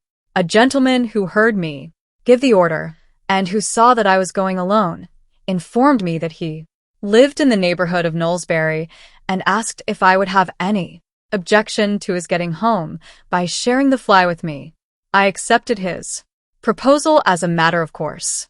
Our conversation during the drive was naturally occupied by the one absorbing subject of local interest. My new acquaintance had some knowledge of the late Sir Percival's solicitor, and he and Mr. Merriman had been discussing the state of the deceased gentleman's affairs and the succession to the property. Sir Percival's embarrassments were so well known all over the county that his solicitor could only make a virtue of necessity and plainly acknowledge them.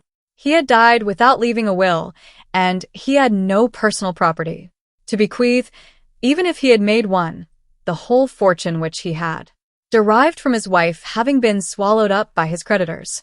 The heir to The estate, Sir Percival having left no issue, was a son of Sir Felix Glide's first cousin, an officer in command of an East Indiaman. He would find his unexpected inheritance sadly encumbered, but the property would recover with time, and, if the captain was careful, he might be a rich man yet. Before he died, absorbed as I was in the one idea of getting to London, this information, which events proved to be perfectly correct, had an interest of its own to attract my attention. I thought it justified me in keeping secret my discovery of Sir Percival's fraud. The heir, whose rights he had usurped, was the heir who would now have the estate, the income from it for the last 3 and 20 years, which should properly have been his, and which the dead man had squandered to the last farthing, was gone beyond recall. If I spoke, my speaking would confer advantage on no one. If I kept the secret, my silence concealed the character of the man who had cheated Laura into marrying him. For her sake, I wished to conceal it. For her sake, still, I tell the story under feigned names. I parted with my chance companion at Knowlesbury and went at once to the town hall. As I had anticipated, no one was present to prosecute the case against me. The necessary formalities were observed, and I was discharged. On leaving the court, a letter from Mr. Dawson was put into my hand. It informed me that he was absent on professional duty, and it reiterated the offer I had already received from him of any assistance which I might require at his hands. I wrote back, warmly acknowledging my obligations to his kindness and apologizing for not expressing my thanks personally, in consequence of my immediate recall on pressing business to town. Half an hour later, I was speeding back to London by the express train. It was between 9 and 10 o'clock before I reached Fulham and found my way to Gower's Walk. Both Laura and Marian came to the door to let me in. I think we had hardly known how close the tie was which bound us three together until the evening came which united us again. We met as if we had been parted for months instead of for a few days only. Marian's face was sadly worn and anxious. I saw who had known all the danger and borne all the trouble in my absence the moment I looked at her. Laura's brighter looks and better spirits told me how carefully she had been spared all knowledge of the dreadful death at Welmingham and of the true reason of our change of abode. The stir of the removal seemed to have cheered and interested her. She only spoke of it as a happy thought of Marian's to surprise me on my return with a change from the close, noisy street to the pleasant neighborhood of trees and fields and the river. She was full of projects for the future, of the drawings she was to finish, of the purchasers I had found in the country, who were to buy them, of the shillings and sixpences she had saved, till her purse was so heavy that she proudly asked me to weigh it in my own hand.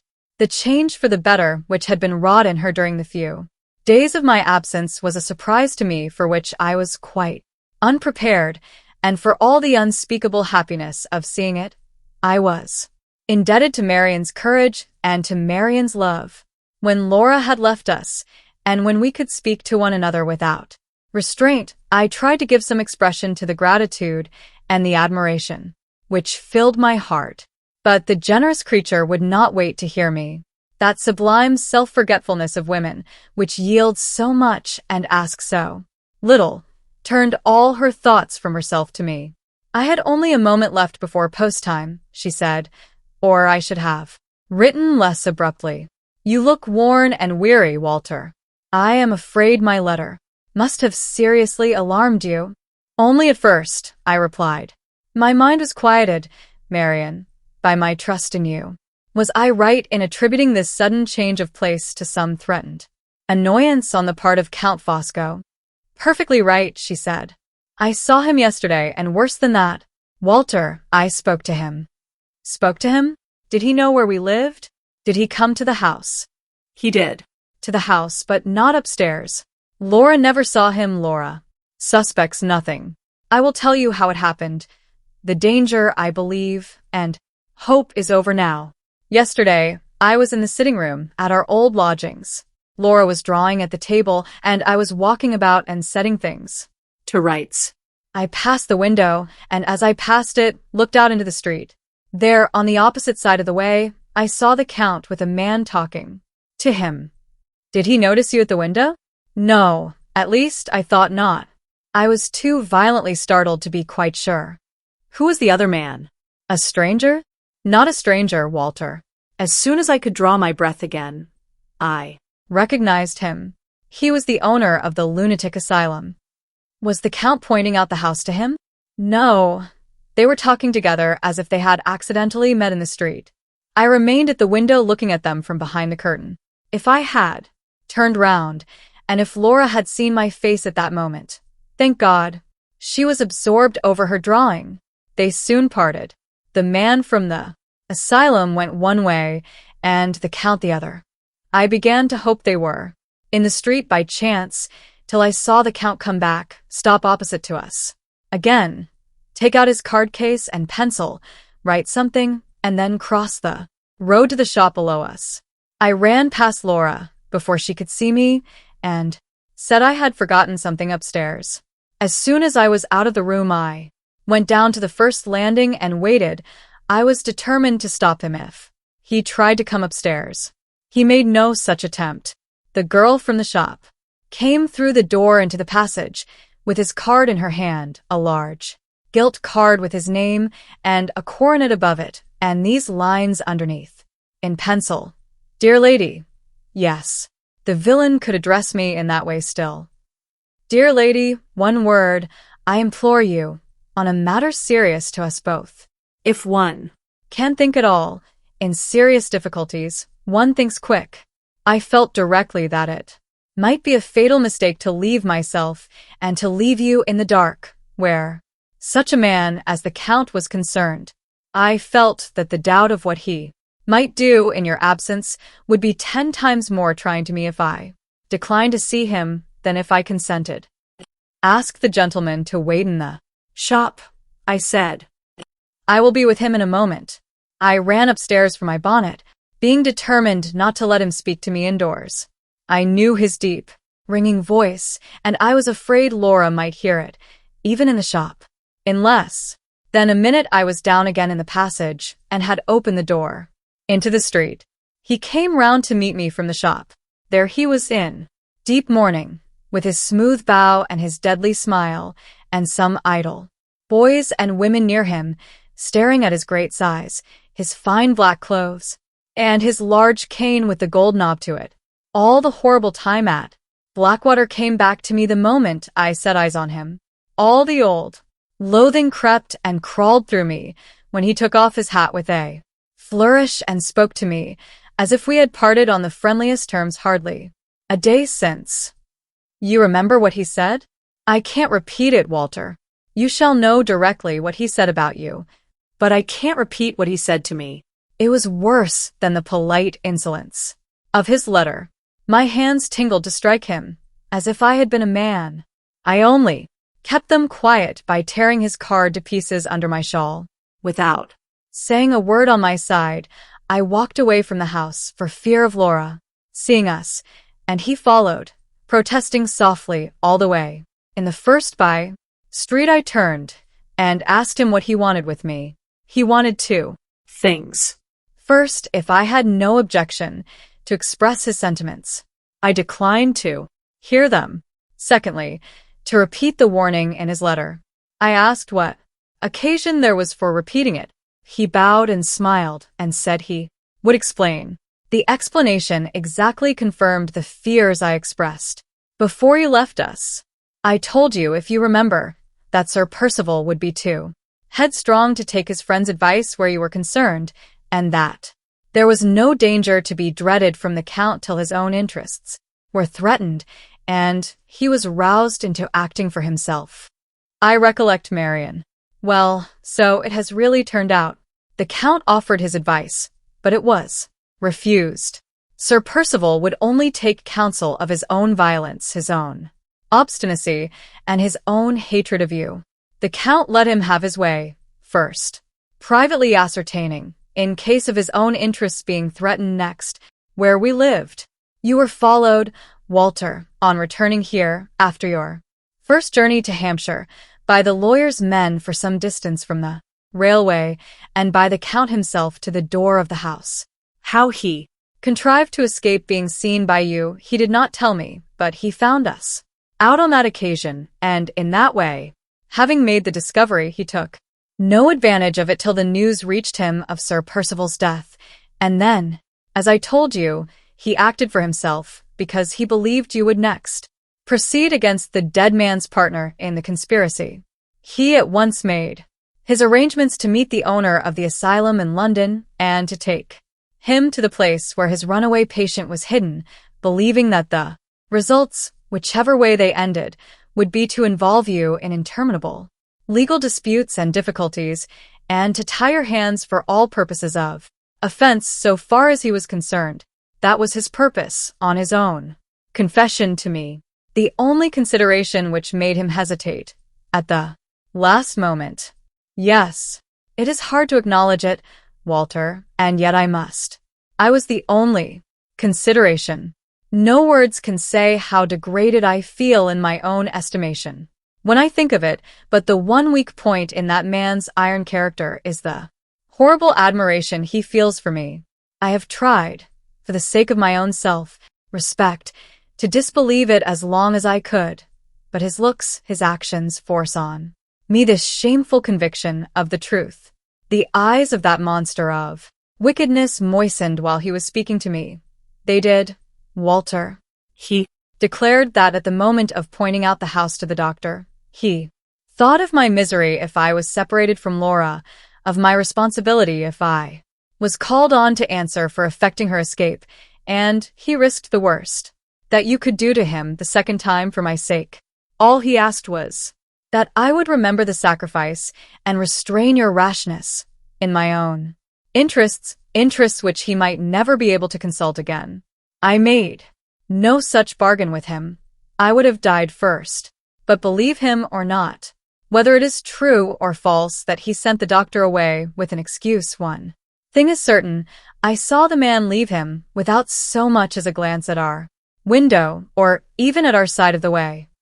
I believe it, Marian. The best men are not consistent in good.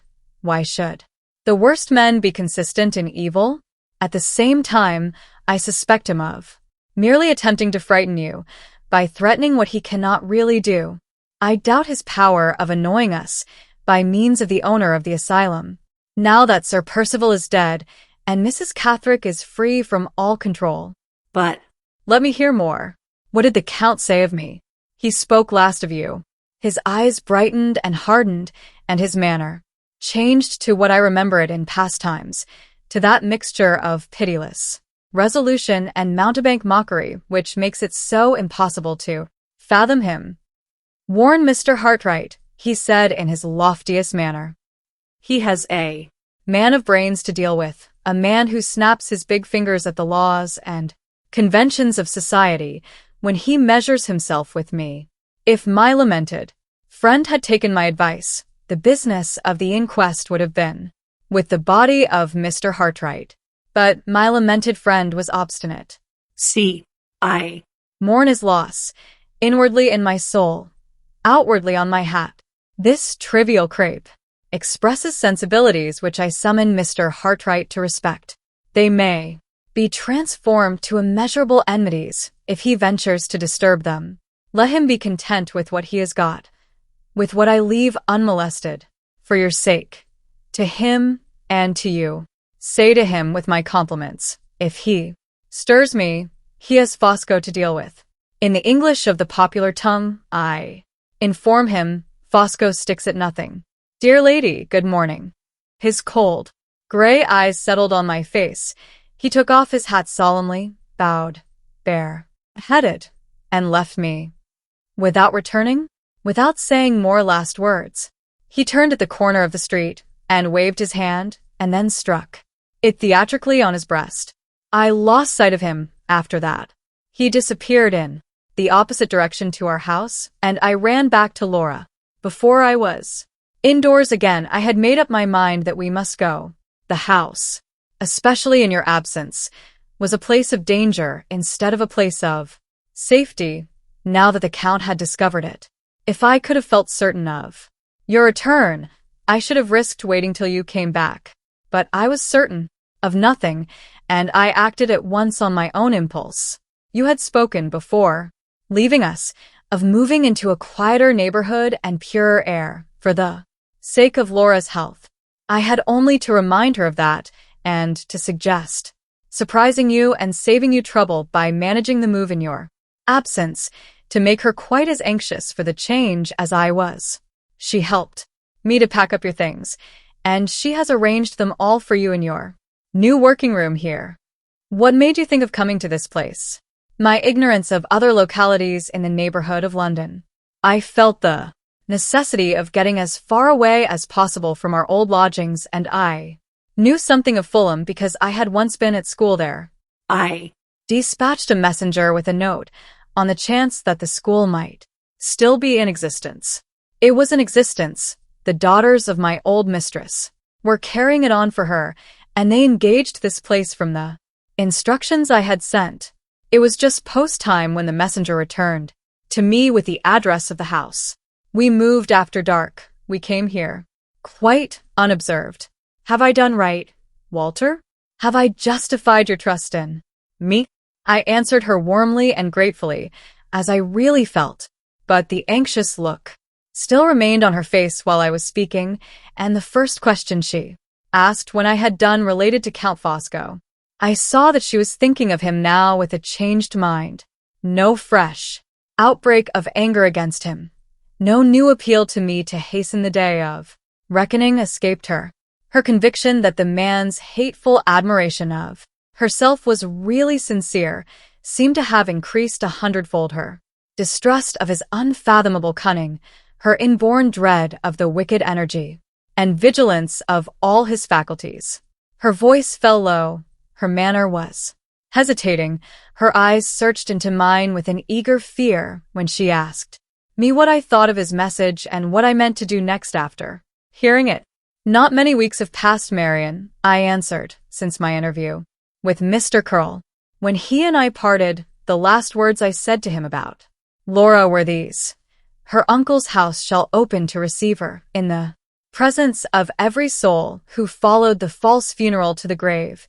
The lie that records her death shall be publicly erased from the tombstone by the authority of the head of the family, and the two men who have wronged her shall answer for their crime to me, though the justice that sits in tribunals is powerless to pursue them. One of those men is beyond mortal reach. The other remains, and my resolution remains. Her eyes lit up. Her color rose. She said nothing, but I saw all her sympathies gathering to mine in her face. I don't disguise from myself, or from you, I went on, that the prospect before us is more than doubtful. The risks we have run already are, it may be, trifles compared with the risks that threaten us in the future, but the venture shall be tried, Marian, for all that. I am not rash enough to measure myself against such a man as the Count before I am well prepared for him. I have learned patience. I can wait my time. Let him believe that his message has produced its effect. Let him know nothing of us, and hear nothing of us. Let us give him full time to feel secure. His own boastful nature, unless I seriously mistake him, will hasten that result. This is one reason for waiting, but there is another more important still. My position, Marian, towards you and towards Laura ought to be a stronger one than it is now before I try our last chance. She leaned near to me with a look of surprise. How can it be stronger? She asked. I will tell you, I replied, when the time comes. It has not come yet. It may never come at all. I may be silent about it to Laura forever. I must be silent now, even to you, till I see for myself that I can harmlessly and honorably Speak. let us leave that subject. There is another which has more pressing claims on our attention. You have kept Laura, mercifully kept her in ignorance of her husband's death.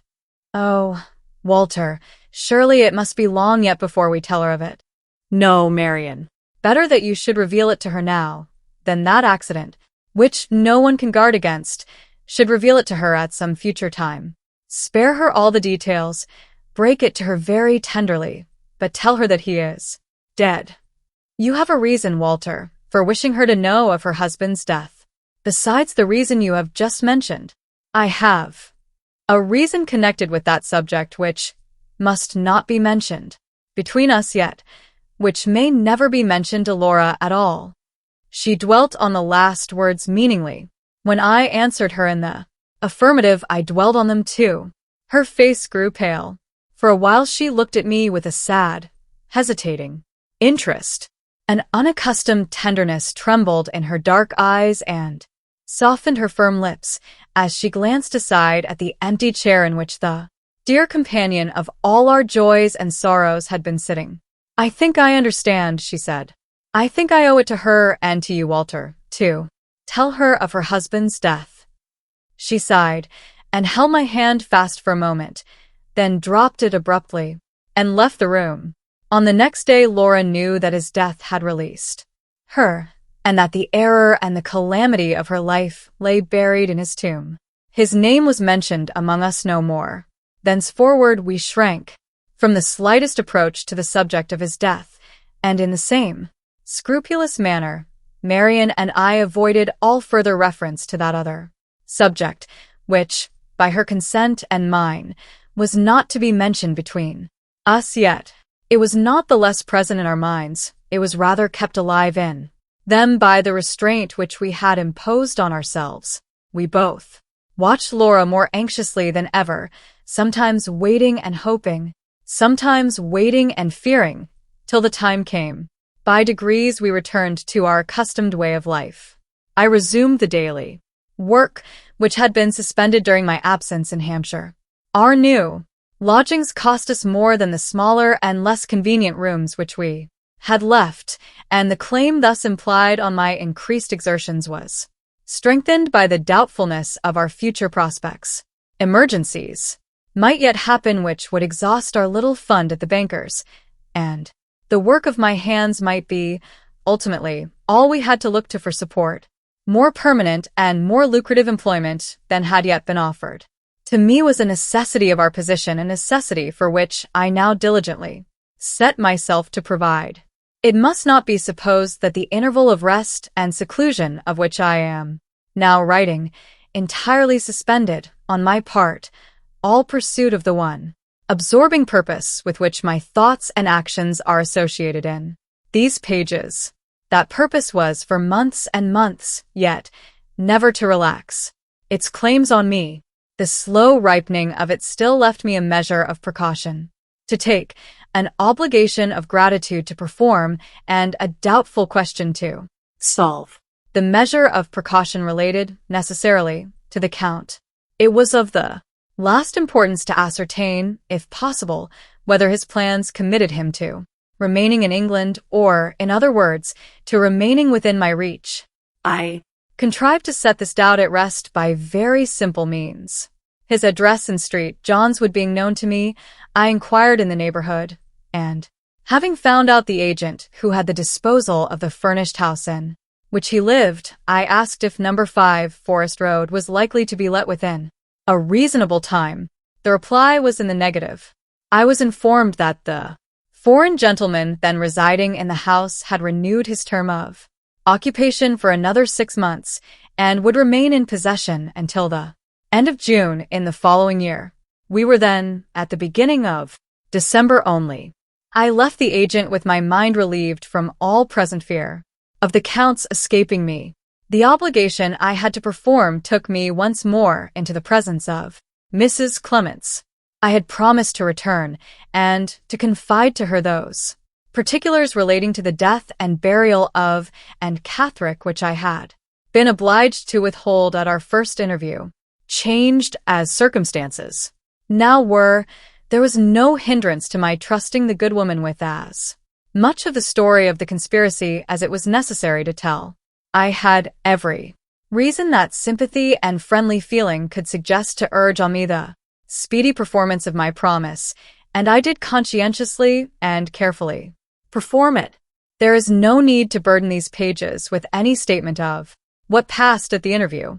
It will be more to the purpose to say that the interview itself necessarily brought to my mind the one doubtful question still remaining to be solved, the question of Anne Catherick's parentage on the father's side. A multitude of small considerations in connection with this subject, trifling enough in themselves but strikingly important when massed together, had latterly led my mind to a conclusion which I resolved to verify. I obtained Marian's permission to write to Major Donthorne of Varnach Hall, where Mrs. Catherick had lived in service for some years previous to her marriage, to ask him certain questions. I made the inquiries in Marian's name and described them as relating to matters of personal history in her family, which might explain and excuse my application. When I wrote the letter, I had no certain knowledge that Major Donthorne was still alive. I dispatched it on the chance that he might be living and able and willing to reply. After a lapse of 2 days, proof came, in the shape of a letter, that the Major was living and that he was ready to help us. The idea in my mind when I wrote to him and the nature of my inquiries will be easily inferred from his reply. His letter answered my questions by communicating these important facts. In the first place, the late Sir Percival Glyde, of Blackwater Park, had never set foot in Varnach Hall. The deceased gentleman was a total stranger to Major Donthorne and to all his family. In the second place, the late Mr. Philip Fairlie, of Limmeridge House, had been, in his younger days, the intimate friend and constant guest of Major Donthorne. Having refreshed his memory by looking back to old letters and other papers, the Major was in a position to say positively that Mr. Philip Fairlie was staying at Varnach Hall in the month of August, 1826, and that he remained there for the shooting during the month of September and part of October following. He then left, to the best of the Major's belief, for Scotland, and did not return to Varnach Hall till after a lapse of time, when he reappeared in the character of a newly married man. Taken by itself, this statement was, perhaps, of little positive value, but taken in connection with certain facts, every one of which either Marian or I knew to be true, it suggested one plain conclusion that was, to our minds, irresistible. Knowing, now, that Mr. Philip Fairlie had been at Varnach Hall in the autumn of 1826, and that Mrs. Catherick had been living there in service at the same time, we knew also, first, that Anne had been born in June 1827, secondly, that she had always presented an extraordinary personal resemblance to Laura, and, thirdly, that Laura herself was strikingly like her father. Mr. Philip Fairlie had been one of the notoriously handsome men of his time. In disposition, entirely unlike his brother Frederick, he was the spoilt darling of society, especially of the women, an easy, light-hearted, impulsive, affectionate man, generous to a fault, constitutionally lax in his principles, and notoriously thoughtless of moral obligations where women were concerned. Such were the facts we knew, such was the character of the man. Surely the plain inference that follows needs no pointing out. Read by the new light which had now broken upon me, even Mrs. Catherick's letter, in despite of herself, rendered its might of assistance towards strengthening the conclusion at which I had arrived. She had described Mrs. Fairlie, in writing to me, as plain-looking and as having entrapped the handsomest man in England into marrying her. Both assertions were gratuitously made, and both were false.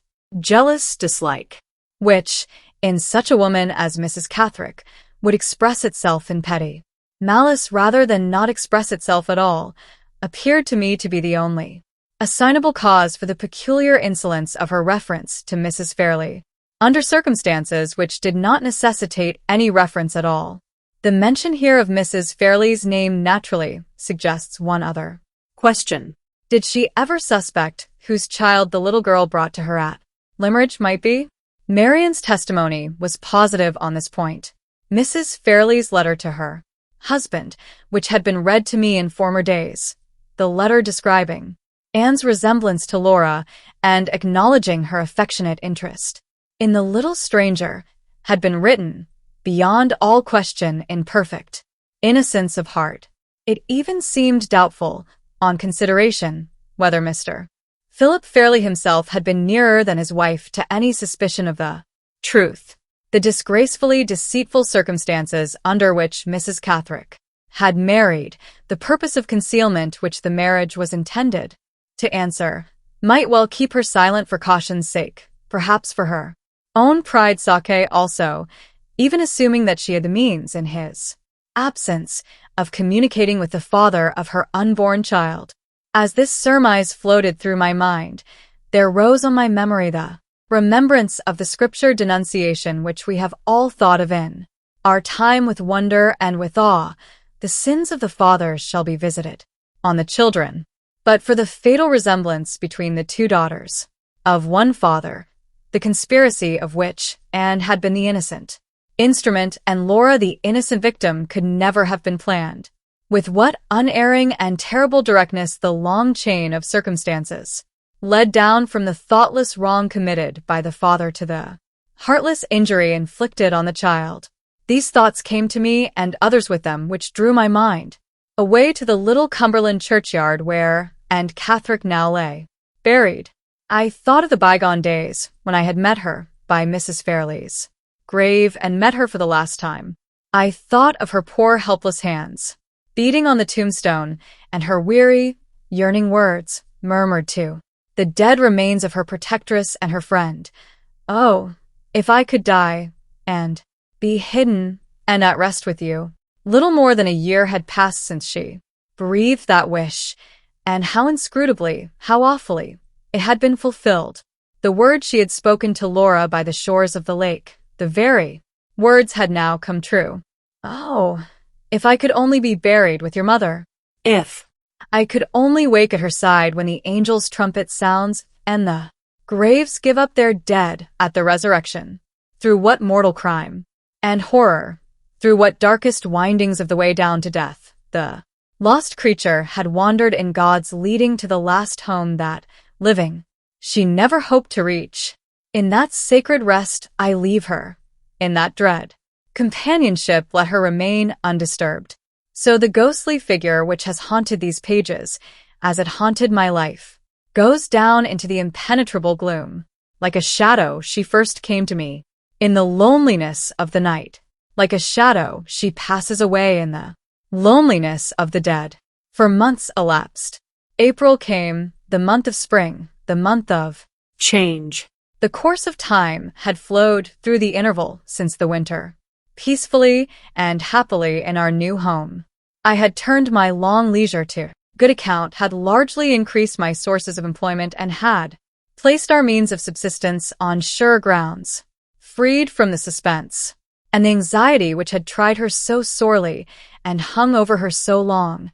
Marian's spirits rallied, and her natural energy of character began to assert itself again with something, if not all, of the freedom and the vigor of former times. More pliable under change than her sister, Laura showed more plainly the progress made by the healing influences of her new life. The worn and wasted look which had prematurely aged her face was fast leaving it, and the expression which had been the first of its charms in past days was the first of its beauties that now returned.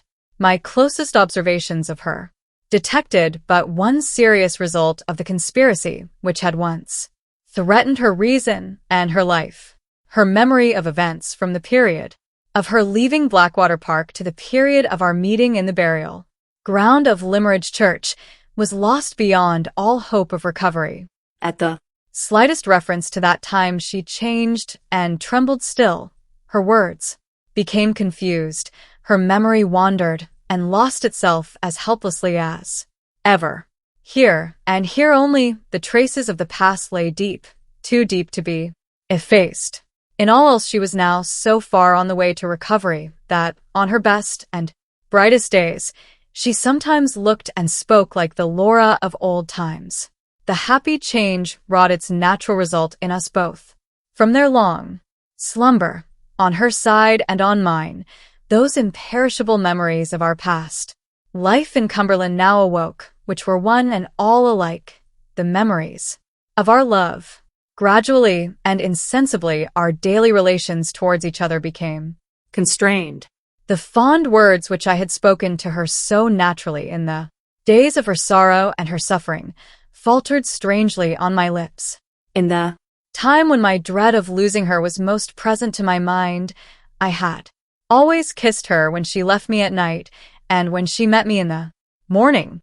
The kiss seemed now to have dropped between us, to be lost out of our lives. Our hands began to tremble again when they met. We hardly ever looked long at one another out of Marian's presence. The talk often flagged between us when we were alone. When I touched her by accident, I felt my heart beating fast, as it used to beat at Limmeridge House. I saw the lovely answering flush glowing again in her cheeks, as if we were back among the Cumberland hills in our past characters of master and pupil once more. She had long intervals of silence and thoughtfulness, and denied she had been thinking when Marian asked her the question. I surprised myself one day neglecting my work to dream over the little watercolor portrait of her which I had taken in the summer house where we first met, just as I used to neglect Mr. Fairlie's drawings to dream over the same likeness when it was newly finished in the bygone time. Changed as all the circumstances now were, our position towards each other in the golden days of our first companionship seemed to be revived with the revival of our love. It was as if time had drifted us back on the wreck of our early hopes to the old familiar shore. To any other woman, I could have spoken the decisive words which I still hesitated to speak to her. The utter helplessness of her position, her friendless dependence on all the forbearing gentleness that I could show her, my fear of touching too soon some secret sensitiveness in her which my instinct as a man might not have been fine enough to discover. These considerations and others like them kept me self-distrustfully silent.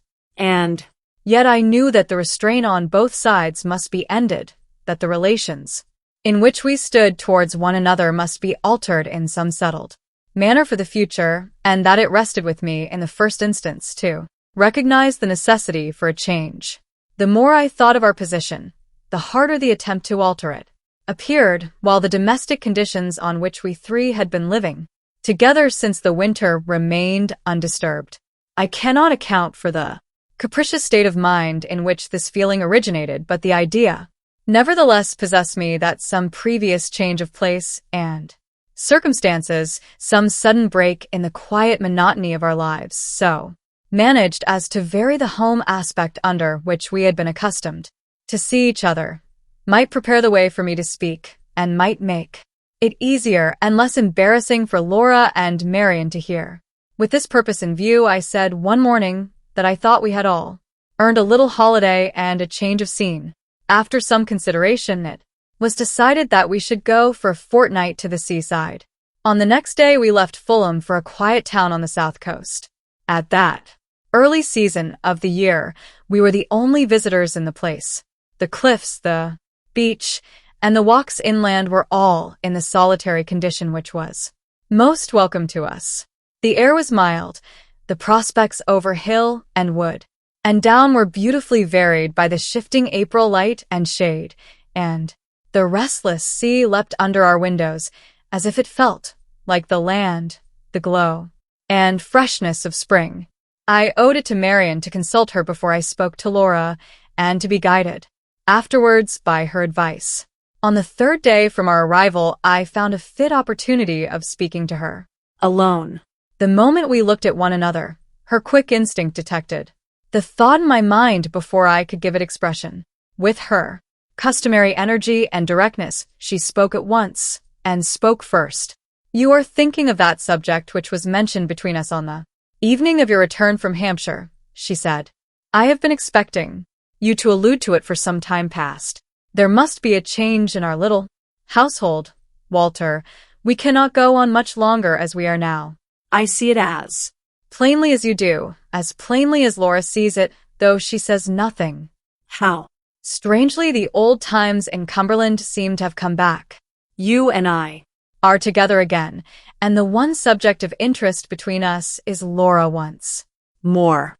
I could almost fancy that this room is the summer house at Limeridge, and that those waves beyond us are beating on our seashore. I was guided by your advice in those past days, I said, and now, Marian, with reliance tenfold greater, I will be guided by it again. She answered by pressing my hand. I saw that she was deeply touched by my reference to the past. We sat together near the window, and while I spoke and she listened, we looked at the glory of the sunlight shining on the majesty of the sea. Whatever comes of this confidence between us, I said, whether it ends happily or sorrowfully for me, Laura's interests will still be the interests of my life. When we leave this place, on whatever terms we leave it, my determination to wrest from Count Fosco the confession which I failed to obtain from his accomplice goes back with me to London, as certainly as I go back myself. Neither you nor I can tell how that man may turn on me. If I bring him to bay, we only know, by his own words and actions, that he is capable of striking at me through Laura without a moment's hesitation or a moment's remorse. In our present position, I have no claim on her which society sanctions, which the law allows, to strengthen me in resisting him and in protecting her. This places me at a serious disadvantage. If I am to fight our cause with the Count, strong in the consciousness of Laura's safety, I must fight it for my wife. Do you agree to that, Marian, so far? To every word of it, she answered. I will not plead out of my own heart, I went on. I will not appeal to the love which has survived all changes and all shocks. I will rest my only vindication of myself for thinking of her and speaking of her as my wife on what I have just said. If the chance of forcing a confession from the Count is, as I believe it to be, the last chance left of publicly establishing the fact of Laura's existence, the least selfish reason that I can advance for our marriage is recognized by us both. But I may be wrong in my conviction. Other means of achieving our purpose may be in our power, which are less uncertain and less dangerous. I have searched anxiously in my own mind for those means, and I have not found them. Have you? No. I have thought about it too, and thought in vain. In all likelihood, I continued, the same questions have occurred to you in considering this difficult subject, which have occurred to me. Ought we to return with her to Limeridge, now that she is like herself again, and trust to the recognition of her by the people of the village or by the children at the school? Ought we to appeal to the practical test of her handwriting? Suppose we did so. Suppose the recognition of her obtained and the identity of the handwriting established. Would success in both those cases do more than supply an excellent foundation for trial in a court of law? Would the recognition and the handwriting prove her identity to Mr. Fairlie, and take her back to Limeridge House, against the evidence of her aunt, against the evidence of the medical certificate, against the fact of the funeral, and the fact of the inscription on the tomb? No. We could only hope to succeed in throwing a serious doubt on the assertion of her death, a doubt which nothing short of a legal inquiry can settle. I will assume that we possess what we have certainly not got, money enough to carry this inquiry on through all its stages. I will assume that Mr. Fairlie's prejudices might be reasoned away, that the false testimony of the Count and his wife, and all the rest of the false testimony, might be confuted, that the recognition could not possibly be ascribed to a mistake between Laura and Anne Catherick, or the handwriting be declared by our enemies to be a clever fraud. All these are assumptions which, more or less, set plain probabilities at defiance, but let them pass, and let us ask ourselves what would be the first consequence or the first questions put to Laura herself on the subject. of the conspiracy. We know only too well what the consequence would be, for we know that she has never recovered her memory of what happened to her in London. Examine her privately, or examine her publicly, she is utterly incapable of assisting the assertion of her own case. If you don't see This, Marian, as plainly as I see it, we will go to Limeridge and try the experiment tomorrow. I do see it, Walter.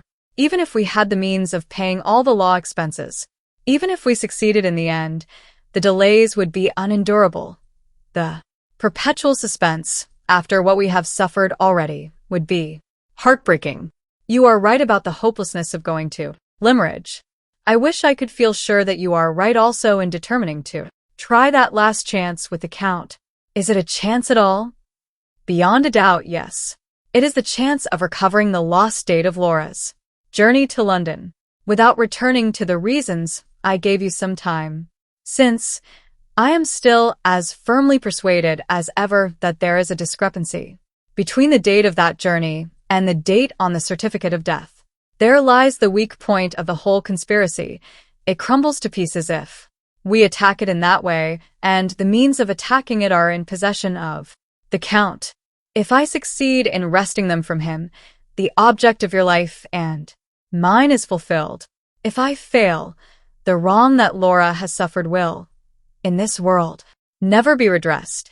Do you fear failure yourself, Walter? I dare not anticipate success, and for that very reason, Marian, I speak openly and plainly as I have spoken now.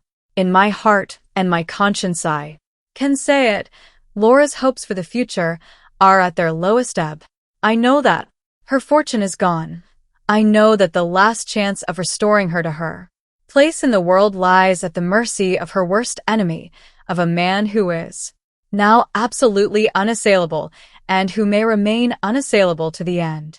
With every worldly advantage gone from her, with all prospect of recovering her rank and station more than doubtful, with no clearer future before her than the future which her husband can provide, the poor drawing-master may harmlessly open his heart at last. In the days of her prosperity, Marian, I was only the teacher who guided her hand. I ask for it, in her adversity, as the hand of my wife. Marian's eyes met mine affectionately. I could say no more. my heart was Full, my lips were trembling. In spite of myself, I was in danger of appealing to her pity. I got up to leave the room. She rose at the same moment, laid her hand gently on my shoulder, and stopped me. Walter, she said, I once parted you both, for your good and for hers. Wait. Here, my brother. Wait, my dearest, best friend, till Laura comes and tells you what I have done now. For the first time since the farewell morning at Limeridge, she touched my forehead with her lips. A tear dropped on my face as she kissed me. She Turned quickly, pointed to the chair from which I had risen, and left the room. I sat down alone at the window to wait through the crisis of my life. My Mind in that breathless interval felt like a total blank. I was conscious of nothing but a painful intensity of all familiar perceptions. The sun grew, blinding bright. The white sea birds chasing each other far beyond me seemed to be flitting before my face. The mellow murmur of the waves on the beach was like thunder in my ears. The door opened, and Laura came in alone. So she had entered the breakfast room at Limeridge House on the morning when we parted.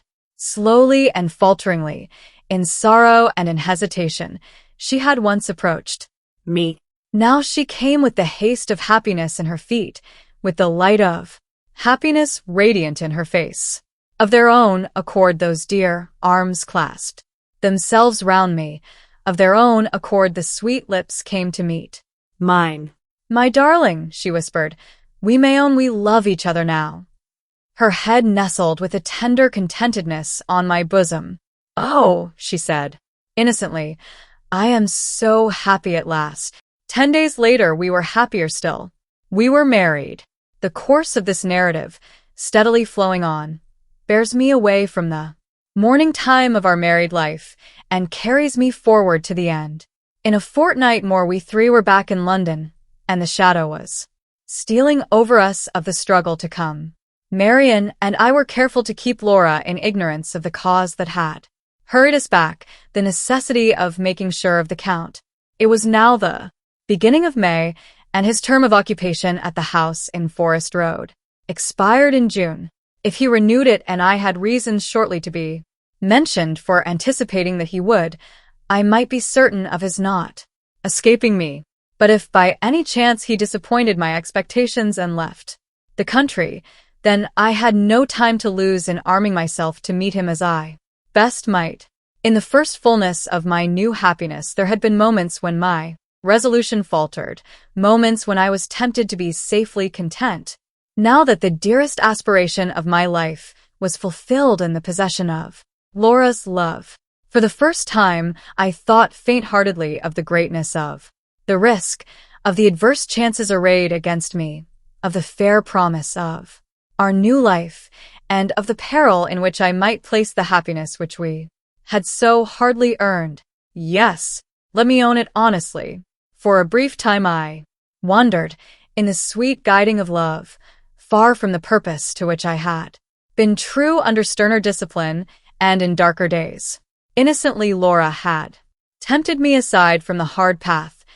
Innocently, she was destined to lead me back again. At times, dreams of the terrible past still disconnectedly recalled to her, in the mystery of sleep, the events of which her waking memory had lost all trace. One night, barely 2 weeks after our marriage, when I was watching her at rest, I saw the tears come slowly through her closed eyelids. I heard the faint murmuring words escape her which told me that her spirit was back again on the fatal journey from Blackwater Park. That unconscious appeal, so touching and so awful in the sacredness of her sleep, ran through me like fire. The next day was the day we came back to London, the day when my resolution returned to me with tenfold strength. The first necessity was to know something of the man. Thus far, the true story of his life was an impenetrable mystery to me. I began with such scanty sources of information as were at my own disposal. The important narrative written by Mr. Frederick Fairlie, which Marian had obtained by following the directions I had given to her in the winter, proved to be of no service to the special object with which I now looked at it. While reading it, I reconsidered the disclosure revealed to me by Mrs. Clements of the series of deceptions which had brought Anne Catherick to London, and which had there devoted her to the interests of the conspiracy. Here, again, the Count had not openly committed himself. Here, again, he was, to all practical purpose, out of my reach. I next returned to Marian's journal at Blackwater Park. At my request, she read to me again a passage which referred to her past curiosity about the Count, and to the few particulars which she had discovered relating to him. The passage to which I allude occurs in that part of her journal which delineates his character and his personal appearance. She describes him as not having crossed the frontiers of his native country for years past, as anxious to know if any Italian gentlemen were settled in the nearest town to Blackwater Park, as receiving letters with all sorts of odd stamps on them, and one with a large official-looking seal on it. She is inclined to consider that his long absence from his native country may be accounted for by assuming that he is a political exile, but she is, on the other hand, unable to reconcile this idea with the reception of the letter from abroad bearing the large official-looking seal, letters from the continent addressed to political exiles being usually the last to court attention from foreign post offices in that way. The considerations thus presented to me in the diary, joined to certain surmises of my own that grew out of them, suggested a conclusion which I wondered I had not arrived at before. I now said to myself what Laura had once said to Marian at Blackwater Park, what Madame Fosco had overheard. By listening at the door, the Count is a spy. Laura had applied the word to him at hazard, in natural anger at his proceedings towards herself. I applied it to him with the deliberate conviction that his vocation in life was the vocation of a spy. On this assumption, the reason for his extraordinary stay in England so long after the objects of the conspiracy had been gained, became, to my mind, quite intelligible. The year of which I am now writing was the year of the famous Crystal Palace exhibition in Hyde Park. Foreigners, in unusually large numbers, had arrived already and were still arriving in England. Men were among us by hundreds whom the ceaseless distrustfulness of their governments had followed privately by means of appointed agents to our shores. My surmises did not for a moment class a man of the Count's abilities and social position with the ordinary rank and file of foreign spies. I suspected him of holding a position of authority, of being entrusted by the government which he secretly served with the organization and management of agents, specially employed in this country, both men and women, and I believed Mrs. Rubbell, who had been so opportunely found to act as nurse at Blackwater Park, to be, in all probability, one of the number. Assuming that this idea of mine had a foundation in truth, the position of the Count might prove to be more assailable than I had hitherto ventured to hope. To whom could I apply to know something more of the man's history, and of the man himself than I knew now? In this emergency, it naturally occurred to my mind that a countryman of his own, on whom I could rely, might be the fittest person to help me. The first man whom I thought of under these circumstances was also the only Italian with whom I was intimately acquainted, my quaint little friend, Professor Bisca. The professor has been so long absent from these pages that he has run some risk of being forgotten altogether. It is the necessary law of such a story as mine that the persons concerned in it only appear when the course of events takes them up. They come and go, not by favor of my personal partiality, but by right of their direct connection with the circumstances to be detailed. For this reason, not Pesca alone, but my mother and sister as well, have been left far in the background of the narrative. My visits to the Hampstead cottage, my mother's belief in the denial of Laura's identity, which the conspiracy had accomplished, my vain efforts to overcome the prejudice on her part and on my sisters, to which, in their jealous affection for me, they both continued to adhere, the painful necessity which that prejudice imposed on me of concealing my marriage from them till they had learnt to do justice to my wife. All these little domestic occurrences have been left unrecorded, because they were not essential to the main interest of the story. It is nothing that they added to my anxieties and embittered my disappointments. The steady march of events has inexorably passed them by. For the same reason I have said nothing here of the consolation that I found in Pesca's brotherly affection for me when I saw him again after the sudden cessation of my residence at Limeridge House. I have not recorded the fidelity with which my warm-hearted little friend followed me to the place of embarkation when I sailed for Central America, or the noisy transport of joy with which he received me when we next met in London. If I had felt justified in accepting the offers of service which he made to me on my return, he would have appeared again long ere this. But, though I knew that his honor and his courage were to be implicitly relied on, I was not so sure that his discretion was to be trusted, and, for that reason only, I followed the course of all my inquiries alone. It will now be sufficiently understood that Pesca was not separated from all connection with me and my interests, although he has hitherto been separated from all connection with the progress of this narrative. He was as true and as ready a friend of mine still as ever he had been in his life. Before I summoned Pesca to my assistance, it was necessary to see for myself what sort of man I had to deal with. Up to this time, I had never once set eyes on Count Fosco. 3 days after my return with Laura and Marian to London, I set forth alone for Forest Road Street, John's Wood, between 10 and 11 o'clock in the morning. It was a fine day. I had some hours to spare, and I thought it likely, if I waited a little for him, that the Count might be tempted out. I had no great reason to fear the chance of his recognizing me in the daytime, for the only occasion when I had been seen by him was the occasion on which he had followed me home at night. No one appeared at the windows in the front of the house. I walked down a turning which ran past the side of it and looked over the low garden wall. One of the back windows on the lower floor was thrown up and a net was stretched across the opening. I saw nobody, but I heard in the room, first a shrill whistling and singing of birds, then the deep ringing voice which Marian's description had made familiar to me. "Come out on my little finger. My prep pretties," cried the voice. "Come out and hop upstairs. 1, 2, 3 and up. 3, 2, 1 and down. 1, 2, 3 twit. Twit twit tweet."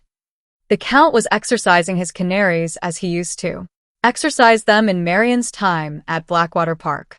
I waited a little while, and the singing and the whistling ceased. "Come, kiss me, my pretties," said the deep voice. There was a responsive twittering and chirping, a low, oily laugh, a silence of a minute or so, and then I heard the opening of the house door. I turned and retraced my steps. The magnificent melody of the prayer in Rossini's Moses, sung in a sonorous bass voice, rose grandly through the suburban silence of the place. The front garden gate opened and closed. The Count had come out. He crossed the road and walked towards the western boundary of the Regent's Park. I kept on my own side of the way, a little behind him, and walked in that direction also. Marian had prepared me for his high stature, his monstrous corpulence, and his ostentatious mourning garments, but not for the horrible freshness and cheerfulness and vitality of the man. He carried his 60 years as if they had been fewer than 40. He sauntered along, wearing his hat a little on one side, with a light jaunty step, swinging his big stick, humming to himself, looking up from time to time at the houses and gardens on either side of him with superb, smiling patronage. If a stranger had been told that the whole neighborhood belonged to him, that stranger would not have been surprised to hear it. He never looked back. He paid no apparent attention to me, no apparent attention to anyone who passed him on his own side of the road, except now and then, when he smiled and smirked with an easy, paternal good humor at the nursery maids and the children whom he met. In this way he led me on till we reached a colony of shops outside the western terraces of the park. Here he stopped at a pastrycook's, went in, probably to give an order, and came out again immediately with a tart in his hand. An Italian was grinding an organ before the shop, and a miserable little shriveled monkey was sitting on the instrument. The Count stopped, bit a piece for himself out of the tart, and gravely handed the rest to the monkey. "My poor little man," he said with grotesque tenderness, "you look hungry. In the sacred name of humanity, I offer you some lunch." The organ grinder piteously put in his claim to a penny from the benevolent stranger. The Count shrugged his shoulders contemptuously and passed on. We reached the streets and the better class of shops between the New Road and Oxford Street. The Count stopped again and entered a small optician's shop with an inscription in the window announcing that repairs were neatly executed inside. He came out again with an opera glass in his hand, walked a few paces on, and stopped to look at a bill of the opera placed outside a music seller's shop. He read the bill attentively, considered a moment, and then hailed an empty cab as it passed him. "Opera box office," he said to the man, and was driven away. I crossed the road and looked at the bill in my turn. The performance announced was Lucrezia Borgia, and it was to take place that evening. The opera glass in the Count's hand, his careful reading of the bill, and his direction to the cabman all suggested that he proposed making one of the audience. I had the means of getting an admission for myself and a friend to the pit by applying to one of the scene painters attached to the theater, with whom I had been well acquainted in past times. There was a chance, at least, that the Count might be easily visible among the audience to me and to anyone with me, and in this case I had the means of ascertaining whether Pesca knew his countryman or not that very night. This consideration at once decided the disposal of my evening. I procured the tickets, leaving a note at the professor's lodgings on the way. At a 7:45, I called to take him with me to the theater. My little friend was in a state of the highest excitement, with a festive flower in his button-hole and the largest opera glass I ever saw hugged up under his arm. "Are you ready?" I asked. "Right, all right," said Pesca. We started for the theater. The last notes of the introduction to the opera were being played, and the seats in the pit were all filled when Pesca and I reached the theater. There was plenty of room, however, in the passage that ran round the pit, precisely the position best calculated to answer the purpose for which I was attending the performance. I went first to the barrier separating us from the stalls and looked for the Count in that part of the theater. He was not there. Returning along the passage on the left-hand side from the stage and looking about me attentively, I discovered him in the pit. He occupied an excellent place, some 12 or 14 seats from the end of a bench, within 3 rows of the stalls. I placed myself exactly on a line with him, Pesca standing by my side. The professor was not yet aware of the purpose for which I had brought him to the theater, and he was rather surprised that we did not move nearer to the stage. The curtain rose, and the opera began. Throughout the whole of the first act we remained in our position, the Count, absorbed by the orchestra and the stage, never casting so much as a chance glance at us. Not a note of Donizetti's delicious music was lost on him. There he sat, high above his neighbors, smiling and nodding his great head enjoyingly from time to time, when the people near him applauded the close of an air, as an English audience in such circumstances always will applaud, without the least consideration for the orchestral movement which immediately followed it. He looked round at them with an expression of compassionate remonstrance, and held up one hand with a gesture of polite entreaty. At the more refined passages of the singing, at the more delicate phases of the music, which passed unapplauded by others, his fat hands, adorned with perfectly fitting black kid gloves, softly patted each other, in token of the cultivated appreciation of a musical man. At such times, his oily murmur of approval, "Bravo, bra-a-a," hummed through the silence, like the purring of a great cat. His immediate neighbors on either side, hearty, ruddy-faced people from the country, basking amazedly in the sunshine of fashionable London, seeing and hearing him, began to follow his lead. Many a burst of applause from the pit that night started from the soft, comfortable patting of the black-gloved hands. The man's voracious vanity devoured this implied tribute to his local and critical supremacy with an appearance of the highest relish. Smiles rippled continuously over his fat face. He looked about him, at the pauses in the music, serenely satisfied with himself and his fellow creatures. Yes, yes, these barbarous English people are learning something from me. Here, there, and everywhere I, Fosco, am an influence that is felt. A man who sits supreme. If ever face spoke, his face spoke then, and that was its language. The curtain fell on the first act, and the audience rose to look about them. This was the time I had waited for, the time to try if Pesca knew him. He rose with the rest, and surveyed the occupants of the boxes grandly with his opera glass. At first his back was towards us, but he turned round in time to our side of the theater and looked at the boxes above us, using his glass for a few minutes, then removing it, but still continuing to look up. This was the moment I chose, when his full face was in view, for directing Pesca's attention to him. "Do you know that man?" I asked. "Which man, my friend?" "The tall, fat man, standing there, with his face towards us." Pesca raised himself on tiptoe, and looked at the Count. "No," said the professor. "The big fat man is a stranger to me." "Is he famous?" "Why do you point him out?" "Because I have particular reasons for wishing to know something of him. He is a countryman of yours. His name is Count Fosco." Do you know that? "Name? Not I, Walter. Neither the name nor the man is known to me." "Are you quite sure you don't recognize him?" "Look again. Look carefully. I will tell you why I am so anxious about it when we leave the theater." Stop. Let me help you up here, where you can see him better. I helped the little man to perch himself on the edge of the raised dais upon which the pit seats were all placed. His small stature was no hindrance to him. Here he could see over the heads of the ladies who were seated near the outermost part of the bench. A slim, light-haired man standing by us, whom I had not noticed before.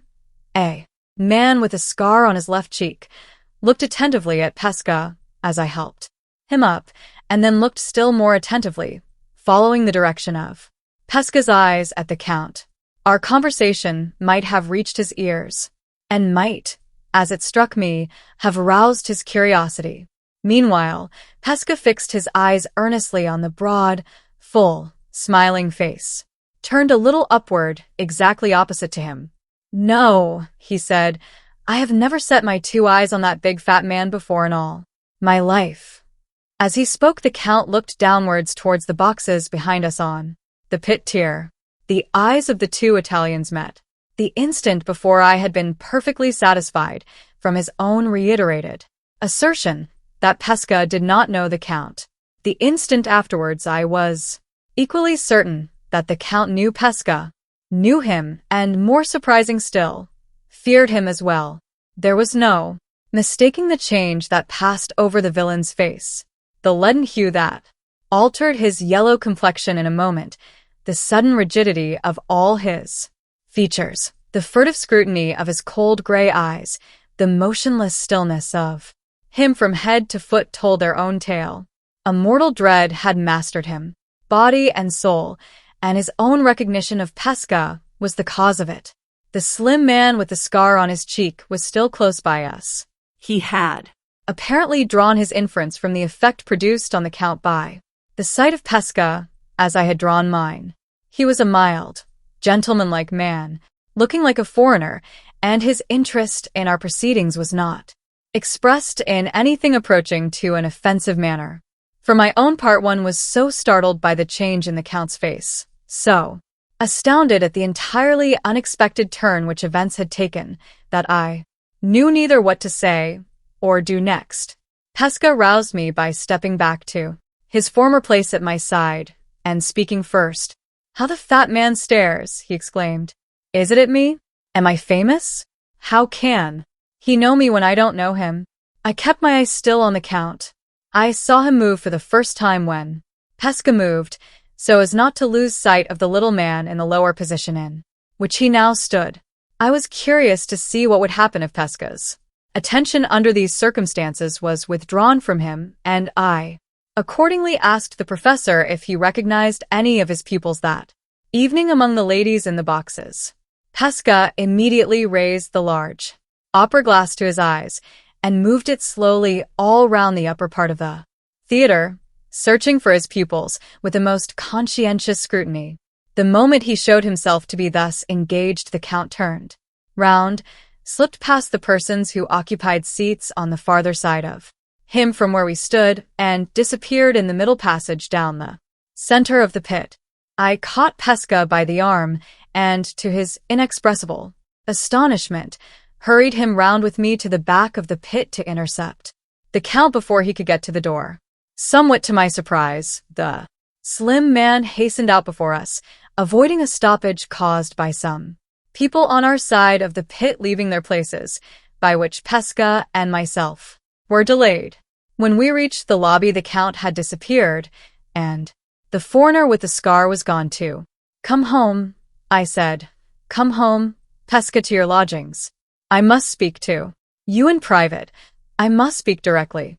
"My soul, bless my soul," cried the professor, in a state of the extremest bewilderment.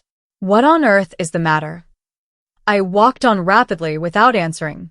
The circumstances under which the Count had left the theater suggested to me that his extraordinary anxiety to escape Pesca might carry him to further extremities still. He might escape me, too, by leaving London. I doubted the future if I allowed him so much as a day's freedom to act as he pleased. And I doubted that foreign stranger who had got the start of us, and whom I suspected of intentionally following him out. With this double distrust in my mind, I was not long in making Pesca understand what I wanted. As soon as we two were alone in his room, I increased his confusion and amazement 100-fold by telling him what my purpose was as plainly and unreservedly as I have acknowledged it here. "My friend, what can I do?" cried the professor, piteously appealing to me, with both hands. "Deuce with the deuce. How can I help you, Walter, when I don't know the man? He knows you, he is afraid of you, he has left the theater to escape you. Pesca. There must be a reason for this. Look back into your own life before you came to England. You left Italy, as you have told me yourself, for political reasons. You have never mentioned those reasons to me, and I don't inquire into them now. I only ask you to consult your own recollections and to say if they suggest no past cause for the terror which the first sight of you produced in that man." To my unutterable surprise, these words, harmless as they appeared to me, produced the same astounding effect on Pesca which the sight of Pesca had produced on the Count. The rosy face of my little friend whitened in an instant, and he drew back from me slowly, trembling from head to foot. "Walter," he said, "you don't know what you ask." He spoke in a whisper. He looked at me as if I had suddenly revealed to him some hidden danger to both of us. In less than 1 minute of time, he was so altered from the easy, lively, quaint little man of all my past experience that, if I had met him in the street, changed as I saw him now, I should most certainly not have known him again. "Forgive me if I have unintentionally pained and shocked you," I replied. "Remember the cruel wrong my wife has suffered at Count Fosco's hands. Remember that the wrong can never be redressed unless the means are in my power of forcing him to do her justice. I spoke in her interests, Pesca. I ask you again to forgive me. I can say no more." I rose to go. He stopped me before I reached the door. "Wait," he said. "You have shaken me from head to foot. You don't know how I left my country and why I left my country. Let me compose myself, let me think if I can." I returned to my chair. He walked up and down the room, talking to himself incoherently in his own language. After several turns backwards and forwards, he suddenly came up to me and laid his little hands with a strange tenderness and solemnity on my breast. "On your heart and soul, Walter," he said, "is there no other way to get to that man but the chance way through me?" "There is no other way," I answered. He left me again, opened the door of the room, and looked out cautiously into the passage, closed it once more, and came back. "You won your right over me, Walter," he said, "on the day when you saved my life. It was yours from that moment, when you pleased to take it. Take it now. Yes, I mean what I say. My next words, as true as the good God is above us, will put my life into your hands." The trembling earnestness with which he uttered this extraordinary warning carried with it, to my mind, the conviction that he spoke the truth. "Mind this," he went on, shaking his hands at me in the vehemence of his agitation. "I hold no thread, in my own mind, between that man Fosco and the past time which I call back to me for your sake. If you find the thread, keep it to yourself, tell me nothing. On my knees I beg and pray, let me be ignorant, let me be innocent, let me be blind to all the future as I am now." He said a few words more, hesitatingly and disconnectedly, then stopped. Again, I saw that the effort of expressing himself in English, on an occasion too serious to permit him the use of the quaint turns and phrases of his ordinary vocabulary, was painfully increasing the difficulty he had felt from the first in speaking to me at all. Having learned to read and understand his native language, though not to speak it, in the earlier days of our intimate companionship, I now suggested to him that he should express himself in Italian, while I used English in putting any questions which might be necessary to my enlightenment. He accepted the proposal. In his smooth, flowing language, spoken with a vehement agitation which betrayed itself in the perpetual working of his features, in the wildness and the suddenness of his foreign gesticulations, but never in the raising of his voice, I now heard the words which armed me to meet the last struggle that is left for this Story to record. It is only right to mention here that I repeat Pesco's statement to me, with the careful suppressions and alterations which the serious nature of the subject and my own sense of duty to my friend demand. My first and last concealments from the reader are those which caution renders absolutely necessary in this portion of the narrative. You know nothing of my motive for leaving Italy, he began, except that it was for political reasons. If I had been driven to this country by the persecution of my government, I should not have kept those reasons a secret from you or from anyone. I have concealed them because no government authority has pronounced the sentence of my exile. You have heard, Walter, of the political societies that are hidden in every great city on the continent of Europe? To one of those societies I belonged in Italy and belong still in England. When I came to this country, I came by the direction of my chief. I was overzealous in my younger time. I ran the risk of compromising myself and others. For those reasons, I was ordered to emigrate to England and to wait. I emigrated. I have waited. I wait still. Tomorrow I may be called away. 10 years hence I may be called away. It is all one to me. I am here, I support myself by teaching, and I wait. I violate no oath. You shall hear why presently, in making my confidence complete, by telling you the name of the society to which I belong. All I do is to put my life in your hands. If what I say to you now is ever known by others to have passed my lips, as certainly as we two sit here, I am a dead man. He whispered the next words in my ear. I keep the secret which he thus communicated. The society to which he belonged will be sufficiently individualized for the purpose of these pages, if I call it the Brotherhood. On the few occasions when any reference to the subject will be needed in this place, the object of the Brotherhood, Pesco went on, is briefly the object of other political societies of the same sort, the destruction of tyranny and the assertion of the rights of the people. The principles of the Brotherhood are two. So long as a man's life is useful, or even harmless only, he has the right to enjoy it. But if his life inflicts injury on the well-being of his fellow men, from that moment he forfeits the right, and it is not only no crime but a positive merit to deprive him of it. It is not for me to say in what frightful circumstances of oppression and suffering this society took its rise. It is not for you to say, you Englishmen, who have conquered your freedoms so long ago, that you have conveniently forgotten what blood you shed and what extremities you proceeded to in the conquering. It is not for you to say how far the worst of all exasperations may, or may not, carry the maddened men of an enslaved nation. The iron that has entered into our souls has gone too deep for you to find it. Leave the refugee alone. Laugh at him, distrust him. Open your eyes in wonder at that secret self which smolders in him, sometimes under the everyday respectability and tranquility of a man like me, sometimes under the grinding poverty, the fierce squalor of men less lucky, less pliable, less patient than I am. But judge us not. In the time of your first Charles you might have done us justice. The long luxury of your own freedom has made you incapable of doing us justice now. All the deepest feelings of his nature seemed to force themselves to the surface in those words.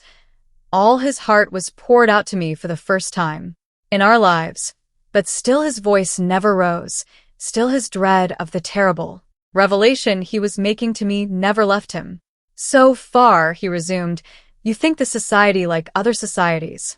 Its object, in your English opinion, is anarchy and revolution. It takes the life of a bad king or a bad minister, as if the one and the other were dangerous wild beasts to be shot at the first opportunity. I grant you this, but the laws of the Brotherhood are the laws of no other political society on the face of the earth. The members are not known to one another. There is a president in Italy. There are presidents abroad. Each of these has a secretary. The presidents and the secretaries know the members, but the members among themselves, are all strangers until their chiefs see fit, in the political necessity of the time, or in the private necessity of the society, to make them known to each other. With such a safeguard as this there is no oath among us on admittance. We are identified with the brotherhood by a secret mark, which we all bear, which lasts while our lives last. We are told to go about our ordinary business and to report ourselves to the president or the secretary 4 times a year in the event of our services being required. We are warned if we betray the brotherhood, or if we injure it by serving other interests, that we die by the principles of the brotherhood, die by the hand of a stranger who may be sent from the other end of the world to strike the blow, or by the hand of our own bosom friend, who may have been a member unknown to us through all the years of our intimacy. Sometimes the death is delayed, sometimes it follows close on the treachery. It is our first business to know how to wait, our second business to know how to obey when the word is spoken. Some of us may wait our lives through and may not be wanted. Some of us may be called to the work or to the preparation for the work the very day of our admission. I myself, the little, easy, cheerful man you know, who, of his own accord, would hardly lift up his handkerchief to strike down the fly that buzzes about his face. I, in my younger time, under provocations so dreadful that I will not tell you of it, entered the brotherhood by an impulse, as I might have killed myself by an impulse. I must remain in it now. It has got me, whatever I may think of it in my better circumstances and my cooler manhood, to my dying day. While I was still in Italy, I was chosen secretary, and all the members of that time who were brought face to face with my president were brought face to face also with me. I began to understand him. I saw the end towards which his extraordinary disclosure was now tending. He waited a moment, watching me earnestly, watching till he had evidently guessed what was passing in my mind before. He resumed. "You have drawn your own conclusion already," he said. "I see it in your face. Tell me nothing. Keep me out of the secret of your thoughts. Let me make my one last sacrifice of myself, for your sake, and then have done with this subject, never to return to it again." He signed me not to answer him, rose, removed his coat and rolled up the shirt sleeve on his left arm. "I promised you that this confidence should be complete," he whispered, speaking close at my ear, with his eyes looking watchfully at the door. "Whatever comes of it, you shall not reproach me with having hidden anything from you which it was necessary to your interests to know. I have said that the brotherhood identifies its members by a mark that lasts for life. See the place and the mark on it for yourself." He raised his bare arm and showed me, high on the upper part of it and in the inner side, a brand deeply burnt in the flesh and stained of a bright blood-red color. I abstain from describing the device which the brand represented.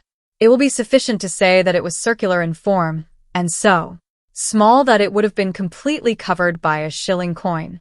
"A man who has this mark, branded in this place," he said, covering his arm, "again, is a member of the brotherhood. A man who has been false to the brotherhood is discovered sooner or later by the chiefs who know him, presidents or secretaries, as the case may be, and a man discovered by the chiefs is dead. No human laws can protect him. Remember what you have seen and heard, draw what conclusions you like, act as you please. But in the name of God, whatever you discover, whatever you do, tell me nothing. Let me remain free from a responsibility which it horrifies me to think of, which I know in my conscience is not my responsibility now. For the last time I say it, on my honor as a gentleman, on my oath as a Christian, if the man you pointed out at the opera knows me, he is so altered or so disguised that I do not know him. I am ignorant of his proceedings or his purposes in England. I never saw him, I never heard the name he goes by, to my knowledge, before tonight. I say no more. Leave me a little, Walter. I am overpowered by what has happened. I am shaken by what I have said. Let me try to be like myself again when we meet next. He dropped into a chair and, turning away from me, hid his face in his hands. I gently opened the door so as not to disturb him and spoke my few parting words in low tones, which he might hear or not, as he pleased. "I will keep the memory of tonight in my heart of hearts," I said. "You shall never repent the trust you have reposed in me. May I come to you tomorrow? May I come as early as 9 o'clock? "Yes, Walter," he replied, looking up at me kindly and speaking in English. Once more, as if his one anxiety now was to get back to our former relations towards each other. "Come to my little bit of breakfast before I go my ways, among the pupils that I teach. Good night, Pesca." "Good night, my friend." My first conviction as soon as I found myself outside the house was that no alternative was left me but to act at once on the information I had received, to make sure of the Count that night, or to risk the loss if I only delayed till the morning of Laura's last chance. I looked at my watch. It was 10 o'clock. Not the shadow of a doubt crossed my mind of the purpose for which the Count had left the theater. His escape from us that evening was beyond all question the preliminary only to his escape from London. The mark of the Brotherhood was on his arm. I felt as certain of it as if he had shown me the brand, and the betrayal of the Brotherhood was on his conscience. I had seen it in his recognition of Pesca. It was easy to understand why that recognition had not been mutual. A man Of the Count's character would never risk the terrible consequences of turning spy without looking to his personal security quite as carefully as he looked to his golden reward. The shaven face, which I had pointed out at the opera, might have been covered by a beard in Pesca's time. His dark brown hair might be a wig. His name was evidently a false one. The accident of time might have helped him as well. His immense corpulence might have come with his later years. There was every reason why Pesca should not have known him again. Every reason also why he should have known Pesca, whose singular personal appearance made a marked man of him, go where he might. I have said that I felt certain of the purpose in the Count's mind when he escaped us at the theater. How could I doubt it when I saw, with my own eyes, that he believed himself, in spite of the change in his appearance, to have been recognized by Pesca, and to be therefore in danger of his life? If I could get speech of him that night, if I could show him that I, too, knew of the mortal peril in which he stood, what result would follow? Plainly this: one of us must be master of the situation. One of us must inevitably be at the mercy of the other. I owed it to myself to consider the chances against me before I confronted them. I owed it to my wife to do all that lay in my power to lessen the risk. The chances against me wanted no reckoning up. They were all merged in one. If the Count discovered, by my own avowal, that the direct way to his safety lay through my life, he was probably the last man in existence who would shrink from throwing me off my guard and taking that way when he had me alone within his reach. The only means of defense against him on which I could at all rely to lessen the risk presented themselves after a little careful thinking, clearly enough. Before I made any personal acknowledgement of my discovery in his presence, I must place the discovery itself where it would be ready for instant use against him and safe from any attempt at suppression on his part. If I laid the mine under his feet before I approached him, and if I left instructions with a third person to fire it on the expiration of a certain time, unless directions to the contrary were previously received under my own hand or from my own lips, in that event, the Count's security was absolutely dependent upon mine, and I might hold the vantage ground over him securely, even in his own house. This idea occurred to me when I was close to the new lodgings which we had taken on returning from the seaside. I went in without disturbing any one by the help of my key. A light was in the hall, and I stole up with it to my workroom to make my preparations and absolutely to commit myself to an interview with the Count before either Laura or Marian could have the slightest suspicion of what I intended to do. A letter addressed to Pesca represented the surest measure of precaution which it was now possible for me to take. I wrote as follows. The man whom I pointed out to you at the opera is a member of the Brotherhood and has been false to his trust. Put both these assertions to the test instantly. You know the name he goes by in England. His address is number 5 Forest Road, Street, John's Wood. On the love you once bore me, use the power entrusted to you without mercy and without delay against that man. I have risked all and lost all, and the forfeit of my failure has been paid with my life. I signed and dated these lines, enclosed them in an envelope, and sealed it up. On the outside I wrote this direction. Keep the enclosure unopened until 9 o'clock tomorrow morning. If you do not hear from me or see me before that time, break the seal when the clock strikes and read the contents. I added my initials and protected the whole by enclosing it in a second sealed envelope, addressed to Pesca at his lodgings. Nothing remained to be done after this but to find the means of sending my letter to its destination immediately. I should then have accomplished all that lay in my power.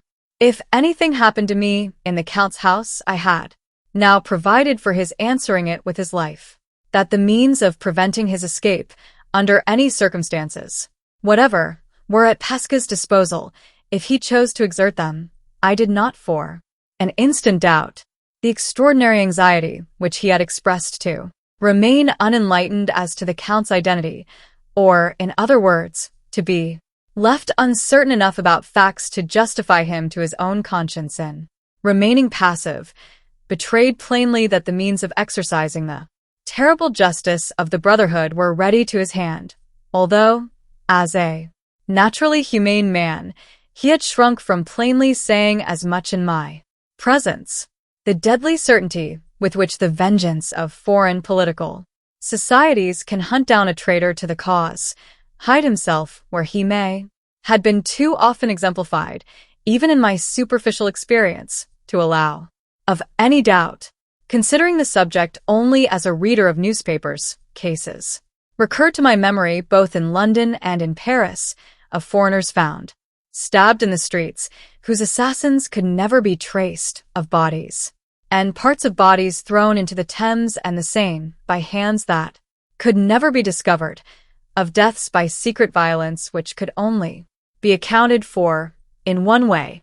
I have disguised nothing relating to myself in these pages, and I do not disguise here that I believed I had written Count Fosco's death warrant, if the fatal emergency happened which authorized Pesca to open my enclosure.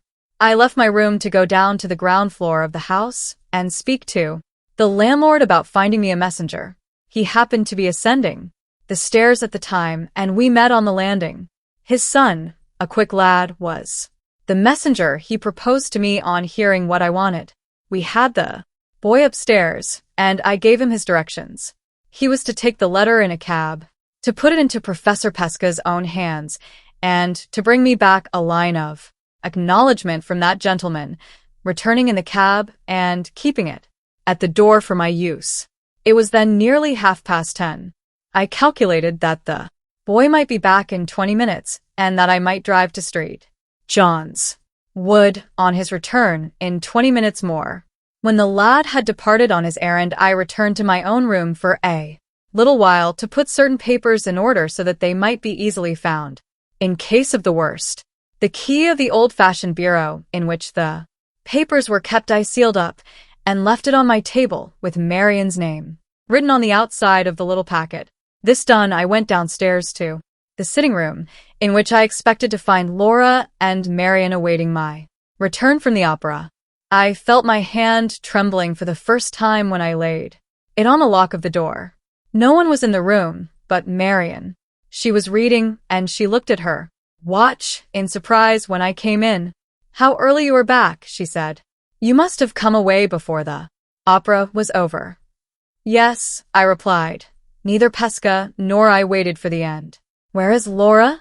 She had one of her bad headaches this evening, and I advised her to go to bed when we had done tea. I left the room again on the pretext of wishing to see whether Laura was asleep. Marian's quick eyes were beginning to look inquiringly at my face. Marian's quick instinct was beginning to discover that I had something weighing on my mind. When I entered the bedchamber and softly approached the bedside by the dim flicker of the night lamp, my wife was asleep. We had not been married quite a month yet. If my heart was heavy, if my resolution for a moment faltered again, when I looked at her face turned faithfully to my pillow in her sleep, when I saw her hand resting open on the coverlid, as if it was waiting unconsciously for mine, surely there was some excuse for me. I only allowed myself a few minutes to kneel down at the bedside and to look close at her, so close that her breath, as it came and went, fluttered on my face. I only touched her hand and her cheek with my lips at parting.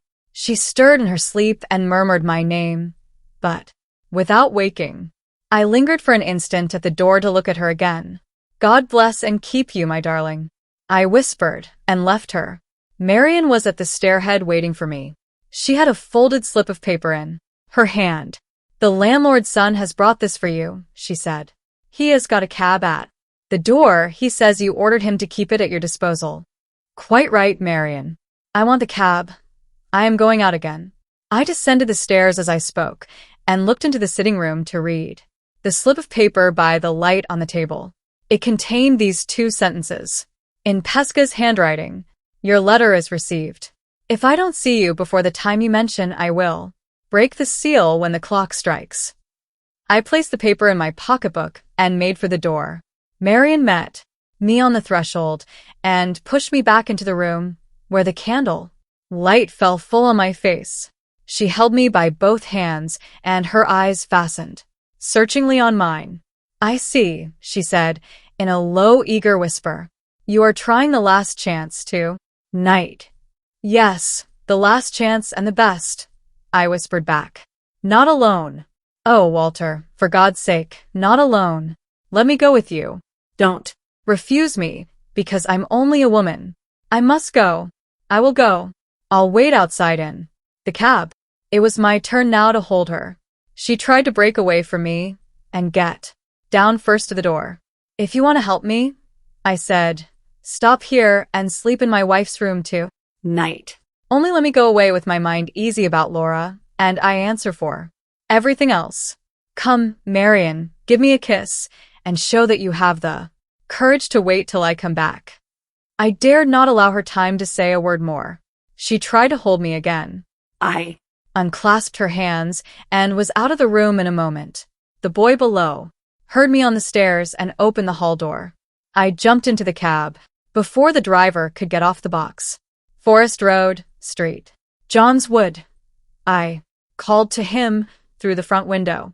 Double fare if you get there in a quarter of an hour. I'll do it, sir. I looked at my watch. 11 o'clock. Not a minute to lose. The rapid motion of the cab, the sense that every instant now was bringing me nearer to the Count, the conviction that I was embarked at last, without let or hindrance on my hazardous enterprise, heated me into such a fever of excitement that I shouted to the man to go faster and faster. As we left the streets and crossed Street John's Wood Road, my impatience so completely overpowered me that I stood up in the cab and stretched my head out of the window to see the end of the journey before we reached it. Just as a church clock in the distance struck the quarter past, we turned into the Forest Road. I stopped the driver a little away from the Count's house, paid, and dismissed him, and walked on to the door. As I approached the garden gate, I saw another person advancing towards it, also from the direction opposite to mine. We met under the gas lamp in the road and looked at each other. I instantly recognized the light-haired foreigner with a scar on his cheek, and I thought he recognized me. He said nothing, and instead of stopping at the house as I did, he slowly walked on. Was he in the Forest Road by accident? Or had he followed the Count home from the opera? I did not pursue those questions. After waiting a little till the foreigner had slowly passed out of sight, I rang the gate bell. It was then 20 minutes past 11, late enough to make it quite easy for the Count to get rid of me by the excuse that he was in bed. The only way of providing against this contingency was to send in my name. without asking any preliminary questions, and to let him know, at the same time, that I had a serious motive for wishing to see him at that late hour. Accordingly, while I was waiting, I took out my card and wrote under my name on important business. The maidservant answered the door while I was writing the last word in pencil and asked me distrustfully what I pleased to want. Be so good as to take that to your master, I replied, giving her the card. I saw, by the girl's hesitation of manner, that if I had asked for the Count in the first instance, she would only have followed her instructions by telling me he was not at home. She was staggered by the confidence with which I gave her the card. After staring at me in great perturbation, she went back into the house with my message, closing the door and leaving me to wait in the garden. In a minute or so she reappeared, her master's compliments, and would I be so obliging as to say what my business was? Take my compliments back, I replied, and say that the business cannot be mentioned to anyone but your master. She left me again returned, and this time asked me to walk in. I followed her at once. In another moment, I was inside the Count's house. There was no lamp in the hall, but by the dim light of the kitchen candle, which the girl had brought upstairs with her, I saw an elderly lady steal noiselessly out of a back room on the ground floor. She cast one viperish look at me as I entered the hall, but said nothing, and went slowly upstairs, without returning my bow. My familiarity with Marian's journal sufficiently assured me that the elderly lady was Madame Fosco. The servant led me to the room which the Countess had just left. I entered it and found myself face to face with the Count. He was still in his evening dress, except his coat, which he had thrown across a chair. His shirt sleeves were turned up at the wrists, but no higher. A carpet bag was on one side of him, and a box on the other. Books, papers, and articles of wearing apparel were scattered about the room. On a table, at one side of the door, stood the cage, so well known to me by description, which contained his white mice. The canaries and the cockatoo were probably in some other room. He was seated before the box, packing it, when I went in, and rose with some papers in his hand to receive me. His face still betrayed plain traces of the shock that had overwhelmed him at the opera. His fat cheeks hung loose, his cold gray eyes were furtively vigilant, his voice, look, and manner were all sharply suspicious alike, as he advanced a step to meet me and requested, with distant civility, that I would take a chair. You come here on business, sir? He said. I am at a loss to know what that business can possibly be. The unconcealed curiosity with which he looked hard in my face while he spoke convinced me that I had passed unnoticed by him at the opera. He had seen Pesca first, and from that moment till he left the theater, he had evidently seen nothing else. My name would necessarily suggest to him that I had not come into his house with other than a hostile purpose towards himself, but he appeared to be utterly ignorant thus far of the real nature of my errand. I am fortunate in finding you here tonight, I said. You seem to be on the point of taking a journey. Is your business connected with my journey? In some degree. In what degree? Do you know where I am going to? No. I only know why you are leaving London. He slipped by me with the quickness of thought, locked the door, and put the key in his pocket. You and I, Mr. Hartright, are excellently well acquainted with one another. By reputation, he said. Did it, by any chance, occur to you when you came to this house that I was not the sort of man you could trifle with? It did occur to me, I replied. And I have not come to trifle with you. I am here on a matter of life and death, and if that door which you have locked was open at this moment, nothing you could say or do would induce me to pass through it. I walked farther into the room and stood opposite to him on the rug before the fireplace. He drew a chair in front of the door and sat down on it with his left arm resting on the table. The cage with the white mice was close to him, and the little creatures scampered out of their sleeping place as his heavy arm shook the table and peered at him through the gaps in the smartly painted wires. On a matter of life and death, he repeated to himself. Those words are more serious, perhaps, than you think. What do you mean? What I say. The perspiration broke out thickly on his broad forehead. His left hand stole over the edge of the table. There was a drawer in it with a lock, and the key was in the lock. His finger and thumb closed over the key, but did not turn it. So, you know why I am leaving London? He went on. Tell me the reason, if you please. He turned the key and unlocked the drawer as he spoke. I can do better than that, I replied. I can show you the reason if you like. How can you show it? You have got your coat off, I said. Roll up the shirt sleeve on your left arm, and you will see it there. The same livid leaden change passed over his face which I had seen pass over it at the theater. The deadly glitter in his eyes shone steady and straight into mine. He said nothing, but his left hand slowly opened the table drawer and softly slipped into it. The harsh, grating noise of something heavy that he was moving unseen to me sounded for a moment, then ceased. The silence that followed was so intense that the faint ticking nibble of the white mice at their wires was distinctly audible where I stood. My life hung by a thread, and I knew it. At that final moment, I thought. With his mind, I felt with his fingers. I was as certain as if I had seen it of what he kept hidden from me in the drawer. Wait a little, I said. You have got the door locked. You see I don't.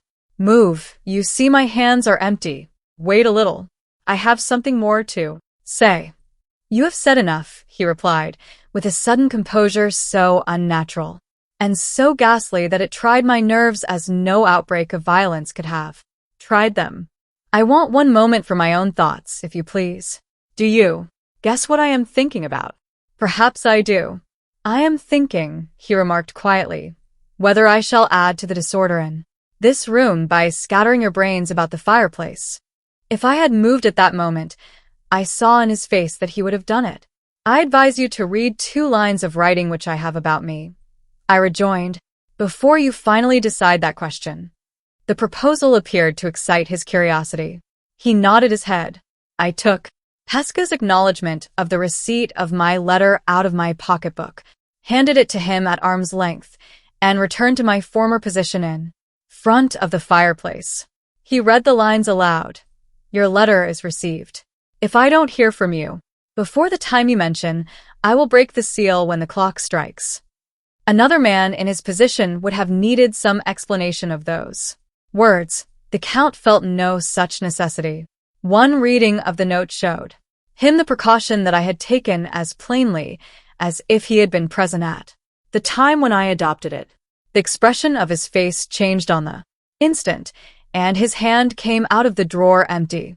I don't lock up my drawer, Mr. Hartright, he said, and I don't say that I may not scatter your brains about the fireplace yet, but I am a just man even to my enemy, and I will acknowledge beforehand that they are clever brains than I thought them. Come to the point, sir. You want something of me? I do, and I mean to have it. On conditions? On no conditions. His hand dropped into the drawer again. Bah! We are traveling in a circle, he said, and those clever brains of yours are in danger again. Your tone is deplorably imprudent, sir. Moderate it on the spot. The risk of shooting you on the place where you stand is less to me than the risk of letting you out of this house, except on conditions that I dictate and approve. You have not got my lamented friend to deal with. Now you are face to face with Fosco. If the lives of 20 Mr. Hartrights were the stepping stones to my safety, over all those stones I would go, sustained by my sublime indifference, self-balanced by my impenetrable calm. Respect me, if you love your own life. I summon you to answer 3 questions before you open your lips again. Hear them, they are necessary to this interview. Answer them, they are necessary to me. He held up one finger of his right hand. First question, he said. You come here possessed of information which may be true or may be false. Where did you get it? I decline to tell you. No matter. I shall find out. If that information is true, mind I say, with the whole force of my resolution if you are making your market of it here by treachery of your own or by treachery of some other man. I note that circumstance for future use in my memory, which forgets nothing, and proceed. He held up another finger. Second question. Those lines you invited me to read are without signature. Who wrote them? A man whom I have every reason to depend on, and whom you have every reason to fear. My answer reached him to some purpose. His left hand trembled audibly in the drawer. How long do you give me? He asked, putting his third question in a quieter tone. Before the clock strikes and the seal is broken? Time enough for you to come to my terms, I replied. Give me a plainer answer, Mr. Hartright. What hour is the clock to strike? 9 tomorrow morning. 9 tomorrow morning? Yes, your trap is laid for me before I can get my passport regulated and leave London. It is not earlier, I suppose? We'll see about that presently. I can keep you hostage here and bargain with you to send for your letter before I let you go. In the meantime, be so good next as to mention your terms. You shall hear them. They are simple and soon stated. You know whose interests I represent in coming here? He smiled with the most supreme composure and carelessly waved his right hand. I consent to hazard a guess, he said jeeringly. A lady's interests of course. My wife's interests. He looked at me with the first honest expression that had crossed his face in my presence, an expression of blank amazement. I could see that I sank in his estimation as a dangerous man from that moment. He shut up the drawer at once, folded his arms over his breast, and listened to me with a smile of satirical attention. You are well enough aware, I went on, of the course which my inquiries have taken for many months past, to know that any attempted denial of plain facts will be quite useless in my presence. You are guilty of an infamous conspiracy, and the gain of a fortune of £10,000 was your motive for it. He said nothing, but his face became overclouded suddenly by a lowering anxiety. Keep your gain, I said. His face lightened again immediately, and his eyes opened on me in wider and wider astonishment. I am not here to disgrace myself by bargaining for money which has passed through your hands, and which has been the price of a vile crime. Gently, Mr. Hartright. Your moral claptraps have an excellent effect in England. Keep them for yourself and your own countrymen if you please. The £10,000 was a legacy left to my excellent wife by the late Mr. Fairlie. Place the affair on those grounds, and I will discuss it if you like.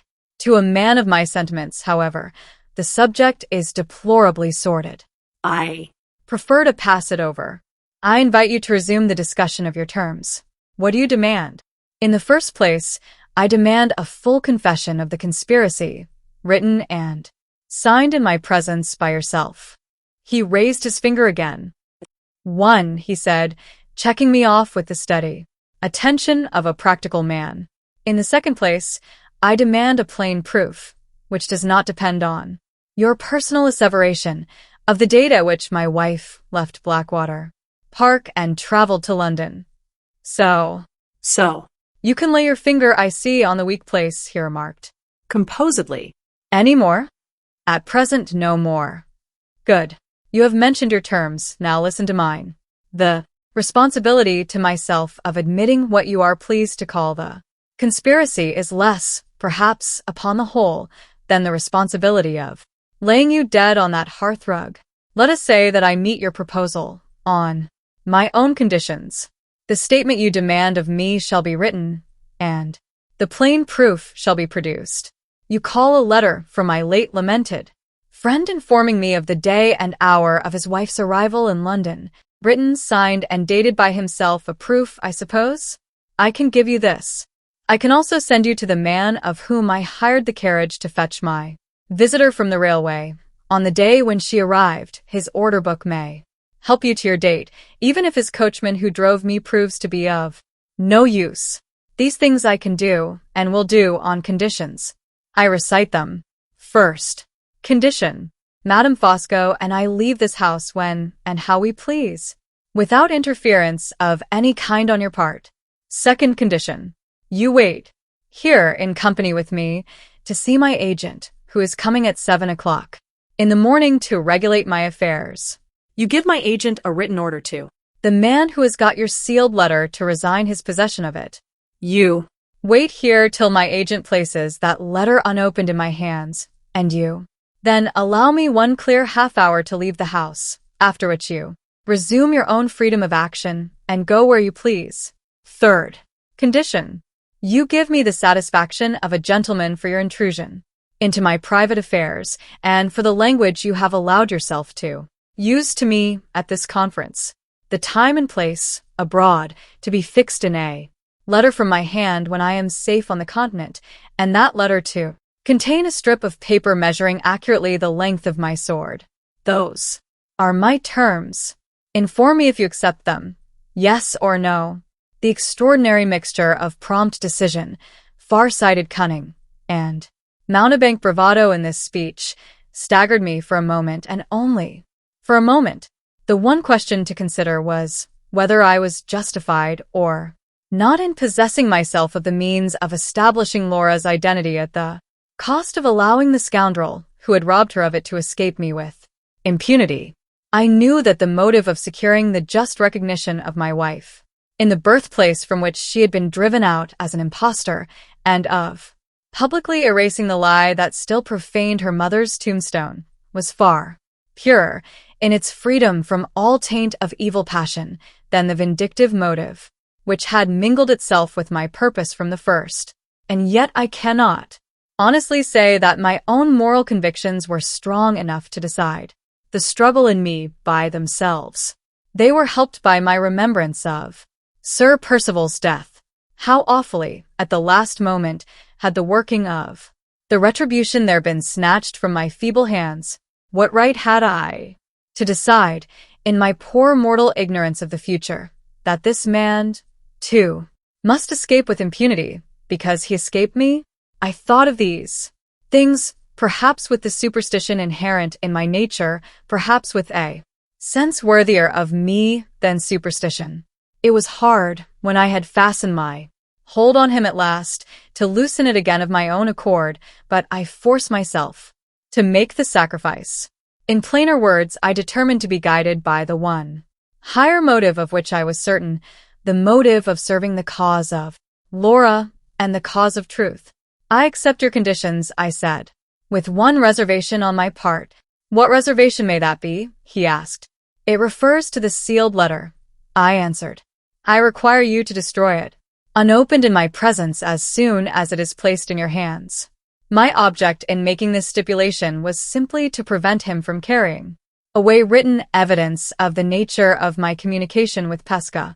The fact of my communication he would necessarily discover when I gave the address to his agent in the morning, but he could make no use of it on his own unsupported testimony, even if he really ventured to try the experiment, which need excite in me the slightest apprehension on Pesca's account.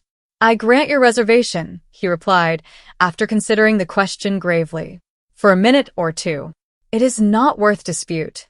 The letter shall be destroyed when it comes into my hands. He rose, as he spoke, from the chair in which he had been sitting opposite to me up to this time. With one effort he appeared to free his mind from the whole pressure on it of the interview between us thus far. Alf, he cried, stretching his arms luxuriously. The skirmish was hot while it lasted. Take a seat, Mr. Hartright. We meet as mortal enemies hereafter. Let us, like gallant gentlemen, exchange polite attentions in the meantime. Permit me to take the liberty of calling for my wife. He unlocked and opened the door. Eleanor, he called out in his deep voice. The lady of the viperish face came in. Madame Fosco, Mr. Hartright said. The Count, introducing us with easy dignity. My angel, he went on, addressing his wife, will your labors of packing up allow you time to make me some nice strong coffee? I have writing business to transact with Mr. Hartright, and I require the full possession of my intelligence to do justice to myself. Madame Fosco bowed her head twice, once sternly to me, once submissively to her husband, and glided out of the room. The Count walked to a writing table near the window, opened his desk, and took from it several quires of paper and a bundle of quill pens.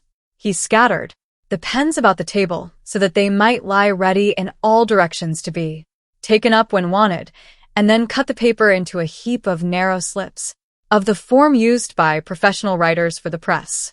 "I shall make this a remarkable document," he said, looking at me over his shoulder. "Habits of literary composition are perfectly familiar to me. One of the rarest of all the intellectual accomplishments that a man can possess is the grand faculty of arranging his ideas. Immense privilege. I possess it. Do you?"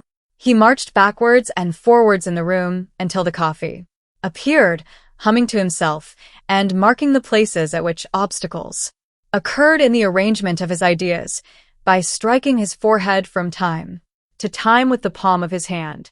The enormous audacity with which he seized on the situation in which I placed him and made it the pedestal on which his vanity mounted for the one cherished purpose of self-display mastered my astonishment by main force. Sincerely as I loathed the man, the prodigious strength of his character, even in its most trivial aspects, impressed me in spite of myself. The coffee was brought in by Madame Fosco. He kissed her hand in grateful acknowledgement and escorted her to the door, returned, poured out a cup of coffee for himself, and took it to the writing table. "May I offer you some coffee, Mr. Hartright?" he said before he sat down. I declined. What? "You think I shall poison you," he said gaily. "The English intellect is sound, so far as it goes," he continued, seating himself at the table. "But it has one grave defect. It is always cautious in the wrong place." He dipped his pen in the ink, placed the first slip of paper before him with a thump of his hand on the desk, cleared his throat, and began. He wrote with great noise and rapidity, in so large and bold a hand, and with such wide spaces between the lines, that he reached the bottom of the slip in not more than 2 minutes certainly from the time when he started at the top. Each slip as he finished it was paged, and tossed over his shoulder out of his way on the floor. When his first pen was worn out, that went over his shoulder too, and he pounced on a second from the supplies scattered about the table. Slip after slip, by dozens, by 50s, by hundreds, flew over his shoulders on either side of him till he had snowed himself up in paper all round his chair. Hour after hour passed, and there I sat watching, there he sat writing. He never stopped, except to sip his coffee, and when that was exhausted, to smack his forehead from time to time.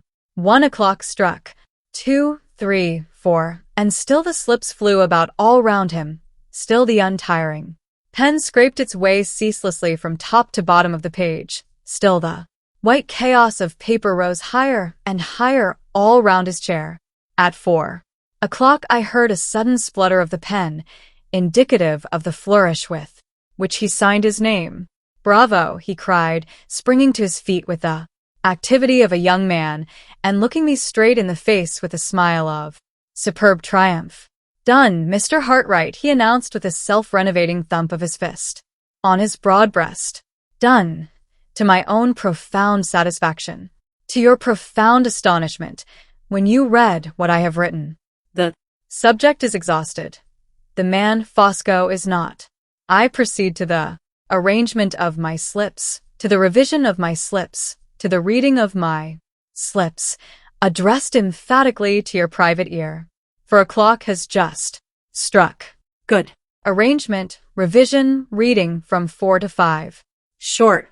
Snooze of restoration for myself from 5 to 6. Final preparations from 6 to 7.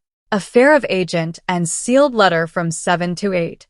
At 8 and route. Behold the program."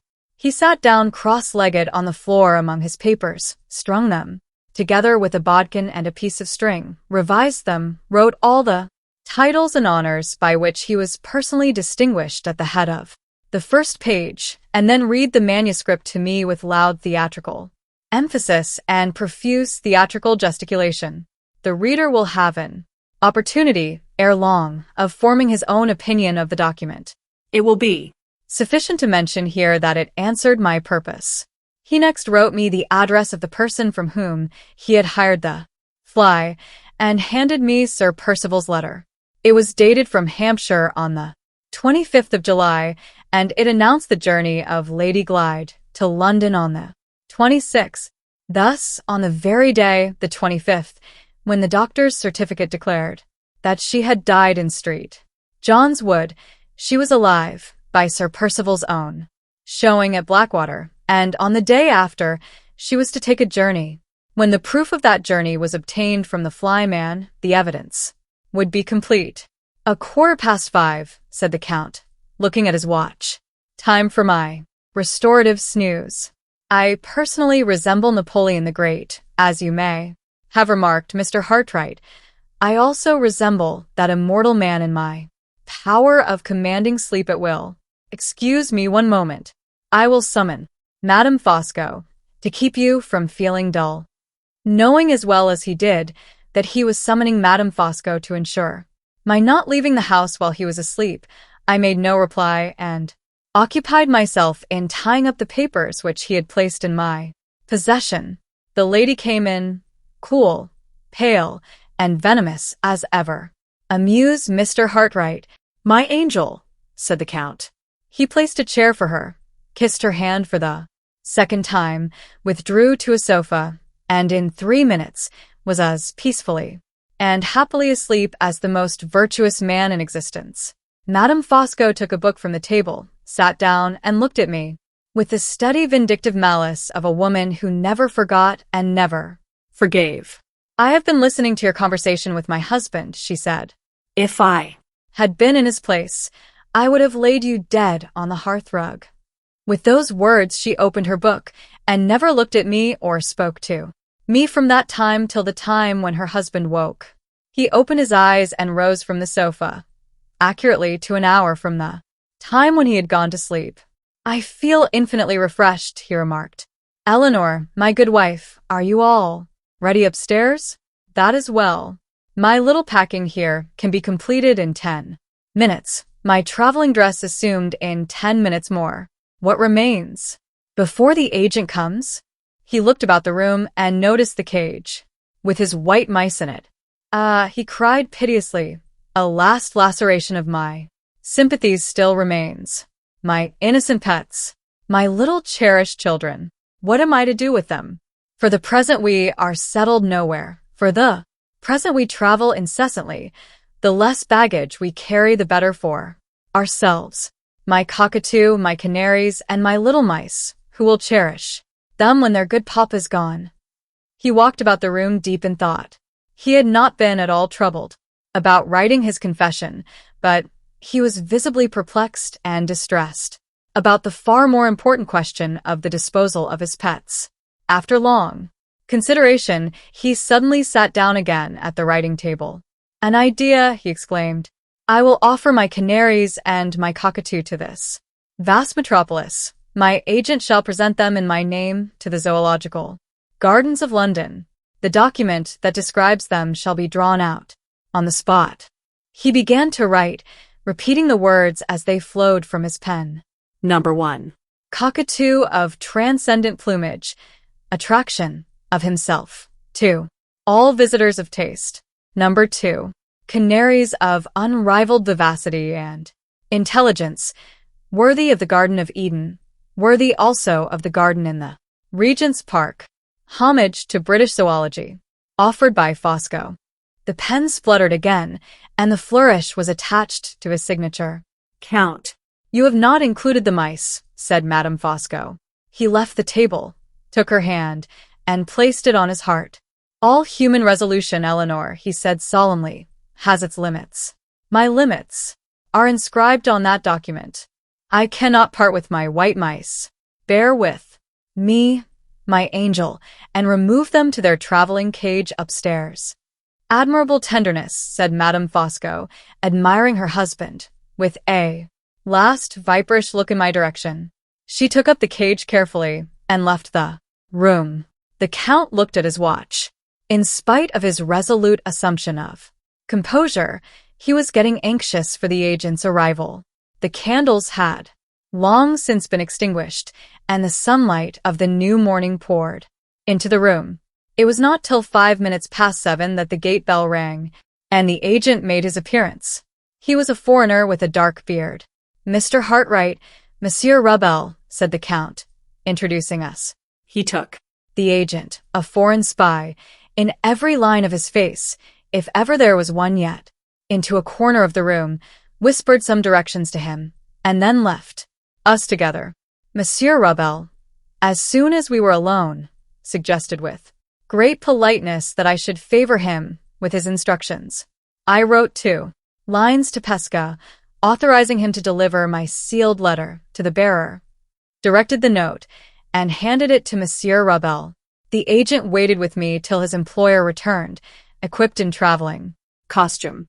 The Count examined the address of my letter before he dismissed the agent. "I thought so," he said, turning on me with a dark look and altering again in his manner from that moment. He completed his packing and then sat consulting a traveling map, making entries in his pocketbook and looking every now and then impatiently at his watch. Not another word, addressed to myself, passed his lips. The near approach of the hour for his departure, and the proof he had seen of the communication established between Pesca and myself, had plainly recalled his whole attention to the measures that were necessary for securing his escape. A little before 8 o'clock, Monsieur Rebel came back with my unopened letter in his hand. The Count looked carefully at the superscription and the seal, lit a candle, and burnt the letter. "I perform my promise," he said, "but this matter, Mr. Hartright, shall not end here." The agent had kept at the door the cab in which he had returned. He and the maidservant now busied themselves in removing the luggage. Madame. Fosco came downstairs, thickly veiled, with the traveling cage of the white mice in her hand. She neither spoke to me nor looked towards me. Her husband escorted her to the cab. "Follow me as far as the passage," he whispered in my ear. "I may want to speak to you at the last moment." I went out to the door, the agent standing below me in the front garden. The Count came back alone and drew me a few steps inside the passage. "Remember the third condition," he whispered. "You shall hear from me, Mr. Hartright. I may claim from you the satisfaction of a gentleman sooner than you think for." He caught my hand before I was aware of him, and wrung it hard, then turned to the door, stopped, and came back to me again. "One word more," he said confidentially. "When I last saw Miss Halcombe, she looked thin and ill. I am anxious about that admirable woman. Take care of her, sir. With my hand on my heart, I solemnly implore you, take care of Miss Halcombe." Those were the last words he said to me before he squeezed his huge body into the cab and drove off. The agent and I waited at the door a few moments looking after him. While we were standing together, a second cab appeared from a turning a little way down the road. It followed the direction previously taken by the Count's cab, and as it passed the house and the open garden gate, a person inside looked at us out of the window. The stranger at the opera again. The foreigner with a scar on his left cheek. "You wait here with me, sir, for half an hour more," said Monsieur Rebel. "I do." We returned to the sitting room. I was in no humor to speak to the agent, or to allow him to speak to me. I took out the papers which the Count had placed in my hands, and read the terrible story of the conspiracy told by the man who had planned and perpetrated it. The story continued by Isidore Ottavio Baldassare Fosco, Count of the Holy Roman Empire, Knight Grand Cross of the Order of the Brazen Crown, Perpetual Archmaster of the Rosicrucian Masons of Mesopotamia, attached in honorary capacities to societies musical, societies medical, societies philosophical, and societies general benevolent, throughout Europe, etc., etc., etc. The Count's narrative.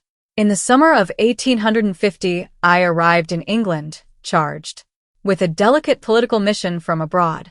Confidential persons were semi-officially connected with me, whose exertions I was authorized to direct, Monsieur and Madame Rebel being among the number.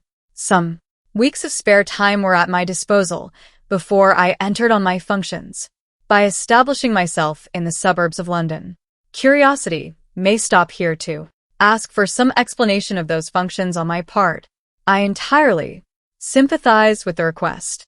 I also regret that diplomatic reserve forbids me to comply with it. I arranged to pass the preliminary period of repose, to which I have just referred, in the superb mansion of my late lamented friend, Sir Percival Glide. He arrived from the continent with his wife. I arrived from the continent with mine. England is the land of domestic happiness. How appropriately we entered it under these domestic circumstances. The bond of friendship which united Percival and myself was strengthened, on this occasion, by a touching similarity in the pecuniary position on his side. And on mine. We both wanted money. Immense necessity. Universal want. Is there a civilized human being who does not feel for us? How insensible must that man be? Or how rich? I enter into no sordid particulars in discussing this part of the subject. My mind recoils from them.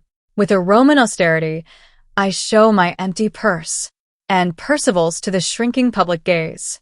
Let us allow the deplorable fact to assert itself, once for all, in that manner and pass on.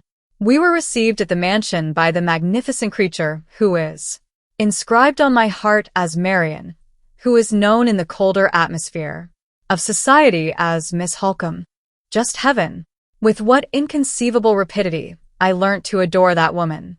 At 60, I worshipped her with the volcanic ardor of 18. All the gold of my rich nature was poured hopelessly at her feet.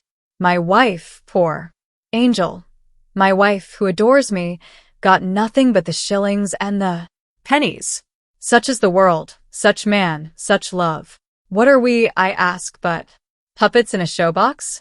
Oh, omnipotent destiny, pull our strings gently. Dance us mercifully off our miserable little stage. The preceding lines, rightly understood, express an entire system of philosophy. It is mine, I resume. The domestic position at the commencement of our residence at Blackwater Park has been drawn with amazing accuracy, with profound mental insight, by the hand of Marian herself. Pass me the intoxicating familiarity of mentioning this sublime creature by her Christian name. Accurate knowledge of the contents of her journal, to which I obtained access by clandestine means, unspeakably precious to me in the remembrance, warns my eager pen from topics which this essentially exhaustive woman has already made her own. The interests, breathless and immense, with which I am here concerned, begin with the deplorable calamity of Marian's illness. The situation at this period was emphatically a serious one. Large sums of money due at a certain time were wanted by Percival. I say nothing of the modicum equally necessary to myself, and the one source to look to for supplying them was the fortune of his wife, of which not one farthing was at his disposal until her death. Bad so far, and worse still farther on. My lamented friend had private troubles of his own, into which the delicacy of my disinterested attachment to him forbade me from inquiring too curiously. I knew nothing but that a woman, named Catherick, was hidden in the neighborhood, that she was in communication with Lady Glide, and that the disclosure of a secret, which would be the certain ruin of Percival, might be the result. He had told me himself that he was a lost man, unless his wife was silenced, and unless Catherick was found. If he was a lost man, what would become of our pecuniary interests? Courageous as I am by nature, I absolutely trembled at the idea. The whole force of my intelligence was now directed to the finding of Catherick. Our money affairs, important as they were, admitted of delay, but the necessity of discovering the woman admitted of none. I only knew her by description, as presenting an extraordinary personal resemblance to Lady Glide. The statement of this curious fact intended merely to assist me in identifying the person of whom we were in search when coupled with the additional information that Catherick had escaped from a madhouse, started the first immense conception in my mind, which subsequently led to such amazing results. That conception involved nothing less than the complete transformation of two separate identities. Lady Glyde and Catherick were to change names, places, and destinies, the one with the other, the prodigious consequences contemplated by the change being the gain of £30,000 and the eternal preservation of Sir Percival's secret. My instincts, which seldom err, suggested to me on reviewing the circumstances that are invisible and would, sooner or later, return to the boathouse at the Blackwater Lake. There I posted myself previously, mentioning to Mrs. Michelson, the housekeeper, that I might be found, when wanted, immersed in study, in that solitary place.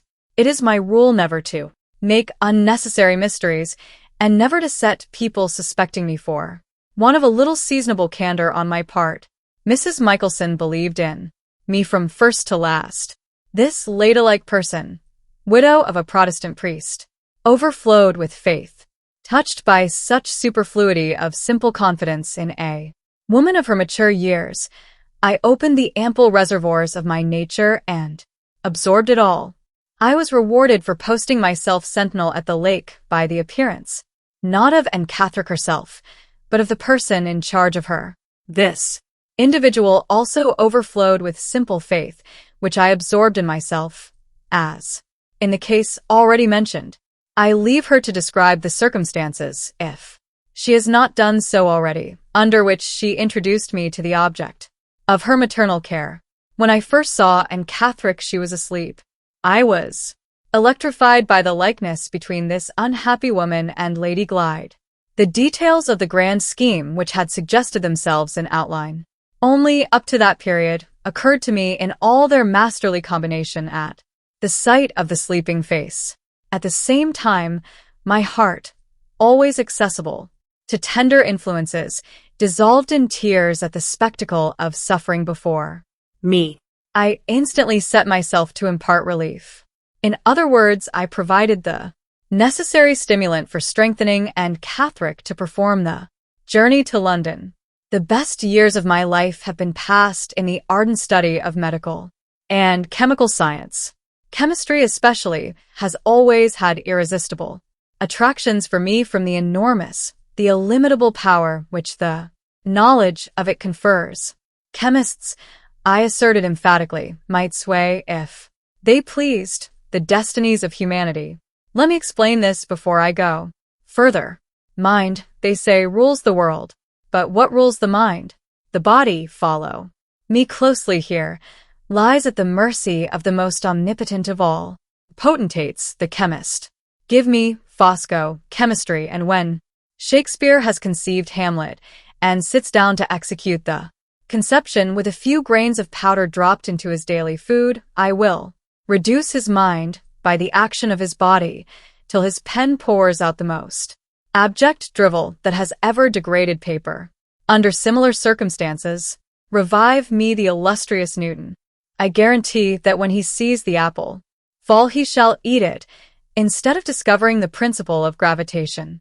Nero's dinner shall transform Nero into the mildest of men before he is done digesting it, and the morning draught of Alexander the Great shall make Alexander run for his life at the first sight of the enemy the same afternoon. On my sacred word of honor, it is lucky for society that modern chemists are, by incomprehensible good fortune, the most harmless of mankind. The mass are worthy fathers of families who keep shops. The few are philosophers besotted with admiration for the sound of their own lecturing voices, visionaries who waste their lives on fantastic impossibilities, or quacks whose ambition soars no higher than our corns. Thus society escapes, and the illimitable power of chemistry remains the slave of the most superficial and the most insignificant ends. Why this outburst? Why this withering eloquence? because my conduct has been misrepresented, because my motives have been misunderstood. It has been assumed that I used my vast chemical resources against Catherick, and that I would have used them if I could against the magnificent Marian herself. Odious insinuations both. All my interests were concerned, as will be seen presently, in the preservation of Catherick's life. All my anxieties were concentrated on Marian's rescue from the hands of the licensed imbecile who attended her and who found my advice confirmed from first to last by the physician from London. On 2 occasions only, both equally harmless to the individual on whom I practiced, did I summon to myself the assistance of chemical knowledge. On the first of the 2, after following Marian to the inn at Blackwater, studying, behind a convenient wagon which hid me from her, the poetry of motion, as embodied in her walk, I availed myself of the services of my invaluable wife, to copy one and to intercept the other of 2 letters which my adored enemy had entrusted to a discarded maid. In this case, the letters being in the bosom of the girl's dress, Madame Fosco could only open them, read them, perform her instructions, seal them, and put them back again by scientific assistance, which assistance I rendered in a half-ounce bottle. The second occasion, when the same means were employed, was the occasion, to which I shall soon refer, of Lady Glyde's arrival in London. Never at any other time was I indebted to my art as distinguished from myself. To all other emergencies and complications, my natural capacity for grappling, single-handed, with circumstances, was invariably equal. I affirm the all-pervading intelligence of that capacity. At the expense of the chemist I vindicate the man. Respect this outburst of generous indignation. It has inexpressibly relieved me. En route. Let us proceed.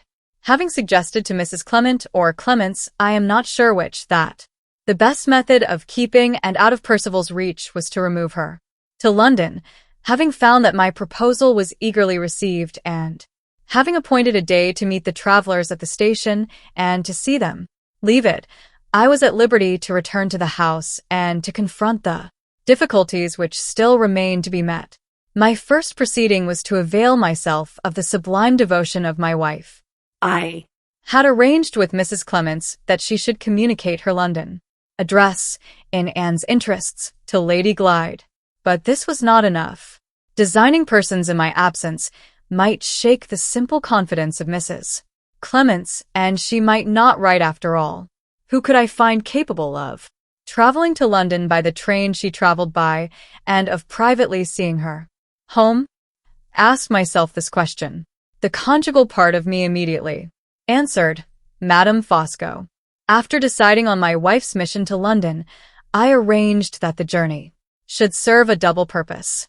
A nurse for the suffering Marian, equally devoted to the patient and to myself, was a necessity of my position. One of the most eminently confidential and capable women in existence was by good fortune at my disposal. I refer to that respectable matron, Madame Rubel, to whom I addressed a letter, at her residence in London, by the hands of my wife.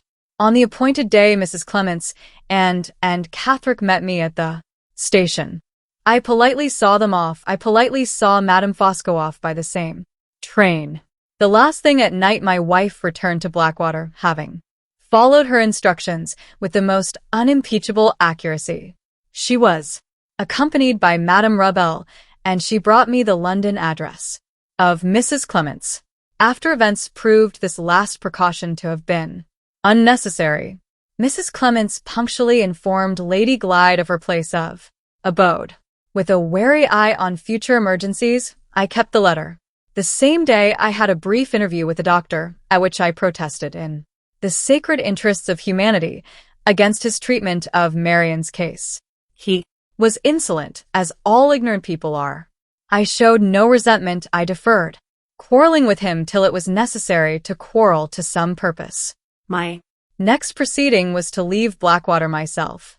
I had my London residence to take in anticipation of coming events. I had also a little business of the Domestic sort to transact with Mr. Frederick Fairlie. I found the house I Wanted in street. John's Wood. I found Mr. Fairlie at Limeridge, Cumberland. My own private familiarity with the nature of Marian's correspondence had previously informed me that she had written to Mr. Fairlie, proposing as a relief to Lady Glyde's matrimonial embarrassments to take her on a visit to her uncle in Cumberland. This letter I had wisely allowed to reach its destination, feeling at the time that it could do no harm and might do good. I now presented myself before Mr. Fairlie to support Marian's own proposal, with certain modifications which, happily for the success of my plans, were rendered really inevitable by her illness. It was necessary that Lady Glyde should leave Blackwater alone by her uncle's invitation, and that she should rest a night on the journey at her aunt's house, the house I had in street John's Wood, by her uncle's express advice. To achieve these results, and to secure a note of invitation which could be shown to Lady Glyde, were the objects of my visit to Mr. Fairlie. When I have mentioned that this gentleman was equally feeble in mind and body, and that I let loose the whole force of my character on him, I have said enough. I came, saw, and conquered Fairlie. On my return to Blackwater Park, with the letter of invitation, I found that the doctor's imbecile treatment of Marian's case had led to the most alarming results. The fever had turned to typhus. Lady Glyde, on the day of my return, tried to force herself into the room to nurse her sister. She and I had no affinities of sympathy. She had committed the unpardonable outrage on my sensibilities of calling me a spy. She was a stumbling block in my way and in Percival's, but for all that, my magnanimity forbade me to put her in danger of infection with my own hand. At the same time I offered no hindrance to her putting herself in danger, if she had succeeded in doing so. The intricate knot which I was slowly and patiently operating on might perhaps have been cut by circumstances. As it was, the doctor interfered, and she was kept out of the room. I had myself previously recommended sending for advice to London. This course had been now taken. The physician, on his arrival, confirmed my view of the case.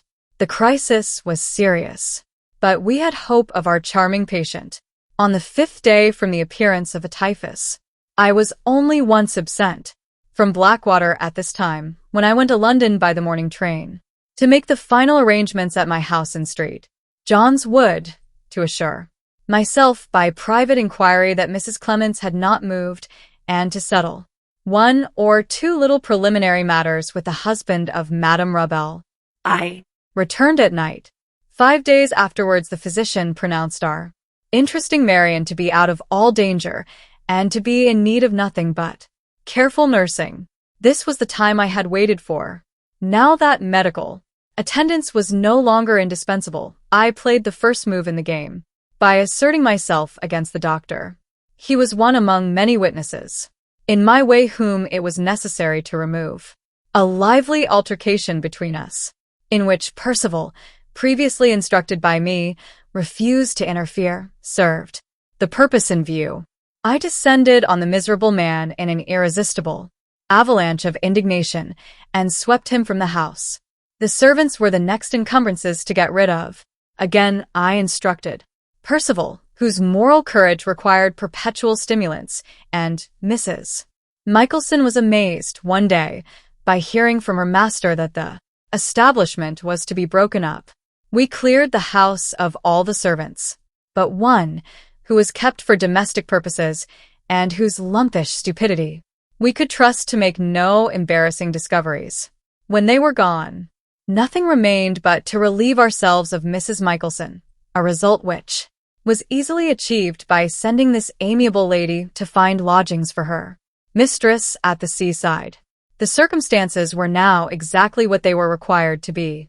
Lady Glyde was confined to her room by nervous illness, and the lumpish housemaid, I forget her name, was shut up there at night in attendance on her mistress. Marian, though fast recovering, still kept her bed, with Mrs. Rabel for nurse. No other living creatures but my wife myself, and Percival were in the house. With all the chances thus in our favor, I confronted the next emergency and played the second move in the game. The object of the second move was to induce Lady Glyde to leave Blackwater unaccompanied by her sister. Unless we could persuade her that Marian had gone on to Cumberland first, there was no chance of removing her, of her own free will, from the house. To produce this necessary operation in her mind, we concealed our interesting invalid in one of the uninhabited bedrooms at Blackwater. At the dead of night, Madame Fosco, Madame Rebel, and myself, Percival not being cool enough to be trusted, accomplished the concealment. The scene was picturesque, mysterious, dramatic in the highest degree. By my directions, the bed had been made in the morning on a strong movable framework of wood. We had only to lift the framework gently at the head and foot and to transport our patient where we pleased without disturbing herself or her bed. No chemical assistance was needed or used in this case. Our interesting Marian lay in the deep repose of convalescence. We placed the candles and opened the doors. Beforehand, I, in right of my great personal strength, took the head of the framework. My wife and Madame Rebel took the foot. I bore my share of that inestimably precious burden with a manly tenderness, with a fatherly care. Where is the modern Rembrandt who could depict our midnight procession? Alas for the arts! Alas for this most pictorial of subjects! The modern Rembrandt is nowhere to be found. The next morning my wife and I started for London, leaving Marian secluded in the uninhabited middle of the house, under care of Madame Rebel, who kindly consented to imprison herself with her patient for 2 or 3 days. Before taking our departure, I gave Percival Mr. Fairlie's letter of invitation to his niece, instructing her to sleep on the journey to Cumberland at her aunt's house, with directions to show it to Lady Glyde on hearing from me. I also obtained from him the address of the asylum in which Anne Catherick had been confined, and a letter to the proprietor, announcing to that gentleman the return of his runaway patient to medical care. I had arranged, at my last visit to the metropolis, to have our modest domestic establishment ready to receive us when we arrived in London by the early train. In consequence of this wise precaution, we were enabled that same day to play the third move in the game, the getting possession of Anne Catherick. Dates are of importance here. I combine in myself the opposite characteristics of a man of sentiment and a man of business. I have all the dates at my fingers' ends. On Wednesday, the 24th of July, 1850, I set my wife in a cab to clear Mrs. Clements out of the way. In the first place, a supposed message from Lady Glyde in London was sufficient to obtain this result. Mrs. Clements was taken away in the cab and was left in the cab, while my wife, on pretense of purchasing something at a shop, gave her the slip and returned to receive her expected visitor at her house in Street John's Wood. It is hardly necessary to add that the visitor had been described to the servants as Lady Glyde. In the meanwhile, I had followed in another cab with a note for Anne Catherick, merely mentioning that Lady Glyde intended to keep Mrs. Clements to spend the day with her, and that she was to join them under care of the good gentleman waiting outside, who had already saved her from discovery in Hampshire by Sir Percival.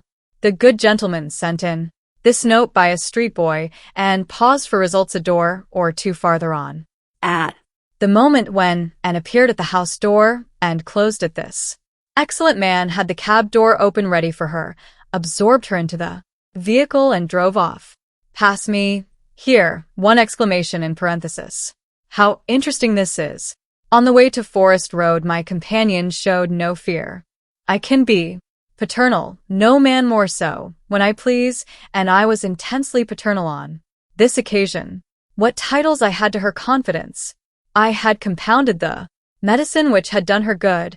I had warned her of her danger from Sir Percival. Perhaps I trusted too implicitly to these titles. Perhaps I underrated the keenness of the lower instincts in persons of weak intellect.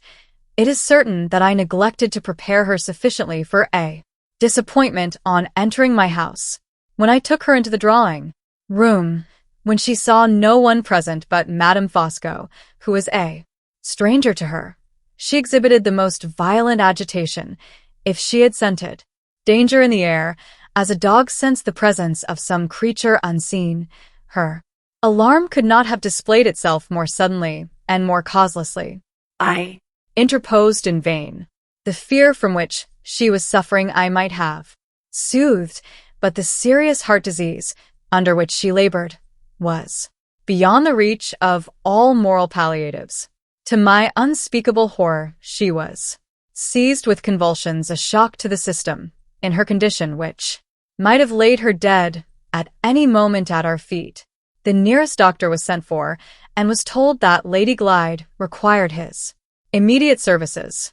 To my infinite relief, he was a capable man. I represented my visitor to him as a person of weak intellect and subject to delusions, and I arranged that no nurse but my wife should watch in the sick room. The unhappy woman was too ill, however, to cause any anxiety about what she might say. The one dread which now oppressed me was the dread that the false Lady Glyde might die before the true Lady Glyde arrived in London. I had written a note in the morning to Madame Rabel, telling her to join me at her husband's house on the evening of Friday the 26th, with another note to Percival, warning him to show his wife her uncle's letter of invitation, to assert that Marian had gone on before her, and to dispatch her to town by the midday train on the 26th also. On reflection, I had felt the necessity, in an catholic state of health, of precipitating events, and of having Lady Glyde at my disposal earlier than I had originally contemplated. What fresh directions, in the terrible uncertainty of my position, could I now issue? I could do nothing but trust to chance and the doctor. My emotions expressed themselves in pathetic apostrophes, which I was just self-possessed enough to couple, in the hearing of other people, with the name of Lady Glyde. In all other respects, Fosco, on that memorable day, was Fosco shrouded in total eclipse.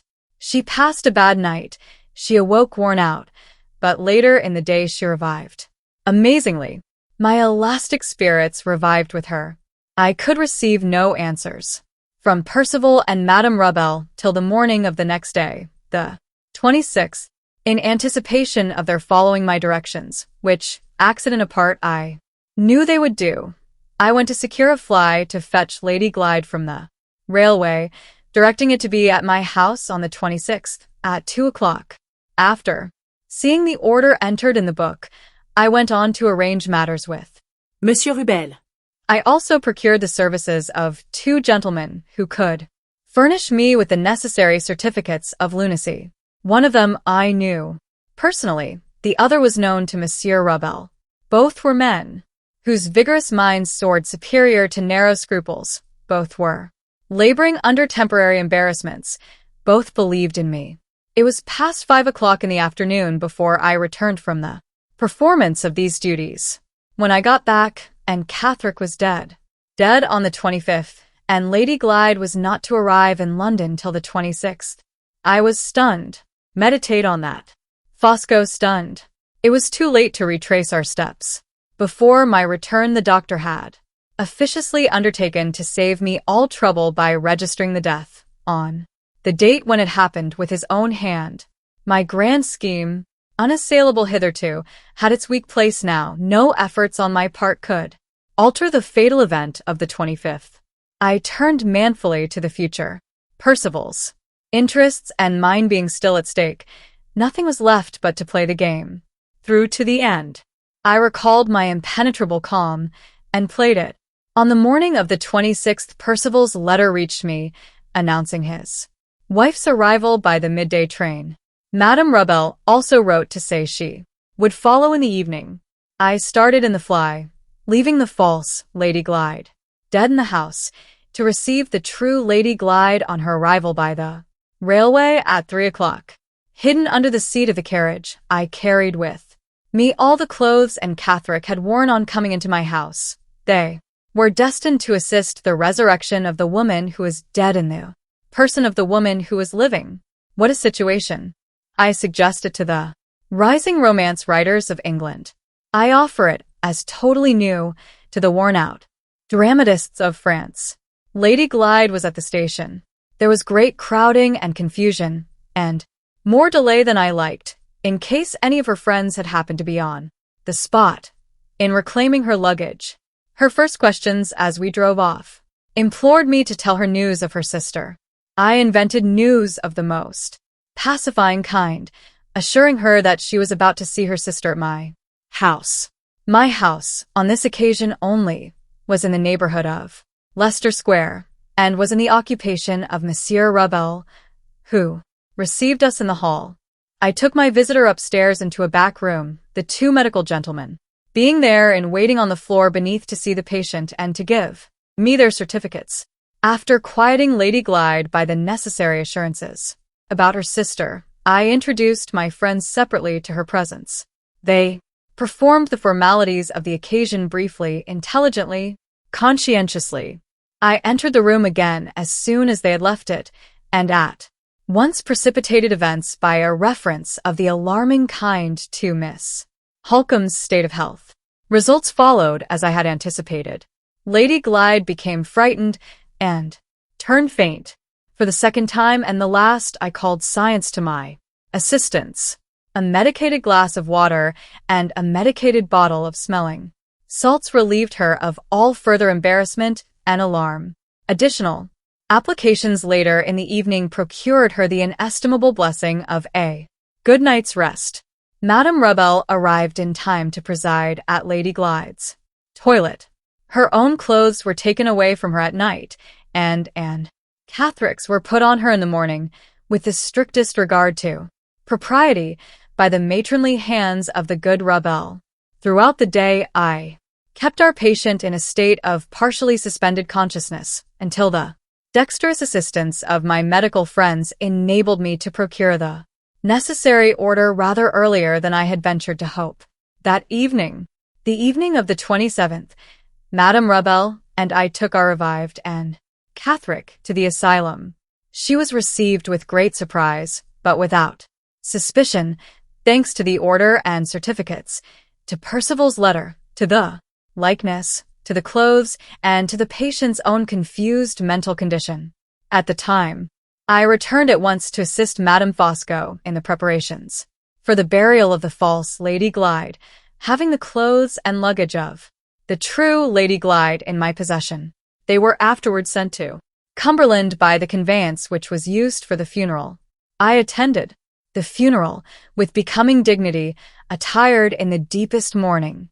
My narrative of these remarkable events, written under equally remarkable circumstances, closes here. The minor precautions which I observed in communicating with Limmeridge House are already known, so is the magnificent success of my enterprise, so are the solid pecuniary results which followed it. I have to assert, with the whole force of my conviction, that the one weak place in my scheme would never have been found out if the one weak place in my heart had not been discovered first. Nothing but my fatal admiration for Marian restrained me from stepping into my own rescue when she effected her sister's escape. I ran the risk and trusted in the complete destruction of Lady Glyde's identity. If either Marian or Mr. Hartright attempted to assert that identity, they would publicly expose themselves to the imputation of sustaining a rank deception. They would be distrusted and discredited accordingly, and they would therefore be powerless to place my interests or Percival's secret in jeopardy. I committed one error in trusting myself to such a blindfold calculation of chances as this. I committed another when Percival had paid the penalty of his own obstinacy and violence by granting Lady Glyde a second reprieve from the madhouse and allowing Mr. Hartright a second chance of escaping me. In brief, Fosco, at this serious crisis, was untrue to himself, deplorable and uncharacteristic fault. Behold the cause, in my heart, behold, in the image of Marian Halcombe, the first and last weakness of Fosco's life. At the ripe age of 60, I make this unparalleled confession. Youths, I invoke your sympathy. Maidens, I claim your tears. A word more, and the attention of the reader, concentrated breathlessly on myself, shall be released. My own mental insight informs me that 3 inevitable questions will be asked here by persons of inquiring minds. They shall be stated, they shall be answered. First question.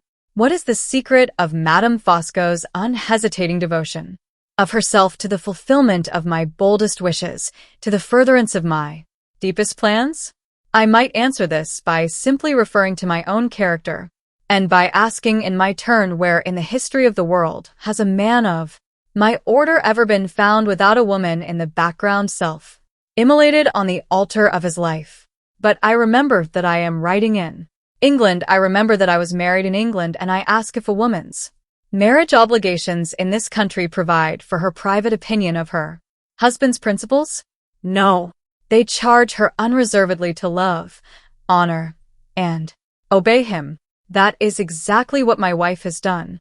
I stand here on a supreme moral elevation, and I loftily assert her accurate performance of her conjugal duties. Silence, calumny. Your sympathy, wives of England, for Madame Fosco. Second question. If Anne Catherick had not died when she did, what should I have done? I should, in that case, have assisted worn-out nature in finding Permanent repose. I should have opened the doors of the prison of life, and have extended to the captive, incurably afflicted in mind and body both, a happy release. Third question. On a calm revision of all the circumstances, is my conduct worthy of any serious blame? Most emphatically, no. Have I not carefully avoided exposing myself to the odium of committing unnecessary crime? With my vast resources in chemistry, I might have taken Lady Glyde's life. At Immense personal sacrifice, I followed the dictates of my own ingenuity, my own humanity, my own caution, and took her identity instead. Judge me by what I might have done. How comparatively innocent, how indirectly virtuous I appear in what I really did. I announced on beginning it that this narrative would be a remarkable document. It has entirely answered my expectations. Receive these fervid lines, my last legacy to the country I leave forever. They are worthy of the occasion and worthy of Fosco. The story concluded by Walter Hartright. When I closed the last leaf of the Count's manuscript, the half-hour during which I had engaged to remain at Forest Road had expired. Monsieur. Rouvel looked at his watch and bowed. I rose immediately and left the agent in possession of the empty house. I never saw him again. I never heard more of him or of his wife.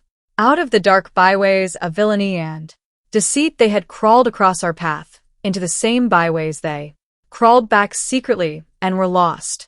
In a quarter of an hour after leaving Forest Road, I was at home again. But few words sufficed to tell Laura and Marian how my desperate venture had ended and what the next event in our lives was likely to be. I left all details to be described later in the day and hastened back to Street John's Wood to see the person of whom Count Fosco had ordered the fly when he went to meet Laura at the station. The address in my possession led me to some livery stables, about a quarter of a mile distant from Forest Road.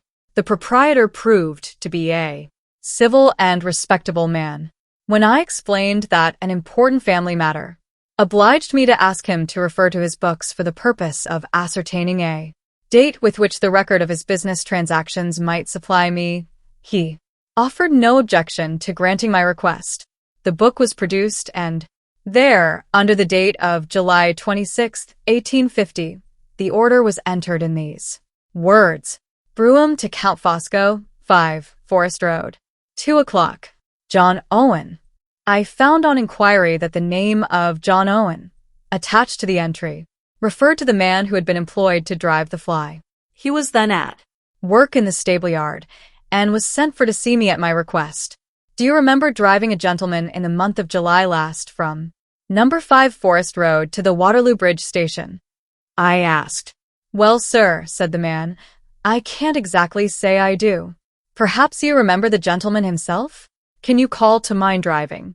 A foreigner last summer, a tall gentleman and remarkably fat. The man's face brightened directly. I remember him, sir.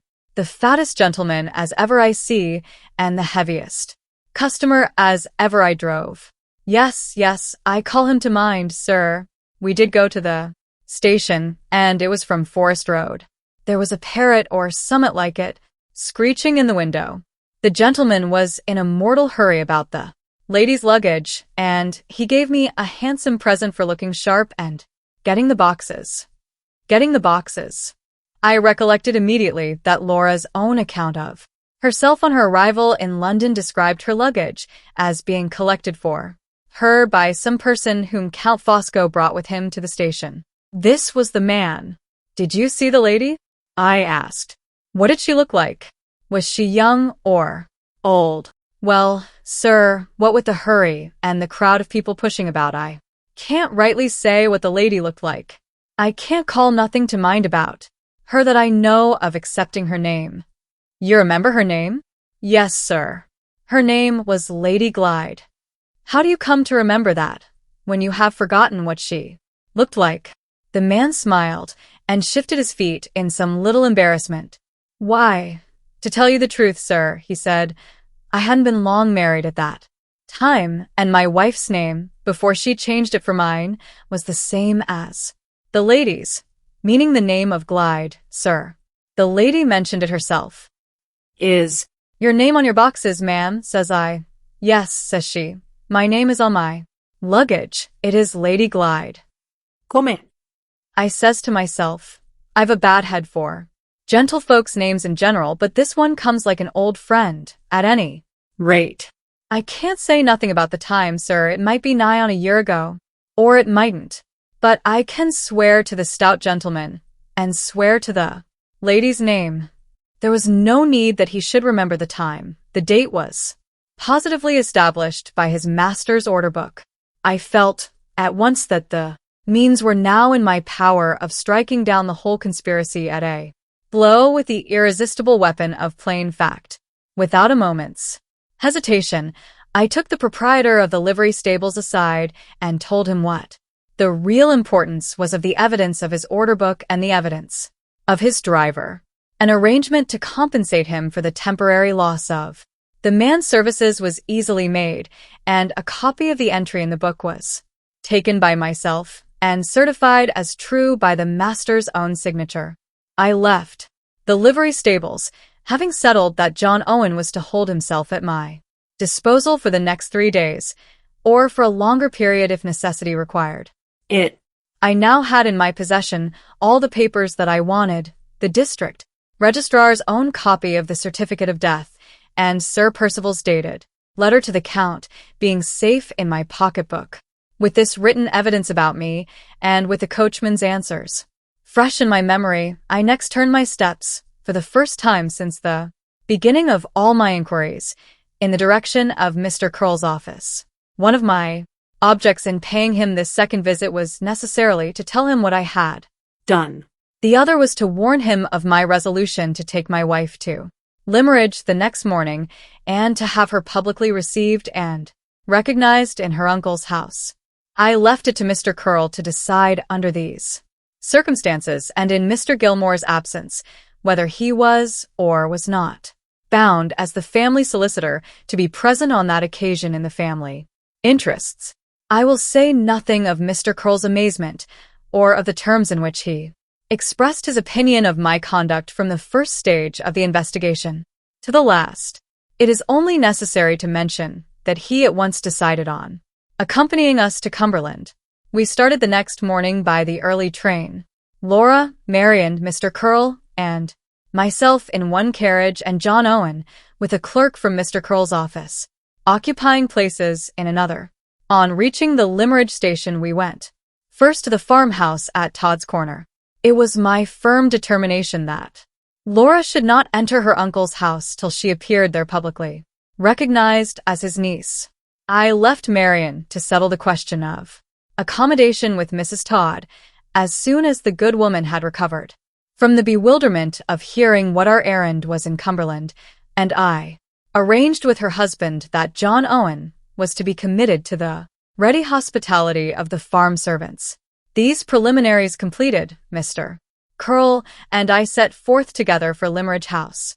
I cannot write at any length of our interview with Mr. Fairlie, for I cannot recall it to mind without feelings of impatience and contempt, which make the scene, even in remembrance only, utterly repulsive to me.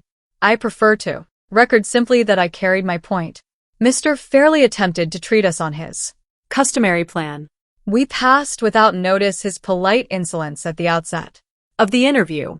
We heard without sympathy the protestations with which he tried next to persuade us that the disclosure of the conspiracy had overwhelmed him. He absolutely whined and whimpered at last like a fretful child. How was he to know that his niece was alive when he was told that she was dead? He would welcome dear Laura with pleasure if we would only allow him time to recover.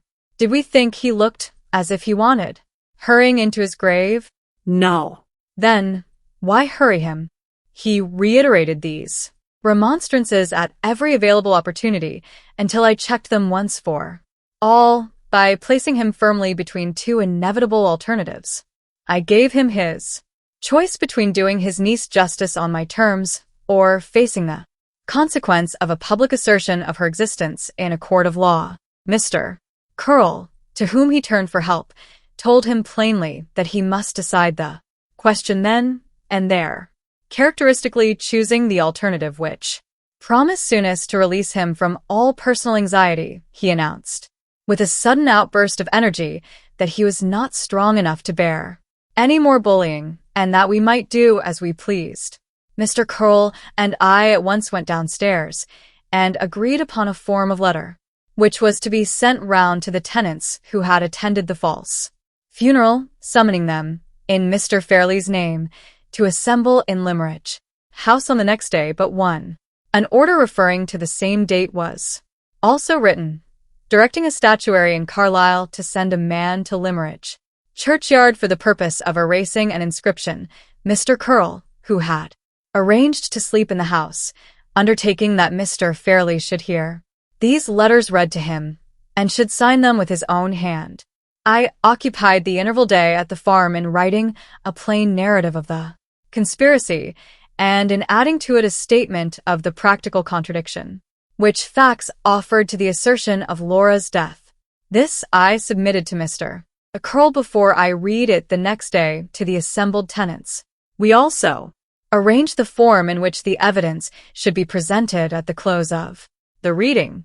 After these matters were settled, Mr. Curl endeavored to turn the conversation next to Laura's affairs, knowing and desiring to know nothing of those affairs, and doubting whether he would approve, as a man of business, of my conduct in relation to my wife's life interest in the legacy left to Madame Fosco. I begged Mr. Curl to excuse me if I abstained from discussing the subject.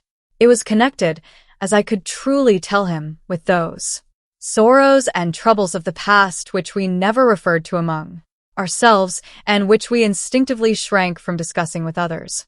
My last labor, as the evening approached, was to obtain the narrative of the tombstone by taking a copy of the false inscription on the grave before it was erased. The day came, the day when Laura once more entered the familiar breakfast room at Limeridge House. All the persons assembled rose from their seats as Marian and I led her in. A perceptible shock of surprise, an audible murmur of interest ran through them at the sight of her face. Mr. Fairlie was present, by my express stipulation, with Mr. Curl by his side. His valet stood behind him with a smelling bottle ready in one hand and a white handkerchief, saturated with eau de cologne, in the other. I opened the proceedings by publicly appealing to Mr. Fairlie to say whether I appeared there with his authority and under his express sanction. He extended an arm on either side to Mr. Curl and to his valet, was by them assisted to stand on his legs, and then expressed himself in these terms. Allow me to present Mr. Hartright. I am as great an invalid as ever, and he is so very obliging as to speak for me. The subject is dreadfully embarrassing. Please hear him, and don't make a noise." With those words he slowly sank back again into the chair and took refuge in his scented pocket handkerchief. The disclosure of the conspiracy followed after I had offered my preliminary explanation. First of all, in the fewest and the plainest words, I was there. Present, I informed my hearers to declare, first, that my wife, then sitting by me, was the daughter of the late Mr. Philip Fairlie. Secondly, to prove by positive facts that the funeral which they had attended in Limerick churchyard was the funeral of another woman. Thirdly, to give them a plain account of how it had all happened. Without further preface, I at once read the narrative of the conspiracy, describing it in clear outline and dwelling only upon the pecuniary motive for it, in order to avoid complicating my statement by unnecessary reference to Sir Percival's secret. This done, I reminded my audience of the date on the inscription in the churchyard, the 25th, and confirmed its correctness by producing the certificate of death. I then read them Sir Percival's letter of the 25th, announcing his wife's intended journey from Hampshire to London on the 26th. I next showed that she had taken that journey by the personal testimony of the driver of the fly, and I proved that she had performed it on the appointed day by the order book at the livery stables. Marian then added her own statement of the meeting between Laura and herself at the madhouse and of her sister's escape, after which I closed the proceedings by informing the persons present of Sir Percival's death and of my marriage. Mr. Kroll rose when I resumed my seat and declared, as the legal adviser of the family, that my case was proved by the plainest evidence he had ever heard in his life. As he spoke those words, I put my arm round Laura and raised her so that she was plainly visible to everyone in the room. "Are you all of the same opinion?" I asked, advancing towards them a few steps and Pointing to my wife. the effect of the question was electrical. Far down at the lower end of the room, one of the oldest tenants on the estate started to his feet and led the rest with him in an instant. I see the man now, with his honest brown face and his iron-gray hair, mounted on the window seat, waving his heavy riding whip over his head and leading the cheers. There she is, alive and hearty, God bless her. Gi it tongue, lads. Gi it tongue. The shout that Answered him, reiterated again and again, was the sweetest music I ever heard. The laborers in the village and the boys from the school, assembled on the lawn, caught up the cheering and echoed it back on us. The farmers' wives clustered round Laura and struggled which should be first to shake hands with her and to implore her, with the tears pouring over their own cheeks, to bear up bravely and not to cry. She was so completely overwhelmed that I was obliged to take her from them and carry her to the door. There I gave her into Marian's care, Marian, who had never failed us, yet whose courageous self-control did not fail us now. Left by myself at the door, I invited all the persons present, after thanking them in Laura's name and mine, to follow me to the churchyard and see the false inscription struck off the tombstone with their own eyes.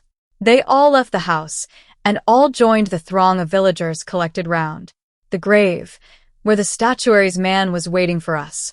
In a breathless silence, the first sharp stroke of the steel sounded on the marble. Not a voice was heard, not a soul moved, till those three words, "Laura, lady, glide," had vanished from sight. Then there was a great heave of relief among the crowd, as if they felt that the last fetters of the conspiracy had been struck off Laura herself, and the assembly slowly withdrew. It was late in the day before the whole inscription was erased. One line only was afterwards engraved in its place, and Catherick, July 25th, 1850. I returned to Limerick House early enough in the evening to take leave of Mr. Curl. He and his clerk and the driver of the fly went back to London by the night train. On their departure, an insolent message was delivered to me from Mr. Fairlie, who had been carried from the room in a shattered condition when the first outbreak of cheering answered my appeal to the tenantry. The message conveyed to us Mr. Fairlie's best congratulations, and requested to know whether we contemplated stopping in the house. I sent back word that the only object for which we had entered his doors was accomplished, that I contemplated stopping in no man's house but my own, and that Mr. Fairlie need not entertain the slightest apprehension of ever seeing us or hearing from us again. We went back to our friends at the farm to rest that night, and the next morning escorted to the station, with the heartiest enthusiasm and goodwill, by the whole village, and by all the farmers in the neighborhood. We returned to London. As our view of the Cumberland hills faded in the distance, I thought of the first disheartening circumstances under which the long struggle that was now past and over had been pursued. It was strange to look back and to see now that the poverty which had denied us all hope of assistance had been the indirect means of our success by forcing me to act for myself. If we had been rich enough to find legal help, what would have been the result? The gain, on Mr. Curl's own showing, would have been more than doubtful. The loss, judging by the plain test of events as they had really happened, certain. The law would never have obtained me my interview with Mrs. Catherick. The law would never have made Pesca the means of forcing a confession from the Count. 2 more events remain to be added to the chain before it reaches Fairlie, from the outset of the story to the close. While our new sense of freedom from the long oppression of the past was still strange to us, I was sent for by the friend who had given me my first employment in wood engraving to receive from him a fresh testimony of his regard for my welfare. He had been commissioned by his employers to go to Paris and to examine for them a fresh discovery in the practical application of his art, the merits of which they were anxious to ascertain. His own engagements had not allowed him leisure time to undertake the errand, and he had most kindly suggested that it should be transferred to me. I could have no hesitation in thankfully accepting the offer, for if I acquitted myself of my commission as I hoped I should, the result would be a permanent engagement on the illustrated newspaper, to which I was now only occasionally attached. I received my instructions and packed up for the journey the next day. On leaving Laura once more under what changed circumstances in her sister's care, a serious consideration recurred to me, which had more than once crossed my wife's mind, as well as my own already. I mean the consideration of Marian's future. Had we any right to let our selfish affection accept the devotion of all that generous life? Was it not our duty, our best expression of gratitude, to forget ourselves and to think only of her? I tried to say this when we were alone for a moment before I went away. She took my hand and silenced me at the first words. After all that we 3 have suffered together, she said, there can be no parting between us till the last parting of all. My heart and my happiness, Walter, are with Laura and you. Wait a little till there are children's voices at your fireside. I will teach them to speak for me in their language, and the first lesson they say to their father and mother shall be, we can't spare our aunt. My journey to Paris was not undertaken alone. At the 11th hour Pesca decided that he would accompany me. He had not recovered his customary cheerfulness since the night at the opera, and he determined to try what a week's holiday would do to raise his spirits. I performed the errand entrusted to me and drew out the necessary report. On the 4th day from our arrival in Paris, the 5th day I arranged to devote to sightseeing and amusements in Pesca's company. Our hotel had been too full to accommodate us both on the same floor. My room was on the 2nd story, and Pesca's was above me on the 3rd. On the morning of the 5th day, I went upstairs to see if the professor was ready to go out. Just before I reached the landing, I saw his door opened from the inside. A long, delicate, nervous hand, not my friend's hand certainly, held it ajar. At the same time I heard Pesca's voice saying eagerly, in low tones, And in his own language. I remember the name, but I don't know the man. You saw at the opera, he was so changed that I could not recognize him. I Will forward the report. I can do no more. No more need be done, answered the second voice. The door opened wide, and the light-haired man, with a scar on his cheek, the man I had seen following Count Fosco's cab a week before, came out. He bowed as I drew aside to let him pass. His face was fearfully pale, and he held fast by the banisters as he descended the stairs. I pushed open the door and entered Pesca's room. He was crouched up in the strangest manner, in a corner of the sofa. He seemed to shrink from me. When I approached him, "Am I disturbing you?" I asked. "I did not know you had a friend with you till I saw him come out." "No friend," said Pesca eagerly. "I see him today for the first time, and the last. I am afraid he has brought you bad news." "Horrible news, Walter. Let us go back to London. I don't want to stop here. I am sorry I ever came. The misfortunes of my youth are very hard upon me," he said, turning his face to the wall. "Very hard upon me in my later time. I try to forget them, and they will not forget me.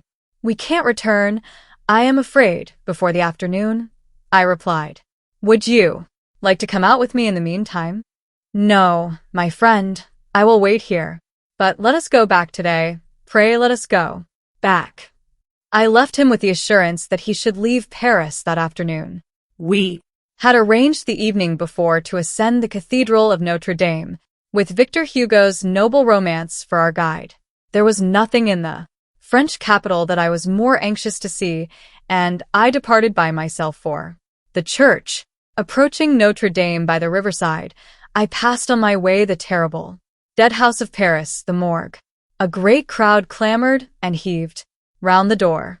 There was evidently something inside which excited the popular curiosity and fed the popular appetite for horror.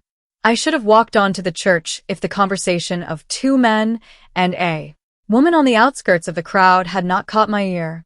They had just come out from seeing the sight in the morgue, and the account they were giving of the dead body to their neighbors described it as the corpse of a man of immense size, with a strange mark on his left arm. The moment those words reached me, I stopped and took my place with the crowd going in. Some dim foreshadowing of the truth had crossed my mind when I heard Pesca's voice through the open door, and when I saw the stranger's face as he passed me on the stairs of the hotel. Now the truth itself was revealed to me, revealed in the chance words that had just reached my ears. Other vengeance than mine had followed that fated man, from the theater to his own door, from his own door to his refuge in Paris.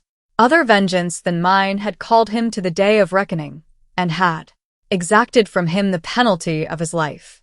The moment when I had pointed him out to Pesca at the theater in the hearing of that stranger by our side, who was looking for him too, was the moment that sealed his doom. I remembered the struggle in my own heart when he and I stood face to face, the struggle before I could let him escape me, and shuddered as I recalled it. Slowly, inch by inch, I pressed him with the crowd, moving nearer and nearer to the great glass screen that parts the dead from the living at the morgue, nearer and nearer till I was close behind the front row of spectators and could look in. There he lay, unknown, exposed to the flippant curiosity of a French mob. There was the dreadful end of that long life of degraded ability and heartless crime. Hushed in the sublime repose of death, the broad, firm, massive face and head fronted us so grandly that the chattering French women about me lifted their hands in admiration and cried in shrill chorus, "Ah, what a handsome man!" The wound that had killed him had been struck with a knife or dagger exactly over his heart. No other traces of violence appeared about the body except on the left arm, and there exactly, in the place where I had seen the brand on Pesca's arm, were two deep cuts, in the shape of the letter T, which entirely obliterated the mark of the Brotherhood. His clothes, hung above him, showed that he had been himself conscious of his danger. They were clothes that had disguised him as a French artisan. For a few moments, but not for longer, I forced myself to see these things through the glass screen. I can write of them at no greater length, for I saw no more. The few facts in connection with his death, which I subsequently ascertained, partly from Pesca and partly from other sources, may be stated here, before the subject is dismissed from these pages. His body was taken out of the Seine in the disguise which I have described, nothing being found on him which revealed his name, his rank, or his place of abode. The hand that struck him was never traced, and the circumstances under which he was killed were never discovered. I leave others to draw their own conclusions in reference to the secret of the assassination, as I have drawn mine, when I have intimated that the foreigner with the scar was a member of the Brotherhood, admitted in Italy after Pesca's departure from his native country, and when I have further added that the two cuts, in the form of AT, on the left arm of the dead man, signified the Italian word traditor, and showed that justice had been done by the Brotherhood on a traitor. I have contributed all that I know towards elucidating the mystery of Count Fosco's death. The body was identified the day after I had seen it by means of an anonymous letter addressed to his wife. He was buried by Madame Fosco in the cemetery of Père Lachaise. Fresh funeral wreaths continue to this day to be hung on the ornamental bronze railings round the tomb by the Countess's own hand. She lives in the strictest retirement at Versailles. Not long since she published a biography of her deceased husband. The work throws no light whatever on the name that was really his own or on the secret history of his life. It is almost entirely devoted to the praise of his domestic virtues, the assertion of his rare abilities, and the enumeration of the honors conferred on him. The circumstances attending his death are very briefly noticed, and are summed up on the last page in this sentence. His life was one long assertion of the rights of the aristocracy and the sacred principles of order, and he died a martyr to his cause. The summer and autumn passed after my return from Paris, and brought no changes with them which need be noticed here. We lived so simply and quietly that the income which I was now steadily earning sufficed for all our wants. In the February of the new year, our first child was born, a son. My mother and sister and Mrs. Vesey were our guests at the little christening party, and Mrs. Clements was present to assist my wife on the same occasion. Marian was our boy's godmother, and Pesca and Mr. Gilmore, the latter acting by proxy, were his godfathers. I may add here that when Mr. Gilmore returned to us a year later, he assisted the design of these pages, at my request, by writing the narrative which appears early in the story under his name, and which, though first in order of precedence, was thus, in order of time, the last that I received. The only event in our lives which now remains to be recorded occurred when our little Walter was 6 months old. At that time I was sent to Ireland to make sketches for certain forthcoming illustrations in the newspaper to which I was attached. I was away for nearly a fortnight, corresponding regularly with my wife and Marian, except during the last 3 days of my absence, when my movements were too uncertain to enable me to receive letters. I performed the latter part of my journey back at night, and when I reached home in the morning, to my utter astonishment, there was no one to receive me. Laura and Marian and the child had left the house on the day before my return. A note from my wife, which was given to me by the servant, only increased my surprise by informing me that they had gone to Limmeridge House. Marian had prohibited any attempt at written explanations. I was entreated to follow them the moment I came back. Complete enlightenment awaited me on my arrival in Cumberland, and I was forbidden to feel the slightest anxiety in the meantime. There the note ended. It was still early enough to catch the morning train. I reached Limmeridge House the same afternoon. My wife and Marian were both upstairs. They had established themselves, by way of completing my amazement, in the little room which had been once assigned to me for a studio when I was employed on Mr. Fairlie's drawings. on the very chair which I used to occupy when I was at work. Marian was sitting now, with a child industriously sucking his coral upon her lap, while Laura was standing by the well-remembered drawing table, which I had so often used, with the little album that I had filled for her in pastimes open under her hand. "What in the name of heaven has brought you here?" I asked. "Does Mr. Fairlie know?" Marian suspended the question on my lips by telling me that Mr. Fairlie was Dead.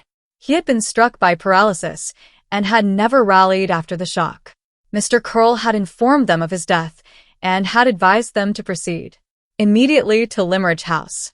Some dim perception of a great change dawned on my mind. Laura spoke. Before I had quite realized it, she stole close to me to enjoy the surprise, which was still expressed in my face. "My darling Walter," she said, "must we really account for our boldness in coming here? I am afraid, love, I can only explain it by breaking through our rule and referring to the past." "There is not the least necessity for doing anything of the kind," said Marian. "We can be just as explicit and much more interesting by referring to the future." She rose and held up the child kicking and crowing in her arms. Do. "You know who this is, Walter?" she asked, with bright tears of happiness gathering in her eyes. "Even my bewilderment has its limits," I replied. "I think I can still answer for knowing my own child." "Child," she exclaimed, with all her easy gaiety of old times. "Do you talk in that familiar manner of one of the landed gentry of England? Are you aware, when I present this illustrious baby to your notice, in whose presence you Stand? Evidently not. Let me make two eminent personages known to one another, Mr. Walter Hartright, the heir of Limeridge." So she spoke. In writing those last words, I have written all. The pen falters. In my hand, the long, happy labor of many months is over. Marian was the good angel of our lives. Let Marian end our story. The end. Thank you for joining us on this literary voyage. Don't forget to subscribe to Book Voyage Audio for more amazing stories. Until next time, happy listening.